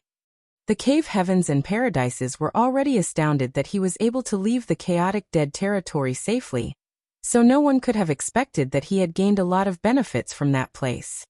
Since Yang Kai was able to offer 1006th order and 107th order yin and yang element materials, it suggested that he had obtained a lot more than that from the chaotic dead territory. Yu Xiangdai thought that he might have even gotten several dozen times more than he was offering. However, she had no idea that the rewards Yang Kai had acquired from the chaotic dead territory were simply incalculable. 1006th order and 107th order yin and yang element materials were like a mere drop in the ocean to him. To put it bluntly, given his wealth now, he could make everyone go mad by leaking out a bit of what he possessed. And the chaotic dead territory, Yang Kai didn't deny it. Since he was able to offer so many valuable materials, anyone who wasn't a fool was able to figure out where he obtained them. There was no way he could hide it. You've been to the chaotic dead territory? Luoting, he was astonished. How did you even survive? It's a long story. Yang Kai recalled the time he spent dealing with Big Brother Huang and Big Sister Lan in the chaotic dead territory, a somewhat shameful experience he'd rather not look back on. It wasn't like he could tell others that he had been playing games with those two for years, which was how he survived and acquired a large sum of wealth. Swiftly changing the topic, he asked, Martial Aunt Luo, you said it was a deal. Does that mean that you think my plan is feasible? It's totally feasible. Luoting, he nodded repeatedly. I can't even contain the urge to agree to it right now. However, Chuer's matter is important to the sect, so I'll have to discuss it with those old farts. Regardless, you don't have to worry about it. I'm sure I can reason with them since you're able to offer so many precious materials. Many thanks for the help, Martial Aunt Luo. Yang Kai saluted her. Good, I'll go over to persuade them now. Wait for me here. Upon finishing her words, Luoting, he directly dashed out of the place. Yu Xiangdai put on a helpless smile and shook her head as she watched Luoting he leave. Then she turned to Yang Kai and said, You don't have to worry about it since you've shown enough sincerity. I would have been tempted if I were one of the sect's managers. Rules are dead, and they can be broken at an appropriate time. Moreover, with senior sister Luo around, I'm sure she'll be able to persuade them. She paused for a moment. Also, you've made a huge contribution to Inyang Cave Heaven by bringing senior sister out of the Samsara Pavilion. Even if they have nothing to give you to express their gratitude, there's no reason for them to make things difficult for you. It would be good if everything goes well, Yang Kai nodded. And just wait here. I'm sure a decision will be made soon, Yu Xiangdai said, then left as she didn't want to keep bothering them. As expected, a decision was soon made. Luoting, he came over again the next day. Chu Huashang had already prepared a lot of Luoting he's favorite spirit fruits and swiftly served them to her. Instead of eating though, Luoting he frowned with a worried expression. Upon seeing that, Yang Kai felt his chest tightening as he had a feeling that things didn't go as he had hoped. Forcefully calming himself down, he asked, Martial Aunt Luo, has a decision been made? After letting out a sigh, Luoting he looked apologetically at Yang Kai. I've done my best, but those old farts are too obstinate. I'm not their match. Instantly, Chu Huashang's face turned pale. Yang Kai took her hand and gave her a comforting look before saying, Why aren't the ancestors agreeing to it? Do they have other demands? Please tell me, Martial Aunt. I won't refuse as long as I am able to comply. That's what he said. Luoting he looked up at him with a smile. You also heard it, Chuer. I didn't force him in any way. You'll be the witness and make sure that he won't go back on his word. Yang Kai and Chu Huashang were stunned. They initially thought that it was a terrible outcome, but they were not so certain about it now upon seeing Luoting he's expression. Chu Huashang quickly went over to stand behind Luo Tinghe and began massaging her shoulders. In an obedient manner she asked, "Martial aunt, what was the reply from the elders? Please tell us."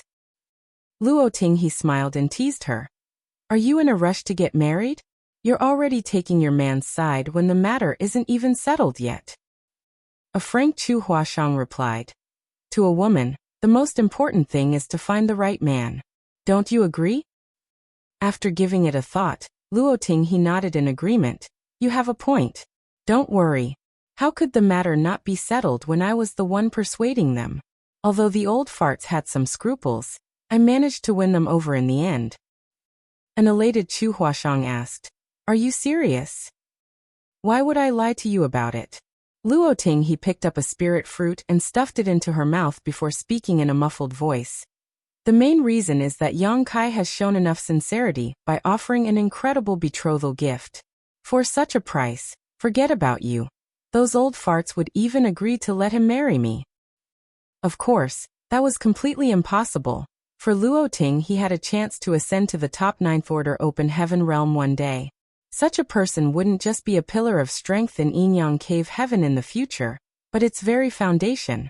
Regardless of what was offered, those from Yin Yang Cave Heaven would never let her go.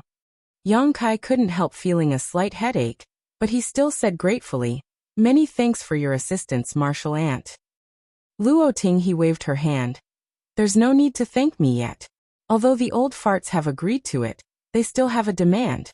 If you can't fulfill it, you won't be able to bring Chuer with you. Please tell me, Martial Aunt." Luo Tinghe went on to say with a smile, "In any case, this isn't really a disadvantage to you. The decision makers have agreed to let you marry Chuer, but there's a caveat. With it being a buy one get one free deal, Yin Yang Cave Heaven will actually be suffering a loss." Chu Huashang, who was giving her a massage, froze for a moment before coming to her senses. "Senior Sister Tao." Luo Tinghe nodded, "It's that brat Chen Xiu who messed everything up. He doesn't deserve to be a master after doing something so harmful to his disciple." If Yang Kai hadn't left his aura inside Tao Lingwan's small universe, by lending her a hand when she was suffering from cultivation dissonance, there would have been room to maneuver. However, Tao Lingwan's life or death now hinged on Yang Kai, and no one could do anything to change that. All this happened because of Chen Xiu's plan.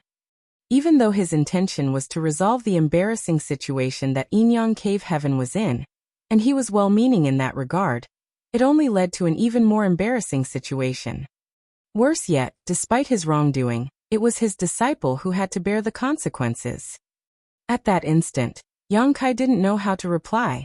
He had been trying to avoid this problem as he wanted to settle the matter regarding Chu Huashang first. However, he hadn't expected that those from Yin Yang Cave Heaven wanted to resolve the issues pertaining to Chu Huashang and Tao Lingwan at the same time. Just then, Chu Huashang directly made a decision for him. "Deal." A speechless Yang Kai asked, "Don't you have to ask for my opinion first?" He could still explain himself to Su Yan and the others if he brought Chu Huashang back. After all, they were aware of Chu Huashang's existence and what had happened during the Tao Theory Assembly.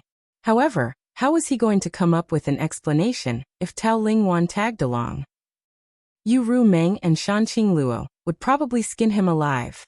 Chu Huashang pretended that she hadn't heard him as she continued giving Luo Tinghe a massage and said with a smile, "However, please tell the ancestors that Senior Sister Tao is not some freebie. Junior brother will also offer 1006th Order and 107th Order sets of Yin and Yang element materials as her betrothal gift. Senior Sister Tao and I will then marry him at the same time." Upon finishing her words, she turned to look at Yang Kai. "Can you do it?" Yang Kai braced himself to reply in a voice filled with tragic resolve. "Fine, no problem. Chapter 4856, you can eat us together." The matter was decided just like that. Yang Kai had to offer 2006th Order and 207th Order sets of Yin Yang element materials as betrothal gifts, and he would be allowed to marry 2 disciples from Yin Yang Cave Heaven at an appropriate time. Chen Xiu was grateful to Chu Huashang for her magnanimity. He was a 7th Order Open Heaven Realm Master after all. As an inner elder of Yin Yang Cave Heaven, He was aware of some insider information. Moreover, he was the one who persuaded the ancestors to make marrying Tao Lingwan one of the conditions. Certainly, he was doing all this for his disciples' future. After all, Tao Lingwan's small universe had been marked by Yang Kai's aura. Without him, she would never be able to make it to the Seventh Order, and she would be at risk of losing her life at any moment. Chu Huashang's magnanimity had saved Tao Lingwan from that fate, and allowed the two of them to stand on an equal footing. The fact that two Sixth Order disciples would get married and leave the sect sometime in the future couldn't be hidden. When the news was spread, everyone in Yinyang Cave Heaven was shocked. However, upon learning the price that Yang Kai had offered as his betrothal gift, they were even more astounded. 2,000 Sixth Order and 200 Seventh Order sets of yin-yang element materials. Such an amount was unimaginably immense. Those materials were more than enough to be the betrothal gifts for Yang Kai to marry two disciples. Outside Yinyang Cave Heaven, goodbyes were being said. Yang Kai had to return to the Star Boundary. Back then, after he left the Star Boundary, he headed to Langya Paradise to make a scene. After that, he followed Giant Spirit God Air to enter the chaotic dead territory, where he would be trapped for decades. Then, he went on to stay in the Samsara Pavilion in Yinyang Cave Heaven for more than 130 years. It was time he headed back to the Star Boundary. Since the matter in Yinyang Cave Heaven had been resolved, he was now prepared to cultivate in seclusion to achieve a breakthrough to the Seventh Order Open Heaven realm. Certainly, Chu Huashang and Tao Lingwan would tag along. Tao Lingwan was at risk of suffering from cultivation dissonance at any moment, so she had to follow Yang Kai. Because of the World Tree, Luoting, he was ready to visit the Star Boundary to take a look at one of the rarest treasures in the universe. Moreover, she had just ascended to the Eighth Order Open Heaven realm, so if she could cultivate beside the World Tree, she might reap some unexpected benefits. Thus the four of them left together. Chen Xiu and Yu Xiangdai saw them off. Feng Chengxi, who was Chen Xiu's disciple, had also come over. Martial niece Chu, martial nephew Yang, I'm sorry for everything that I've done. Please forgive me and accept my apology. Upon finishing his words, Chen Xiu saluted Yang Kai and Chu Huashang with a sincere attitude. As a senior in the sect, it was very sincere of him to offer an apology to two juniors. Yang Kai was initially resentful, but after giving it a thought, he realized that no serious harm had been caused, so he lifted his hand and said, "It's all in the past, martial Uncle Chen." Chen Xiu took a glance at Tao Lingwan and sighed. Perhaps I've overly doted on Wanner by always keeping her by my side. She's an innocent girl who has never seen the outside world. Please take care of her from now on, martial nephew, martial niece. If she makes a mistake, you can punish her appropriately. Chu Huashang wrapped her arm around Tao Lingwan's and replied with a smile. Don't worry, martial Uncle Chen. Senior sister Tao is an obedient girl. I'm sure junior brother will be fond of her. Why would he ever punish her? Am I right, junior brother? Yang Kai nodded. I'll not let junior sister suffer any grievances. Chen Xiu then said to Tao Lingwan, Wanner, you have to listen to your future husband from now on, and must never do anything to bring shame to him or yourself. You have to stay by your husband's side. If I find out that you've done anything to betray him or the master sect, I'll not forgive you. Tao Lingwan's eyes were red and drenched in tears. With her head hung low she replied, Yes, honored master. I'll never forget your teachings. She had always lived in Yinyang Cave Heaven since she was a child. Although she was now a Sixth Order Open Heaven Realm Master, she had never left the Master Sect before, nor had she not been by her honored master's side for any extended period of time. After she left the sect this time, it wasn't certain when she would be able to return, which was why she was melancholic. The 3,000 worlds was expansive, so they might not even meet each other again in the future. Go now. Chen Xiu jerked his head to the side. Feng Chengxi cupped his fist. Please take good care of yourself, senior sister. Tao Lingwan was no longer able to hold back her tears. She slowly fell on her knees and kowtowed in front of Chen Xiu 3 times. Honored master, I'll never forget the fact that you were the one who raised me. Go now. Chen Xiu waved his hand and repeated. A worried Tao Lingwan said to Feng Chengxi, Junior brother, You must take good care of honored master. Feng Chengxi nodded. Don't worry about it, senior sister. Let's go now. Stop dilly-dallying. Luoting, he shouted at them from the deck as she was eager to set off on her journey. She was deathly curious about the world tree. Yang Kai took a glance at the ship, then cupped his fist at Chen Xiu and Yu Xiangdai. You don't have to see us off, martial uncle, martial aunt. Farewell. Be careful out there. Yu Xiangdai replied with a smile. After leading the two ladies to enter the ship, Yang Kai activated his power and drove the vessel towards the void. They soon disappeared from everyone's sight. Chen Xiu and Yu Xiangdai watched the ship leave. A moment later, Yu Xiangdai turned her head and said, Why are you still crying when you're a grown man? Others will laugh at you. A flushing Chen Xiu remained silent. Yu Xiangdai said to Feng Chengxi, Take care of your master. Yes, Feng Chengxi replied. Unable to take it anymore, Chen Xiu refuted. Don't listen to your martial aunt's drivel. I'm fine. In a dispassionate manner, Yu Xiangdai said, Now that Wanner has left the sect and headed to another place, I wonder whether she will be oppressed. Yang Kai is an upright man, so I believe he won't mistreat her. However, he has several partners.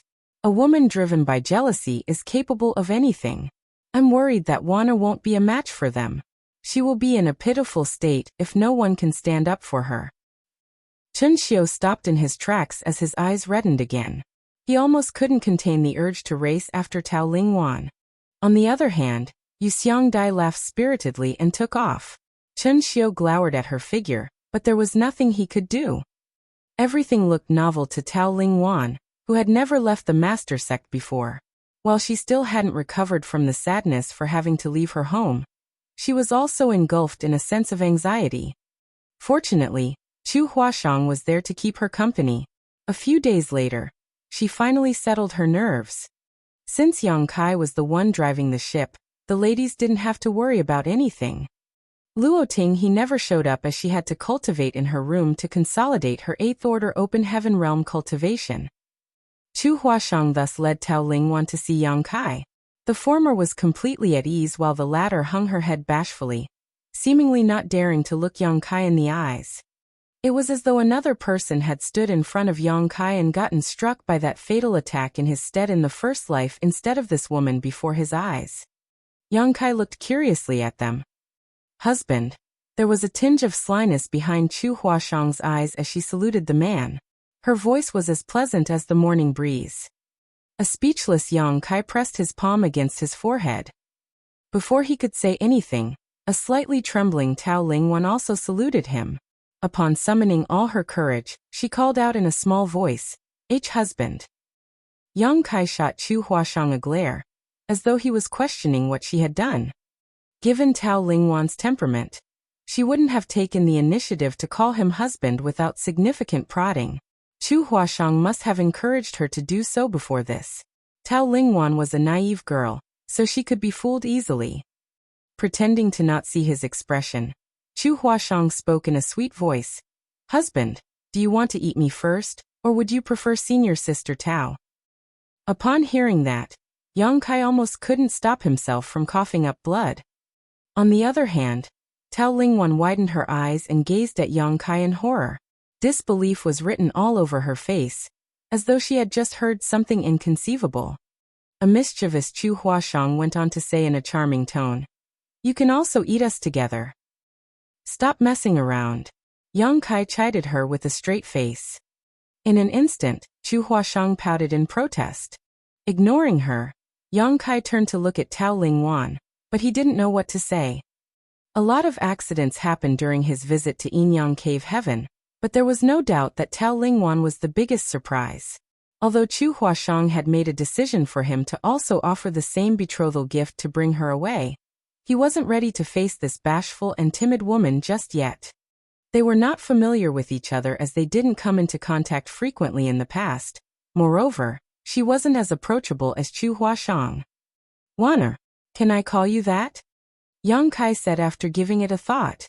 Just like what Chu Huashang had said, Tao Lingwan was her senior sister while she called Yang Kai junior brother. It would be a mess if Yang Kai called Tao Lingwan junior sister. Tao Lingwan nodded almost imperceptibly. We haven't known each other for long, and we're not familiar with one another, but that's fine. We'll have ample time to grow closer. As for this engagement, you can give it a serious thought. If you regret it one day, I'll never regret it. Tao Lingwan suddenly summoned her courage and interrupted Yang Kai, staring him straight in the eye with unexpected fortitude. Upon coming to her senses, though, she quickly hung her head low again and whispered, I'll not regret it. Yang Kai nodded. It's me who has said something wrong. You can learn more about me through Senior Sister Chu or your own observation. We're still young after all, so there's no need to rush things. If you miss your master and junior brother one day, just tell me about it, and I'll ask someone to send you back to Yin Yang Cave Heaven. Since it's your master sect, you two can go back to visit as you please. He then added, also, if you realize that you're about to suffer from cultivation dissonance, you have to tell me quickly. You must not try to deal with it on your own. As Yang Kai continued to say caring words to her, Tao Lingwan nodded repeatedly and became less nervous. All of a sudden, Yang Kai stopped speaking and frowned. The perceptive Chu Huashang noticed that there was something wrong with him, so she asked anxiously, what happened? Yang Kai tried to sense it for a moment before shaking his head. I have no idea. I just feel a sense of unease all of a sudden. A sense of unease? Chu Huashang arched her brow. To a powerful sixth-order open heaven realm master like Yang Kai, it wasn't a good sign to feel a sense of uneasiness. That might signal that something bad was about to happen. Perhaps I was just imagining it, Yang Kai pondered. You must not be negligent. Chu Huashang said seriously. Examine yourself carefully. I'll also help. Yang Kai nodded. A moment later, though, they still hadn't discovered anything wrong, as though the sense of unease just now was just an illusion. It was not impossible. Although a powerful cultivator had a sensitive perception, it wouldn't be correct every time. Chapter 4857, A Sense of Unease. As Chu Huashang led Tao Lingwan to leave, Yang Kai could faintly hear Tao Lingwan speaking in a hushed and terrified tone. Junior Sister Chu, does husband really eat humans? Yes. To make things worse, Chu Huashang took the other woman's hand and spoke in a grim tone. He'll eat your hands first as the flesh is delicate. Then he'll go on to eat your arms and stomach. Upon hearing that, Tao Lingwan instantly turned pale. Yang Kai couldn't help but let out a sigh as he was worried that Tao Lingwan wouldn't be able to bear Chu Huashang's cheekiness. The ship continued to move forward. It would take them several months before they could reach the star boundary. If Yang Kai were on his own, he could have used space principles to speed up the journey. However, he was unable to do that as he had 3 ladies with him. He wouldn't be able to endure taking 3 people with him using space principles for an extended period of time. In any case, he didn't mind spending a few months heading home. While they were on the road, Yang Kai would refine open heaven pills when he was free.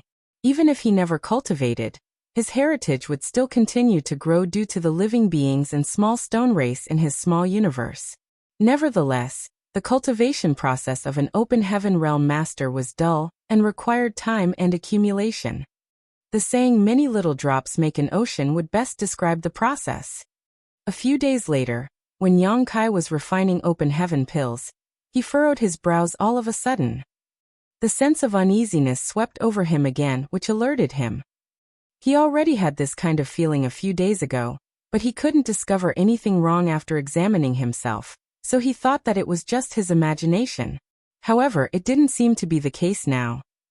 With the same feeling striking him for the second time, it couldn't be an illusion. He examined himself again, but didn't discover any problems. As he scanned the surroundings using his divine sense, he also couldn't detect the presence of any threats. This puzzled him as he had no idea where the sense of uneasiness came from. After pondering on it for a moment, Yang Kai left his room and arrived at another. Then he knocked on the door. The door was soon opened. Upon entering the room, Yang Kai saw that Luo Ting he was seated with her legs crossed. It seemed that she was cultivating just now when she was interrupted. What's wrong? Why are you here instead of keeping your future wife's company? Luo Ting he looked curiously at him. Yang Kai nodded and told her about his worries. Upon hearing that, Luo Ting he frowned. When was the last time you were struck by that feeling? Yang Kai replied, 3 days ago. I'll have a look. Luo Ting he extended her hand and placed her fingers on his wrist. The next moment, a gentle force streamed into his body and thoroughly inspected everything. However, Luo Ting he was unable to discover anything as well.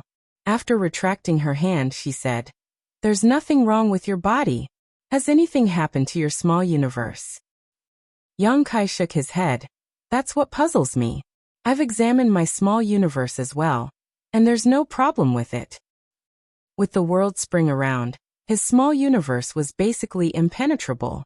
Unless he passed away, there would never be any problems with his small universe. Moreover, he really never found anything upon examining his small universe. Luo Ting he frowned and fell into her thoughts for a moment before saying, "If it's not your own problem, something might have happened to the people closest to you. 2 people could have their hearts connected when they're close enough. When one person falls into danger, the other person will sense it regardless of where they are." Yang Kai's expression changed. If what Luo Ting he had said was true, could Su Yan have fallen into danger? Although he had several partners, Su Yan was the only one whose heart was connected to his. After all, they had become closely knitted after they cultivated the same secret art when they were very young. Shanqing Luo and the others were not comparable to her in this regard.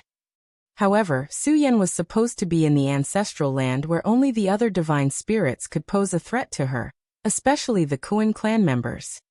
After giving it a thought, Yang Kai realized that this was highly unlikely. The Kuan clan members were resentful of the Dragon clan, but they were actually on good terms with the Phoenix clan. Furthermore, Su Yan possessed the source of a fallen Phoenix Empress. Those from 4 Phoenix Pavilion would die to protect her.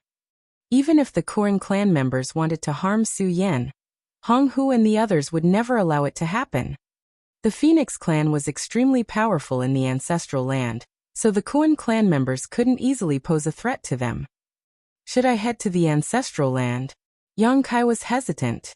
He felt that his road to the 7th Order Open Heaven realm was becoming a bumpy one. He had already intended to achieve a breakthrough to the 7th Order many years ago, but he had kept putting it off due to various reasons. Certainly, he could make a detour to the Shattered Heaven and head to the ancestral land, but that would take a lot of time.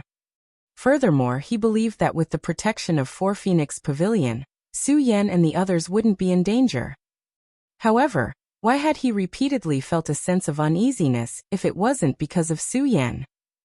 Luo Ting he was unable to give him a definitive answer. After Yang Kai returned to his room, he tried to focus on cultivating, but to no avail. Instead of dissipating, the sense of uneasiness became worse. Something must have gone wrong. He fell into his thoughts as the faces of the people from Void Land and High Heaven Palace went through his mind, but he eliminated them one by one. All of a sudden, he thought of a possibility thanks to Luo Ting he's reminder. She said that the reason he felt a sense of uneasiness was that something had happened to the people closest to him. The first person that came into Yang Kai's mind was Su Yan. However, he soon realized that Su Yan wasn't the only one who was close to him. To be precise, there were 9 people who couldn't really be considered to be close to him, but did have their lives tied to his. He quickly fished out the loyalty list from his small universe and opened it. The name Chen Tianfei, which was written in blood, was on the first page. The real name of Fatty Chen Tian was Chen Tianfei. However, due to his rotund figure, those who were not familiar with him thought that his name was really Fatty. In fact, he was the one who offered the loyalty list to Yang Kai. As the first person who left his name on the loyalty list, his name Chen Tianfei was naturally on the first page. He, whose real name was Du Wenhong, was on the second page. Back then, when Yang Kai led Lu Shui and Guo Ziyan to look for the star boundary, they were hunted down by He. Left with no choice, Yang Kai let Lu Shui consume a mid-rank world fruit, which allowed her to ascend to the 5th Order Open Heaven realm, so she would have the capital to go against him. Eventually, they subdued He with difficulty and made him leave his name on the loyalty list. Yinxing Hua was on the 3rd page. He was the leader of Blood Swan Continent where Guo Ziyan's daughter once lived. Since Yang Kai needed a new subordinate at that time, he decided to make him leave his name on the loyalty list. Of all the 9 people on the loyalty list, Chen Tianfei and Yin Xinghua were the weakest, as they were only in the 4th Order Open Heaven realm. Because of that, Chen Tianfei was once worried that Yang Kai would abandon him. It wasn't until Yang Kai told him to take care of the small stone race members in the small stone world that he set his mind at ease. Maozhe was on the 4th page, Gengqing was on the 5th page, and Zhouyu was on the 6th page. All 3 mountain lords of Profound Yang Mountain from Shadowless Cave Heaven were in the 6th Order Open Heaven realm. Maozhe was the most powerful among them, as he was just 1 step away from the 7th Order. Although Gengqing and Zhouyu were slightly weaker, they had remained in the 6th Order Open Heaven realm for a long time, and were strong in their own right. There were initially 4 mountain lords in Profound Yang Mountain. However, the 2nd mountain lord, Yin Fei Bai, had offended the proprietress, which was why Yang Kai decided to kill him. Because of that, Maozhe and the others were resentful of Yang Kai. When Maozhe left his name on the loyalty list, Yang Kai could see that the other man was still eager to get his revenge. Nevertheless, after so many years, these 3 had probably stopped thinking about avenging Yin Fei Bai's death. Yang Kai had killed more than 1 7th Order Open Heaven Realm Master already, so even if Maozhe managed to ascend to the 7th Order, he still wouldn't be a match for Yang Kai. He would certainly humiliate himself if he still wanted to get his revenge despite knowing that he couldn't defeat Yang Kai. Huigu was on the 7th page. Just like Maozhe and the others, he was in the 6th Order Open Heaven realm. Huigu had made a huge contribution when they were dealing with Zuoquan Hui and the others on Prison Star. There was nothing unusual with the first 7 pages, which suggested that these 7 people were still alive and kicking. However, Yang Kai's pupils contracted when he turned to the 8th page. That was because the name, Xianpeng, had disappeared without him knowing. When he turned to the last page, he saw that the name Luan Baifeng had also vanished, just like he had expected. The loyalty list had an eerie effect. The person who possessed the loyalty list had full control over the life or death of the people who had left their names on it. If the owner of the loyalty list passed away, the people whose names were on the list would lose their lives as well. The fact that 2 names had disappeared from the loyalty list suggested that something had happened to them. In other words, Xianpeng and Luan Baifeng might have already lost their lives. Xianpeng was only in the 5th Order Open Heaven realm. However, Yang Kai wanted to deal with Luan Baifeng back then, and Xianpeng was her trusted aide. Therefore, he made use of Xianpeng and successfully lured her out of the Black Prison. After that, the materials extracted from Black Prison would be sent to Void Land and High Heaven Palace. Most of the time, it was Xianpeng who dealt with these affairs. The environment in the Black Prison was unique and dangerous, while Luan Baifeng was one of the most powerful 6th Order Open Heaven Realm Masters out there. Additionally, she was also an expert in Tao of Spirit Arrays. The average 7th Order Open Heaven Realm Master wouldn't be a match for her inside the Black Prison. After they defeated Zuoquan Hui in the past, Luan Baifeng returned to the Black Prison and started working on extracting more materials. Without Yang Kai's permission, she wouldn't easily leave the Black Prison. Yang Kai had never expected that the 2 of them had passed away. What had happened in the Black Prison? There were a tremendous amount of materials in the Black Prison, so it was a critical place that Yang Kai regarded highly. In the past, Voidland and High Heaven Palace mainly got their yin-yang element materials from the Black Prison. Even though Yang Kai had an inexhaustible amount of yin-yang element materials now, there was still a lack of higher-order 5-element materials. After he ascended to the 7th Order, his cultivation progress would speed up if he had complete sets of 7th Order materials to refine. After all, it took a painfully long time to ascend to the 8th Order from the 7th Order. Furthermore, there might be 8th Order materials in Black Prison. Hence, he couldn't afford to lose the Black Prison. Nevertheless, Yang Kai had finally figured out the reason he had repeatedly felt a sense of unease. That was because Xianpeng and Luan Baifeng were killed one after the other. It was thanks to the loyalty list that he could faintly detect it despite being far away from them. Without any delay, he quickly summoned Chu Huashang and Tao Lingwan. They then looked for Luo Tinghe. Upon hearing his explanation, Luo Tinghe scowled. So, the reason you felt a sense of uneasiness was that those two passed away? Chapter 4858, Still Alive. That's right. Young Kai nodded. What are you going to do? Luo Tinghe asked. I have to head to the Black Prison to look into the matter. Regardless of who the culprit is, I'll make them pay. There was a cold expression on Yang Kai's face. He had no idea who had made a move on the Black Prison, but Luan Baifeng had been working for him for a long time now. She had also made a huge contribution when they were dealing with Zhuo Quanhui back then.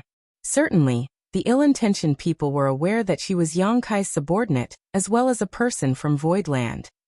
Since the unknown enemy dared to make a move on Luan Baifeng, their real target was probably Yang Kai. Furthermore, given Luan Baifeng's cultivation, coupled with her advantageous position in the Black Prison, the person who was able to kill her must be in the 7th Order Open Heaven Realm at the very least, and the person was no ordinary 7th Order Open Heaven Realm Master. In other words, the person was probably from one of the cave heavens or paradises.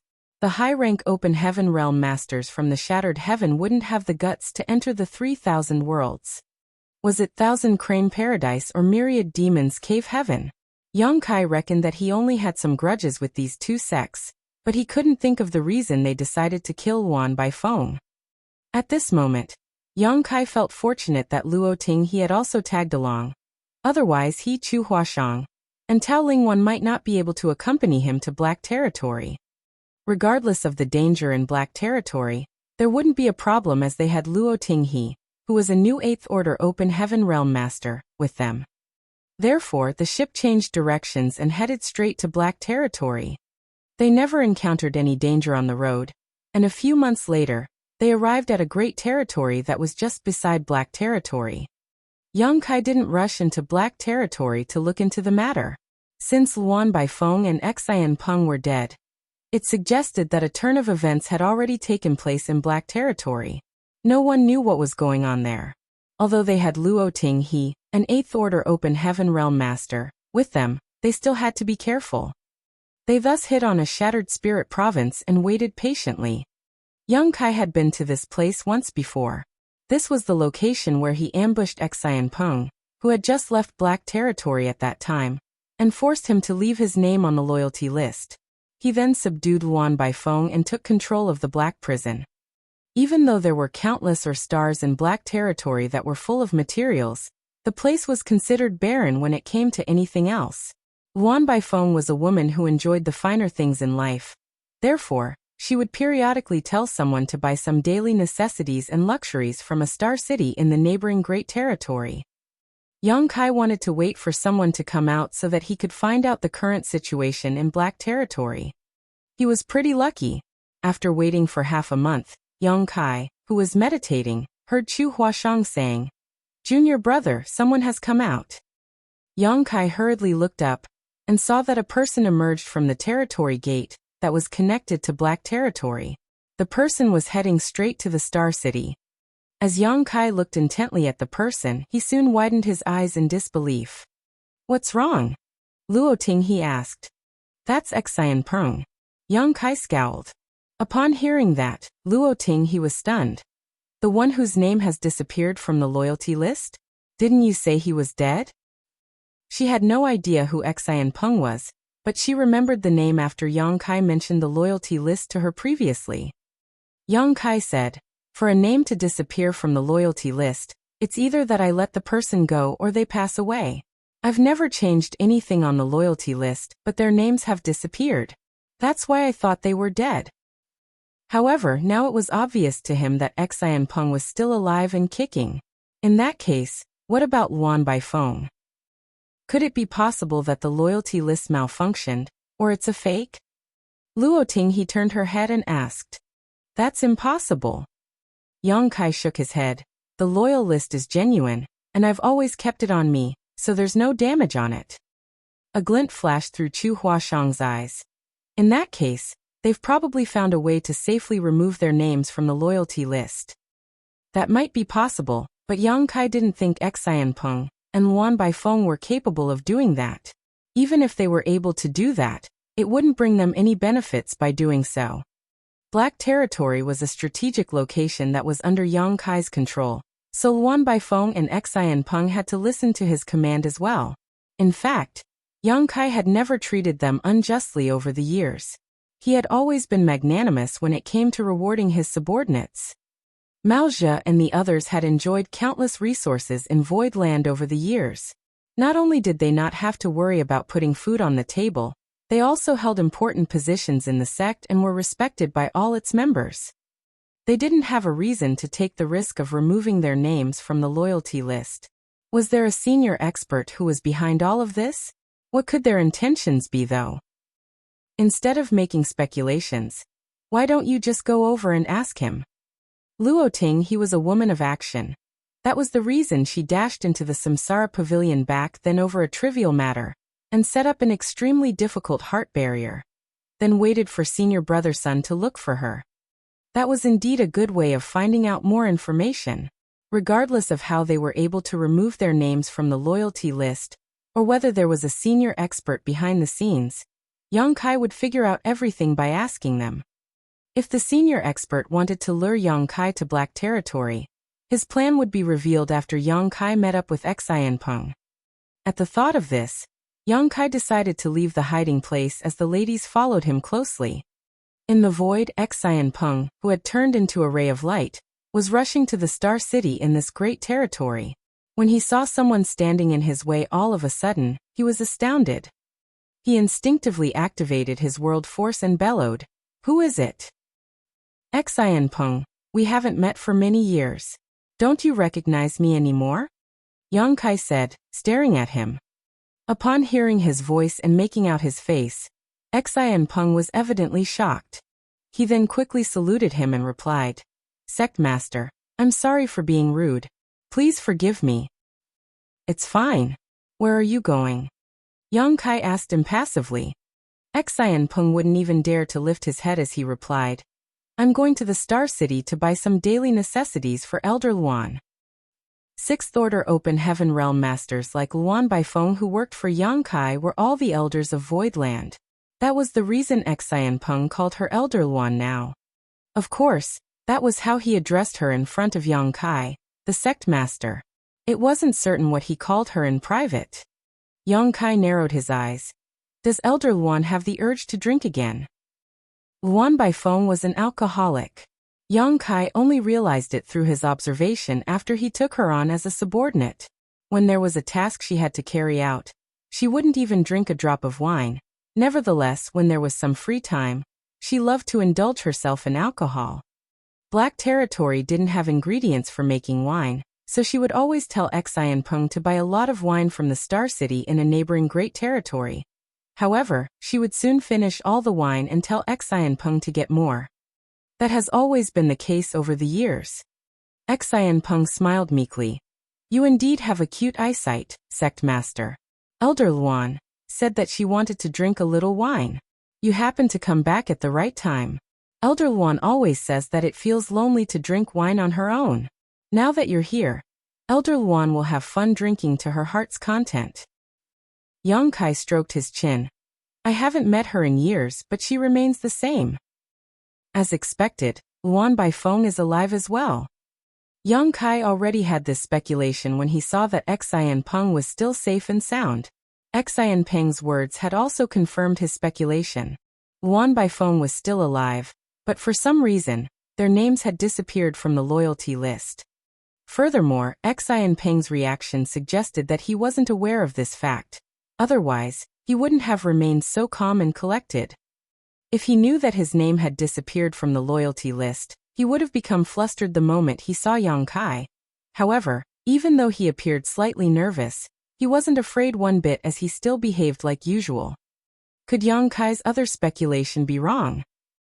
He initially thought that a senior expert had made a move to help remove Luan Baifeng and Xian Peng's names from the loyalty list. However, it didn't seem to be the case now. Xian Peng could only smile in response, as he didn't have the audacity to say anything when Yang Kai remarked on Luan Baifeng's behavior. He secretly took a glance at the ladies behind Yang Kai and realized that he didn't know them either. However, these women were all beautiful in their own ways. He couldn't help but think that the sect master was truly lucky to be always surrounded by such women. Young Kai already had several wives at home, but he still managed to bring back 3 more. Xian Peng went on to say, "Where have you been all these years, sect master? It was rumored that you had entered the chaotic dead territory. While everyone thought that you were dead, Elder Luan and I knew that you were still alive, and you would emerge sooner or later." Yang Kai's safety would have a direct impact on Xian Peng and the others. Since they were still alive, it meant that nothing had happened to Yang Kai. Therefore, when the rumor spread that Yang Kai had lost his life in the chaotic dead territory, the people whose names were on the loyalty list knew that he was still alive. With that said, they had been apprehensive as well, for the chaotic dead territory was known to be a dangerous place. They were worried that Yang Kai would be doomed to die sooner or later. If something happened to Yang Kai, all of them would lose their lives as well. Xian Peng was genuinely pleased when he saw Yang Kai appearing in front of him, as he could finally be at ease. Yang Kai nodded. "I did come across some accidents. Since you're going to buy wine for Elder Luan, you should go now. I'll be waiting for you here, and we'll enter black territory together." After hesitating for a moment, Xian Peng asked inquisitively, "Why don't I send you into black territory first?" "There's no need for that." Yang Kai waved his hand. It was then Xian Peng left the place in a hurry. It was apparent that he wanted to buy the wine and return quickly. As Yang Kai watched him leave, he asked the others, "Did you see anything unusual?" Luo Ting he shook her head. There's nothing unusual about his behavior. Although he was nervous, it was only about as much as a subordinate would be when dealing with their leader. Chu Huashang nodded. "I don't see anything wrong with him either." The fact that there was nothing off about Xian Peng suggested that something must have gone wrong somewhere else. Yang Kai suddenly had a feeling that the matter regarding black territory was more complicated than he thought. Tao Lingwan parted her lips, as though she was trying to say something, but she couldn't bring herself to speak in the end. Seeing that, Chu Huashang asked with a smile, "Do you see anything unusual about that person, senior sister Tao?"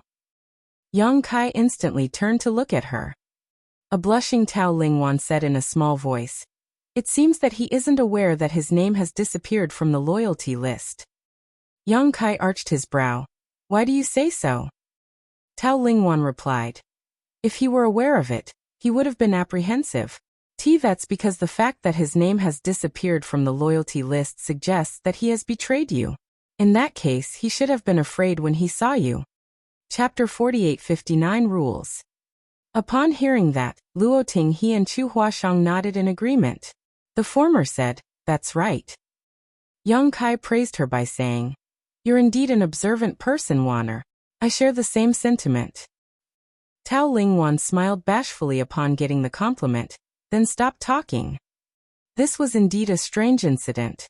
Their names had disappeared from the loyalty list for no reason, so they were supposed to be dead. However, not only were they still alive, they were also not aware of this fact. Just then, a small group of people were seen coming from the Star City's direction. The smiles on their faces as they chatted suggested that they were familiar with each other. Nevertheless, the auras exuding from their bodies were not powerful. The one at the front was only in the Fourth Order Open Heaven realm, while the rest were in the Third Order. It wasn't until they came near Yang Kai and the others that they discovered their presence, which astounded them. It was very common to kill people and snatch goods in the void. Hence, the less powerful cultivators were at risk of losing their lives at any moment. However, since both parties were so close to one another, it wouldn't be appropriate for them to change direction now. By doing so, they would appear weak. They stopped talking and kept their guard up. They brushed past Yang Kai and the others before leaving in a hurry. Seeing that Yang Kai and the others didn't have any ill intentions or try to stop them, they breathed a sigh of relief. Nonetheless, the Fourth Order Open Heaven Realm Master soon returned. Yang Kai looked curiously at him. Upon confirming that Yang Kai didn't have any malicious intentions, the Fourth Order Open Heaven Realm Master cupped his fist. "White Fang Province's Yuan Tongguang offers greetings." Yang Kai nodded dispassionately. "What's wrong?" Although he had never heard of White Fang Province before, He reckoned that it was just a second-class great force in some great territory, just like Great Moon Province. A great force could be considered second-class when there were mid-rank open heaven realm masters in the sect, but most such forces only had 1 or 2 fifth-order masters assuming command. Such great forces were innumerable in the 3,000 worlds. Yuan Tongguang was only in the 4th-order open heaven realm. Since Yang Kai and the others were just standing there, he was unable to judge their cultivation. However, he had a feeling that they were more powerful than he was, so he remained polite. Nothing serious actually. This Yuan just wants to ask whether you're also heading to Black Territory. Yang Kai's expression changed when he heard that, then he played along by saying, "Indeed. Are you going there as well?" At the same time, he was puzzled in his heart. Before his arrival, Black Territory had always been under Luan Baifeng's strict control. Even though there were slaves in Black Territory, they were all snatched from other places using all sorts of means. After those from Heavenly Sword Union were defeated, the captives were brought to Black Territory as prisoners. Hence, those who had entered Black Territory were all Luan Baifeng's or slaves. They had to extract materials for her until their death. She had never allowed anyone else to have a hand in this place. However, judging from Yuan Tongguang's words, it seemed that Black Territory had been opened up and anyone could enter now. Yuan Tongguang replied with a smile, "Yes. I heard that there were a lot of materials in Black Territory, but I had never had the chance to have a look. Now that Warden Luan has been kind enough to open up Black Territory for us to extract materials, it's a great opportunity for cultivators who are not so powerful like us. Many people have already entered." Yang Kai frowned and asked probingly, "Brother Yuan, we've just come from another great territory after hearing rumors of this place, so we know little about Black Territory and Warden Luan. However, I've heard that Warden Luan is not a kind-hearted person. Instead, she's ruthless and fierce. Can we even survive if we enter Black Territory? Will we be able to own the materials we've extracted? I don't really believe it." Yuan Tongguang sized him up and replied with a smile, "I see. That's what you're worried about. Is that why you've been staying here instead of entering Black Territory?" This guy seemed to have misunderstood something, but Yang Kai didn't intend to explain anything. He was just trying to extract some information out of him anyway. As Yuan Tongguang spoke, he nodded his head. "Your concern is not unfounded. In the past, no one would have believed Warden Luan if she said such a thing. However, it's different now, for she has joined Voidland and become the elder there. By the way, have you heard of Voidland before?" "Yes," Yang Kai replied in a perfunctory manner. There was a sense of admiration on Yuan Tongguang's face as he continued, "Voidland is incredible, especially its lord. I heard that he's only in the 6th-order open heaven realm, but he has killed 7th-order open heaven realm masters before. Also, he is still alive and well after offending Thousand Cranes Paradise back then. What's more, he's a great emperor of the Star Boundary. I'm sure you've heard about the Star Boundary before. One of the most precious treasures in the universe, the World Tree, is in the Star Boundary. Now, the Cave Heavens and Paradises have all set up Dao temples in the Star Boundary, and they have a lot of collaborations with the Voidland's Lord. And I've heard his name a lot." There was an awkward expression on Yang Kai's face.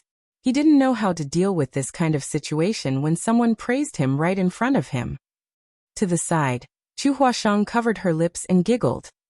"Warden Luan is an elder of Voidland. With the assurance from Voidland, there's nothing to worry about.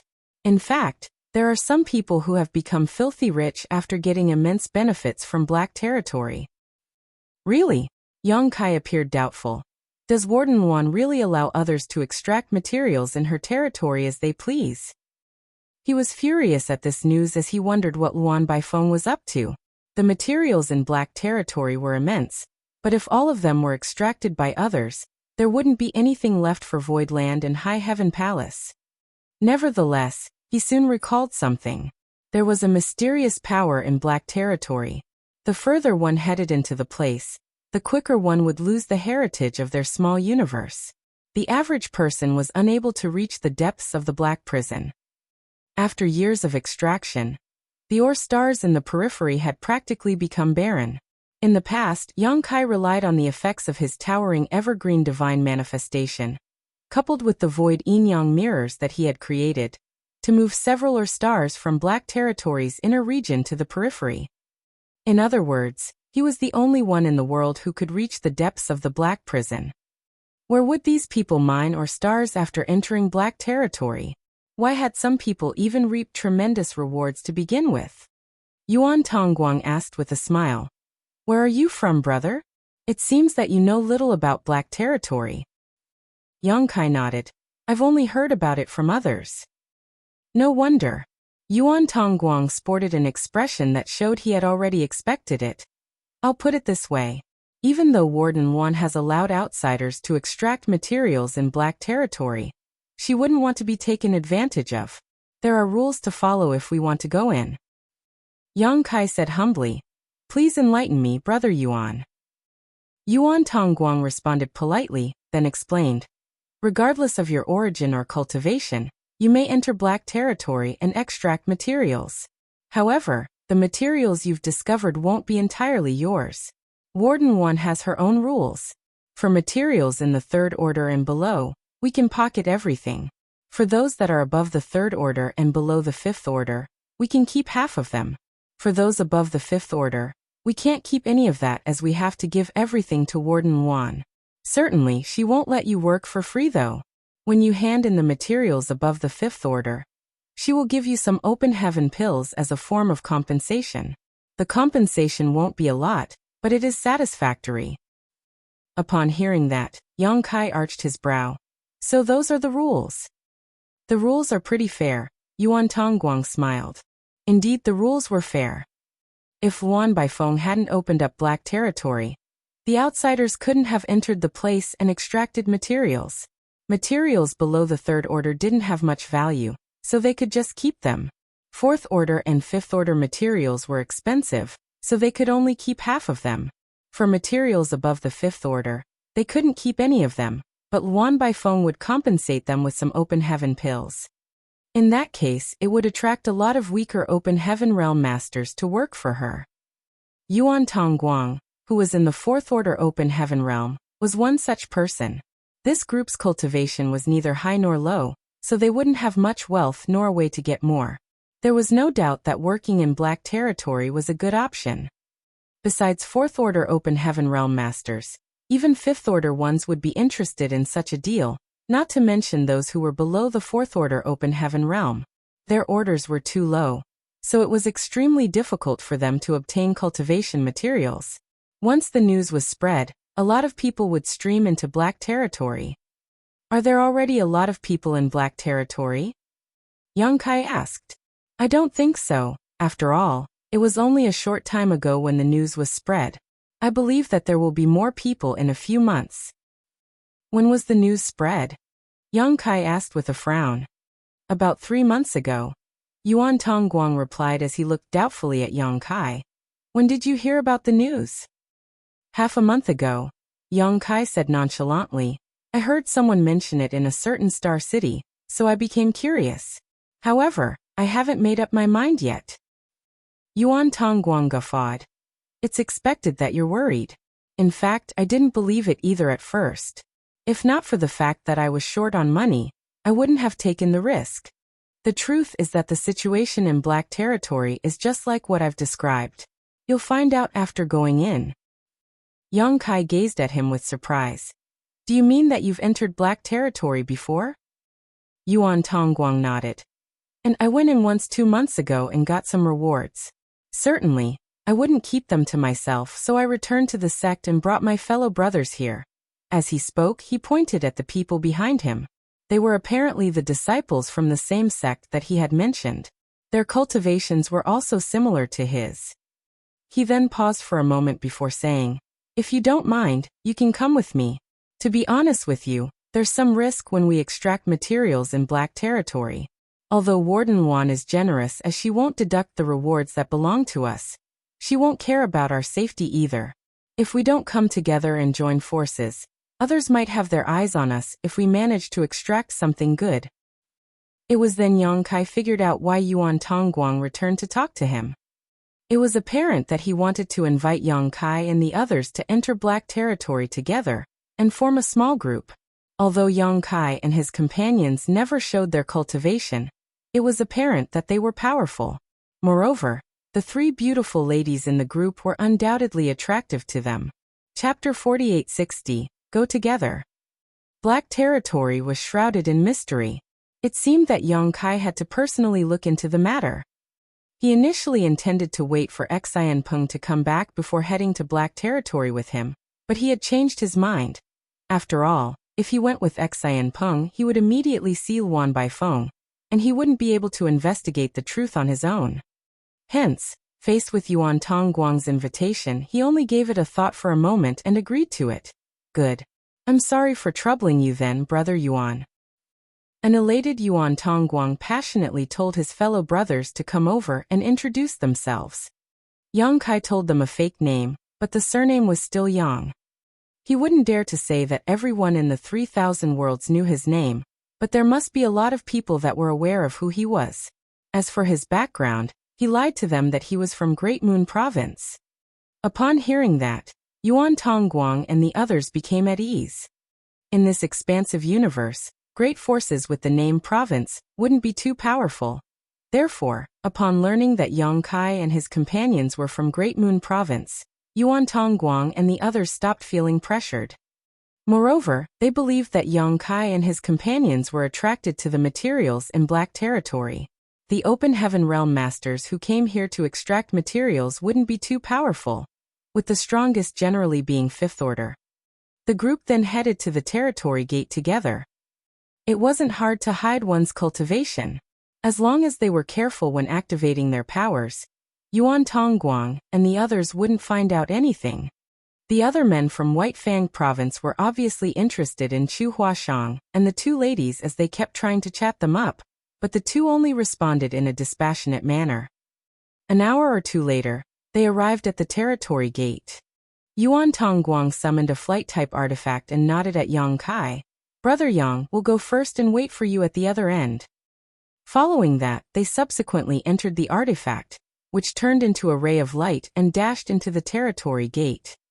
It was then Yang Kai recalled that he was pretending to be a less powerful cultivator. Supposedly, he was unable to pass through the Territory Gate with his body alone. In fact, one would feel immensely pressured when going through a Territory Gate. Only high-rank Open Heaven Realm Masters were able to safely pass through a Territory Gate without any protection. Mid-rank Masters could still cross the gates if they were willing to expend a large amount of strength, while low-rank Masters would need a protective artifact. Yang Kai was an expert in the Tao of Space, and his physique was robust. Hence, he would usually just move through the Territory Gates without any protection, and he hadn't come across any danger so far. That was the reason he didn't have an artifact that was specifically used for passing through the Territory Gates.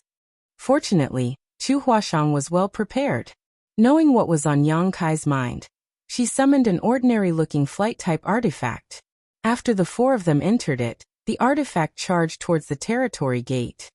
The next moment, they arrived at Black Territory. Chu Huashang stored the artifact, and then their figures were revealed. The ladies looked around curiously as it was the first time they had visited Black Territory. This place was different from all other great territories. There wasn't even a single shining star in the void, as though it was engulfed in endless darkness. A desolate aura permeated every corner of this great territory. Even the great sun star in the depths of the void only exuded a faint light, as though it was an old man whose days were numbered. Luoting he frowned as the aura in Black Territory made her feel a sense of discomfort. Yang Kai could immediately see Yuan Tongguang and the others, who arrived at this place first. Presently, they were looking around casually. Upon seeing Yang Kai and his companions, Yuan Tongguang hospitably waved his hand. Brother Yang, we're here. Yang Kai nodded and led the ladies to shuffle towards them.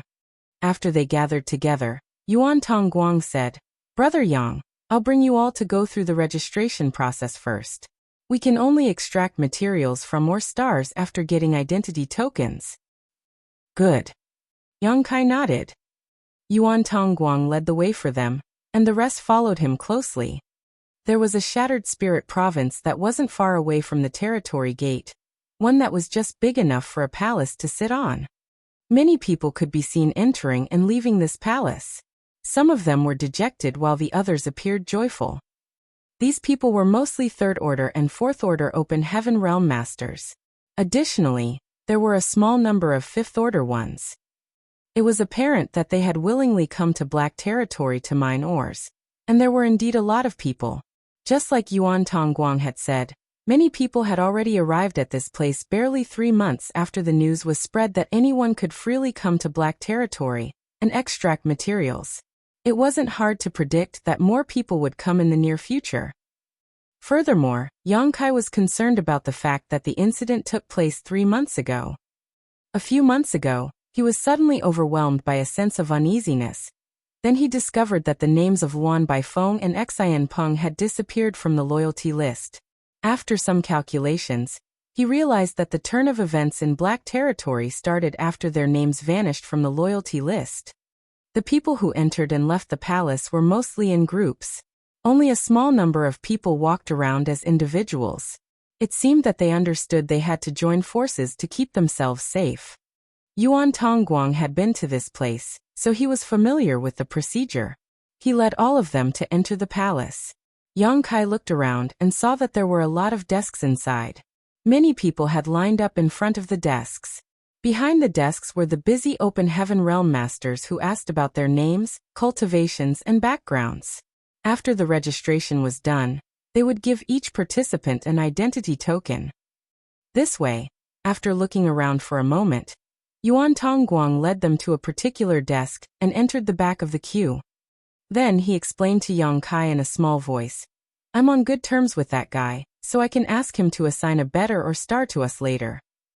It was then Yang Kai realized why the other man chose to queue up in front of this desk in particular. The people behind the desks were supposed to be Luan Baifeng's subordinates. Yang Kai had been to Black Territory twice, so most of Luan Baifeng's subordinates had seen him. He was initially worried that his identity would be exposed, but he soon realized that he didn't know the person who Yuan Tongguang claimed to be on good terms with. It was apparent that he had never seen him before, so he set his mind at ease. Just a while later, it was Yuan Tongguang and the others' turn. They were indeed on good terms. The friendship strengthened after Yuan Tongguang secretly passed him a space ring. The person put on a bright smile. "You're quick to return, little brother Yuan. You left this place barely more than 10 days ago." Yuan Tongguang replied with a smile. "Warden Wan is kind enough to present this great opportunity to us. Warden Wan's efforts will go to waste if this Yuan doesn't seize the chance." The person nodded. "I'm glad that's what you think. Well, even though we're friends, we still have to follow the rules. Are they from your sect?" Without hesitation, Yuan Tongguang dipped his head. "Yes." "Take turns to tell me your name and cultivation, then," the person demanded. Yuan Tongguang motioned for them to step forward. It wouldn't take a lot of time to go through the registration process and receive identity tokens, and a moment later, everything was settled. With a solemn expression, the person said to Yuan Tongguang, "Little brother, you've been here once, so you know the rules in Black Territory. I'll not go through them again. I hope that you'll stick to the rules and not keep any treasures to yourself. You'll end up in a horrible state if we find out about it." "I wouldn't dare to break the rules." Yuan Tongguang quickly nodded, then spoke in a hushed voice, "Your star this time." The person shot him a glance that suggested that a tacit agreement had been reached between them. "Don't worry, little brother. The star I've assigned to you this time is very good. Just 10 days ago, someone extracted a 7th Order wood element material from there and received 10 million Open Heaven pills." Yuan Tongguang caught his breath and gulped. 10 million. According to the market rate, a 7th Order wood element material was worth 150 million. Even a 6th Order one was worth 15 million. Certainly, 10 million Open Heaven pills were not enough to purchase a 7th Order wood element material. However, the figure was considered ample as a reward for just finding one. After all, the entire Black Territory was Luan Baifeng's territory. If she hadn't opened up this place, no one could have come in and extracted the materials. Not only had she allowed outsiders to come in, but she would also reward those who handed in valuable materials. Certainly, the ones who sought wealth in this place were satisfied. The person patted Yuan Tongguang's shoulder. Work hard, little brother. If you become wealthy, you must not forget about me. To be honest with you, I'm envious of all of you. If not for the madam's orders, I would have been tempted to extract materials as well. Don't worry, big brother. If this yuan has the luck to obtain a 7th order material, I'll not forget the help you've offered me. The person put on a bright smile. I'll take your word for it then. After they were done with the small talk, the person waved his hand. Then a short open heaven realm master came over. The person ordered, bring them to or star 16. The short open heaven realm master nodded upon receiving the order, then said to Yuan Tongguang, come with me. After bidding the person behind the desk farewell, Yuan Tongguang led Yang Kai and the others to follow the short open heaven realm master. Upon leaving the Shattered Spirit Province, the short open heaven realm master summoned a ship and asked them to board. Standing on the deck, Yuan Tongguang appeared elated. Or star 16 is one of the top-ranking stars, so there must be a lot of materials. Junior brothers, we have to work hard when we reach there, for we're responsible for making White Fang Province thrive. The junior brothers nodded as they appeared prepared to do their best to get their hands on those valuable materials. Yuan Tongguang then turned to Yang Kai. Brother Yang, I'm sorry for lying that you all are from my sect. I just wanted to save us the trouble. Yang Kai waved his hand. Don't worry about it, Brother Yuan. We should be thanking you for saving us the hassle. Yuan Tongguang put on a smile. However, there's one thing I need to make clear to you. Please go ahead, Brother Yuan. It's the rules I told you previously. You all have to remember the orders of the materials you can keep or have to hand in. When we leave Black Territory, we have to go through an inspection. Those who try to keep the materials to themselves will end up in a horrible state. In the past, there was a person who kept a 6th order material, and what happened to him? Chu Huashang asked. Yuan Tongguang let out a sigh. I guess he's still not dead. Tao Lingwan was perplexed, but she wouldn't dare to ask Yuan Tongguang about it. She said to Chu Huashang in a small voice, Isn't it a good thing that he isn't dead? Chu Huashang replied with a smile. Sometimes it's better to be dead than alive. Senior sister, have you ever heard about fates worse than death before? It was then Tao Lingwan understood what Yuan Tongguang really meant. In an instant, her face turned pale. Chapter 4861, or star 16. The short open heaven realm master that led the way didn't talk much as he focused on driving the ship. Faced with Yuan Tongguang's attempt to befriend him, he only responded in a perfunctory manner. Yang Kai looked around while standing on the deck. He had been to Black Territory twice. Even though he wouldn't say that he was familiar with this place, he wouldn't find it strange at the very least. Soon, he found that there were a lot of shattered spirit provinces in the void on his right side. Those countless shattered spirit provinces were barren and strewn about disorderly.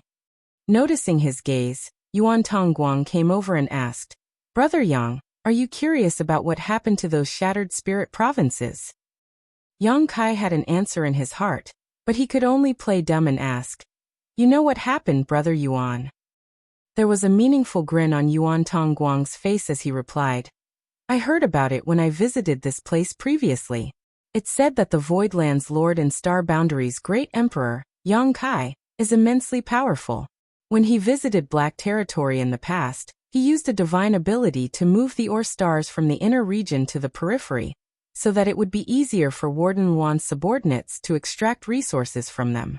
The shattered spirit provinces you see now are the debris that were left behind after the Ore stars were fully extracted.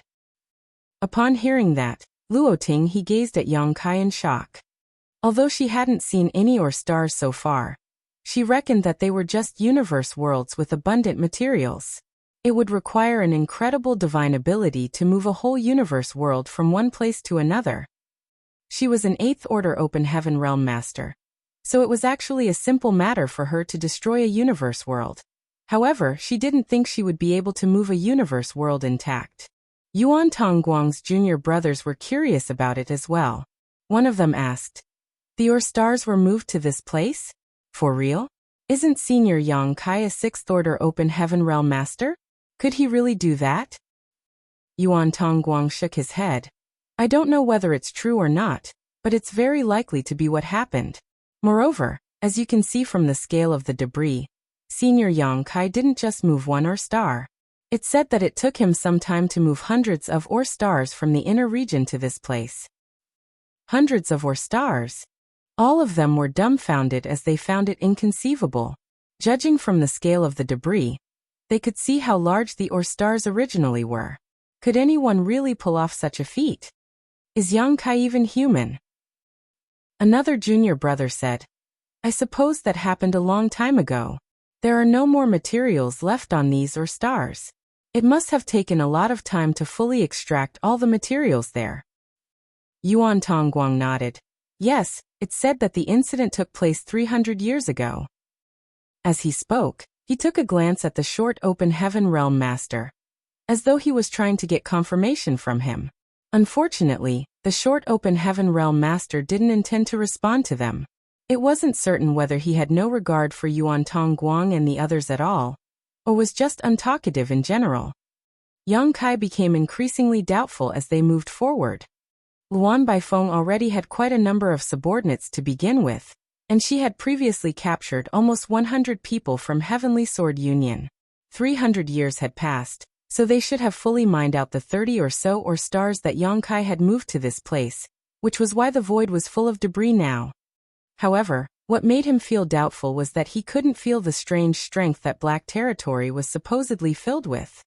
He had personally experienced it on his previous visits. The further he went into Black Territory, the more conspicuous the strange strength would be. Engulfed in the strange strength, he could feel the heritage of his small universe leaving his body. Therefore, even though Luan Baifeng had occupied Black Territory, which was abundant with materials for many years, she didn't have a way to mine most of them. Nevertheless, Yang Kai couldn't detect the presence of the strange strength this time. This made him feel perplexed, and the many surprising changes in Black Territory overwhelmed him with a sense of unease. Half a day later, they reached a place that was definitely beyond the periphery of Black Territory. In the past, no one could easily reach this place. Before anyone could arrive, the heritage of their small universe would be completely wiped out under the influence of the strange strength. However, even third-order and fourth-order open heaven realm masters like Yuan Tongguang and his group, who were from White Fang province, could easily reach this place now. The ship then landed on a larger star. After sending them to this place, the short open heaven realm master said, "This is Or Star 16. All of you should do your best to extract the materials here. If there's anything valuable, you can return on your own to turn it in." "Many thanks, sir." As Yuan Tongguang spoke, he stepped forward and stuffed a space ring into the other man's hands. The short open heaven realm master took it, and nodded before he turned the ship around and returned. They finally arrived at their destination after quite some time, so Yuan Tongguang and the other open heaven realm masters from White Fang province appeared excited as they looked around. One of them asked, "What should we do now, senior brother?" Only Yuan Tongguang had some experience here, and he was the most powerful among them, so it was expected that he was the leader in this group. Yuan Tongguang replied with a smile, "There's nothing to take note of. You just have to mine as you please. The materials here are hidden in black stones. Before we shatter the black stones, we don't know whether there are any materials in them or the orders of the materials. Hence, our mission is to find those black stones. Even if we destroy the entire Or star, those from the black prison won't care about it." Upon hearing his explanation, all of them nodded. Yuan Tongguang went on to say, "Black stones are very special and require world force to dissolve. We can divide up the work. One group can mine black stones while the other breaks them down, taking turns to relieve ourselves." As he spoke, he turned to look at Yang Kai. "What do you think, Brother Yang?" There was a solemn expression on Yang Kai's face as he looked into the depths of the void, as though he was able to see a very faraway place. Upon being called out though, he replied, You make the arrangements, Brother Yuan. Since an agreement had been reached, Yuan Tongguang bowed his head. Just when he was about to speak, a tremendous figure suddenly descended from the sky and landed on a spot that wasn't far away from them. The hefty figure crashed into the solid ground and caused a cloud of dust to rise. Yuan Tongguang and the others were flabbergasted as they looked intently in that direction and shouted, "Who goes there?" When the dust settled, a gigantic figure was revealed before their eyes. The figure had a big belly, and its skin was full of warts. There was a green aura, which was apparently poisonous, that swirled around its body. This was an enormous blue-eyed toad that was as tall as a 3-story building. Moreover, its aura suggested that its strength was at the peak of the 5th order, possibly even reaching the 6th order open heaven realm. Instantly, Yuan Tongguang and the others turned pale. They had never expected to come across a poisonous star beast on an ore star in the Black Territory's inner region. As the blue-eyed toad's chin contracted, a gurgling sound was heard coming from its throat. Just then, a displeased voice was heard saying, "Those brats from Black Territory have received this Uncle Yu's benefits, but they've still sent some people to come over and snatch materials from me. They're such a bunch of ungrateful people.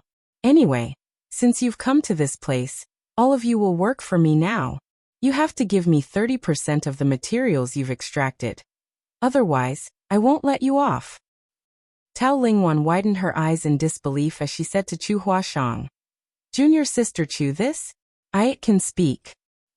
Chu Huashang replied with a smile, "It is not the one that can speak." A surprised voice was heard saying, "There are 3 ladies here? They're quite beautiful. This Uncle Yu is in luck." Following that, a head stuck out from the top of the blue-eyed toad as he swept a glance over Chu Huashang and the others in a lascivious manner. It was then Tao Lingwan saw clearly that there was a person riding on the blue-eyed toad. The person was too petite compared to the gigantic blue-eyed toad, so she didn't discover him just now. "Luoting," he sneered. "Who is this oaf that dares to call himself uncle?" Yuan Tongguang turned pale as he sent a signal to Luoting he to motion for her to stop spouting nonsense, for he finally recalled who the blue-eyed toad and its owner were. He had heard that there was an old man surnamed Yu who had occupied an or star in this place. Those who were sent there had to pay him 30% of the extracted materials, and those who resisted would end up in a horrible state. It didn't really bother him when he heard about it at first. It wasn't until he came across the duo that he felt horrified.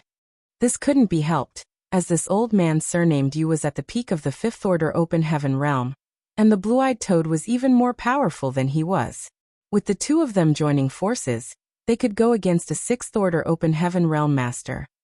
This kind of cultivation was unrivaled among the cultivators who had come here to mine ores, so there was basically no one who could fight against them. Moreover, those from Black Territory wouldn't care about such a minor matter. They just wanted the people who had arrived at Black Territory to follow their rules, and these people's safety didn't concern them. Yuan Tongguang secretly cursed at his so-called friend who had assigned or star 16 to him back in the reception palace. The person had received some benefits from him, but he still sent him to this place, which was no different from sending him to a trap. Fully aware that they were unable to escape unscathed, Yuan Tongguang hurriedly cupped his fist. "White Fang Province's Yuan Tongguang greets old Yu. Don't worry. We will follow your rules when extracting the materials here, and we wouldn't dare to keep anything to ourselves." With his hands placed on his hips, old Yu was standing on the blue-eyed toad's head as he grinned. "You're pretty tactful, brat. However, this woman doesn't seem to understand the rules here. In that case, I'll teach her a lesson so that she'll learn not to speak nonsense and invite trouble." Upon finishing his words, he stomped his foot on the toad. There seemed to be a ray of light that flashed across everyone's eyes.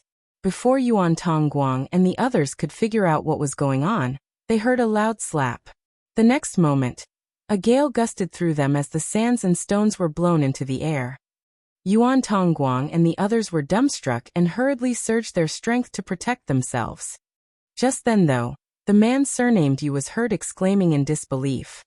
When the dust settled, Yuan Tongguang and the others opened their eyes and were shocked by the sight before them. The blue-eyed toad had already extended its tongue in an attempt to attack Luo Tinghe, But at this moment, the woman was gripping the tongue with just 2 fingers. Regardless of how hard the blue-eyed toad struggled, it was unable to retract its tongue. Yuan Tongguang was astounded. It had to be noted that this blue-eyed toad was a star beast that was on par with a peak 5th order, or even a 6th order open heaven realm master. Even its casual attack had to be taken seriously. However, Luo Ting he was able to easily catch its mighty tongue with just 2 fingers. What kind of cultivation did she possess? How powerful must she be? Chapter 4862, Meeting Black Ink Disciples Again. Moreover, it was obvious that the blue-eyed toad was venomous, so its tongue must be coated in venom as well. The average open heaven realm master wouldn't be able to fend it off, so how did this woman even grip its tongue with her fingers? Yuan Tongguang didn't quite understand Luo Ting he now, as he had a feeling that something was off. He thus quickly turned to look at Yang Kai. However, Yang Kai didn't even bother to look in their direction, as though he wasn't aware of the conflict going on. After a moment he simply said, "I'll leave it to you. I'm going out to have a look." Upon finishing his words, he shot into the sky and headed towards the depths of black territory.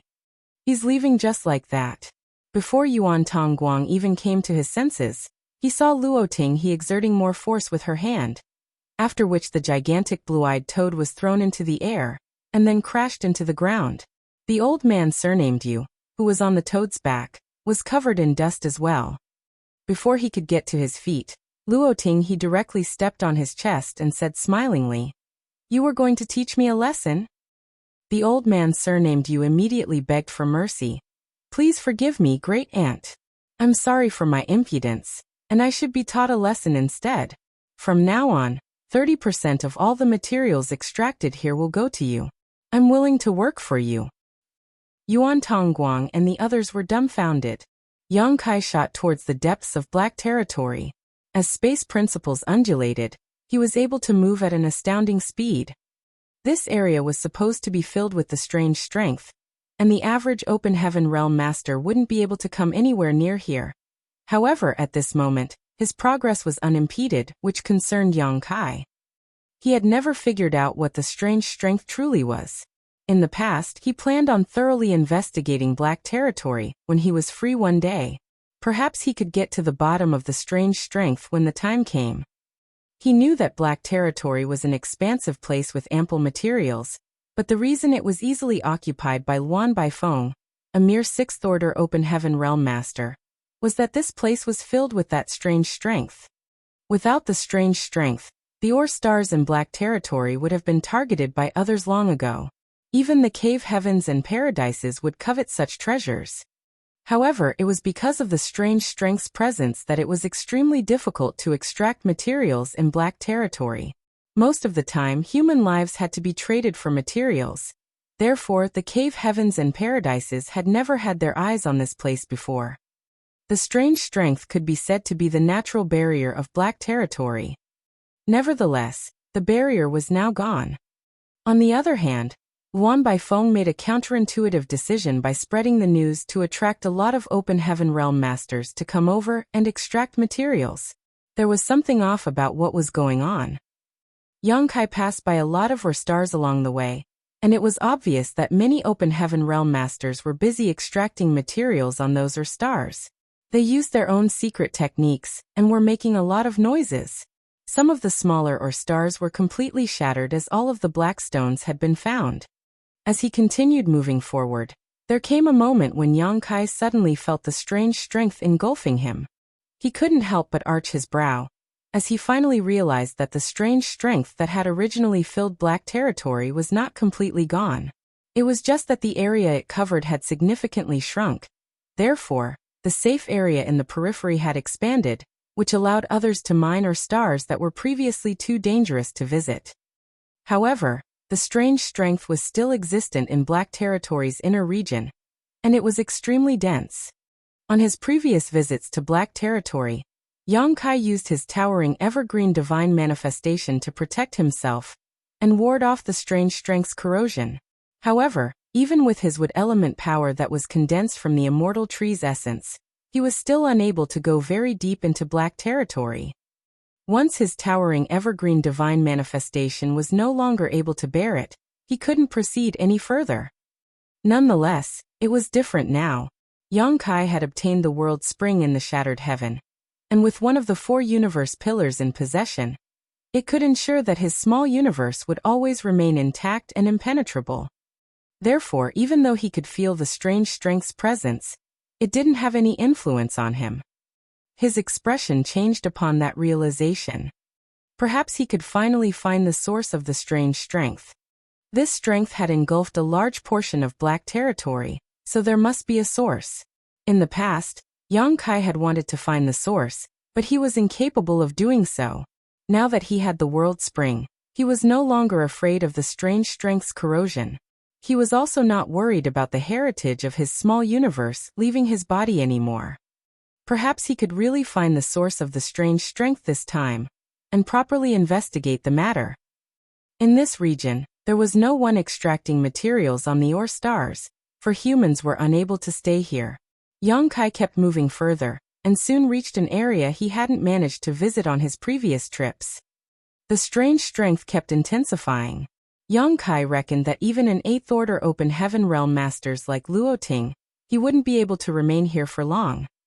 In this place, Yongkai could faintly feel the presence of another kind of strength. However, with the interference from the strange strength, his perception was blurred, so he was unable to identify what that strength was. He continued moving forward, but barely 2 hours later, he found it hard to go any further. What stopped him from going further wasn't the strange strength. With the World Spring's protection, the strange strength in black territory wouldn't pose a threat to him. What hindered him were the natural spirit arrays that were seemingly everywhere in black territory. Black territory was dangerous for 2 reasons.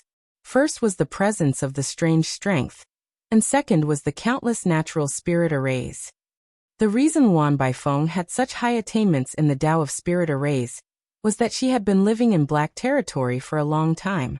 She didn't have an honored master, so she taught herself the Tao of spirit arrays and eventually became an expert in this field. All the natural spirit arrays in black territory were her teachers. Yongkai was a complete amateur in the Tao of spirit arrays, and the reason he could even reach this far was that he was able to see through all illusions with the help of his Demon Eye of Annihilation. He had obtained the Demon Eye of Annihilation from Great Demon God, but it was actually a secret technique from Myriad Demons' Cave Heaven. The Demon Eye of Annihilation and Black Purgatory Eye were very abstruse eye techniques. Yongkai didn't have a way to cultivate them as he had only obtained these eye secret techniques by chance. Although they were already fairly powerful, he couldn't improve them further. Unless he was able to acquire the proper method to cultivate those techniques from Myriad Demons' Heaven one day, he would never be able to strengthen them. At this moment, Yongkai could see that it was a land of certain death in front of him through the Demon Eye of Annihilation. If he really barged into it, he would definitely die. After retracting the Demon Eye of Annihilation, everything he saw became normal. However, Yongkai knew that underneath the serene facade of the void hid an intense murderous intent. He could only make a detour, but he soon encountered a similar situation. The same thing repeated a moment later. A large area in front of him seemed to be covered in spirit arrays, which barred anyone from intruding. The area that was surrounded by the spirit arrays was likely the center of black territory. Yongkai had a feeling that the source of the strange strength was just inside this place. If he could go in and have a look, he would be able to figure out many things. However, faced with the hindrance from the many arrays, he could only give up on the idea. Just when he was ready to return, he suddenly felt some people approaching. This discovery astounded him. The reasons he could reach this place were that he had the World Spring to protect his small universe, and the Demon Eye of Annihilation to guide him past the various spirit arrays. How were others able to come to this place? Moreover, he could feel that there was more than one person. Yongkai quickly manipulated space principles, and let his figure merge with the void. A moment later, rays of light came into his sight. Soon, these lights reached a place near Yongkai and revealed themselves. Yongkai observed them in silence, and realized that he didn't know them.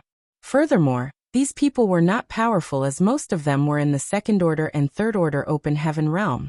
The most powerful one was only in the fourth order open heaven realm. Their clothes suggested that they were not from the same sect. There were 7 of them in total. The mass of natural spirit arrays in front of them was like an invisible barrier that blocked their path. They stood silently in front of the arrays, silently staring forward, making for an eerie atmosphere. Yang Kai was astounded as the strange strength was extremely dense in this area. Even an 8th order open heaven realm master like Luo Ting, he wouldn't be able to persevere for a long time. So how were these 2nd order, 3rd order, and 4th order open heaven realm masters still fine? Supposedly, they couldn't have come anywhere near this place. Before they even arrived, the heritage of their small universes would have been completely drained. Yang Kai thought that perhaps he had perceived it wrongly since he had the World Spring's protection, but just when he was beginning to doubt himself, he saw something even more shocking. These people who had been silent suddenly shuddered as they were soon engulfed in a dark aura. At the sight of this dark aura, Yang Kai felt a sense of disgust and loathing overwhelming him. Black ink strength. He almost failed to stifle a cry of surprise at this revelation. Although he hadn't frequently come into contact with the Black Ink disciples, he would never forget about the encounters he did have with them. He was fully aware of the Black Ink strength's eeriness. On his trip to Langya Paradise previously, he found some of the hidden Black Ink disciples, and even detected the presence of a true Black Ink clan member. After he left Langya Paradise, the cave heavens and paradises examined themselves and looked for more Black Ink disciples, then began searching for the Black Ink clansmen. Nevertheless, more than 100 years had passed, but they hadn't found any traces. All of them suspected that the Black Ink disciples and clansmen had hidden in the shattered heaven, but they hadn't found anything despite an extensive search. The fact that there was no progress in this matter worried the leaders of the cave heavens and paradises. After all, the Black Ink strength was too strange. If they couldn't find the Black Ink clansmen and kill them, a large number of Black Ink disciples would start appearing in the 3,000 worlds eventually, and the situation would steadily grow out of control. Yang Kai had never expected to come across Black Ink disciples in Black territory, and so many of them at that. Unlike the Black Ink disciples in Langya Paradise who were all open heaven realm masters with bright futures, these 2nd order, 3rd order and 4th order open heaven realm masters should be valueless. Hence, it was obvious that they were not transformed into Black Ink disciples through the invasion of Black Ink insects. To the Black Ink clan, Black Ink insects were precious items that had to be used sparingly.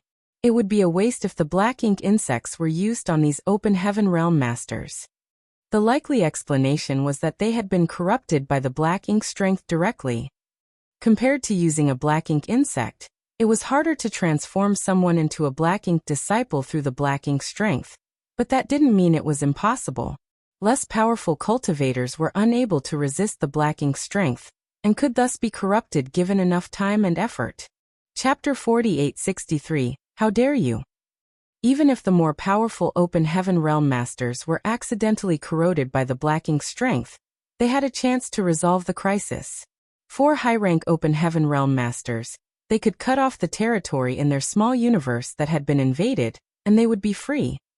Nevertheless, the heritage of their small universe would suffer a big loss if they did so.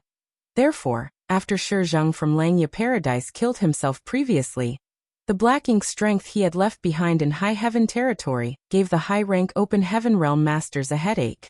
In the end, it was Yang Kai who solved the problem by storing the Black Ink strength inside his small universe. With the help of the Black Ink strength in his small universe, Yang Kai was able to fool Yuan Du in Langya Paradise.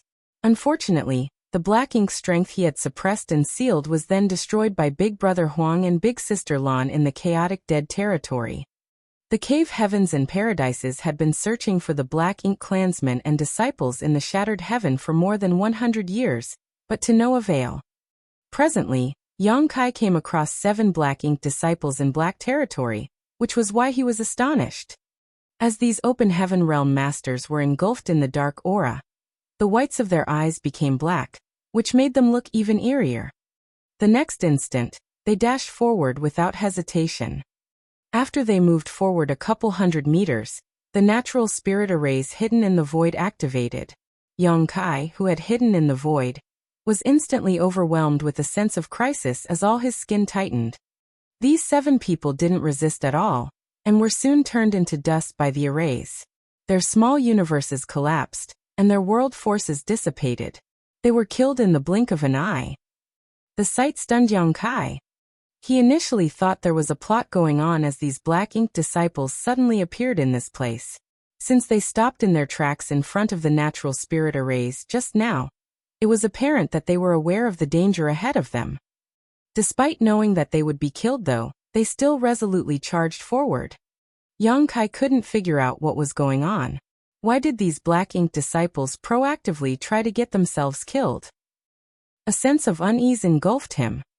The fact that there were black ink disciples in black territory was a major issue for the 3,000 worlds, so he had to quickly inform the cave heavens and paradises about it.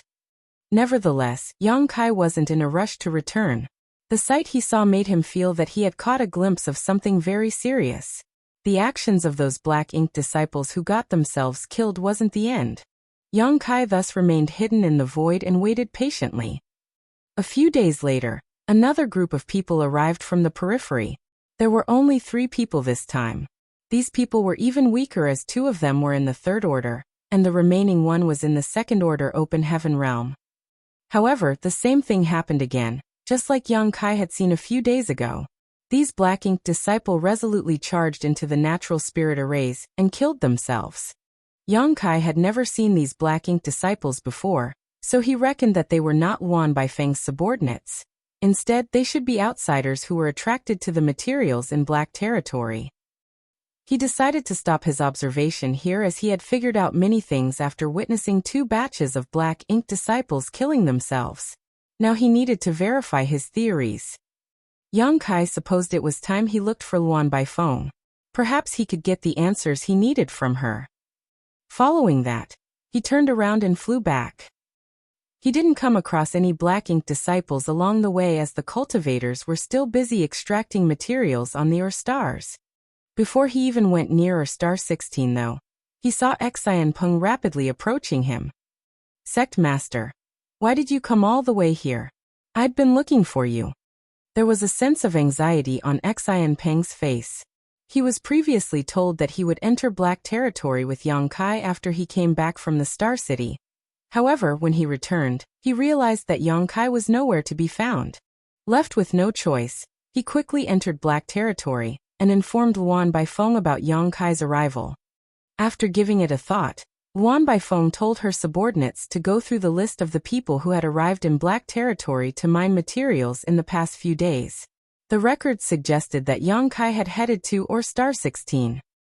However, when she arrived at star 16 with her subordinates, she only saw Luo Tinghe and the others. Yang Kai was nowhere to be seen. Left with no choice, she told her subordinates to look for him. Xian Peng was lucky enough to come across Yang Kai, who was on his way back. There are a lot of changes in black territory, so I decided to take a stroll by myself. Yang Kai nonchalantly replied, "Where's Luan Baifeng?" Xian Peng quickly said, "Elder Luan is waiting for you on star 16. It's hard to look for you since she doesn't know where you were, so she's decided to wait for your return." Yang Kai grunted in response, "Let's meet up with her now." Xian Peng hurriedly led the way for him. A moment later, they arrived at star 16 where a beautiful and luxurious ship had landed.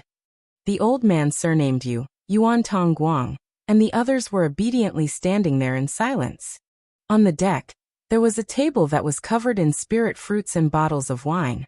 Luan Baifeng, Luo Tinghe, and the other ladies were seated by the table as they seemed to be enjoying a joyful talk. Upon detecting the man's presence, Luo Tinghe looked up at the sky, Yang Kai's back. The next instant, 2 rays of light landed on the deck. Luan Baifeng quickly rose from the chair and saluted him. "Greetings, Sect Master."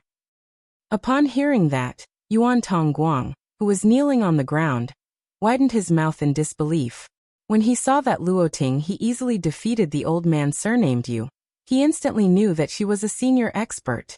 Then Luan Baifeng's arrival confirmed his speculation that Yang Kai's group was from a powerful background. Despite his speculation, he wasn't certain about Yang Kai's identity. It wasn't until this moment that he realized the young man he chanced upon on the way to Black Territory was the famous Voidland's lord. At that moment, he was overwhelmed with conflicting feelings. Yang Kai looked dispassionately at Luan Baifeng without saying a word. The silent pressure caused Xian Peng to tremble as he couldn't help but gulp. To the side, Luo Ting he fiddled with her glass and then took a sip of the wine. Despite the faint smile on her face, her Eighth Order open heaven realm pressure slowly began leaking out. A horrified Xian Peng directly fell to his knees on the deck. "How dare you, Luan Baifeng?" Yang Kai finally let out a snort. Without lifting her head, Luan Baifeng replied in a humble manner, "Forgive me, but I don't know what mistake I've made. Please enlighten me, sect master." "Do you even need me to tell you what you've done?" Yang Kai's piercing gaze seemed able to cut across her face. Luan Baifeng fell on one knee. "If I've really made a mistake, I'm willing to receive the punishment without any complaints. However, please point out what I've done, sect master." Yang Kai scoffed. "Who allowed you to let outsiders come in and extract materials here?" "It was my decision," Luan Baifeng replied in a grim voice. "I want the reason." Luan Baifeng said, "A few months ago, I detected some changes in Black Territory. You've been to the depths of Black Territory, so you must be aware that the area that is covered in the strange strength has significantly shrunk. The originally dangerous places have become safe, and we can now visit Or stars that couldn't be reached in the past. This is good news for Black Territory as well as Voidland and High Heaven Palace. The materials in the Or stars are abundant, but I didn't have enough subordinates to extract them efficiently, so I decided to spread the news to attract more people to come over and help with the mining. Certainly, we have to give them some rewards for their work, so I set up some rules. Those who follow the rules will get some benefits from Black Territory." Yang Kai said coldly, "There are more than 10,000 Open Heaven Realm Masters in Voidland and High Heaven Palace now. If you wanted to mine the Or stars, you could have just informed head manager or second manager about it, and they would have made the arrangements. Why even rely on outsiders' help and waste precious resources?" Upon realizing the reason behind his fury, Luan Baifeng replied, "Sect master, if that's what you're angry about, please allow me to explain myself." "Go on." "There are indeed a lot of Open Heaven Realm Masters in Voidland and High Heaven Palace now, but most of them are needed to explore the new Great Territory while the rest are required to maintain the order in the two-star cities. Moreover, the cultivators who have just ascended to the Open Heaven Realm need time to solidify their cultivations, so it's not appropriate for them to take on any tasks for the time being. Therefore, Voidland and High Heaven Palace probably can't send a lot of people to this place. Furthermore, there's something off about the changes in Black Territory. Before I find out the truth, I wouldn't dare to let my fellow disciples take such a risk. If I'd really gotten them to come over. I was worried that the strange strength in Black Territory would suddenly experience a resurgence. If that happened, a lot of people from Voidland and High Heaven Palace would die, and I wouldn't be able to bear the responsibility for such a tragedy." Upon hearing that, Yuan Tongguang and the others were soaked in cold sweat. It wasn't until this moment that they discovered they had actually been exposed to much more risk while extracting materials in Black Territory than they originally thought. On the deck, Yang Kai stared at Luan Baifeng with narrowed eyes. "Are you saying that it was all with good intentions?" Luan Baifeng replied solemnly, "Sect master, since I became your subordinate, I've always taken you and the sect into consideration whenever I act. I would never dare to betray you." Yang Kai fell silent while Luan Baifeng remained kneeling on one knee. The atmosphere was somewhat grave at that moment. The apprehensive Tao Lingwan darted her gaze around, as it was the first time she saw Yang Kai looking so grim. She was extremely worried that he would start a fight at any moment. Upon noticing her timid sister's uneasiness, Chu Huashang patted her hand to placate her. After a long silence, Yang Kai lifted his hand and engulfed Luan Baifeng in his power. "Get up." With the help of the power, Luan Baifeng got to her feet. "Yes." Yang Kai frowned. "Whatever happens next time, you have to inform head manager and second manager first before taking action. If you explain your suggestion to them, I believe they'll support your idea. However, You have to make it clear to the outsiders the risks associated with extracting materials in black territory. It is not appropriate to simply attract them with benefits without telling them the potential danger. Luan Baifeng obediently hung her head low. I'm sorry for not taking that into consideration. I'll make the arrangement after this. By then, they can decide for themselves whether they want to leave or stay. Yang Kai nodded. That's for the best. Since time immemorial, people have always been willing to take great risks to seek wealth. As long as you make it clear to them the risks hidden in black territory, whatever happens after will be their responsibility. Luan Baifeng nodded again. To the side Luoting he said with a smile. I told you that Yang Kai would only be scaring you instead of really punishing you, but you didn't believe me. Luan Baifeng put on a faint smile. Many thanks, senior. Have a seat and tell me when the changes in black territory started taking place. After Luan Baifeng was seated, she began. I'm not sure exactly when the changes in black territory started, but it didn't happen all at once. After some investigation though, I speculate that the changes started taking place after you left black territory previously, but we were not aware of it until recently. Chapter 4864 Interesting thing. On his previous visit to black territory, Yang Kai personally refined an incredible artifact called the Void Yin-Yang Mirrors. With this hallowed treasure he was able to move some 30+ or stars from the inner region to the periphery, so that Luan Baifeng's subordinates could easily extract the materials inside them. 300 years had passed since that time. The changes in black territory started taking place after he left. Just like Luan Baifeng had said, they were not aware of the changes going on in black territory, because the cultivators here had been focused on mining the ore stars that had been moved to the periphery. It took them about 100 to fully mine out those 30 or so ore stars. Luan Baifeng then headed to the star boundary to look for Yang Kai as she wanted him to visit black territory again, and use the Void Yin-Yang Mirrors to move more ore stars out. Unfortunately, Yang Kai was being pursued by bright sun divine monarchs in the shattered heaven at that time. Then he arrived at the ancestral land, and there had not been any news about him since then. Since Yang Kai was nowhere to be found, Luan Baifeng's subordinates had nothing else to do. She was not a kind-hearted person, so she ordered her subordinates to go further into black territory to begin mining ore stars. She would never allow them to stay idle. Although the ore slaves and captives were displeased, they could only obey her order. It wasn't until they began venturing into the inner region that the changes in black territory became known to Luan Baifeng. The originally dangerous places had become safe, and the area initially engulfed in the strange strength was now unimpeded. When they were staying there, the heritage of their small universes wouldn't leave their bodies. This discovery astounded Luan Baifeng while the ore slaves and captives were ecstatic. After all, no one was willing to work in a dangerous place. It was good news to them that black territory had become safe. Initially, the safe area in black territory wasn't so big, but it became increasingly wider as time passed. More ore stars were free from the strange strength's influence, and I didn't have enough people to extract the materials, so I came up with a solution. You spread the news and attracted outsiders to come over by promising to give them some benefits. Luan Baifeng nodded. Yes. Even though we'll suffer some losses, it wouldn't matter to pay a small price as long as we could have control over the valuable materials. That's what I thought at least. If you think this is a bad idea, I'll chase all of them out now. Yang Kai shook his head.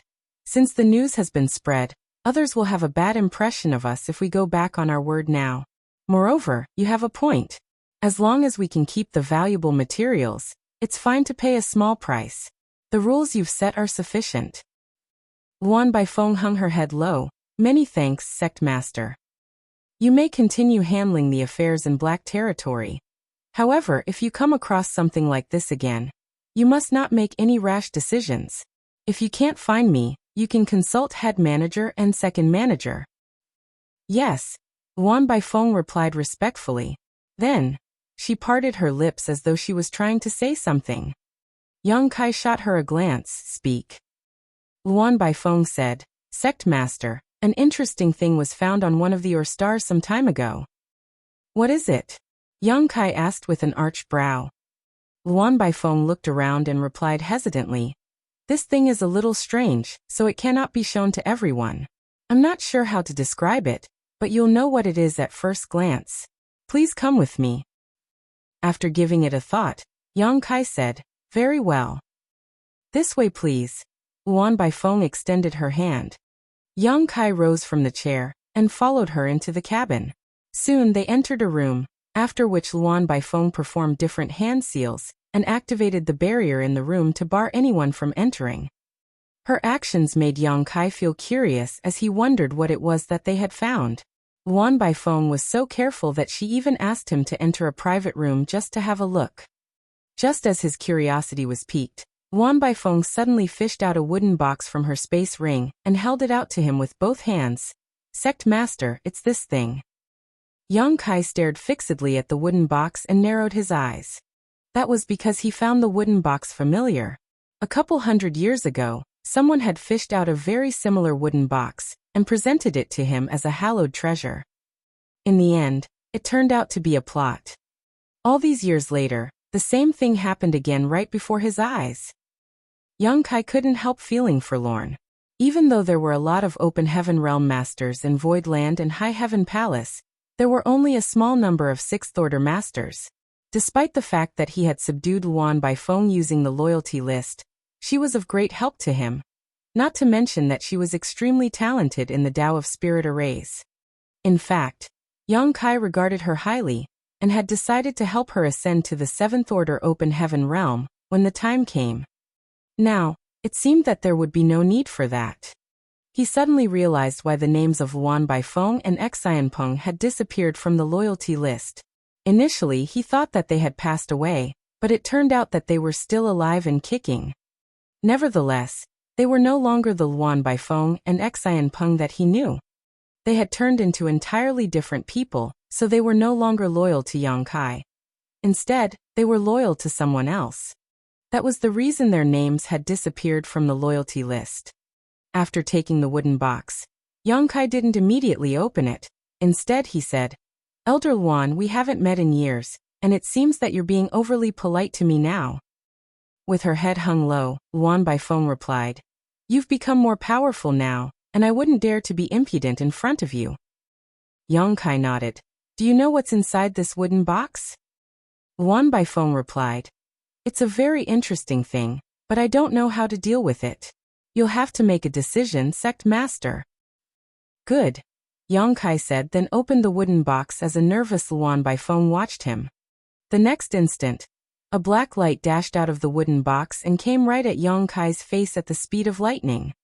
At the same time, Luan Baifeng took a few steps back to widen her gap with Yang Kai, then performed different hand seals as a grand array completely sealed off this room. She was an expert in the Tao of Spirit Arrays, and she had personally set up the spirit arrays in this room and on this ship. In this area, she could temporarily exert the power of a Seventh Order Open Heaven Realm Master.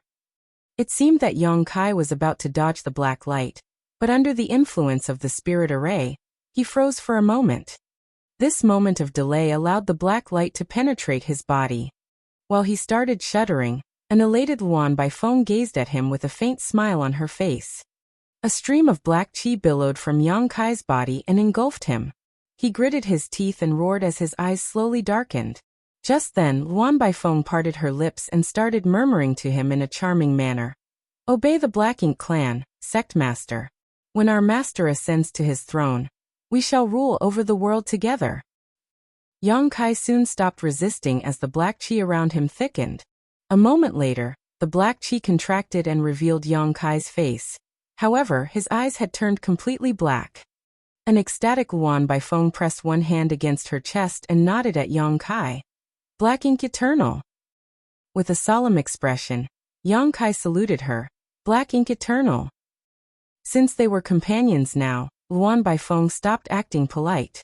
She took a seat on the chair and picked up a cup of tea, as she wanted to give Yang Kai some time to get used to his new reality. Standing on the same spot, Yang Kai examined his small universe.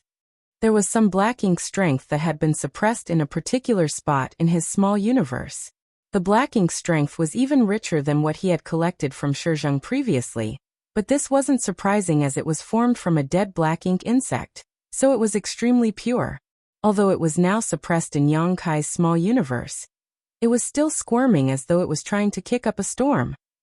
The black light from the wooden box was a black ink insect. Yang Kai still had a black ink insect with him now, so he could instantly figure out what was inside the box when he saw it. After that, he only put on a pretense in front of Luan Baifeng. It wasn't easy to fool her, for the black ink strength inside his small universe was already destroyed by Big Brother Huang and Big Sister Lan in the chaotic dead territory. He was no longer able to pretend to be a black ink disciple using black ink strength. Fortunately, the black ink insect that had penetrated his body gave him a chance. Although a black ink insect was threatening, it was frail. Any open heaven realm cultivator could easily kill it if they were prepared. Just now Yang Kai directly killed the black ink insect, and after it exploded, a pure black ink strength streamed out of it. He had previously used a similar method to fool the many black ink disciples in Langya Paradise, so it wasn't hard to do the same with Luan Baifeng. The cave heavens and paradises had done their best to stop any news about the black ink clan from spreading. Be it the suicide of Shizheng or the many black ink disciples in Langya Paradise, only the inner elders and ancestors of the cave heavens and paradises were aware of the incident. None of the disciples knew anything about it, let alone Luan Baifeng, who was far away in black territory. If she knew what Yang Kai had experienced, she wouldn't have used a black ink insect to deal with him, and even thought that he was her companion, and wouldn't have his guard up against her. She could never have expected that Yang Kai had a world spring in his small universe either. They hadn't met for hundreds of years, so when Yang Kai obtained the world spring, Luan Baifeng was still monitoring her subordinates to extract materials in the black prison. It wasn't until this day that they reunited, and she had no way of knowing Yang Kai's current situation. With the world spring's protection, his small universe was impervious to outside influences. Even black ink insects couldn't harm him one bit. Both Luan Baifeng and Xian Peng were now black ink disciples. Perhaps many open heaven realm masters, who were mining ores in black territory, had also been corrupted by the black ink strength as well. Yang Kai already had this speculation when he saw two groups of black ink disciples killing themselves in the center of black territory. Now his speculations were verified. Only in a black ink clansman's hiding place would there be so many black ink disciples. The leaders of the cave heavens and paradises thought that the true black ink clansman was hiding somewhere in the shattered heaven, but no one could have expected that they were really hiding in black territory instead. It was then Yang Kai realized what the other kind of strength was besides the strange strength when he arrived at the depths of black territory. It was the black ink clansman's power, but it was obscured by the strange draining strength, which was why he couldn't sense it clearly. Chapter 4865 Real Prison. Yang Kai felt a crawling sensation on his scalp when he recalled the intimidating consciousness he had previously faced. Presently, he was not powerful enough to go against the owner of that will. Hence, he had to immediately inform the cave heavens and paradises about it, for he was no longer able to handle the matter in black territory on his own. The leaders of the cave heavens and paradises had to intervene. However, he had to get the answers to his questions before that. Yang Kai directly took a seat beside Luan Baifeng and picked up a cup of tea. It was apparent that Luan Baifeng was in a jovial mood. As she gazed at him, she asked smilingly, "How do you feel?" In a muffled voice, Yang Kai replied, "I'm fine. It seems that I've found a goal in my life." There was a fervent expression on Luan Baifeng's face. "Our goal is to sacrifice everything for our master, including our lives." Yang Kai bowed his head. "Is master in black territory now?" Luan Baifeng was shocked. "How do you know?"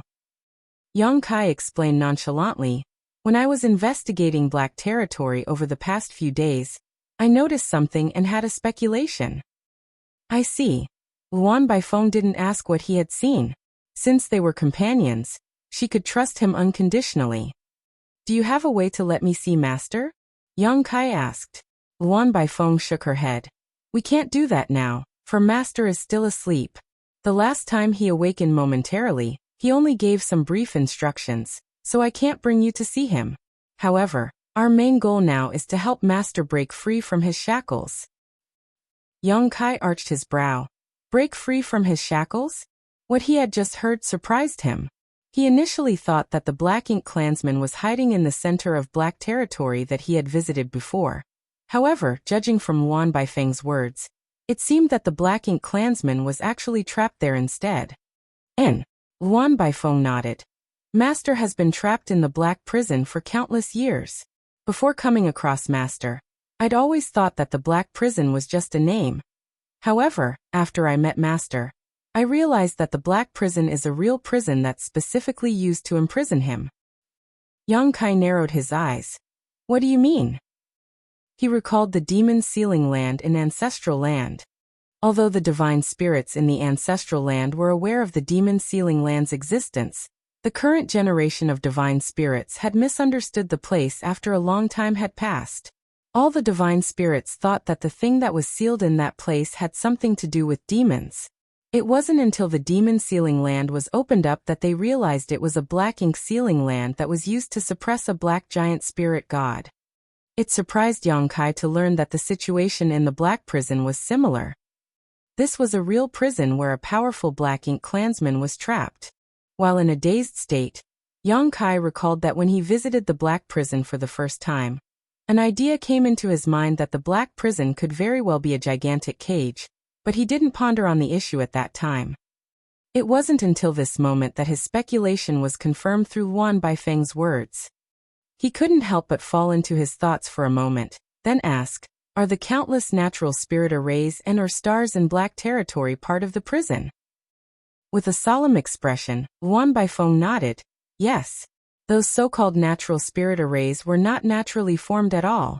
Instead, they were arranged by ancient humans. However, the people who set up the spirit arrays were so skillful in the Tao of spirit arrays that no one realized it. Everyone believed that the spirit arrays were naturally formed.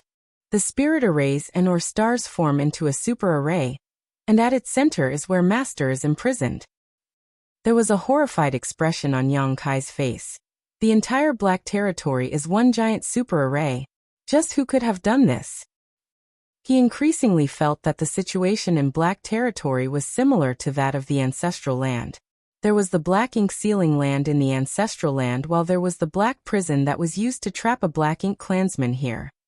The Ancestral Land was surrounded by the Divine Ability Sea, which served as a secondary barrier. Meanwhile, there were innumerable spirit arrays in Black territory which acted as a cage. Perhaps the setups in the Ancestral Land and the Black Prison were built by the same group of people. In ancient times, a group of great experts clashed with the Black Ink clan. While the Black Ink giant spirit god was suppressed and sealed in the Ancestral Land, the true Black Ink clansman was imprisoned in the Black Prison. Yuan Baifeng went on to say, the incident took place a long time ago, so I don't know the exact time it happened, and Master didn't tell me about it. Perhaps to Master, it is a kind of humiliation to be trapped for so many years. His power is irresistible. The setup in the Black Prison is to prevent anyone from approaching Master and giving him a chance to escape. The Black Prison was originally filled with a kind of strange strength. With its influence, no one could visit the depths of the Black Prison. In that case, there wouldn't be a risk of anyone getting turned into a Black Ink disciple and working for the Black Ink clan. Fortunately, you visited this place back then. Yuan Baifeng looked excitedly at him. What does it have anything to do with me? Although Yang Kai had a speculation in his heart, he wasn't certain about it. Yuan Baifeng explained with a smile. I didn't lie to you just now. It was the truth. It was because you moved several or stars from the inner region to the periphery that the super array was weakened, which allowed me to have a chance to serve Master. Yang Kai lowered his gaze. Every or star in Black territory is part of the super array. Therefore, for every or star that is removed or destroyed, the super array will weaken a little. Exactly. Yuan Baifeng nodded. The removal of 30 or so or stars can't really affect the grand array. But what if thousands of or stars are destroyed? There will come a day when Master breaks free from his prison and makes a comeback to the 3,000 worlds. When that happens, no one will be able to stop his hegemony. Upon realizing something, Yang Kai said, That was why you spread the news to attract outsiders to come over and mine your stars. Luan Baifeng smiled. I don't have enough subordinates to destroy your stars quickly. Just like you've said, since time immemorial, men die for wealth just as birds die for food. The rules I've established are reasonable, which is why many people are willing to come here and help. Yang Kai praised her by saying, That's indeed a great idea. You think so too? Luan Baifeng appeared eager as she looked at him. With you around, we'll be even more efficient. I need you to tell the people from High Heaven Palace and Voidland to come over. I can make the arrangements, Yang Kai directly agreed. After Master breaks free, you will be rewarded, Luan Baifeng said with envy. This is what I should do. It is every Black Ink disciple's dream to die for Master. Yang Kai appeared solemn as he secretly let out a sigh of relief. Judging from what she had said, it would take quite some time for the Black Ink clansman to really break free from his prison. In other words, he still had time to stop this. Upon recalling something, Yang Kai said, When I investigated Black territory some time ago, I managed to reach the center. However, I couldn't go any further as that area was covered with arrays. I suppose that's where Master is trapped. Luan Baifeng nodded. Yes, I've been there as well. But given my current mastery of the Tao of Spirit arrays, I couldn't find any loopholes to exploit, let alone a way to break them. It will only bring danger to the Master if I make any rash moves. I also saw some people getting themselves killed by crashing into the arrays. I know who you're talking about. Luan Baifeng let out a sigh. There are companions as well. However, Master is frail now from his long imprisonment, so he needs nourishment to restore his strength. Yang Kai frowned. Nourishment. The world forces that leak from their bodies after their death are the best food for Master. Upon learning that those in the Black Ink clan lived on World Force, Yang Kai felt his heart sinking. Since that place is engulfed in the Grand Array's power, how did they arrive there safely? Although the Super Array's power had been weakened after many stars were destroyed, the strange strength was still present around the center. Before Third Order and Fourth Order Open Heaven Realm Masters even arrived at that place, the heritage of their small universes would have been wiped out. Luan Baifeng replied with a smile. That's because they had the protection of Master's power. Otherwise, they couldn't have reached that place given their strength. It was then Yang Kai realized that the Black Ink's strength could even resist the Grand Array's power. Is there anything else you want to know? You can ask me anything. I'll tell you whatever I know. Luan Baifeng showed complete trust in him. How were the cultivators turned into our companions? I can see there are many of them. Luan Baifeng put on a smile. There are indeed a lot of them. I suppose we have about 1,000 companions now. However, that's just the beginning, as we'll have even more soon. As for how they were transformed, well, I was the one who personally turned the cultivators into our companions initially. Those Second Order, Third Order and Fourth Order Open Heaven Realm Masters are unable to resist the Black Ink's strength, so I can easily subdue them. Now you're able to transform others into our companions as well. Companions who have been transformed by Black Ink insects are able to do that. However, those who are not transformed by Black Ink insects can't. What happened next? Yang Kai asked.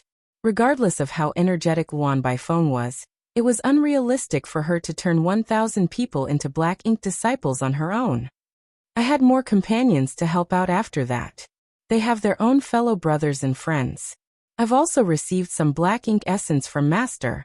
It has slowly developed into such a scale, and it'll only grow bigger in the future. Black Ink essence? Yang Kai arched his brow as it was the first time he heard about such a term, which was why he was concerned.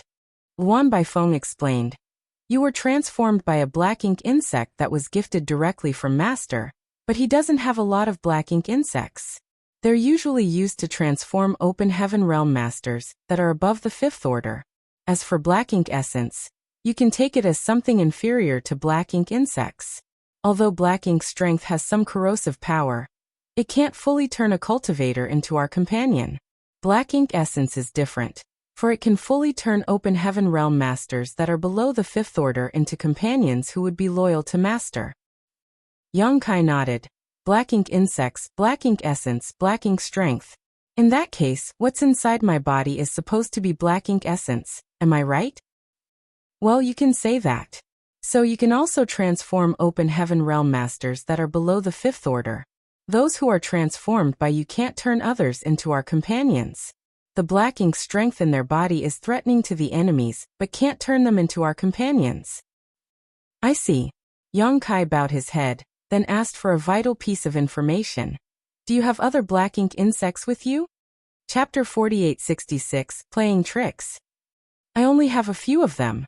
These things are precious, so even Master can't give me many. It requires quite a bit of his remaining strength to condense a black ink insect, Yuan Baifeng replied. This was similar to what Yuan Du had said. Black ink insects were very precious to the Black Ink clan.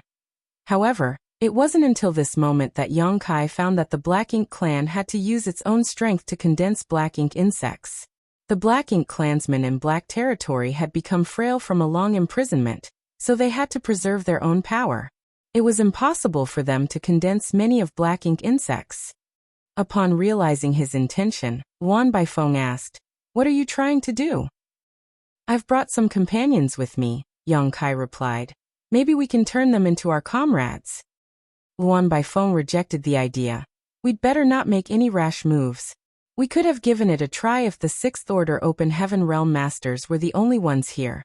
However, you've brought an 8th Order Open Heaven Realm Master with you this time. It is unlikely for a black ink insect to turn an 8th Order Open Heaven Realm Master into one of us. Master will have to personally make a move to have any chance of success.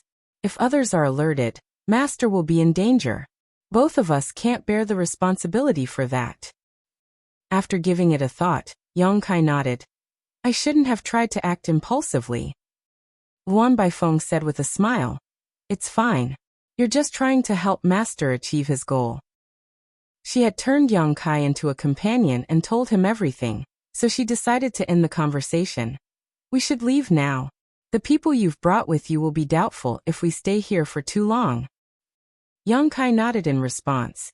A moment later, they left the room together and acted normally. There didn't seem to be anything wrong with them. The ship had already left Star 16, and was now heading to the periphery.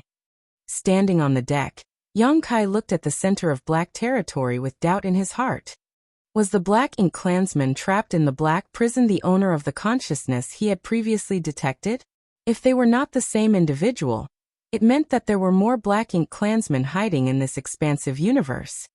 Nevertheless, Yang Kai had a feeling that it was the same Black Ink clan member. He tried to recall what he had felt during the sacrificial offering to the Black Ink clan in the universe paradise that was left behind by Yuan Du after his death. When the consciousness descended, he could feel the other party's prowess, and he could somewhat sense that the owner of the consciousness was trapped somewhere. After the incident, he informed the leaders of Langya Paradise about it. Now, it seemed that the owner of the consciousness was trapped in the Black Prison. Nevertheless, it was just a speculation. As for whether the two were the same Black Ink clansmen, Yang Kai had to feel the other party's consciousness to be certain. Half a day later, they arrived at Yuan Baifeng's palace, which was in the periphery of Black Territory. Without any delay, he respectively passed Chu Huashang and Luo Ting he a jade slip. "One of you will go to High Heaven Palace while the other will head to Void Land. Pass the jade slips to the High Heaven Palace's head manager Hua Qingxi and Voidland's second manager Bian Yuqing. Tell them to send over some people to Black Territory to help with the mining operations here." Chu Huashang was shocked. Now? Yang Kai had never discussed this matter with her before, but he suddenly passed her a jade slip and told her to get more people to come over, which made her feel doubtful. After going through 9 reincarnations with him, she had a feeling that something was off about how he was acting. Despite her doubts though, she didn't insist on probing him. "Go now." Yang Kai nodded and took a glance at Tao Lingwan. "Wanner will go with you so that you two can take care of each other." Chu Huashang replied, "Good." Tao Lingwan had always been an obedient person, so she didn't object to this arrangement. She just felt reluctant to part ways with him. On the other hand, Luo Ting he was displeased. "I'm not done having fun here. Why did you tell me to pass a jade slip to someone?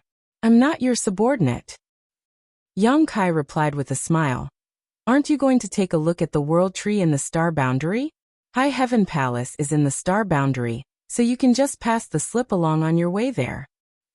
Luo Tinghe pressed her lips together and stopped refusing. Fine, I'll do you the favor.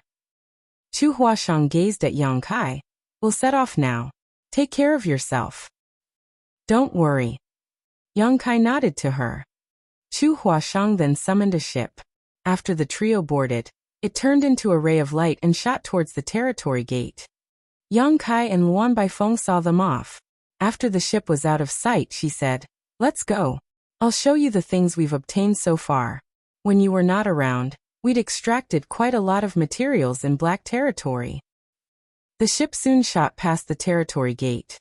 The moment they arrived at the next great territory, Luo Tinghe's expression sank as she turned to Chu Huashang. Something is wrong with Yang Kai. Chu Huashang was surprised. You sensed it as well, martial ant. Luo Tinghe nodded. Don't forget that throughout your 9 reincarnations, I'd started following you too since your 6th life. We've spent dozens of years together, so I'm somewhat familiar with his behavior. Something must have happened, which was why he hurriedly chased us away. Tao Lingwan was shocked. As something has happened to husband? What's going on? We don't know yet. Luo Tinghe shook her head, then fished out the jade slip Yang Kai had passed her. We'll find out about it after looking into the jade slips. Chu Huashang nodded in agreement. They infused their divine senses into the jade slips at the same time. And the next moment, their expressions changed drastically. That was because there was only one sentence in both jade slips. The Black Ink Clansman is hiding in the Black Prison. As a core disciple of Yinyang Cave Heaven, Chu Huashang knew a thing or two about the Black Ink Clan. She was aware of the Black Ink Clan's existence and the danger they posed, but she had never seen them before. On the other hand, Luo Tinghe was now an 8th Order Open Heaven Realm Master. Before she was trapped in the Samsara Pavilion, she was already a peak 7th Order Open Heaven Realm Master, so she definitely knew more about the Black Ink Clan than Chu Huashang. Moreover, after got out of the Samsara Pavilion, she heard a lot of things about Yang Kai from Yuxiang Dai. She knew that Yang Kai had previously made a scene in Langya Paradise, and went to great lengths to find the Black Ink disciples hidden in that place. The Cave Heavens and Paradises then spent 200 years examining themselves, while looking for the Black Ink Clan inside the 3,000 worlds. They had even performed a thorough search of the Shattered Heaven, but they still couldn't find a single Black Ink Clansman. No one could have expected that the Black Ink Clansman was hiding in the Black Prison. The two ladies instantly realized the severity of the matter. Anything that was related to the Black Ink Clan was no small issue. The fact that Luan Baifeng and Xian Peng were still alive, even though their names had disappeared from the loyalty list, might have something to do with this incident. Martial ant. Chu Huashang lifted her head and looked inquisitively at Luo Tinghe. After giving it a thought, Luo Tinghe made a decision and said, Head to the star boundary. The Cave Heavens and Paradises have all set up Dao temples there, so you only need to inform them about this and they will handle the rest. You must not accidentally leak this news to anyone. Chu Huashang nodded. Understood. What about you, martial ant? Luo Tinghe replied, I will head to the nearest Cave Heavens and Paradises and tell those old farts to come over. After Chu Huashang arrived at the star boundary and spread the news, it would then take the envoys of the Cave Heavens and Paradises quite some time to get into contact with their respective sects. Then even more time for those sects to mobilize. Yang Kai was in danger since he was in the Black Prison alone. Certainly, Luo Tinghe had to bring reinforcements to Black Territory as soon as possible. That was already the best arrangement, so Chu Huashang quickly replied, Good. Luo Tinghe said, Both of you must be careful. I'll be going now.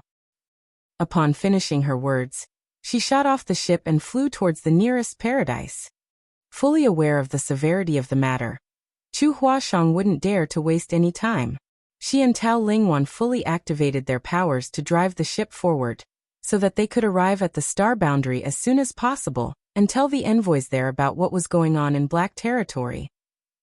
The amount of materials that had been accumulated over the past few hundreds of years in Black Territory was staggering.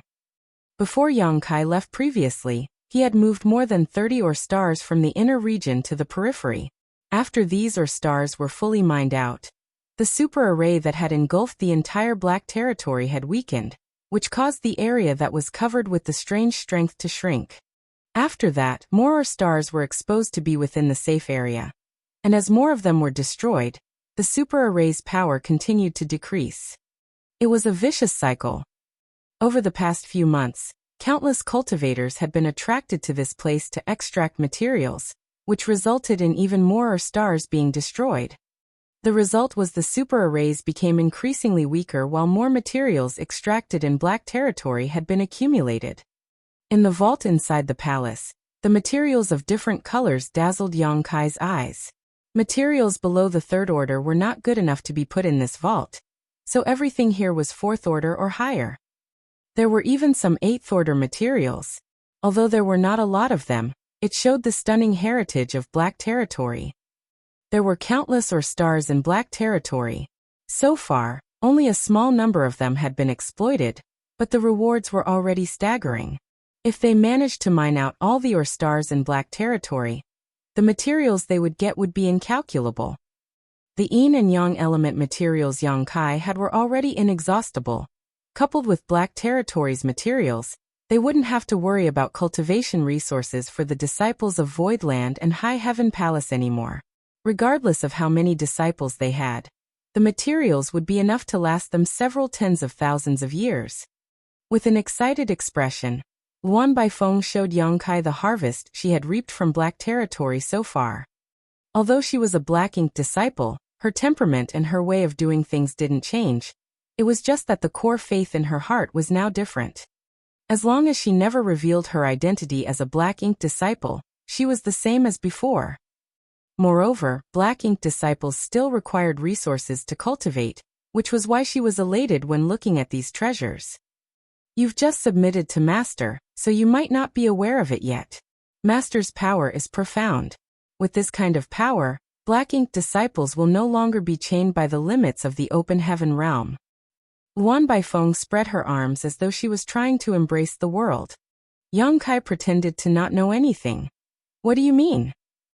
Luan Baifeng shot him a glance. What I mean is that as long as you work hard enough, you can even make it to the ninth order open heaven realm. Yang Kai appeared astonished. Are you serious? Luan Baifeng chuckled. Why would I lie to you? If my memory serves me right, you directly ascended to the fifth order in the past.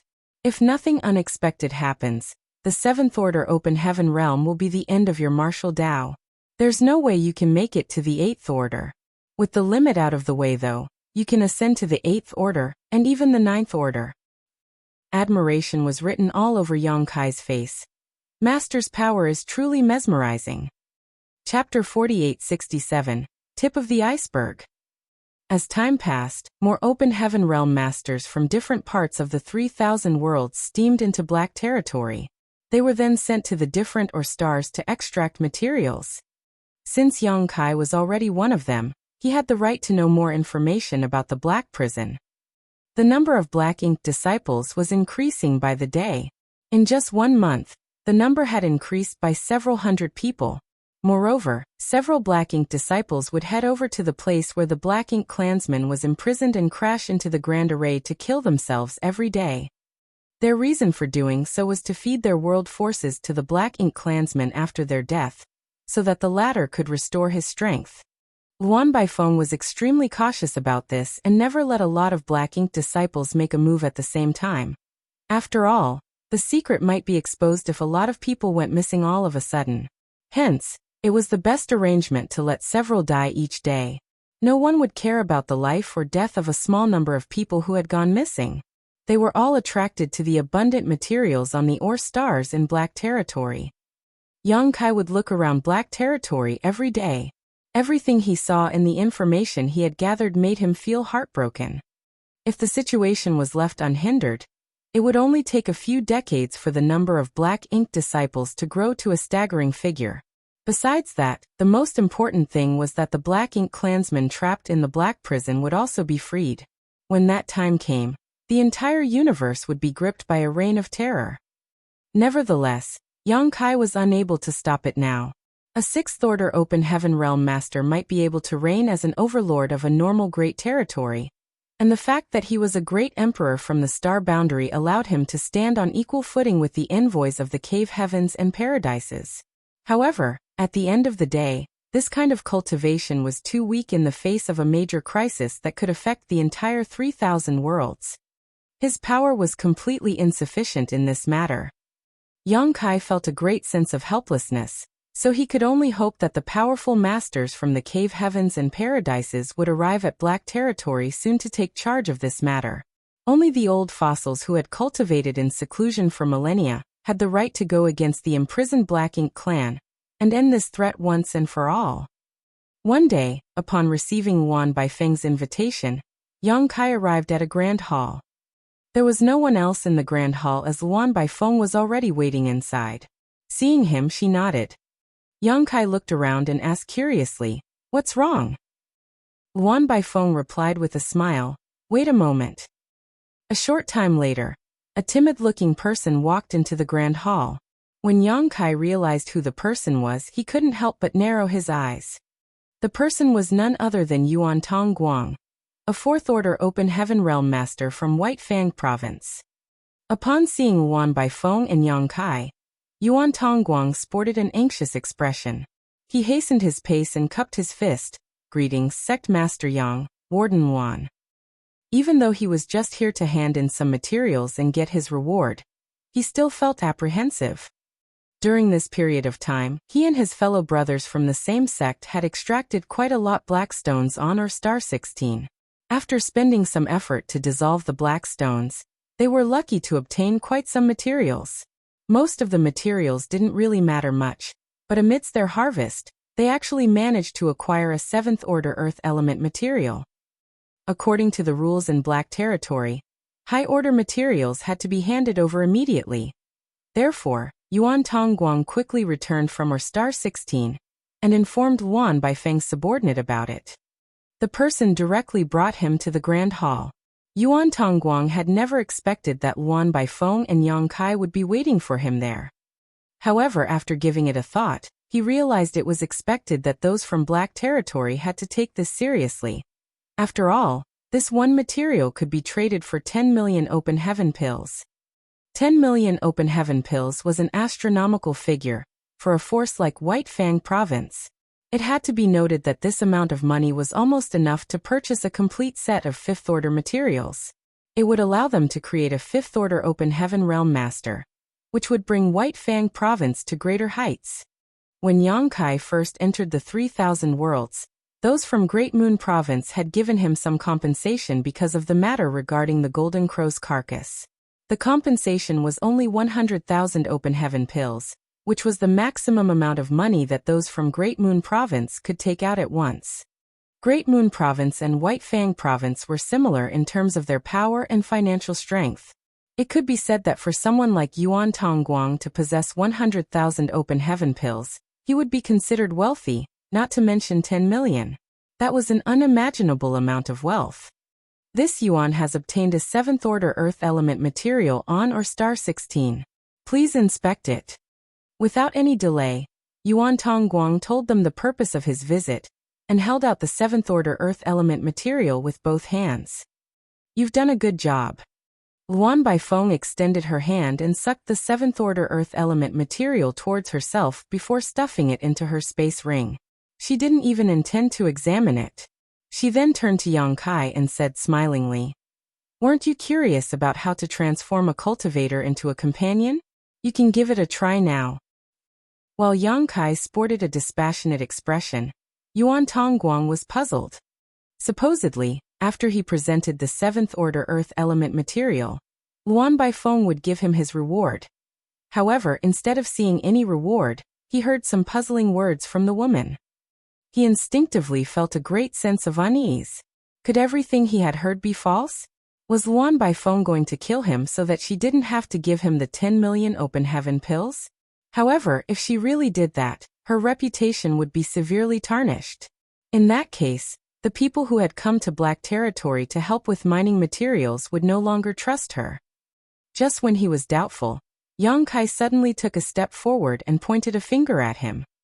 As space principles undulated, Yuan Tongguang was instantly bound in place. He was only a fourth-order open heaven realm master, so how was he supposed to defend himself against Yang Kai?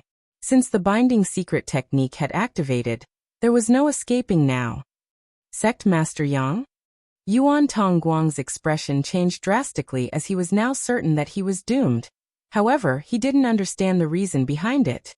As Yang Kai was facing away from Luan Baifeng, he looked apologetically at the other man. He had indeed asked Luan Baifeng about how to turn a cultivator into one of their companions, but he was only doing so to gather information. It never crossed his mind that she would make him do it. He wouldn't dare to show the slightest hesitation, for that might cause his secret to be exposed. The powerful cultivators from the cave heavens and paradises hadn't arrived yet, so if he was exposed at this point, he might trigger some unexpected consequences, and he wouldn't be able to bear the responsibility for that. As he stood in front of Yuan Tongguang, he could see the fear and pleading behind the other man's eyes. Just then, Luan Baifeng's voice was heard coming from behind him. Activate the black ink essence in your small universe. That's Master's power, and no one can resist it. Without saying anything, Yang Kai lifted his hand as a squirming black fog formed on his palm. An evil aura permeated the hall, and made Yuan Tongguang feel a great sense of discomfort. He became increasingly horrified as he pleaded. Please spare my life, Sect Master Yang. There are no grudges between us, and no one from White Fang Province has ever offended you. Please don't kill me. Don't worry. I'm not killing you, Yang Kai said. In fact, I am going to grant you the most wondrous gift. Upon finishing his words, he covered Yuan Tongguang's face with his palm. The squirming black fog seemed to have come to life as it streamed into Yuan Tongguang's body through his 7 orifices. Yuan Yongguang widened his eyes and started shaking violently. A gurgling sound was heard coming from his throat, as though he was going through an unimaginable torture. However, he was still bound to the spot by Yang Kai's space principles, so regardless of how hard he struggled, he could never break free. A moment later, the black ink strength's aura billowed from Yuan Tongguang's body as his eyes gradually darkened, until they became completely black. He slowly stopped struggling, as though he had resigned to fate. You can release him now, Luan Baifeng said from behind. Yang Kai dispelled his binding technique, after which Yuan Tongguang collapsed to the ground. With a frown, Yang Kai asked, Is it done? Luan Baifeng shook her head. It's not that easy. Although the master's power is profound, it isn't easy to transform a cultivator into a companion. It depends on how strong the other party's willpower is. The time it takes the black ink's strength to invade a small universe also varies. Upon hearing that, Yang Kai felt his chest tightening as it was different from his previous pretense. Luan Baifeng said with a smile, We are different, of course. It's much quicker for a black ink insect to transform a person into a companion.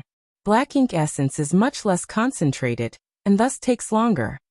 She then took a glance at Yuan Tongguang, who was lying on the ground. He has basically transformed. All we have to do is wait. That was indeed the case. After just half a day, Yuan Tongguang was fully transformed into a black ink disciple. He got to his feet and acted normally, but his eyes were now black. Greetings, sir, madam. Yuan Tongguang cupped his fist. Luan Baifeng nodded and tossed a space ring at him. Yuan Tongguang took the ring and infused his divine sense into it, after which he realized that there were countless open heaven pills inside. If he had seen so many open heaven pills before today, he would have been ecstatic. However, he sported an impassive expression at this moment. Do you know what you should say after you go back? Luan Baifeng asked. Yuan Tongguang quickly replied. I will ensure all know that Sir Yang is a man of his word. Good. You may go now. Luan Baifeng waved her hand. Yuan Tongguang saluted them again, and then left the hall. After he was gone, Luan Baifeng looked smilingly at Yang Kai. See? It's that easy. There was a sense of admiration on Yang Kai's face. Master's power is indeed amazing. Luan Baifeng said with a smile. This is just the tip of the iceberg. Let's go. I'll bring you to see something else. Upon finishing her words, she led the way for him. With his curiosity piqued, Yang Kai followed her closely as he wondered what she was about to show him. Luan Baifeng led Yang Kai to a very remote place. There didn't seem to be anyone passing by here. The visitors in Black Territory were aware that this place was filled with inconspicuous but dangerous spirit arrays that were hidden in the void. Therefore, the cultivators who were in Black Territory to mine materials wouldn't dare to wander randomly. They would only travel the paths that had been proven safe. Chapter 4868 Hidden Danger of Black Ink Strength.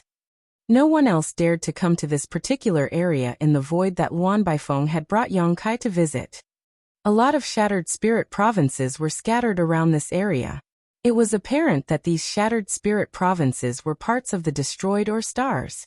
Yang Kai looked around and realized in shock that there were cultivators standing on these shattered spirit provinces. Without fail, they were all engulfed in dark fog. They were obviously Black Ink disciples. It seemed that they were cultivating. A strange energy fluctuation was felt coming from a particular direction, which prompted Yang Kai to turn his head and have a look. Luan Baifeng noticed it as well. She then said with a smile, "What a coincidence. Something is about to happen. Let's go take a look." Without saying anything, Yang Kai followed her. A moment later, they arrived at a spot that was 30 kilometers away from a shattered spirit province. There was a Black Ink disciple on the shattered spirit province who was performing a set of hand seals. Black Ink strength weltered around his figure. Yang Kai found the Black Ink disciple familiar, so he reckoned that the person was Luan Baifeng's former subordinate.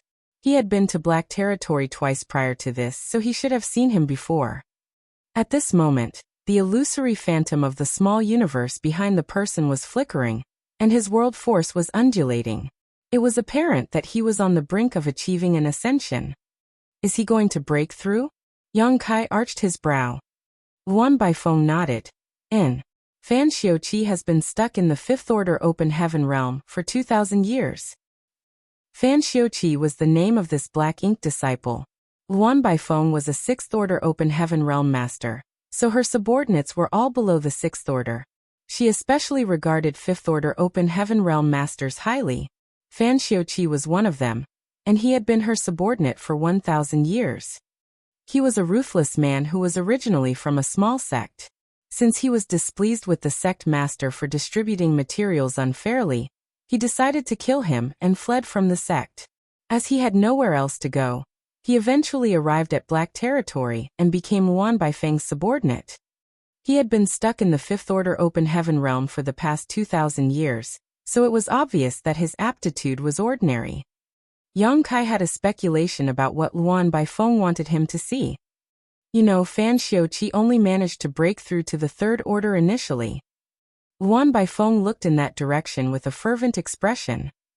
There were countless Third Order Open Heaven realm masters in the 3,000 worlds, making it the starting point for most Open Heaven realm masters. The limits of their own aptitudes, the difficulty of acquiring materials, and their finances made it impossible for most cultivators to have a better choice when ascending to the Open Heaven realm. Moreover, even ascending to the Third Order Open Heaven realm was a dream that a lot of people could never achieve in their lifetimes. Fan Xiuqi was just one of those many people. Although he was ordinary, he was the epitome of those who could never achieve anything great in life. If one directly ascended to the Third Order Open Heaven realm, the end of their martial Tao would be the Fifth Order. In other words, if nothing unexpected happened, the Fifth Order Open Heaven realm was the best Fan Xiuqi could achieve in his life. That was the reason he had been stuck in this order for 2,000 years.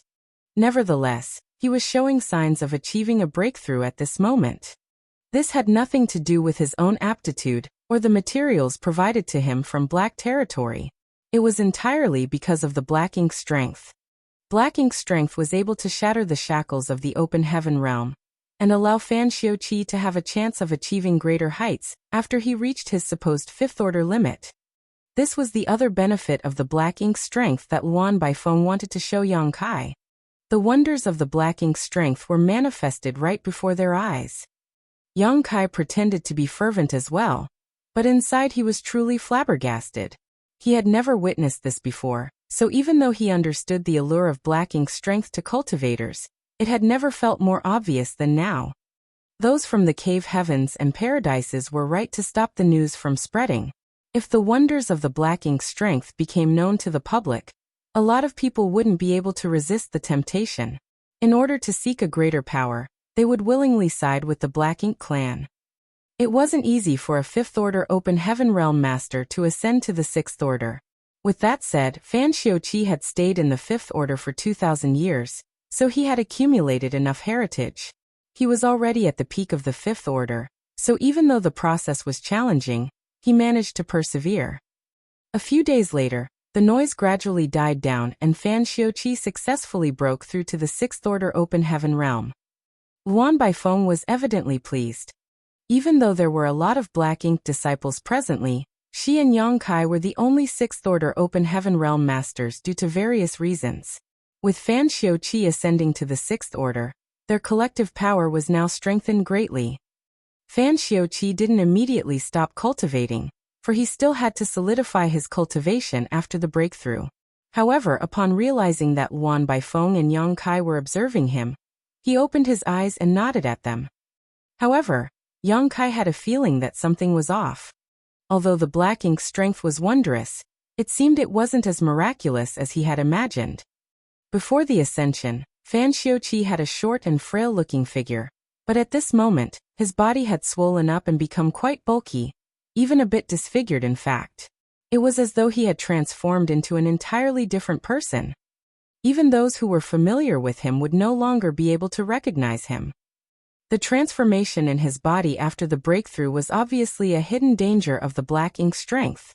Although Yang Kai had no idea what consequences that the hidden danger would lead to, he reckoned that they wouldn't be good. He then turned to look at another shattered spirit province. Over the past few days when Fan Xiuqi was trying to achieve an ascension, the Black Ink disciple in this particular spirit province was showing signs of achieving a breakthrough as well.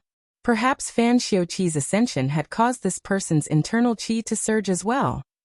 This person was also Luan Baifeng's former subordinate, but he was only in the 4th Order Open Heaven Realm. According to Luan Baifeng, his name was Xu Yuanxi. Xu Yuanxi only started out as a 2nd Order Open Heaven Realm Master, so the 4th Order was his limit.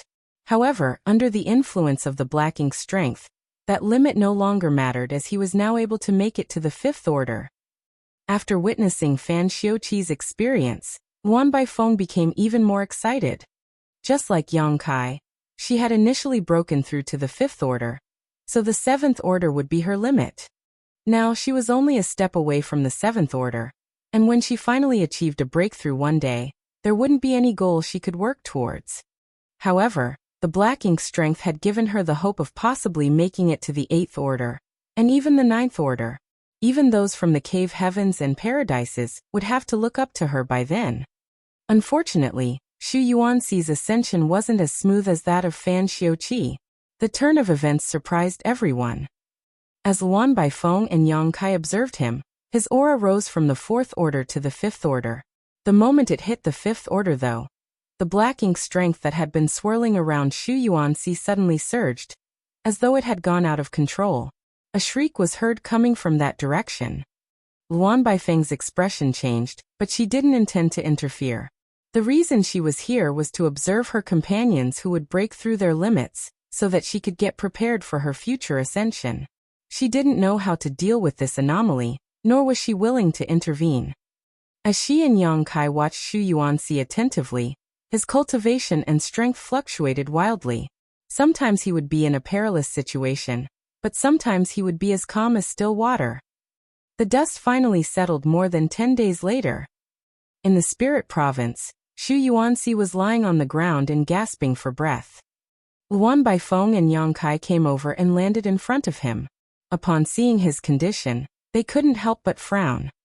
Presently, Xu Yuanxi was in a terrible state.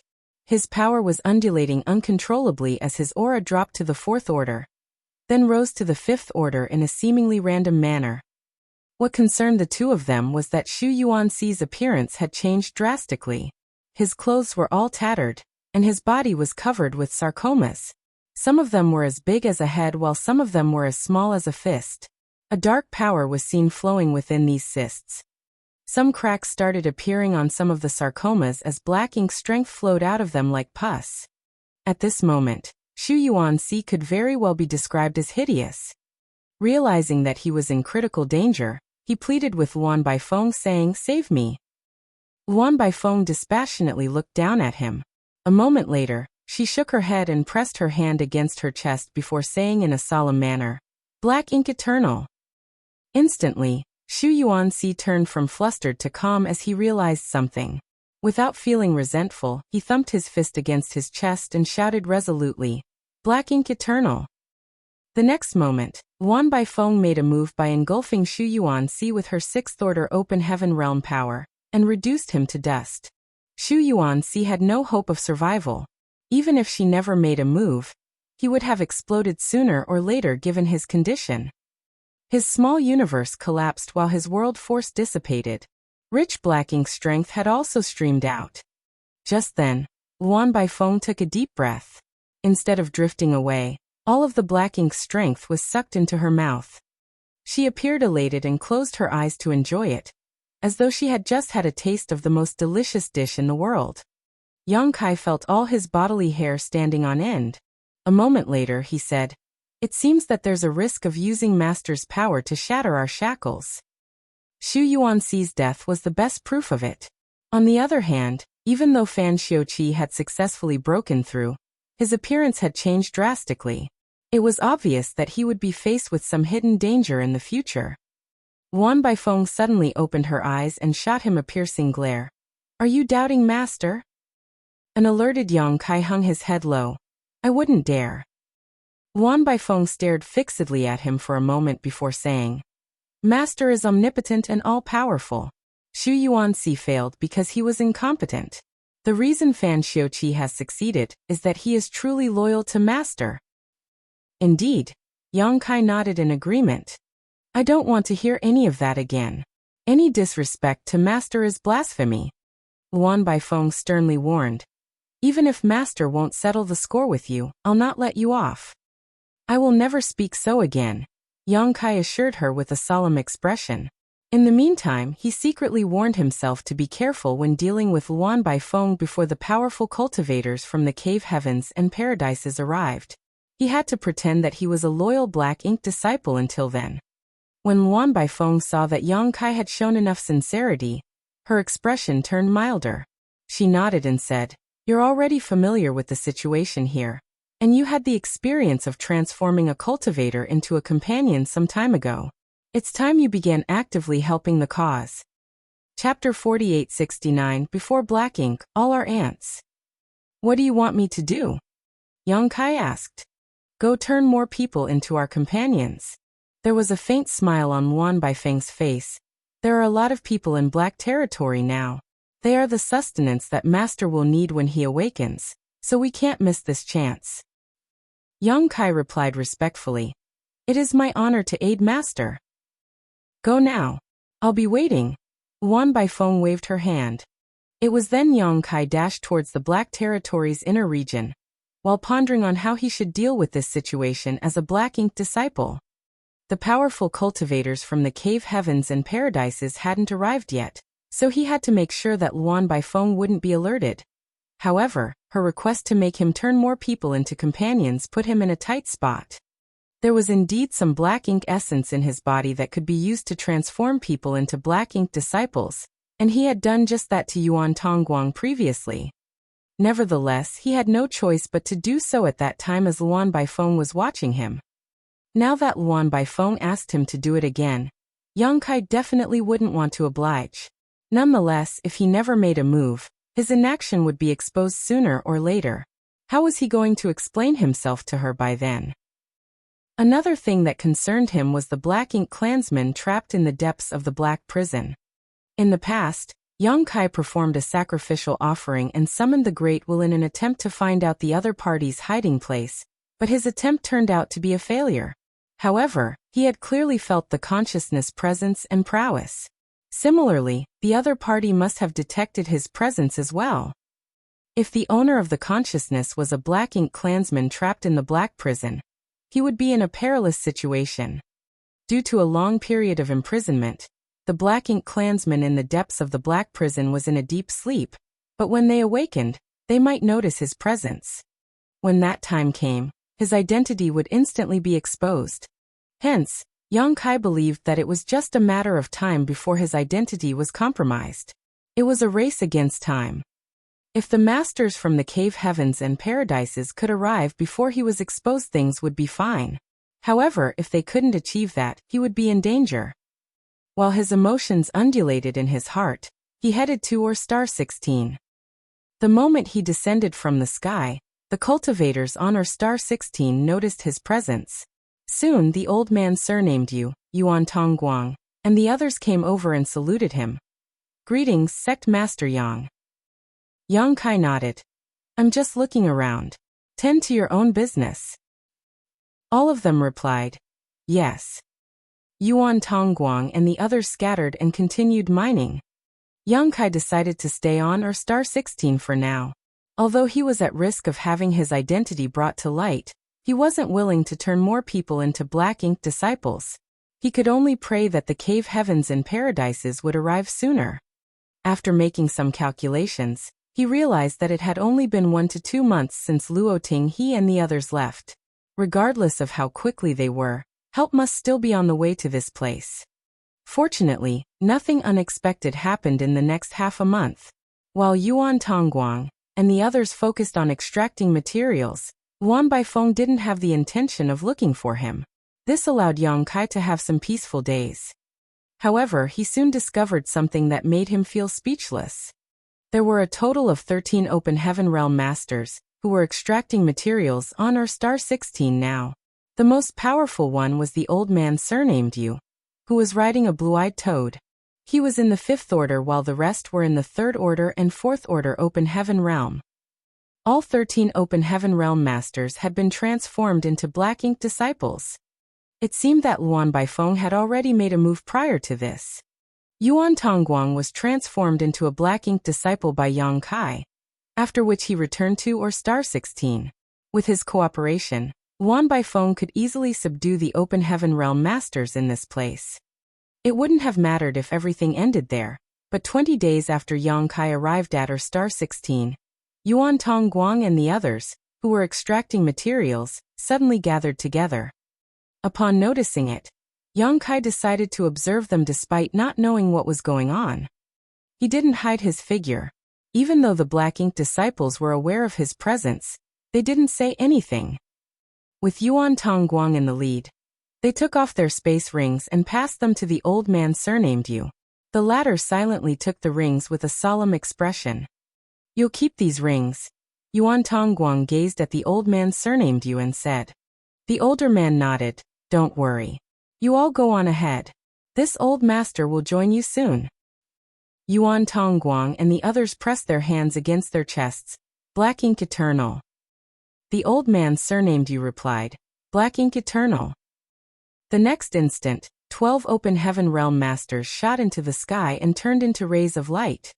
Yang Kai sported a dark expression as he had a speculation about what was going on.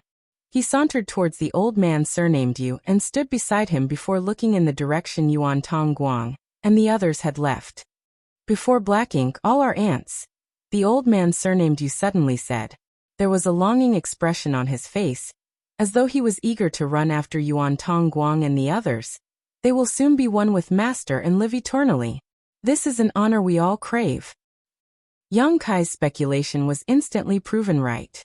There was something he was curious about though. "Who gave you the order?" he asked. The old man surnamed Yu shook his head. "No one ordered us to do anything. As long as Master has a need, we are ready to sacrifice ourselves. It could be me next time, or even you."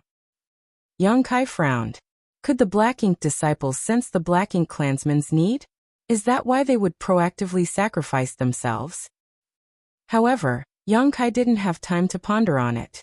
He had been waiting for a long time, and didn't want to expose himself so soon, but things had come to a point where he had no choice but to make a move.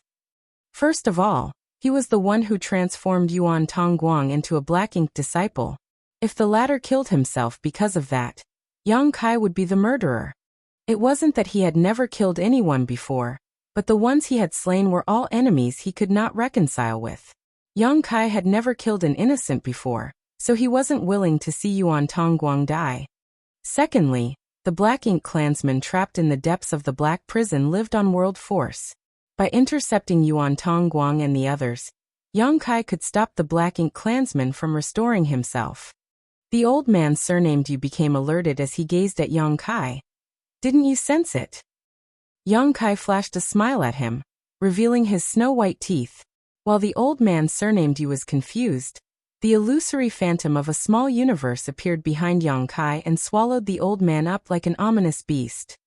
The small universes of high-rank open heaven realm masters had materialized, so they could accommodate living creatures, including open heaven realm masters of lower orders. Even though Yang Kai wasn't a high-rank open heaven realm master yet, his small universe had already materialized. As a sixth-order open heaven realm master, he was able to keep the old man surnamed Yu, who was a fifth-order open heaven realm master, inside his small universe as long as he could unleash a burst of force that the other party couldn't resist. With that said, there would be a risk Yang Kai had to bear for keeping the other party inside his small universe. This wasn't really an issue for Yang Kai though. He was nearly on par with a seventh-order open heaven realm master now, so before the old man surnamed Yu had time to react, he was subdued and transferred into Yang Kai's small universe. The next instant, he was engulfed in a restrictive power and became rooted to the spot, as though he had been struck with a binding secret technique. He couldn't even move a muscle. In Seven Stars Sect, Sui was feeding the golden carp that had obtained a dragon vein after drinking Yang Kai's dragon blood when all of a sudden, the world around him started spinning. When he recovered, he realized that he was in an unfamiliar place. There was a short and wrinkled old man who appeared bound in place there. Beside the old man stood a blue-eyed toad that was as tall as a 3-story building. A gurgling sound was heard coming from its throat, and the pustules on its figure exuded a poisonous aura. Sui was dumbstruck at the sight. He felt an unimaginable energy fluctuation coming from the old man and the blue-eyed toad. In the past, he thought that Emperor Realm Masters were the most powerful cultivators in the world, but even they seemed insignificant compared to the pair before his eyes. He had only felt the same kind of formidable aura from his honored master before. Before he could figure out what was going on, Sui heard his honored master speaking to him. "Keep an eye on him. Call out to me immediately if anything happens." "Yes," Sui quickly replied. He no longer felt flustered upon hearing his honored master's voice. With his honored master around, he wouldn't have to fear anything.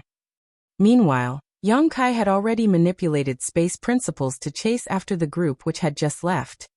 A moment later, he saw Yuan Tongguang and the others and directly hastened his pace to intercept them.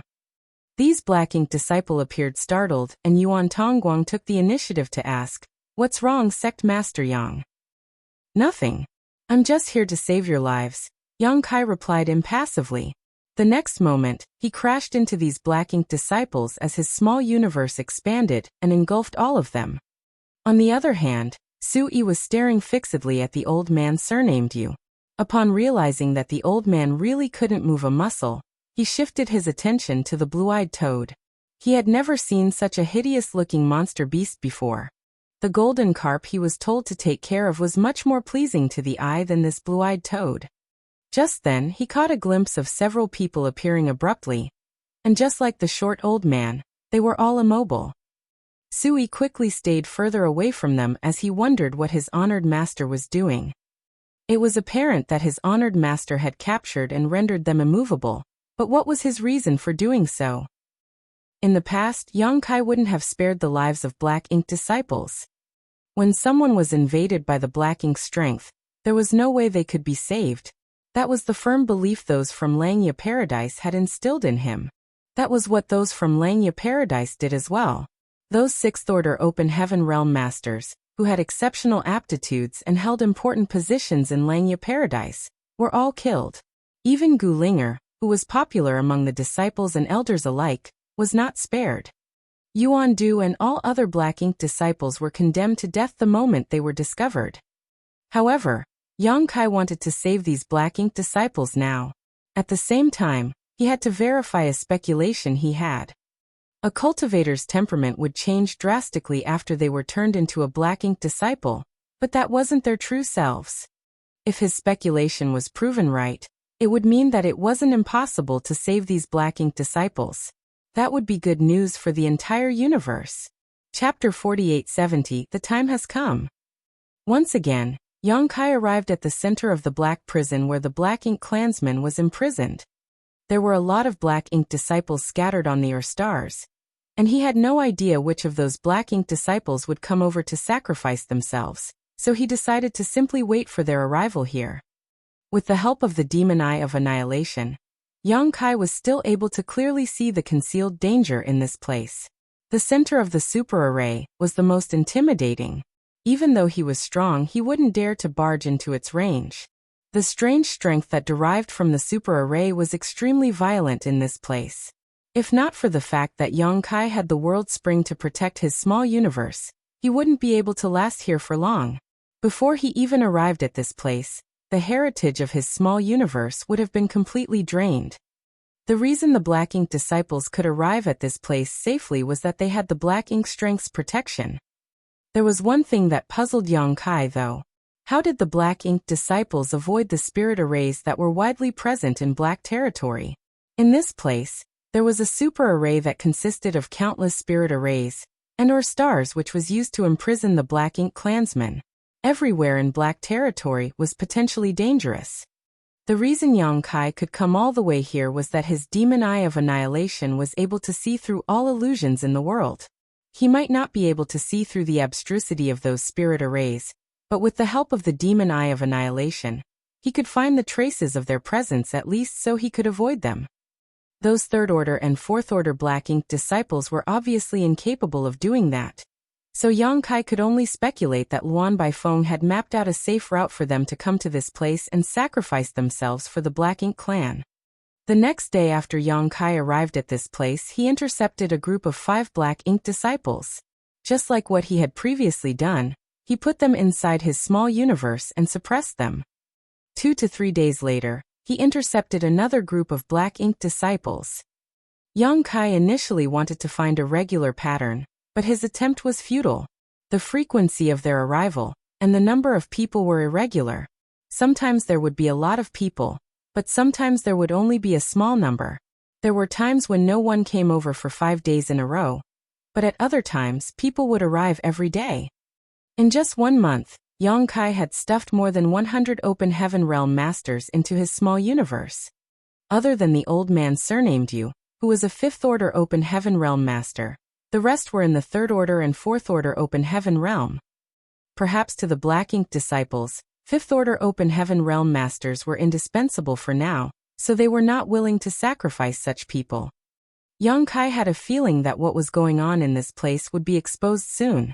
In fact, he was already surprised that he had managed to stay here for a whole month without alerting Luan Baifeng. And soon that time came. One day, when Yang Kai was resting in the void as he patiently waited for the Black Ink disciples' arrival, he suddenly opened his eyes. A chill gripped him, which prompted him to activate his world force to protect himself. There seemed to be a hidden gaze that took a glance at him from the depths of the void. The great consciousness he had felt during the sacrificial offering in the past appeared for a breath before vanishing again. The consciousness could no longer be felt, as though it was nothing more than an illusion. However, Yang Kai was fully aware that it wasn't an illusion. He had been intercepting the Black Ink disciples in this place, so the Black Ink clansman, who was sound asleep, hadn't had any nourishment for an entire month. There was no doubt that the Black Ink clansmen had been alerted, which was why they had awakened from their sleep for a brief moment. Yang Kai had no idea whether the other party had slumbered off again, but he was now certain that the Black Ink clansman who had a hand in Langya Paradise was the same as the one who was trapped in the Black Prison. He had felt the same consciousness twice, so he reckoned that his speculation was right. This was actually good news, for there might only be one Black Ink clansman present in the 3,000 worlds. Yang Kai was initially worried that there would be more members of the Black Ink clan in hiding. The bad news was that a battle was now imminent. There were probably thousands of Black Ink disciples in the Black Prison, while Yang Kai was on his own. The imprisoned Black Ink clansmen had already noticed his presence, So there was no way the black ink disciples were still clueless now. Over the past month, young Kai wasn't just waiting around though. Instead, he had been planning out his next move, and now was the time for him to take action.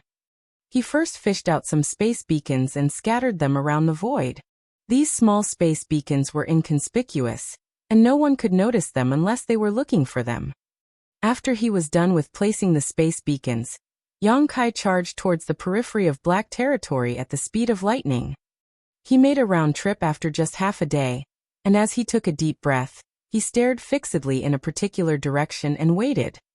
The black ink disciples didn't let him wait for long. Barely 2 days later, several rays of light rapidly approached him from the distance. Behind the rays of light were countless figures that navigated through the void like locusts.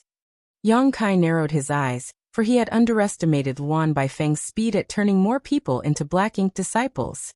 Some time ago, Luan Baifeng told him that there were about 1,000 black ink disciples in black territory, but the number had increased by several times now.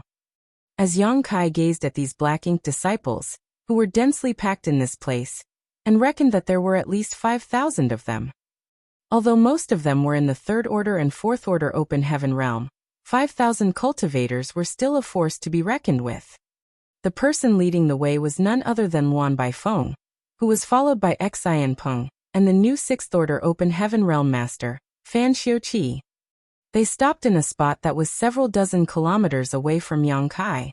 Luan Baifeng stared at the man with a dark expression, fury and disbelief written all over her face. She had seen the black ink insect penetrate Yang Kai's body and transform him into a black ink disciple with her own eyes. Initially, she thought that Yang Kai was one of their companions, so she trusted him fully during this period of time. However, she had never expected that it was all just an act. If her master hadn't given the order in the brief moment he awakened, she would still have been in the dark about this. She was fully aware of how strong Yang Kai was, so she knew that she was no match for him on her own, which was why she immediately gathered all the black ink disciples together and came over to kill Yang Kai regardless of the cost. How did you do it? Luan Baifeng glowered at him. This question had been troubling her. Since Yang Kai was even able to resist the black ink insect's invasion, there were no other ways that could transform him into a companion. If she couldn't figure out the reason behind it, she wouldn't be able to trust any new black ink disciples. Without trust, the black ink disciples could no longer work together. Why don't you take a guess? Yang Kai grinned. It was expected that he wouldn't tell her the truth, as he was more than happy to stall for time. Luan Baifeng said, a lot of profound yin bamboo was found in the new Great Territory. Since your small universe has materialized, you're able to nurture profound yin bamboo. As one of the 12 minor pillars, profound yin bamboo is beneficial to the small universe. Not only can it fortify the small universe, but it could also fend off any external influence. Is that the reason behind it? Yang Kai clapped his hands. You're indeed clever. However, Luan Baifeng shook her head. Although the profound yin bamboo is incredible, it's unable to resist a black ink insect's influence. In fact, none 12 minor pillars can do that, unless you have one of the 4 great pillars. At this point, Luan Baifeng's expression changed. I initially wanted to spare your life, but now it seems that I can't do that. With one of the 4 great pillars protecting his small universe, Yang Kai would never be turned into their companion. Although it was difficult to guard against the black ink's strength, the 4 great pillars were its biggest nemesis. Yang Kai shot a glance at the people behind her and sneered. Do you think you can rely on these people to kill me, Luan Baifeng? Are you sure it's not all your wishful thinking? Even if they're not familiar with my strength, are you clueless about it as well? Luan Baifeng snorted. Let's see if they're able to kill you or not. Despite what she had just said, she didn't immediately order them to make a move. Instead, she asked, you lied to me that those people were going to Void Land and High Heaven Palace to get more people to come over, didn't you? They must have gone to seek help, right? Correct. Yang Kai nodded in admission. If nothing unexpected happens, the masters from the cave heavens and paradises will be here soon. So what if they come? Luan Baifeng wasn't flustered one bit. As long as Master breaks free from his shackles, Those so-called cave heavens and paradises are nothing more than weaklings. Before black ink, all are ants. Yang Kai let out a sigh. Luan Baifeng, listen to the voice in your heart. You are not your true self now. You're just being influenced by the black ink strength. As a woman, you've managed to make it to the sixth order open heaven realm. You shouldn't be so weak-willed. Impudence. Luan Baifeng snapped. You have no right to criticize us. Yang Kai shook his head and fell silent. Luan Baifeng was his former subordinate, so he wanted to give persuading her a try. However, he knew that after she was invaded by the black ink strength, there was no way she would change her mind. I do have one question though. Luan Baifeng frowned. I hope you'll answer it. Go ahead. Yang Kai nodded. It now seems to me that you were well prepared before coming to black territory. Were you already aware of the situation here? You could say so. How did you find out? Luan Baifeng appeared puzzled. Yang Kai hung his head low for a moment before replying. I thought you and Xian Peng were dead. As he spoke, he summoned the loyalty list and turned to the pages where their names were supposed to be. Your names suddenly vanished. I was heartbroken, so I decided to come to black territory to look into the matter, but it turned out that you two are still alive and kicking. That's why I found it strange and began investigating. Luan Baifeng was astounded as she had never expected the fact that the situation in black territory being exposed had something to do with the loyalty list. That explained everything. Yang Kai came over to find out the truth behind their deaths, but he came across Xian Peng just outside black territory. That was why he hid his identity and followed Yuan Tongguang to enter black territory and look into the matter.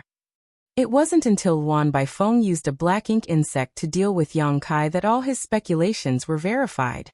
Fate is truly unpredictable. Our plan has been foiled. Luan Baifeng let out a sigh.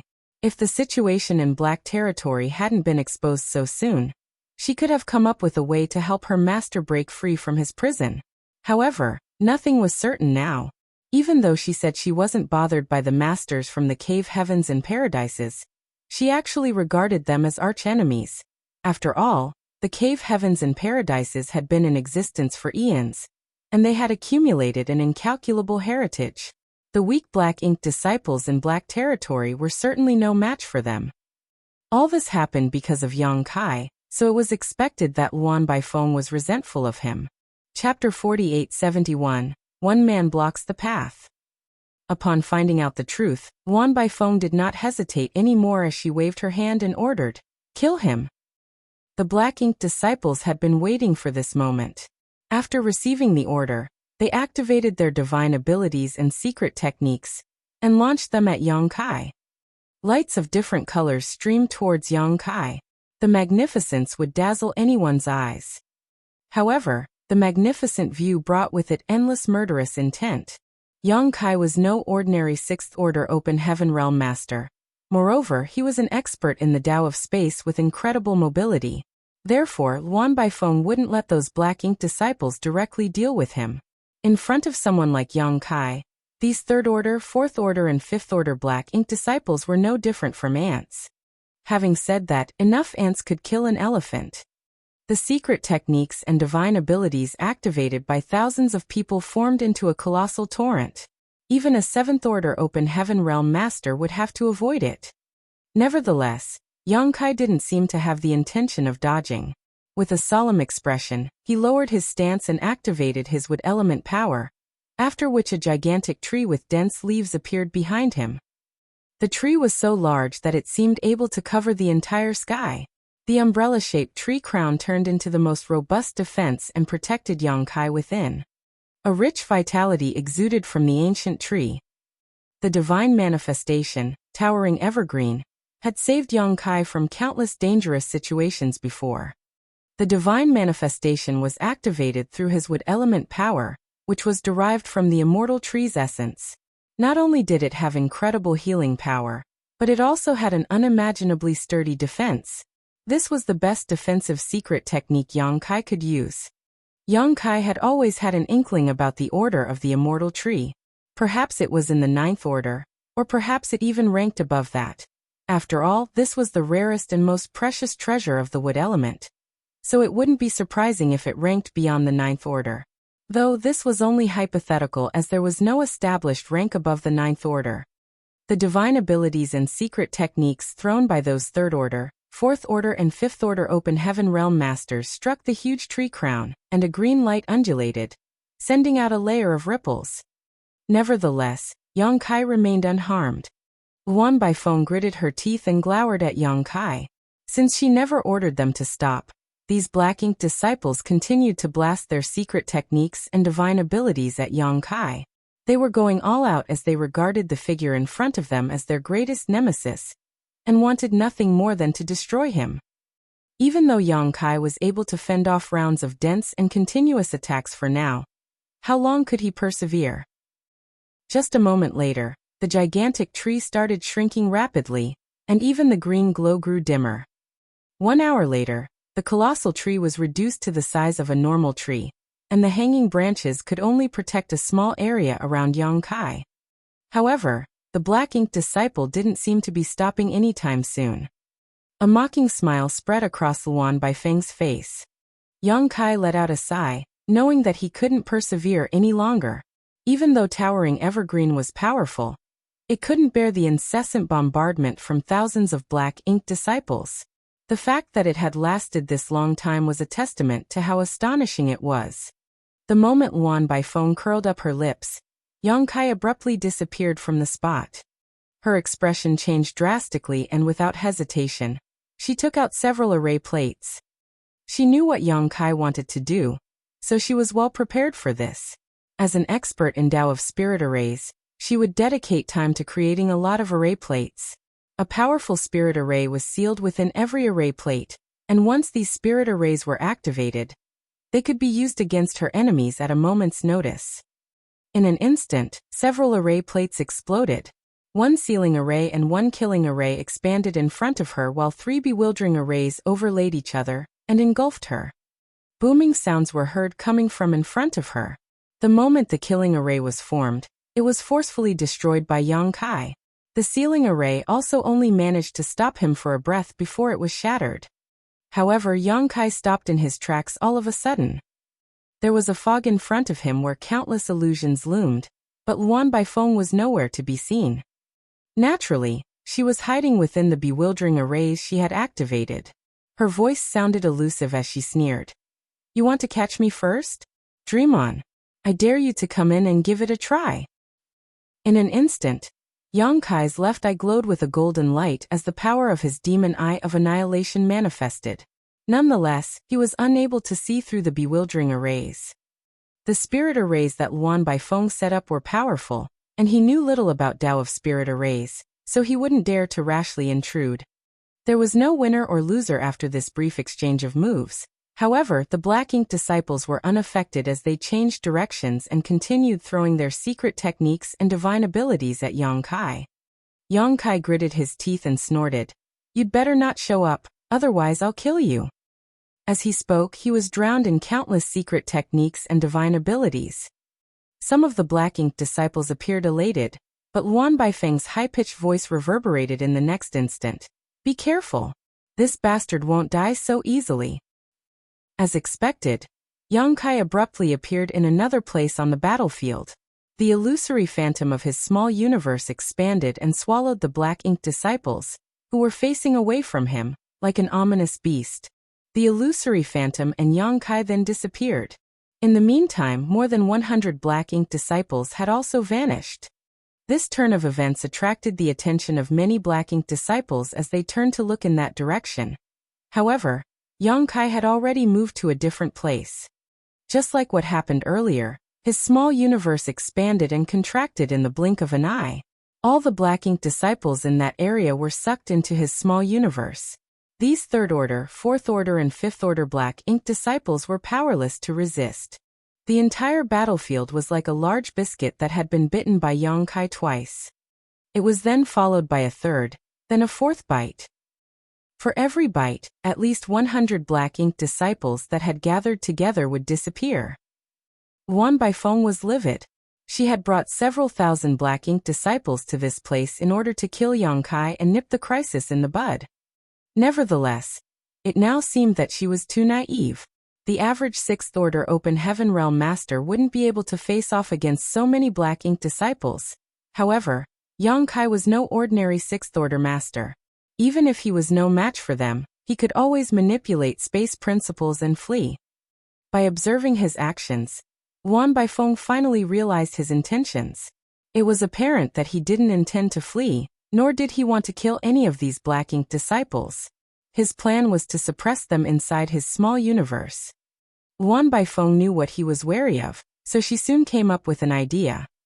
Her eyes went completely black, and as the leader of these Black Ink disciples, she sent an order to all of them. The next instant, thousands of Black Ink disciples charged towards the center of the Black Prison. They initially intended to kill Yang Kai, but they all ignored him now. Even when he brushed past them, they didn't even spare him a glance. Don't even think about it. Yang Kai roared and crashed into those Black Ink disciples as his small universe swelled. Wherever he went, a large number of Black Ink disciples would be sucked into his small universe. Yuan Baifeng's laughter could be heard coming from within the arrays as she taunted. Can you stop them all? We are all willing to sacrifice ourselves for Master. She no longer wanted to kill Yang Kai, for she and the Black Ink disciples were incapable of doing that. However, the Black Ink disciples could sacrifice themselves to nourish the sleeping Master. As long as their Master could regain his power, he would be able to awaken and free himself. By then, even the powerful cultivators from the cave heavens and paradises would be doomed, let alone a mere Yang Kai. This was her original plan anyway. She initially wanted to take it slow and spend decades completing this task, so that she wouldn't attract any unwanted attention. However, since the secret had been exposed, she had no choice but to carry it out sooner. The masters from the cave heavens and paradises were already on their way to this place. If their master couldn't break free from the prison in time, these thousands of Black Ink disciples wouldn't be able to defend themselves. Rather than letting these Black Ink disciples be killed by those from the cave heavens and paradises, Yuan Baifeng reckoned that they should sacrifice themselves for the master. No one could stop a person who was determined to die, not to mention that thousands of Open Heaven Realm Masters were adamant to sacrifice themselves. Yang Kai shot through the crowd of Black Ink disciples, and wherever he went, a large area would be cleared out as several hundred Black Ink disciples would be kept inside his small universe. Standing in front of the center of the Black Prison, he was faced with Black Ink disciples who were charging forward in his direction. All of them appeared pious, as though they would soon be greeted with eternal life instead of death. Your actions are futile. Yuan Baifeng sneered in an attempt to shatter Yang Kai's confidence. Ignoring her, Yang Kai stood there silently with a calm expression. When the first batch of Black Ink disciples arrived at a critical point, Yang Kai suddenly performed some hand seals and surged his power. Activate! A dot of black light suddenly exploded and expanded into a black hole that seemed like it could swallow everything in existence. The black hole was so huge that the surrounding space began sinking into it. The unsuspecting Black Ink disciples were instantly sucked into it and disappeared. Dozens of Black Ink disciples were gone just like that. Yuan Baifeng, who was hiding in her arrays, had her expression changed when she saw that. The Black Ink disciples didn't stop trying to kill themselves, so Yang Kai kept forming different hand seals as he darted about. As he kept these Black Ink disciples inside his small universe and suppressed them, he activated the trick he had set up earlier. More and more black holes exploded as they sucked these Black Ink disciples into them. An incense stick later, there still wasn't a single Black Ink disciple who had managed to cross the invisible boundary point. All of them were warded off by Yang Kai, so not even a tiny bit of nourishment had been provided to the Black Ink clansmen. The Black Ink disciples finally stopped in their tracks and stood there silently as they stared coldly at Yang Kai. It was as though Yuan Baifeng was gaping at Yang Kai through these Black Ink disciples. She finally realized what Yang Kai had done as she spotted a larger number of space beacons floating about in the void. "Where did you send them?" she asked. Yang Kai put on a grin. "Since I can't kill them, I can only send them far away." He had already pondered on this issue when he was setting up the trick. The Black Ink disciples couldn't be allowed to die anywhere near this place, for their deaths would turn into nutrients for the Black Ink clansmen. Hence, Yang Kai couldn't kill and could only suppress or expel them. Chapter 4872. Are you sure? Space beacons were a useful tool that could connect two distant places, and upon Yang Kai's activation, the space beacon's power was magnified. The black ink disciples sucked into the black holes were sent to a place that was billions of kilometers away. Although the black ink disciples could return, it would take them several days to do so. That was the only thing Yang Kai could do in this situation. The silent black ink disciples suddenly dispersed and blindly charged forward again. More space beacons exploded and turned into black holes as they drew those black ink disciples into them. However, the trick was no longer as effective. Yang Kai kept darting around as he forcefully transferred more black ink disciples inside his small universe and suppressed them. However, his stamina was not infinite. Although he had made prior arrangements and fully exerted himself in the moment, he still couldn't stop all these black ink disciples from killing themselves. Eventually, one black ink disciple broke through the blockade and crashed into the periphery of the Grand Array where the black ink clansman was imprisoned. The Grand Array's power erupted and turned the black ink disciple into dust. His small universe collapsed, and his world force dissipated. Although Yang Kai had previously seen batches of black ink disciples killing themselves, he hadn't originally understood their intentions. It wasn't until he heard Luan Baifeng's explanation that he found out the reason. As he observed the situation more carefully, he realized that the world force which leaked from the dead black ink disciple was drawn to the center of the black prison by a mysterious force. There was no doubt that the sleeping black ink clansman was absorbing that world force. A second black ink disciple soon crashed into the Grand Array. More and more black ink disciples broke through the blockade and sacrificed themselves to the black ink clansman. All the space beacons were used up by now, and Yang Kai had become noticeably sluggish and was no longer as agile before. Luan Baifeng, who had been hiding in her spirit arrays, finally appeared. Gazing at Yang Kai, she guffawed. "How much longer can you persevere?" She could see the problem that Yang Kai was facing, so she was no longer afraid that he would harm her. There was no way he would kill her here. Otherwise, it would be akin to providing nourishment to the black ink clansman. On the other hand, he was unable to put her inside his small universe as she was a sixth-order Open Heaven Realm Master. He could only keep Open Heaven Realm Masters that were below the sixth order inside his small universe. Furthermore, his small universe must have reached its limit. So far, Yang Kai had sucked around 2,000 black ink disciples into this small universe, which was about half of the total number of black ink disciples here. There was a limit to his small universe's capacity, unfortunately, and for every black ink disciple he swallowed, the capacity would be reduced by a little. It was impossible for him to keep infinitely imprisoning these black ink disciples in his small universe. In fact, it was already inconceivable that he had managed to gobble up 2,000 black ink disciples.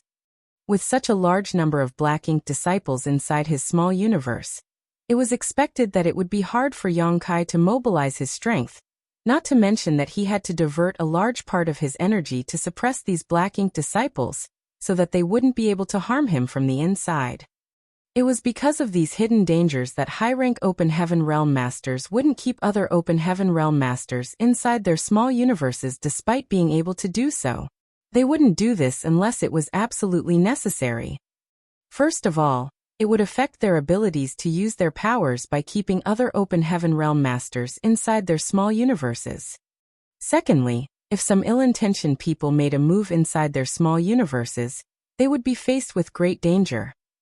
Now, Yang Kai had reached his limit. The fact that the black ink disciples were able to brush past him, and his sluggishness were the best proof. A sense of hesitation flashed through Luan Baifeng's eyes as she pondered on whether she should seize this chance and kill Yang Kai.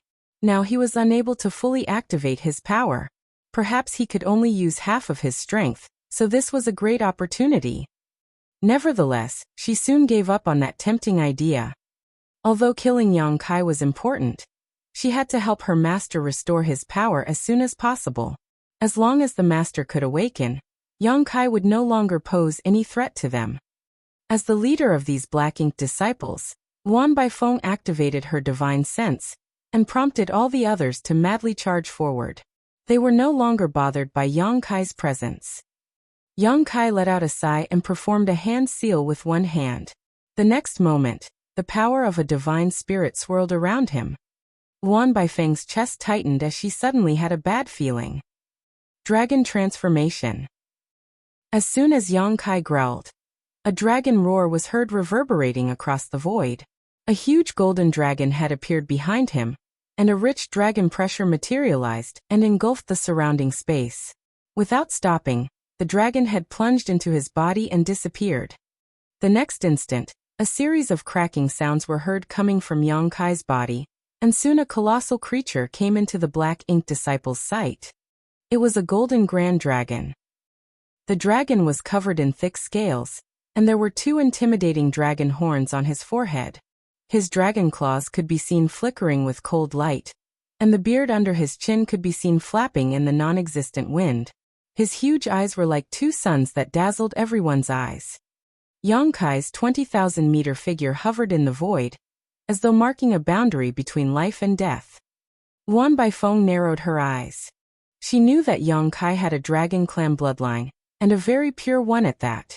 Additionally, she had seen him using his dragon transformation before. However, that happened several hundred years ago, and after using his secret technique, he only transformed into a 3,000-meter half-dragon. Several hundred years had passed, and now a 20,000 meters grand dragon stood before her. A horrifying dragon pressure seemed to have materialized as all the Black Ink Disciples were stunned in place.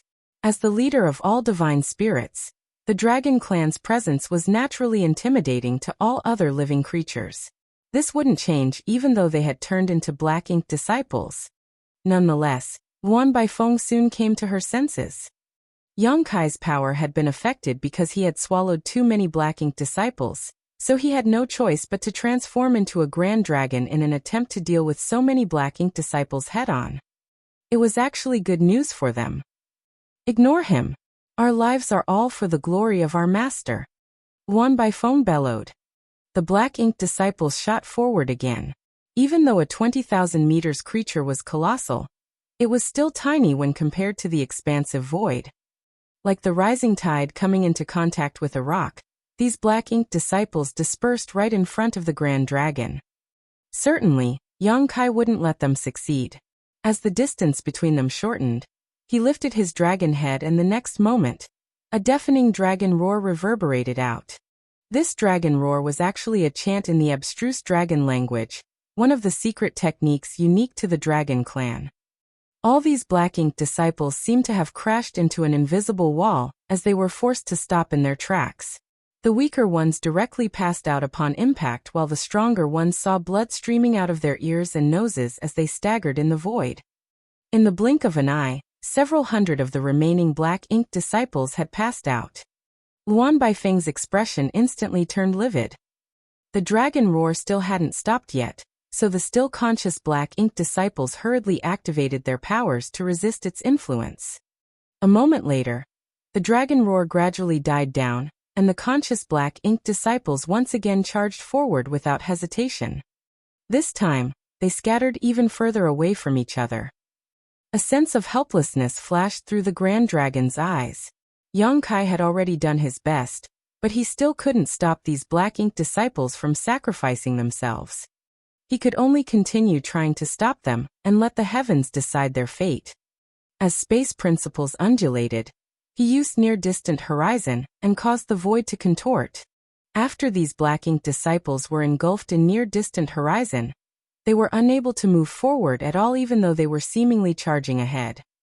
The Grand Dragon dashed forward as he swung his dragon tail and wielded his dragon claws. Even the dragon horns on his forehead had turned into weapons as he knocked these Black Ink Disciples unconscious. Yang Kai wouldn't dare to kill them, as any dead Black Ink Disciple would help to restore the Black Ink Clansman's power. Even though a lot of Black Ink Disciples had passed out, more of them had broken through his blockade and crashed into the Grand Array. After 1 or 2 days of intense battle, more than 1,000 Black Ink Disciples had been knocked out by Yang Kai, while several hundred people had brushed past him and gotten themselves killed. This made Yang Kai feel helpless. Now he was faced with an even more difficult situation. The black ink disciples that were transferred away by his space beacons should be returning soon, which would mean at least 1,000 more enemies to deal with. The black ink disciples had become familiar with the way Yang Kai fought, so he was no longer able to stop so many of them on his own. Realizing this as well, Wan Baifeng flashed a victorious smile at him. Yang Kai had no idea what would happen if so many people managed to move past him. Perhaps the sleeping black ink clansman would get enough nourishment and awaken from his slumber. In front of the center of the black prison, a grand dragon was silently hovering in the void. His own body was the last barrier. In a place that wasn't far away from him, Wan Baifeng was humming a song as she was apparently in a good mood. Besides the two of them, the unconscious black ink disciples scattered around the void. Wan Baifeng attempted to persuade him by saying, "You're incredible enough to have achieved all this on your own, Yang Kai. Give up now. It's still not too late to submit to Master." The Grand Dragon shook his head. "I'll never side with you." "What side do you think you are on? What are you looking for in life? Whatever it is you desire, Master can give it to you." "He can't." "He definitely can." Wan Baifeng spoke in a gentle voice as though she was coaxing a child. "I think you're sick of living." "Oh, you're right." Wan Baifeng covered her lips and giggled. "Even I'd like to perish now, but do you have the guts to kill me?" As she spoke, she suddenly turned her head to look in a particular direction from which a ray of light was seen rapidly approaching them. She put on a smile. "Look, my companions are back while you're on your last legs. How are you going to fend them off this time?" Yang Kai fell silent as he looked solemnly at the first ray of light that was coming from the distance. There seemed to be even more rays of light behind it. Wan Baifeng's smile became brighter. "The Black Ink clan will eventually rule over the entire universe. Stop being so obstinate, Yang Kai." Yang Kai's expression suddenly turned awkward as he questioned, "Are you sure about that?"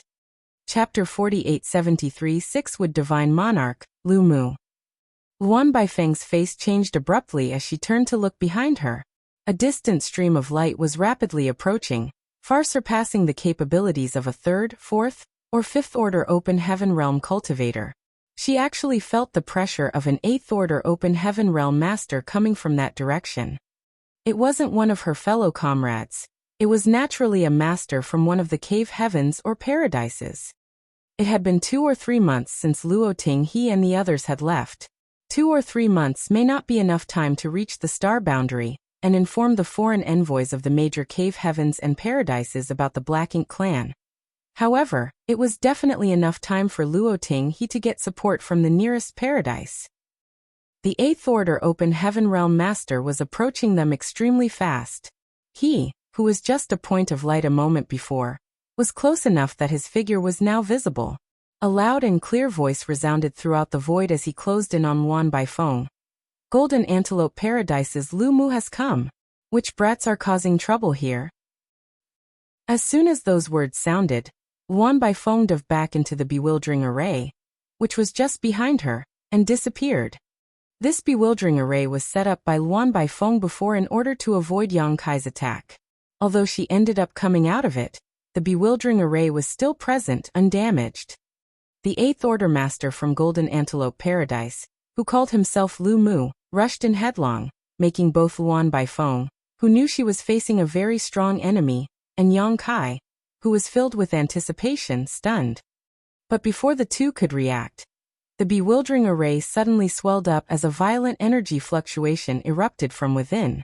In less than a breath, the spirit array shattered and Sixwood Divine Monarch reappeared. He turned his head to look at the place where the spirit array tried to trap him, and snickered while reaching out to flick the non-existent dust off of his clothes. "Haha, you dare try to show off your meager skills before an expert." Wan Baifeng finally regained her senses.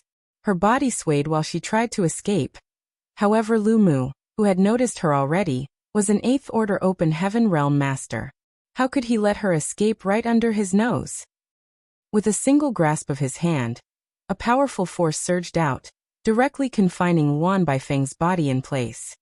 Pitch-black black ink strength gushed out from Wan Baifeng's tender body, and at the same time, extremely unstable power fluctuations tumbled out from her body. Yang Kai hurriedly shouted, "Senior, watch out, she's trying to self-destruct." An open heaven realm master could self-destruct quite easily, without practicing, or using any sort of secret techniques. All they needed to do was shatter their own small universe, and their world force would explode out. Lu Mu obviously noticed this as well. In the blink of an eye, he appeared in front of Luan Baifeng and flicked her forehead with his finger. His flick, which seemed to contain no force whatsoever, caused Luan Baifeng's head to fiercely jerk backwards. The world force in her small universe was instantly disrupted, leaving no chance for her to kill herself. A golden rope artifact suddenly flew out from Lu Mu's hand, wrapping itself around Luan Baifeng, as though it was a snake, and she was a dumpling. Only then did Lu Mu smile proudly. "There is no chance for you to kill yourself in front of this monarch." Lu Mu observed Luan Baifeng, especially paying close attention to the black ink strength that was emanating from her body, before nodding lightly. "She really is a black ink disciple." He turned his head to look at Yang Kai. The 20,000 meters long grand dragon made him slightly lost in thought. Although Lu Mu was an 8th order open heaven realm cultivator, this was the first time that he had seen a grand dragon close up. He then asked warmly, "You are that Yang Kai, right?" Yang Kai reverted back to his human form before cupping his fist. "Yang Kai greets Senior Lu Mu." Lu Mu had already announced his identity when he arrived, probably because he wanted Yang Kai to realize that reinforcements had arrived. Yang Kai naturally knew about Golden Antelope Paradise. In fact, although he had not been to this paradise and did not have any friends from it, Golden Antelope Paradise was actually the first paradise he had heard of. After the war between the Star Boundary and Demon Realm was settled, Yang Kai and Zhang Ruoxi broke free from the shackles of the universe world and ventured out into the outer universe. Zhang Ruoxi gave him a lot of information about the outer universe back then, including information about Golden Antelope Paradise, which was quite famous and popular amongst cultivators. There was a sealed world in Golden Antelope Paradise which was filled with metal element materials, and this sealed world was open to the general public. If one paid a certain amount of open heaven pills as a fee, they could enter to search for materials. If one was lucky, they could find the metal element materials they needed, or even make a tidy profit. Zhang Ruoxi had said at the time that, if Yang Kai wanted to find a metal element material in the future, he could try the sealed world in Golden Antelope Paradise. Yang Kai, in fact, did want to do so before he advanced to the open heaven realm. He lacked a high-order metal element material at that time, but the Blood Monster Cave Heaven fulfilled his needs, so he longer had any reason to visit Golden Antelope Paradise. Golden Antelope Paradise was the closest to the Black Territory, so Luo Tinghe's first stop was Golden Antelope Paradise, which was why support from this paradise arrived the fastest. Young and talented indeed. Your reputation is well deserved. Lu Mu praised before quickly coming to the point. Enough of the small talk, what's the situation? Luo Tinghe had gone to Golden Antelope Paradise to pass on information and ask for support, but she didn't know any details. Moreover, before she left, Black Territory remained calm, and the Black Ink disciples were all acting in the shadows, but it was apparent that today, Black Territory had suddenly changed. Yang Kai hurriedly explained, "As Senior can see, behind me is the heart of the Black Prison, which is where the Black Ink clansman is imprisoned. The Black Ink disciples know that their identities have been exposed, so they wanted to break through Junior's blockade and provide the Black Ink clansman with the power to restore himself by sacrificing themselves." Lu Mu raised his brow at Yang Kai's words. "And so? You just knocked them out and didn't dare to kill them?" "Yes, but there are still quite a lot of Black Ink disciples who are rushing over." Yang Kai replied honestly, "There should be more than 1,000 Black Ink disciples heading this way." Lu Mu nodded. "I ran into them on the way and killed many of them." As he spoke, he looked around and frowned. "This place is truly odd. The power of the small universe in this monarch's body is constantly being drained. I'm afraid I cannot remain here for long. So, what do you need me to do?" The strange force spawned by the super array that enveloped Black Territory was meant to prevent people from being able to reach the imprisoned Black Ink clansmen. Yang Kai relied on the world spring to remain safe, while the Black Ink disciples relied on the Black Ink strength for protection. Even though Lu Mu was an 8th Order Open Heaven Realm Master, he couldn't resist the influence of the Super Array. However, he could last a little longer than most. I would like to request Senior take these Black Ink disciples away from here. Yang Kai gestured behind him. Lu Mu nodded. That is fine. Senior, could you also ask your subordinates to show mercy and not take their lives? Yang Kai cupped his fist and pleaded. Lu Mu frowned. Why? He originally planned to take these Black Ink disciples far enough before killing them. After all, Black Ink disciples were not easy to deal with. If they self-destructed, the Black Ink strength in their bodies would escape, and all it would lead to was a pile of trouble. It was better to just kill them. What's more was that there was no chance to restore a cultivator that was eroded by the Black Ink strength. Langya Paradise lost several Open Heaven Realm Masters, and even one of their Vice Sect Masters last time. They weren't converted to Black Ink disciples by choice, and are victims too. If possible, this junior would like to save their lives. Lu Mu's eyes lit up at his words. Do you have a way to dispel the Black Ink strength and restore their sanity? Yang Kai shook his head. Currently, I can't do anything about it, but I believe there are those who can. Lu Mu didn't ask any more questions and just nodded lightly. In that case, let's leave them alive for the time being. It would really not have been easy to take care of this many Black Ink disciples. Fortunately, this monarch has brought a lot of people over. The large streams of light that trailed behind Lu Mu were all masters from Golden Antelope Paradise. This time, the cultivators dispatched were all in the 6th or 7th Order Open Heaven Realm. Those under the 6th Order Open Heaven Realm were not even allowed to come here. And yet the total number of people exceeded 300. This was an extremely large and terrifying lineup. Lu Mu was faster than the rest, so he was the first to arrive, and while the two were speaking, many masters from Golden Antelope Paradise were finally arriving. Every one of them was frowning though, pushing their power to resist the effects of the Super Array. But there was nothing they were able to do to stop the steady drain of their small universe. Ancestor. The crowd cupped their hands. Lu Mu ordered. Brats, do you see those unconscious Black Ink disciples? Take all of them away after sealing their bodies and small universes. A 7th Order Open Heaven Realm cultivator hesitated and asked. Not kill them? They also encountered quite a few Black Ink disciples on their way here, but they just killed them all, so they could not help but feel that their ancestors' order sounded a little strange. Fighting and killing all day long. How highly improper for you to think like that. Lu Mu reprimanded relentlessly. If I tell you to take them away, why spout so much nonsense? Hurry up and move without making a fuss. You can complain later. It is not suitable for us to stay in this place for long. The 7th Order Open Heaven Realm Master, who was reprimanded, was also very old, but he didn't dare to have the slightest trace of grievance in front of Lu Mu. This ancestor of theirs was known for his temper, so it was best to not refute his orders.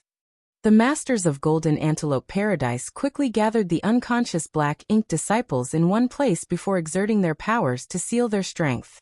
Lu Mu said in a somewhat worried manner, Young boy, what about you? Yang Kai sat down cross-legged and replied, I still need to stand guard here, in case any Black Ink disciple comes seeking death again. Lu Mu frowned. It's going to be hard on you, so be careful. If anything goes wrong, leave this place immediately. Behind Yang Kai was the place where the Black Ink clansman was imprisoned. No one knew what condition this being was in right now, or whether they would manage to break out or not, so staying here was undoubtedly very dangerous. This junior understands. Yang Kai nodded seriously. Also, can Senior seal the exit of Black Territory, so that no Black Ink disciples can escape? Lu Mu replied. In regards to that, you can rest assured. When this monarch came in, he ordered some people to stay at the territory gate and seal it off. Right now, no outsiders are allowed to enter this place, and no one will be able to leave. There are also still many Black Ink disciples that were moved elsewhere by me, and they should be rushing this way at this very moment.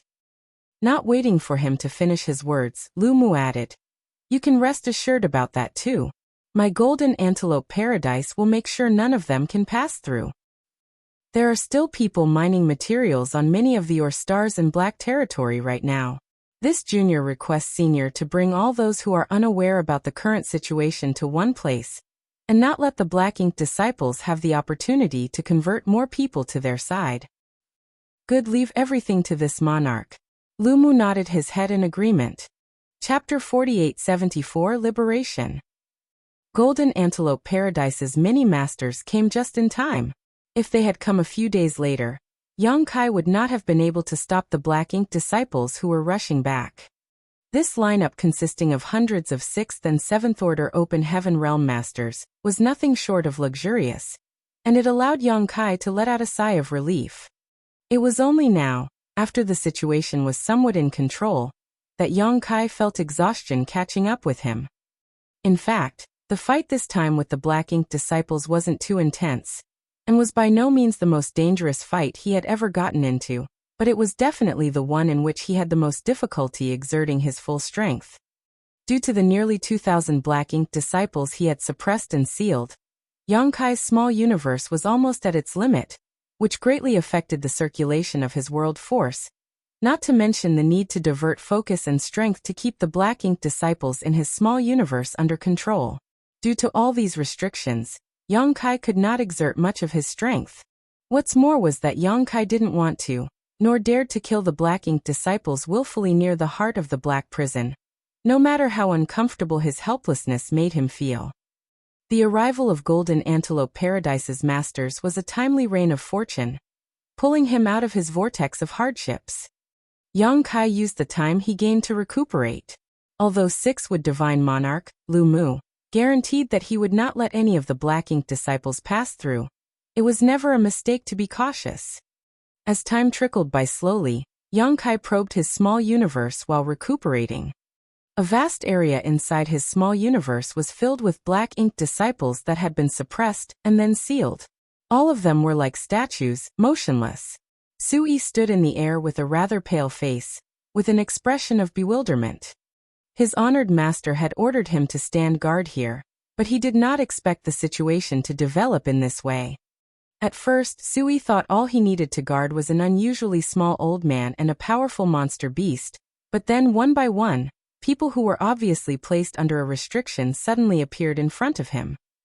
1 became 100, 100 became 1,000, and eventually, the numbers reached nearly 2,000. Sui could not tell how high these people's cultivation was, but he knew that each and every one of them was an existence that the masters on the Void Continent could not even dream to compete with. Emperor Realm masters would be as weak as ants in front of them. Fortunately, although these people seemed to be powerful, they were obviously unable to move. While Sui was extremely shocked, he also felt immensely proud of his honored master's strength. What kind of battlefield was the honored master currently on, for him to have to capture so many masters at once? Right when he was at a loss of what to do, a figure suddenly appeared beside him. Sui shifted his gaze towards the figure, and shook violently before hurriedly saluting, "Honored Master." Yang Kai glanced at the Black Ink disciples below him to make sure there was nothing unusual about them before nodding lightly. Yang Kai manifested himself within his small universe world using his divine sense. The residents of the Void Continent couldn't detect the difference between it and a real body. "Honored Master, are they all enemies?" Sui could not hold back his doubts and asked. "Sort of," Yang Kai replied. "Then why capture them, instead of just killing them?" Sui asked again. "Because they are not willingly opposing me, and instead are just under the compulsion of a mysterious force, I didn't kill them." Yang Kai frowned and added, "Sometimes killing is not the only way to solve a problem." Sui nodded. "Disciple understands." Yang Kai was quite satisfied with all 3 of his disciples, but each of them had their own strengths and weaknesses. Zhao Yibai was simple and honest, but lacked aptitude. Zhao Ye had extraordinary aptitude, but her killing intent was too wild. In comparison to the eldest disciple and the second disciple, Sui, the third disciple, had the most malleable character. "How is your cultivation going nowadays?" Yang Kai asked in reply. Sui answered, "Not bad. Disciple has been suppressing his realm recently." This was all in accordance with Yang Kai's instructions. One must not have too high of a cultivation in order to reap the benefits of the Star Boundary World Tree. And Zhaoye had also worked hard to suppress her cultivation for a long time back then. Now it was Su Yi's turn to do so. Yang Kai had originally planned to return to the Star Boundary after the Yinyang Cave Heaven incident, and place Su Yi in High Heaven Pavilion to cultivate with his other 2 disciples, but he had not been able to do so far, due to the delay. Continue to suppress your cultivation. After I'm finished with my current task, I will take you to meet your eldest senior brother and second senior sister. Su Yi was a little apprehensive, but also felt a little excited. Yes. Su Yi was very curious about his eldest senior brother and his second senior sister, both of whom he had never met before. He was an orphan and had no family, so his honored master was basically his only relative right now. However, he had also suddenly gained an eldest senior brother and a second senior sister, a possibility which he greatly cherished in his heart. Continue to monitor the situation here, and notify me if there are any problems. After Yang Kai commanded so, his figure dissipated. Outside, in the center of the black prison, there were no signs of any black ink disciples approaching, which made Yang Kai guess that they had all been taken down by Golden Antelope Paradise. However, Yang Kai did not dare to leave easily, for right now he was the last line of defense here. Once he left, if a black ink disciple managed to reach here, they would be able to provide the imprisoned black ink clansman with nourishment to help him awaken and escape. Lu Mu occasionally stopped by to tell Yang Kai about the current situation in Black Territory.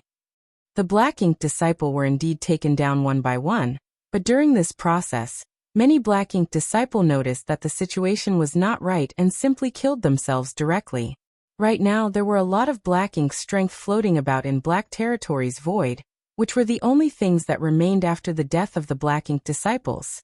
This Black Ink strength was extremely dangerous to any open heaven realm master. After all, once they got contaminated, the consequences would be unpredictable. So Lu Mu had the residues marked down, before using spirit erase to suppress and seal the Black Ink strength. The numerous open heaven realm masters mining the ore stars were all recalled, and placed in batches on a spirit province. None of them would be set free until it was determined whether they had been corrupted by the Black Ink strength and transformed into Black Ink disciples, or not. Although this move caused many complaints, they could only endure it even if they were dissatisfied, since it was Golden Antelope Paradise that was acting. Even right now, the miners did not know what had happened in Black Territory, nor did Golden Antelope Paradise dare to leak any information about the Black Ink clan, or the Black Ink strength to the general public. To not leak information such as this to the public was a principle the Cave Heavens and Paradises had adhered to since long ago. Gradually, more masters from the Cave Heavens and Paradises rushed to Black Territory, each group consisting of at least 100 masters led by an 8th Order Open Heaven Realm ancestor. The Cave Heavens and Paradises had been tracking down the Black Ink clansman for hundreds of years now, but had found no traces of him. Thus, when they got this news that the Black Ink clan was actually hiding in Black Territory, the major Cave Heavens and Paradises were extremely shocked. Until now, they had been searching for the enemy in the Shattered Heaven, without any results whatsoever. Now that the Black Ink clansman's hiding place had been identified, the Cave Heavens and Paradises naturally wanted to get rid of him immediately, to prevent something like the tragedy of Langya Paradise from happening again. In less than 3 months, about 10 8th Order Open Heaven Realm Masters, 100 7th Order Open Heaven Realm Masters, and as many as 1,000 6th Order Open Heaven Realm Masters had gathered in Black Territory. This was only the combined power of around 7 or 8 Cave Heavens and Paradises, not even mentioning that these few Cave Heavens and Paradises were also only the ones who rushed over immediately after being alerted by Luoting He. There were still many more Cave Heavens and Paradises yet to arrive. Luoting He also returned. Worried about Yang Kai's safety, she rushed back to Black Territory after hurriedly alerting several nearby Cave Heavens and Paradises. Yang Kai was thus finally liberated from his duties. After Yang Kai met with the 8th Order Open Heaven Realm Masters and fully explained the situation in Black Territory to them, many of these ancestors also realized the seriousness of the problem. This black prison was obviously a cage fashioned by an ancient great expert, but it had remained unknown until today. The major cave heavens and paradises ancient books would definitely have some records related to this matter if this was their handiwork. Therefore, the Black Ink clansman was definitely imprisoned here before the birth of the cave heavens and paradises. The super array had slightly decreased in power over the eons, but this did not hinder its ability to imprison the Black Ink clansman. With the super array in place, even 8 Order Open Heaven Realm Masters had no way to reach the center of the Black Prison, and Luan Baifeng could only let the subordinate or slaves mine the ore stars on the outer periphery. This action was essentially harmless. Even if they continued to do this for another 10,000 years, the super array would not have weakened in any noticeable manner. However, everything changed when Yang Kai set his sight on the materials produced in Black Territory, and refined the void yin-yang mirrors, moving some 30+ ore stars from the Black Territory's inner region out at once. The destruction of these ore stars caused the flawless super array to loosen a bit, allowing the Black Ink clansmen to take advantage of the situation. Luan Baifeng, who oversaw this whole process, was converted into a Black Ink disciple and soon spread the word, attracting more people to come to mine materials while stealthily converting them into Black Ink disciples. Steadily, more ore stars were mined and destroyed, further weakening the power of the super array. If it wasn't for Yang Kai's sudden arrival, it would really have just been a matter of time before the Black Ink clansman was able to escape. The good news was that the situation was not yet beyond saving. The super array was still powerful enough, and the Black Ink clansman was still imprisoned and would not be able to escape for some time. But the question of how to deal with this matter caused a headache for many of the Eighth Order ancestors.